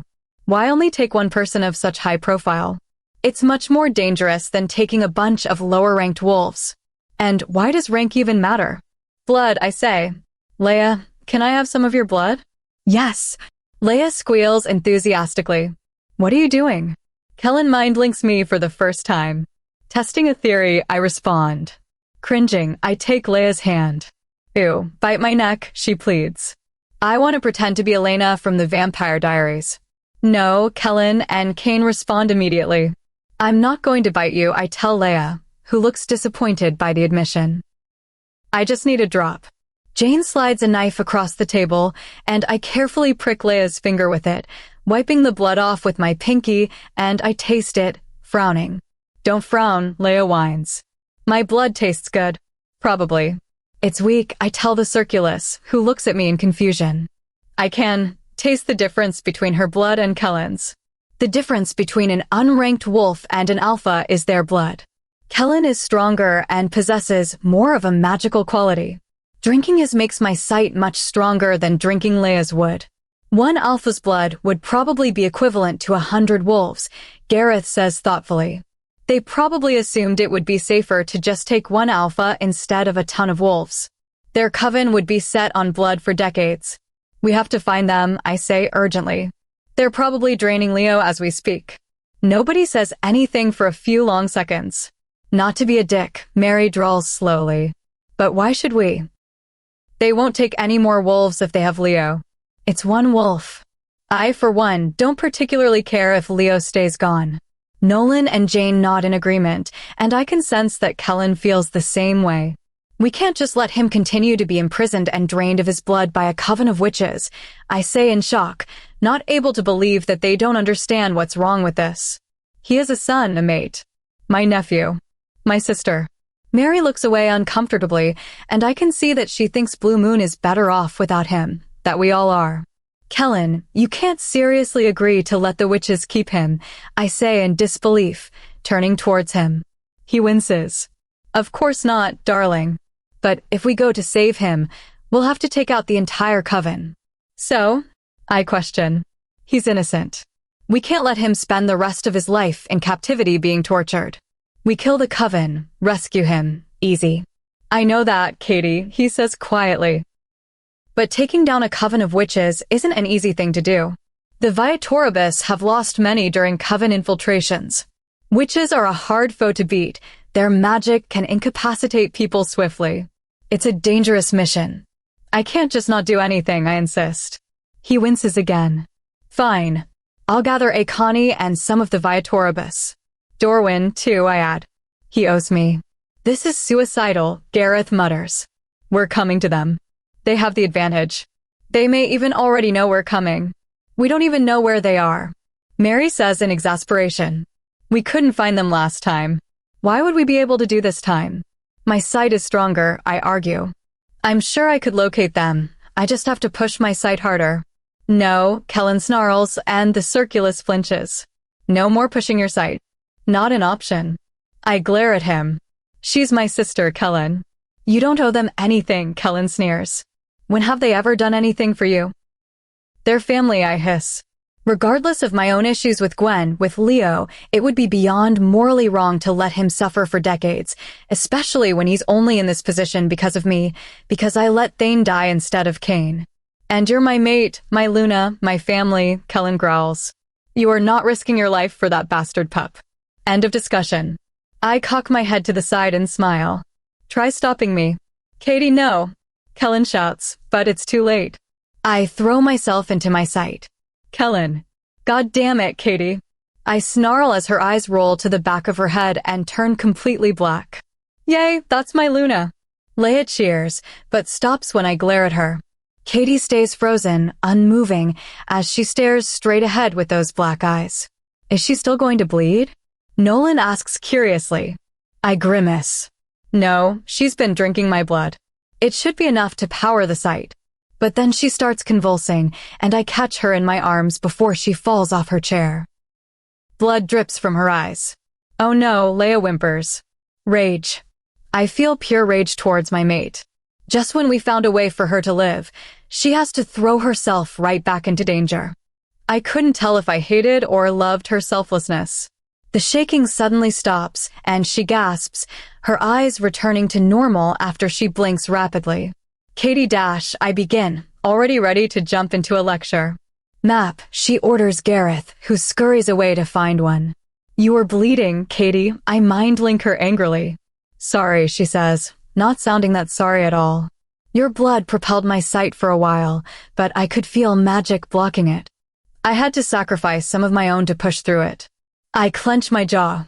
And how much blood would you have been willing to sacrifice, Katie? If that wasn't enough, how far would you have taken it? She averts her eyes, answering my question with her silence. Gareth places a map in front of her as my anger rolls off me in waves. This self-sacrificial nonsense is seriously getting on my goddamn nerves. She picks up the knife she used to prick Leia and slices across her hand, wincing. What are you doing? I snarl and she ignores me, holding her hand over the map. She closes her fist and blood drips onto the map. The blood stays on the map, and then moves. What the heck? Mary whispers. The magic, Katie says quietly. I can feel it in my blood. Vampire werewolf witch hybrid, Leia says in wonder. Like Klaus. I have no idea what that means, but Katie frowns. No, I'm not a witch, Katie corrects her. The site is doing it. Again, no idea what that means. The blood starts glowing on the map, burning a hole through a specific location. There, Katie says in satisfaction. That's where the coven is. When do we go? Nolan asks quietly. Katie looks at me pleadingly, and I cannot for the life of me understand why she cares about saving her ex-mate so badly, family or not. I sigh, unable to refuse her. I'll get a Connie and Dorwin. We'll leave immediately after that. Gather your weapons. Fill your pockets with salt. Salt can prohibit their magic, Gareth adds helpfully at their confused faces. Go, I emphasize, and they scatter to ready themselves for battle. I'll be back, I mutter to Katie, wiping the blood off from underneath her eyes. No, I'm coming, she insists. I sigh at her stubbornness, her best and worst quality. Besides, she smiles, squeezing my hand. We have another stop to make. Another stop? Her eyes gleam wickedly. There's someone else who owes me. Chapter 50. The Blood Luna stands, her cloaked frame turned away from us as she gazes down at Dark Howl. Exactly where I knew she'd be. Recruiting a Connie and Dorwin was easy, but this would likely be much harder. There's no way she agrees to help, Kellen mind links me, looking at Ares Allstott. I may or may not have threatened to send her pup to an isolated island to starve to death. I raise an eyebrow at him. Okay, I did. He grins shamelessly. I sigh, which makes Ares whip around, two knives appearing instantly in her hands. Ares relaxes slightly as her one eye narrows in on us. You look remarkably alive for someone who should be dead, she says to me coolly. You look remarkably unguarded for someone on the edge of a territory, I respond, smiling slightly because I know she ditched her guard. I needed a breather, she says drilly, and her eyes narrow at Kellen. Now that my pups aren't here for you to threaten, are you ready for an actual fight, pup? Only Ares Allstott would look at the Ultimum Viatorum and call him such a patronizing name without batting an eyelash. Kellen chuckles darkly, opening his mouth to respond when I stomp on his foot and mind-link him. Knock it off. Actually, I interject. I was hoping you might be interested in joining a fight. She perks up slightly at this. A fight, you say? She muses. Bored with motherhood already? Kellen taunts. Bored with being alive, pup? Ares responds, her grip on the blades tightening. Ares, you owe me, I state plainly. You said you would only need one favor, she points out. Yeah, well, I didn't anticipate living this long. I roll my eyes. Shall we create a tally of all of the things you owe me for? She grins coldly, showing canines far bigger than any other she-wolf. If you're asking for my help, you must have made quite an enemy for yourself, seer. A witch coven, I admit. She looks surprised by this before chuckling coldly. Fine, I'm in. Kellen blanches. Really? That's it? You don't want to know why we want to kill a coven of witches? You aren't surprised by the existence of witches. Ares shrugs. Do they bleed? Yes, Kellen says slowly. Then I'll enjoy killing them. Her one eye flashes silver. Cain will notice you're missing, Kellen warns. Ares snorts. I can handle Cain. You just gave birth, Kellen adds. Yes, Kellen, I'm a mother, not an invalid, she says, every word dripping in sarcasm. Still in perfect shape, still could kill you easily. Want a demo? That won't be necessary, I say, glaring at him. Are you ready now? Ares grins. Ready to fight? Always. The entrance of the Nightfall clan pack house is small, Far too small for the Circulus, Akani and a few of his top fighters, and Dorwin and the vampires he brought. We kept our numbers to a minimum, not wanting to attract too much attention to ourselves when we infiltrated the coven. Who are they? Ares asks when we land, jerking her head towards Akani and his warriors. The Viatoribus, I answer. Akani, this is Ares Allstott, Luna of Dark Howl. Ares, this is Akani, the leader of the Viatoribus. Akani bows slightly, formally, and Ares dips her head slightly in acknowledgement. Her nose crinkles. What the heck is that? She hisses, glaring at Dorwin. That's Dorwin. I scratch my head awkwardly. He's a, vampire, Dorwin says, crossing the space between us and offering his hand to Ares. I've heard about you, Luna. Bad things, I hope, she smirks, shaking his hand, and his eyes widen slightly at her grip. I'm not sure the rumors are true, Dorwin admits. I have to admit, they seem a little unbelievable. Knife, Ares says sweetly, summoning a knife from nothing. Dorwin blinks. Sword? Ares presses, a sword appearing in her other hand. Ooh, I'll take it, Leia says gleefully, reaching for it, but Kane grabs her wrist, not trusting the blood Luna. Wise. Okay, the rumors may be true, Dorwin acknowledges. And no, I'm not going to drink your blood.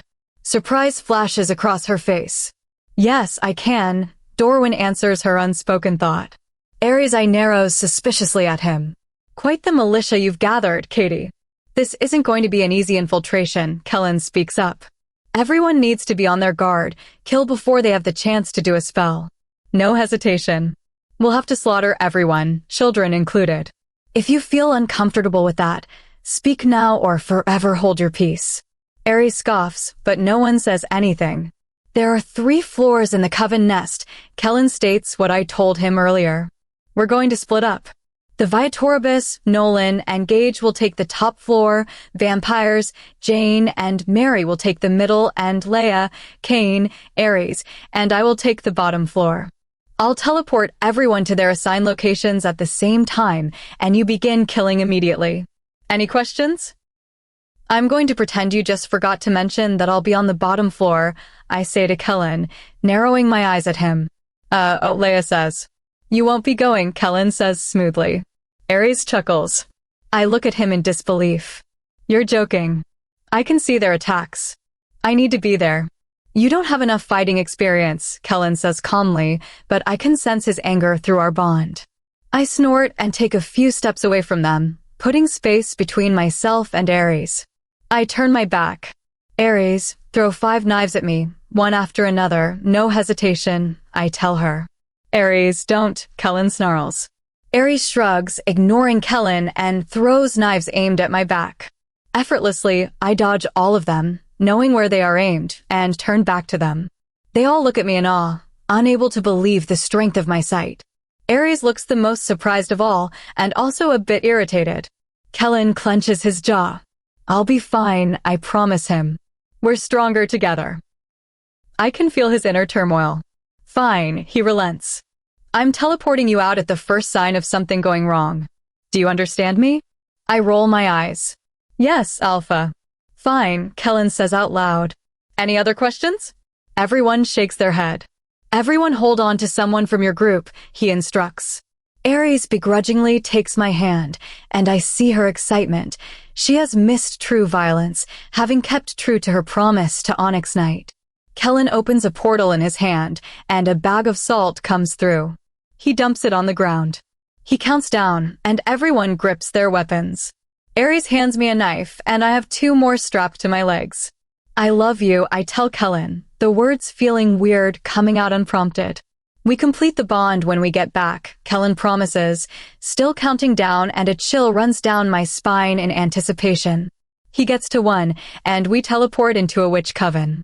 Ares is the first to attack a witch, naturally.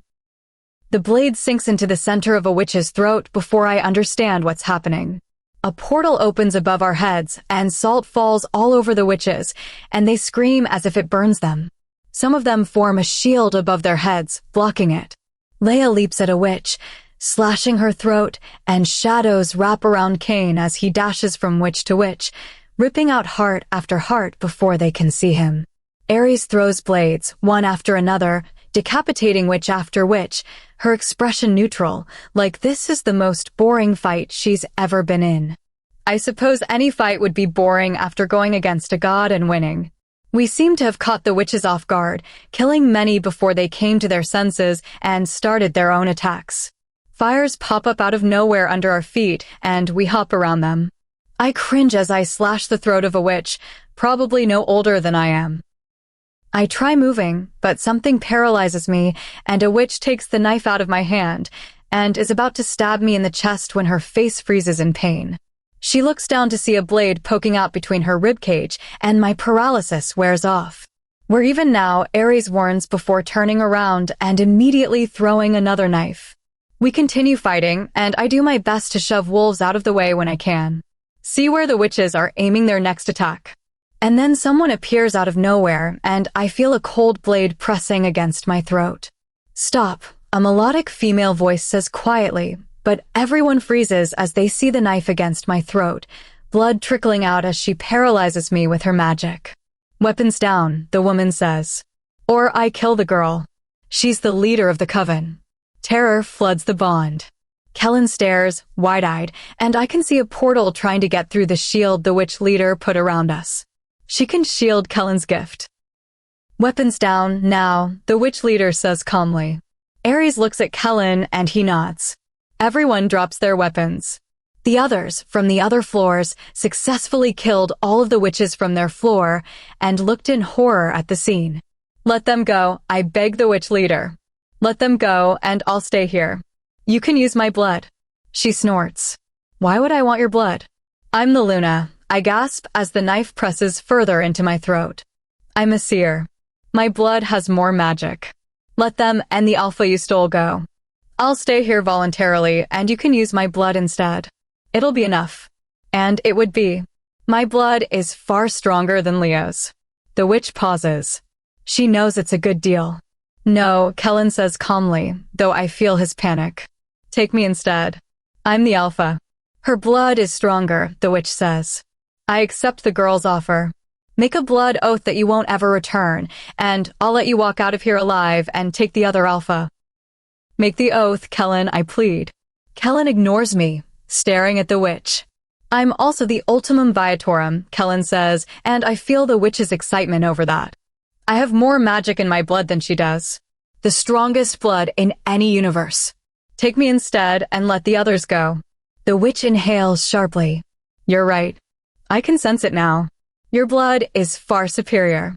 She releases the blade from my throat, but I'm still paralyzed, and the shield is still around us. Make the blood oath, seer, the witch instructs. You will never again track us, you will not come back for Kellen, and you will never help anyone locate us. I won't, I say calmly.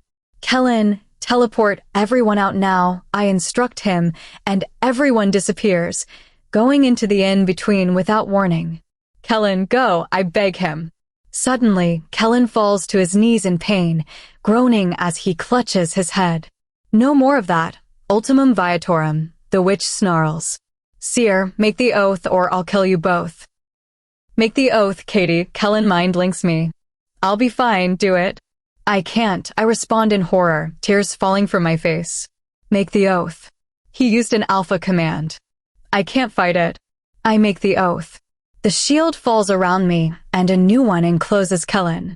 And my mate sends me into the in-between. Alone. Chapter 51. I throw up as soon as I hit the floor of the pack house. Luna, Nolan breathes in relief once I'm done hurling the contents of my stomach from being thrown into the in-between without a tether. Kellen, I say in horror, looking at Nolan. He forced me to make the oath. It was an alpha command, he wouldn't. I tried. Nolan looks at me in despair. He showed us what was happening through the mind link once he teleported us out. We saw what happened.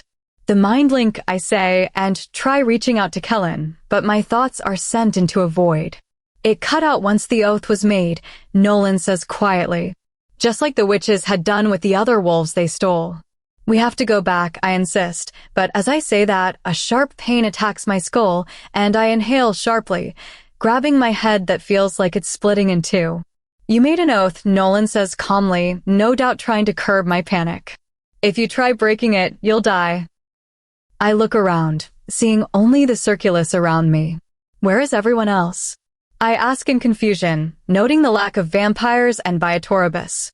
And Ares Allstott, an army of her own. Gareth says quietly, he sent everyone back to their homes. The Blood Luna called to tell us to keep her updated. He should have sent himself back. I choke on my own words, unable to hold back my tears. Kane shakes his head at me sadly. He would have never left you there. We have to, I begin, but the sharp pain comes back, even harder than last time, so strong I fall to my knees in pain. Stop, Jane snarls at me. You can't push the oath, Luna. Don't hurt yourself. We can't do anything, I gasp out, my chest tightening. But there was nothing we could do. Kellen. The pain the witch inflicted on me didn't loosen up after I sent Katie back home. Back to our home. I would have traded my life for hers 1,000,000 times over. There was never a question about it. It takes multiple warlocks to carry my paralyzed body to a cellar, the same cellar from Katie's drawing from all those months ago. Leo is chained up to the wall, a tube draining his blood slowly. His face is pale, and sweat drips down his forehead. His eyes flash in surprise when he sees me. I can't move as I'm chained up across from him with silver chains. The witch kept the shield around me, the magic somehow blocking me from opening any portals. The witch, appearing to be some kind of leader to them, takes my weapons out of my pockets and uses one of my blades to slash the palm of my hand. I don't move, can't move, as she licks the blood, smiling. You have the sweetest blood, ultimum viatorum, she coos. And you're so handsome too. I try snarling, but no sound leaves me. No wonder that Seer recovered so quickly, she muses. I have to admit, we were not ready for the attack. We waited until we saw the Seer die to steal the other alpha. She was not supposed to live. My wolf claws to get to the surface at the mention of our mate, but the silver chains prevent him from rising. The paralysis eases up around my throat. I'll kill you, I promise her. A shadow casts over her face. You killed almost all of my coven, she hisses and kicks me in the stomach, hard. I don't flinch. Believe me, draining your blood will seem merciful compared to what else I plan to do to you. She uses the blade against me, stabbing my stomach, paralyzing me so I feel it. She continued stabbing, and when that didn't get a reaction, she used magic to break my bones one by one. It didn't matter what she did to hurt me, my wolf was completely relaxed, knowing that our mate is safe in Nightfall Clan. If anything, I felt relieved knowing that Katie couldn't come back here due to the oath she made. So I took the stabs, the broken bones, feeling absolutely nothing but overwhelming relief. Katie could still get her happy ending. Nolan knows to give her complete control over the pack in the event of my death, or, in this case, my eternal disappearance. She'll do a fine job of running the pack. Slowly, my bones begin to mend, and the stab wounds close. The witch is healing me. A warlock hands her a tube, and she shoves it into my vein, blood flowing out at a steady rate. Yes, you are much stronger than the other one, she murmurs and caresses my face, which makes me flinch when the knives didn't. Being touched by anyone but Katie makes me recoil. So beautiful. She runs her thumb on my cheek, and bile rises in my throat at the horrid feeling. Maybe I will have other uses for you after all. I snarl, snapping my teeth at her, but she leans away, laughing gently. So much potential in you, she murmurs and rips open my shirt. Such a fine male. One of her nails traces along the lines of my abs, and I tug on my restraints to no avail. I would kill to see your future, she admits, still stroking my skin. But I'll admit, the mystery that surrounds you is quite intriguing. I'm sure that's why the seer is so taken with you. I pull harder on the chains at the mention of Katie, my eyes flashing dangerously. Tragic, isn't it? She continues bemusedly. The whole time, she was supposed to die, and you were supposed to mourn her. Now she'll mourn you. How's that for irony? Better this way, truly. I wouldn't be able to live without her, but she could live without me. Nolan would take care of her. We have had this conversation before. In the event of my death, he has agreed to provide for her, to protect her. With my circulus, she'll be in good hands. The witch moves the end of the tube out of the bucket and places it in her mouth. As she drinks, her eyes turn completely black, as Katie's do when she has visions. Incredible, she gasps after drinking. Yes, you can fuel generations of blood witches. Every bone in my hand breaks at once. Effortless, the witch whispers. I've never had so much magic available with so little blood. The sound of a door opening crashes in my ears. Katie runs to me, ignoring the witch. What are you doing? I snarl. Get out. No, she whimpers, taking my face in her hands, looking at me with bright green eyes. I love you. The witch breaks her neck with one flick of her wrist. No, I bellow, about to break out of the chains. The witch laughs, and Katie's body disappears. Such a simple illusion. She giggles. You fell for it so easily. I can see now that mental torture will hurt you much more than physical torture. How many times can you watch the seer die before you go insane, I wonder? Not many. Seeing that once nearly made me feral. Let the alpha go, I say, my voice strained. That was the deal. The witch nods. It was, but I never agreed on when. Now we have two playthings. I raise an eyebrow. You should really get a move on. She frowns. What?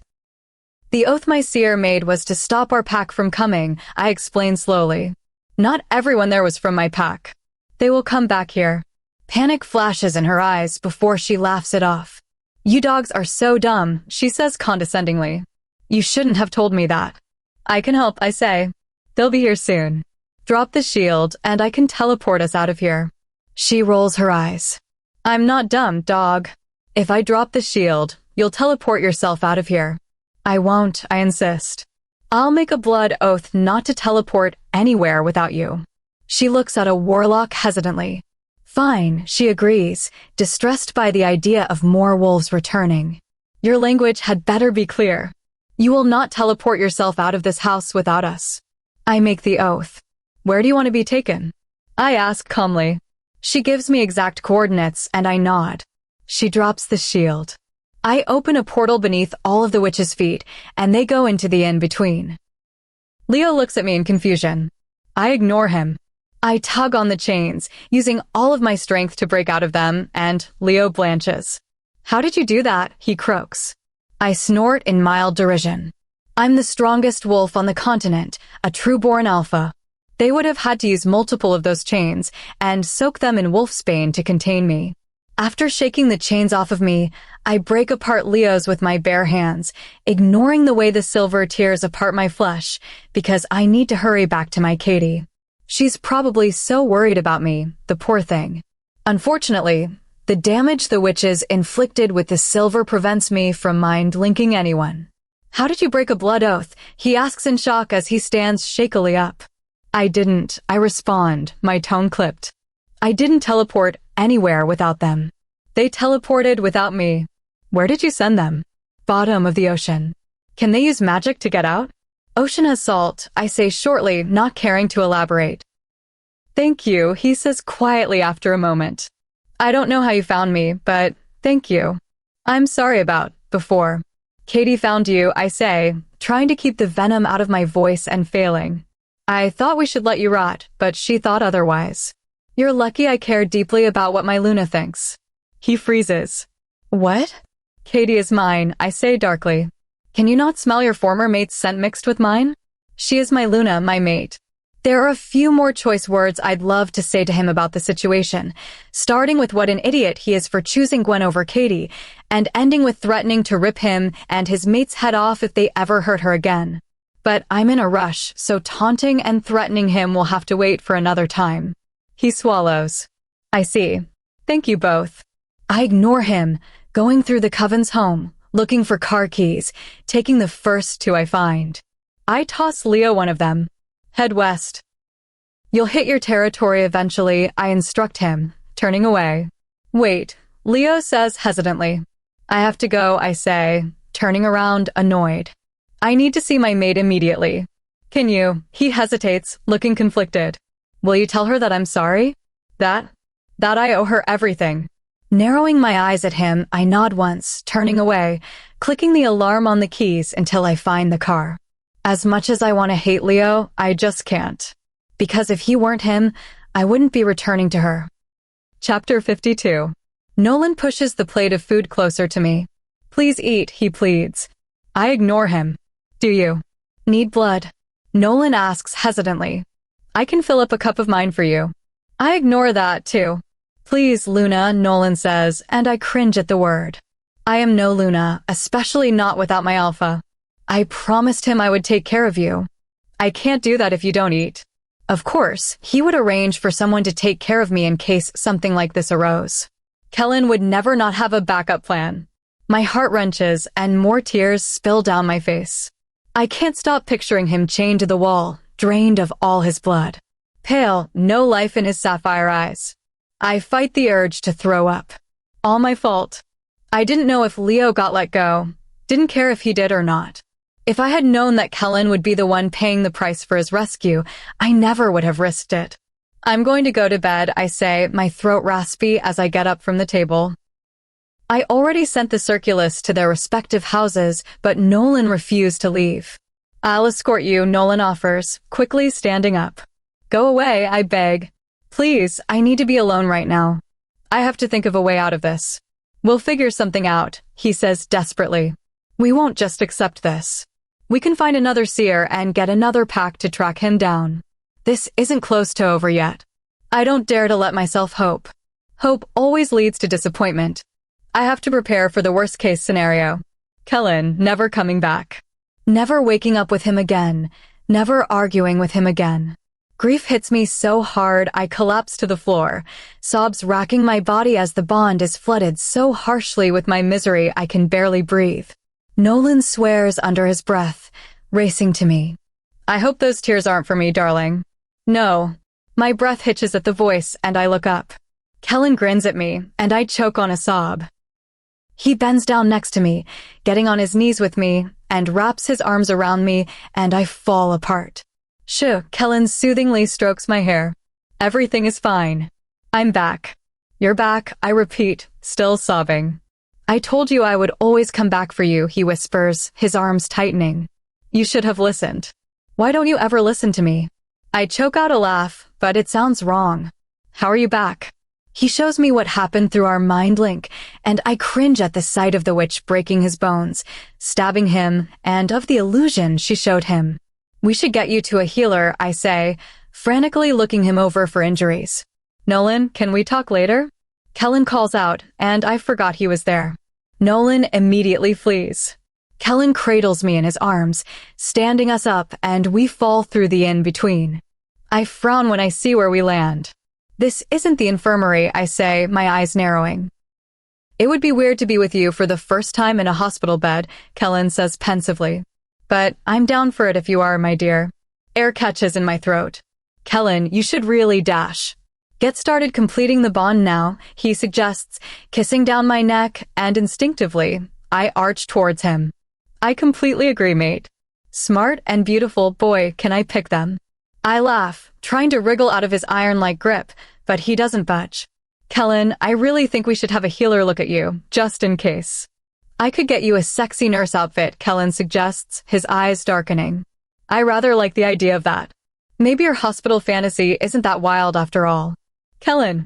I try sounding stern, but I can't stop my laughter. My emotions are running so high, I'm borderline hysterical. I'm fine, my love, he promises, kissing my forehead. You would be able to feel my pain through our bond if I weren't. I frown, but he's right. I don't sense any pain from him, only happiness. Well, we should at least tell the circulus what happened, I insist. Kellen rolls his eyes. I already mind-linked them. Quit stalling. My cheeks heat up. I am not stalling. Are not. You're so disobedient to your alpha, he says, playfully nipping my ear. I yelp when he teleports us onto the bed, pinning me underneath him. Disobedient, he says, placing a kiss on my neck, and my back raises towards him. Insolent, he adds, placing another kiss closer to my mark, and I bite my tongue to stop a moan. Impudent. This time, he kisses directly on my mark, and I gasp, my hands wrapping in his hair. Thesaurus and Alpha, I say breathlessly. Who would have guessed? He chuckles, and my hips rise when his teeth scrape against my mark, and his hands pull my hips even closer against him. A phone rings. Kellen snarls. The universe seriously has something against us mating. He reaches for my phone. Kellen, he says, annoyed. He listens on the other side of the phone and sighs. It's for you. You have about 30 seconds to talk to her before I teleport your phone to the bottom of Dark Hole. Rolling my eyes, I take the phone. Hello.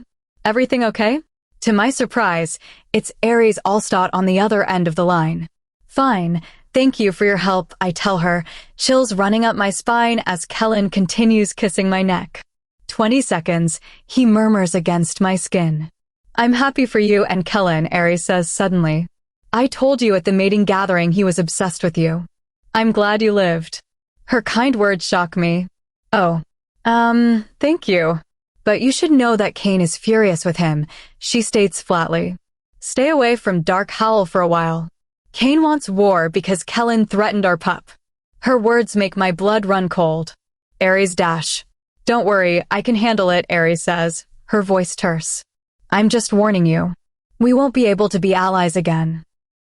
I swallow. Thank you. We're even, Aries restates. Goodbye, Katie.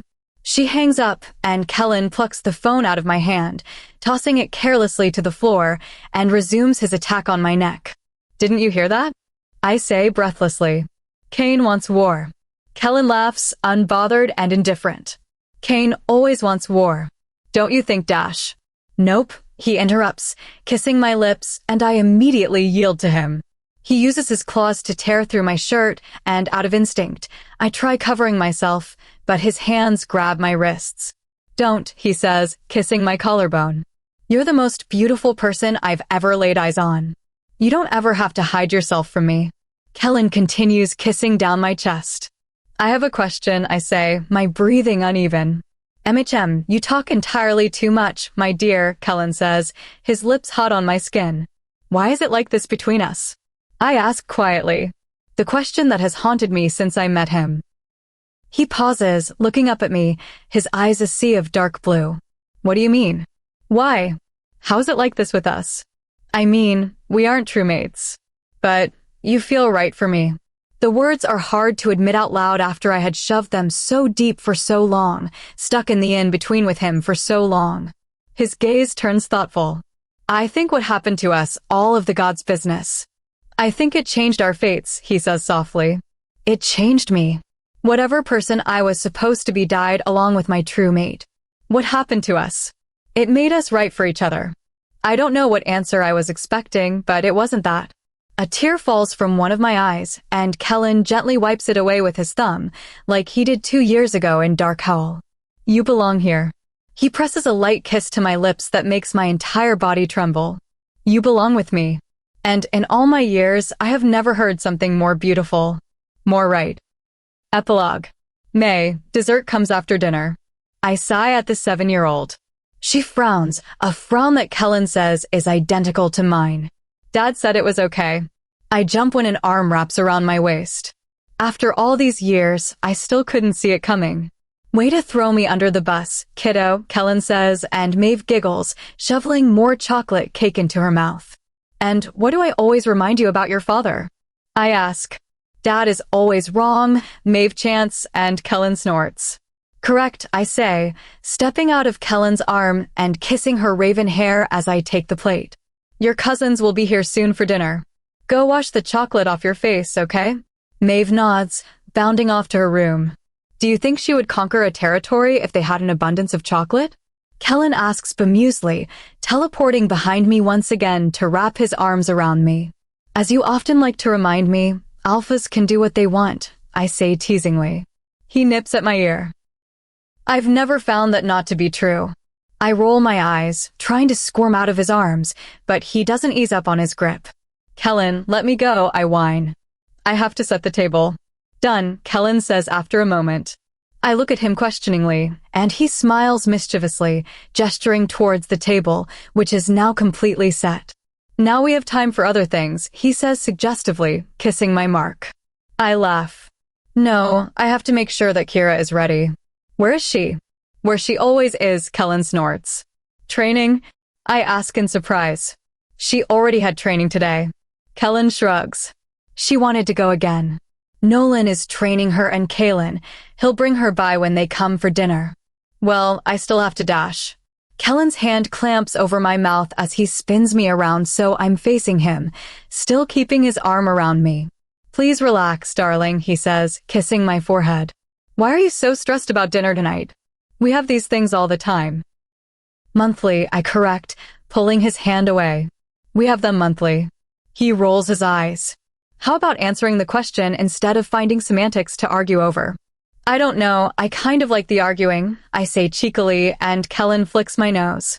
Don't I know it, he mutters, his eyes glowing in amusement. My head snaps up. Door.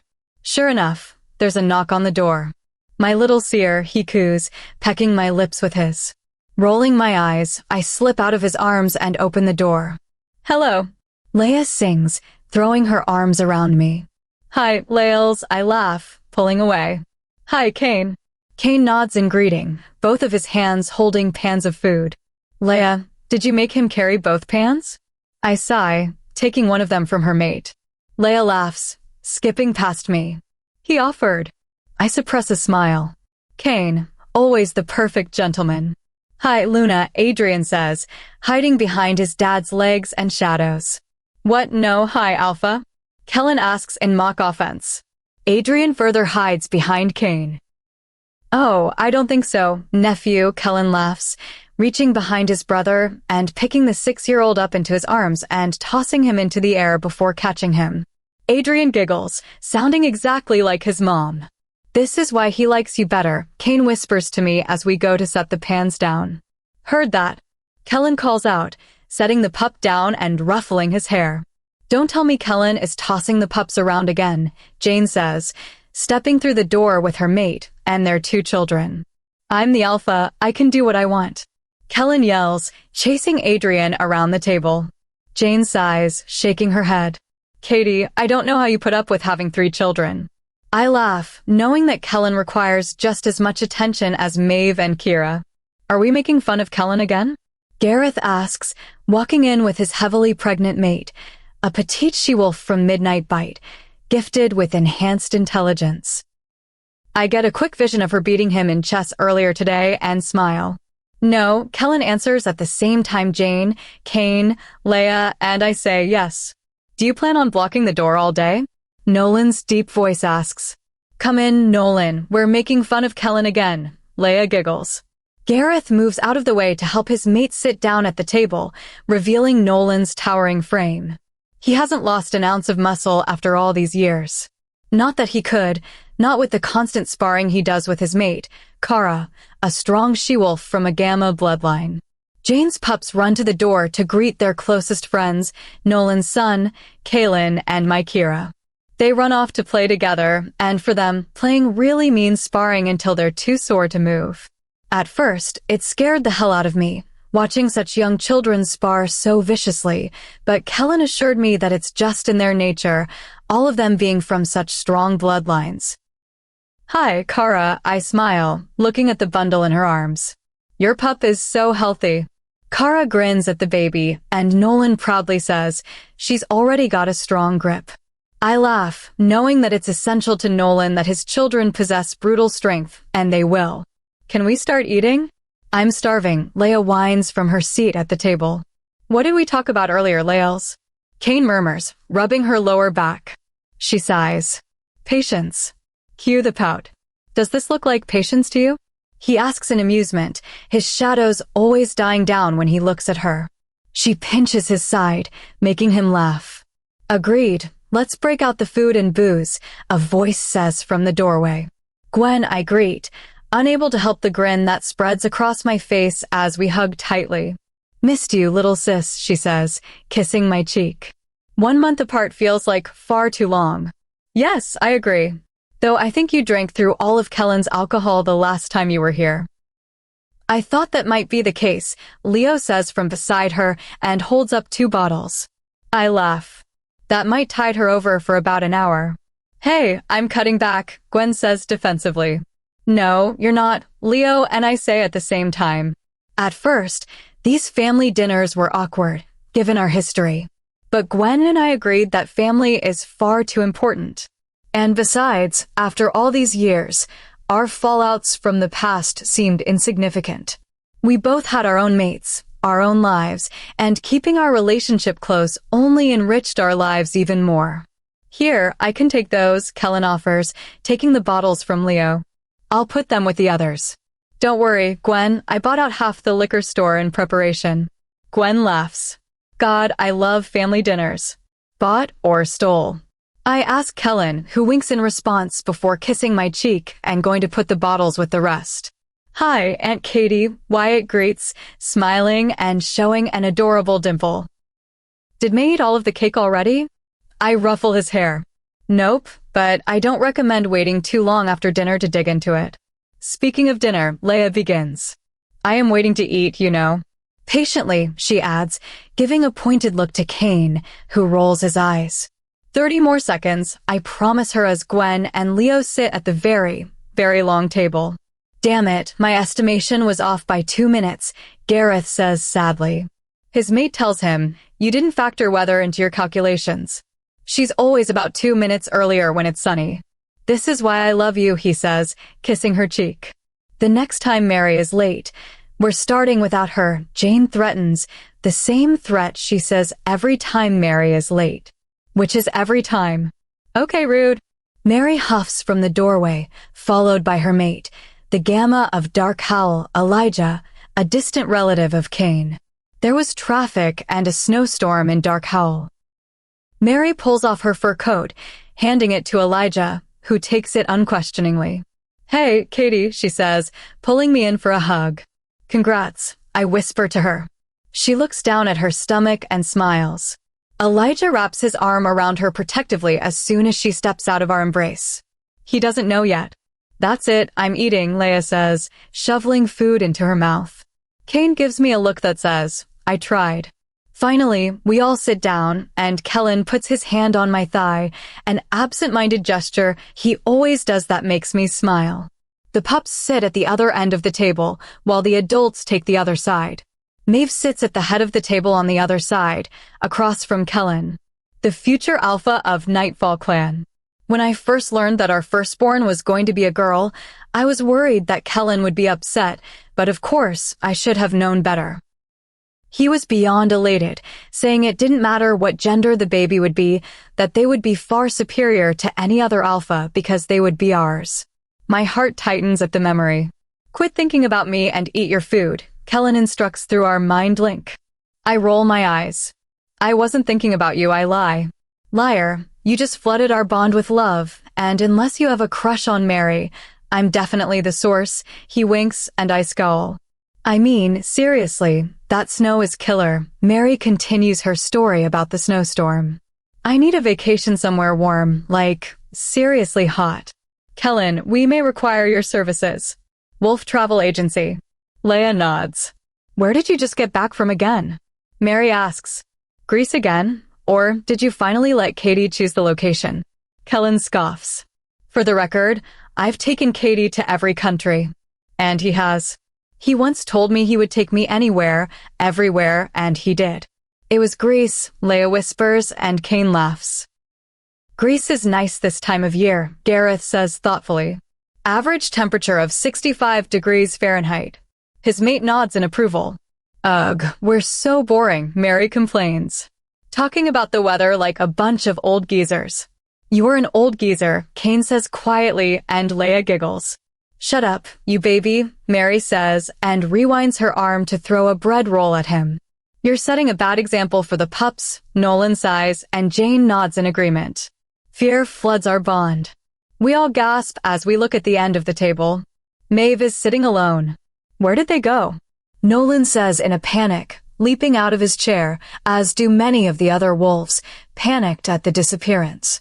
They're right there, Beta Nolan, Maeve says in confusion. I just hid them. I can't form any words, but luckily Kellen can. May, honey, what do you mean you hid them? He asks calmly.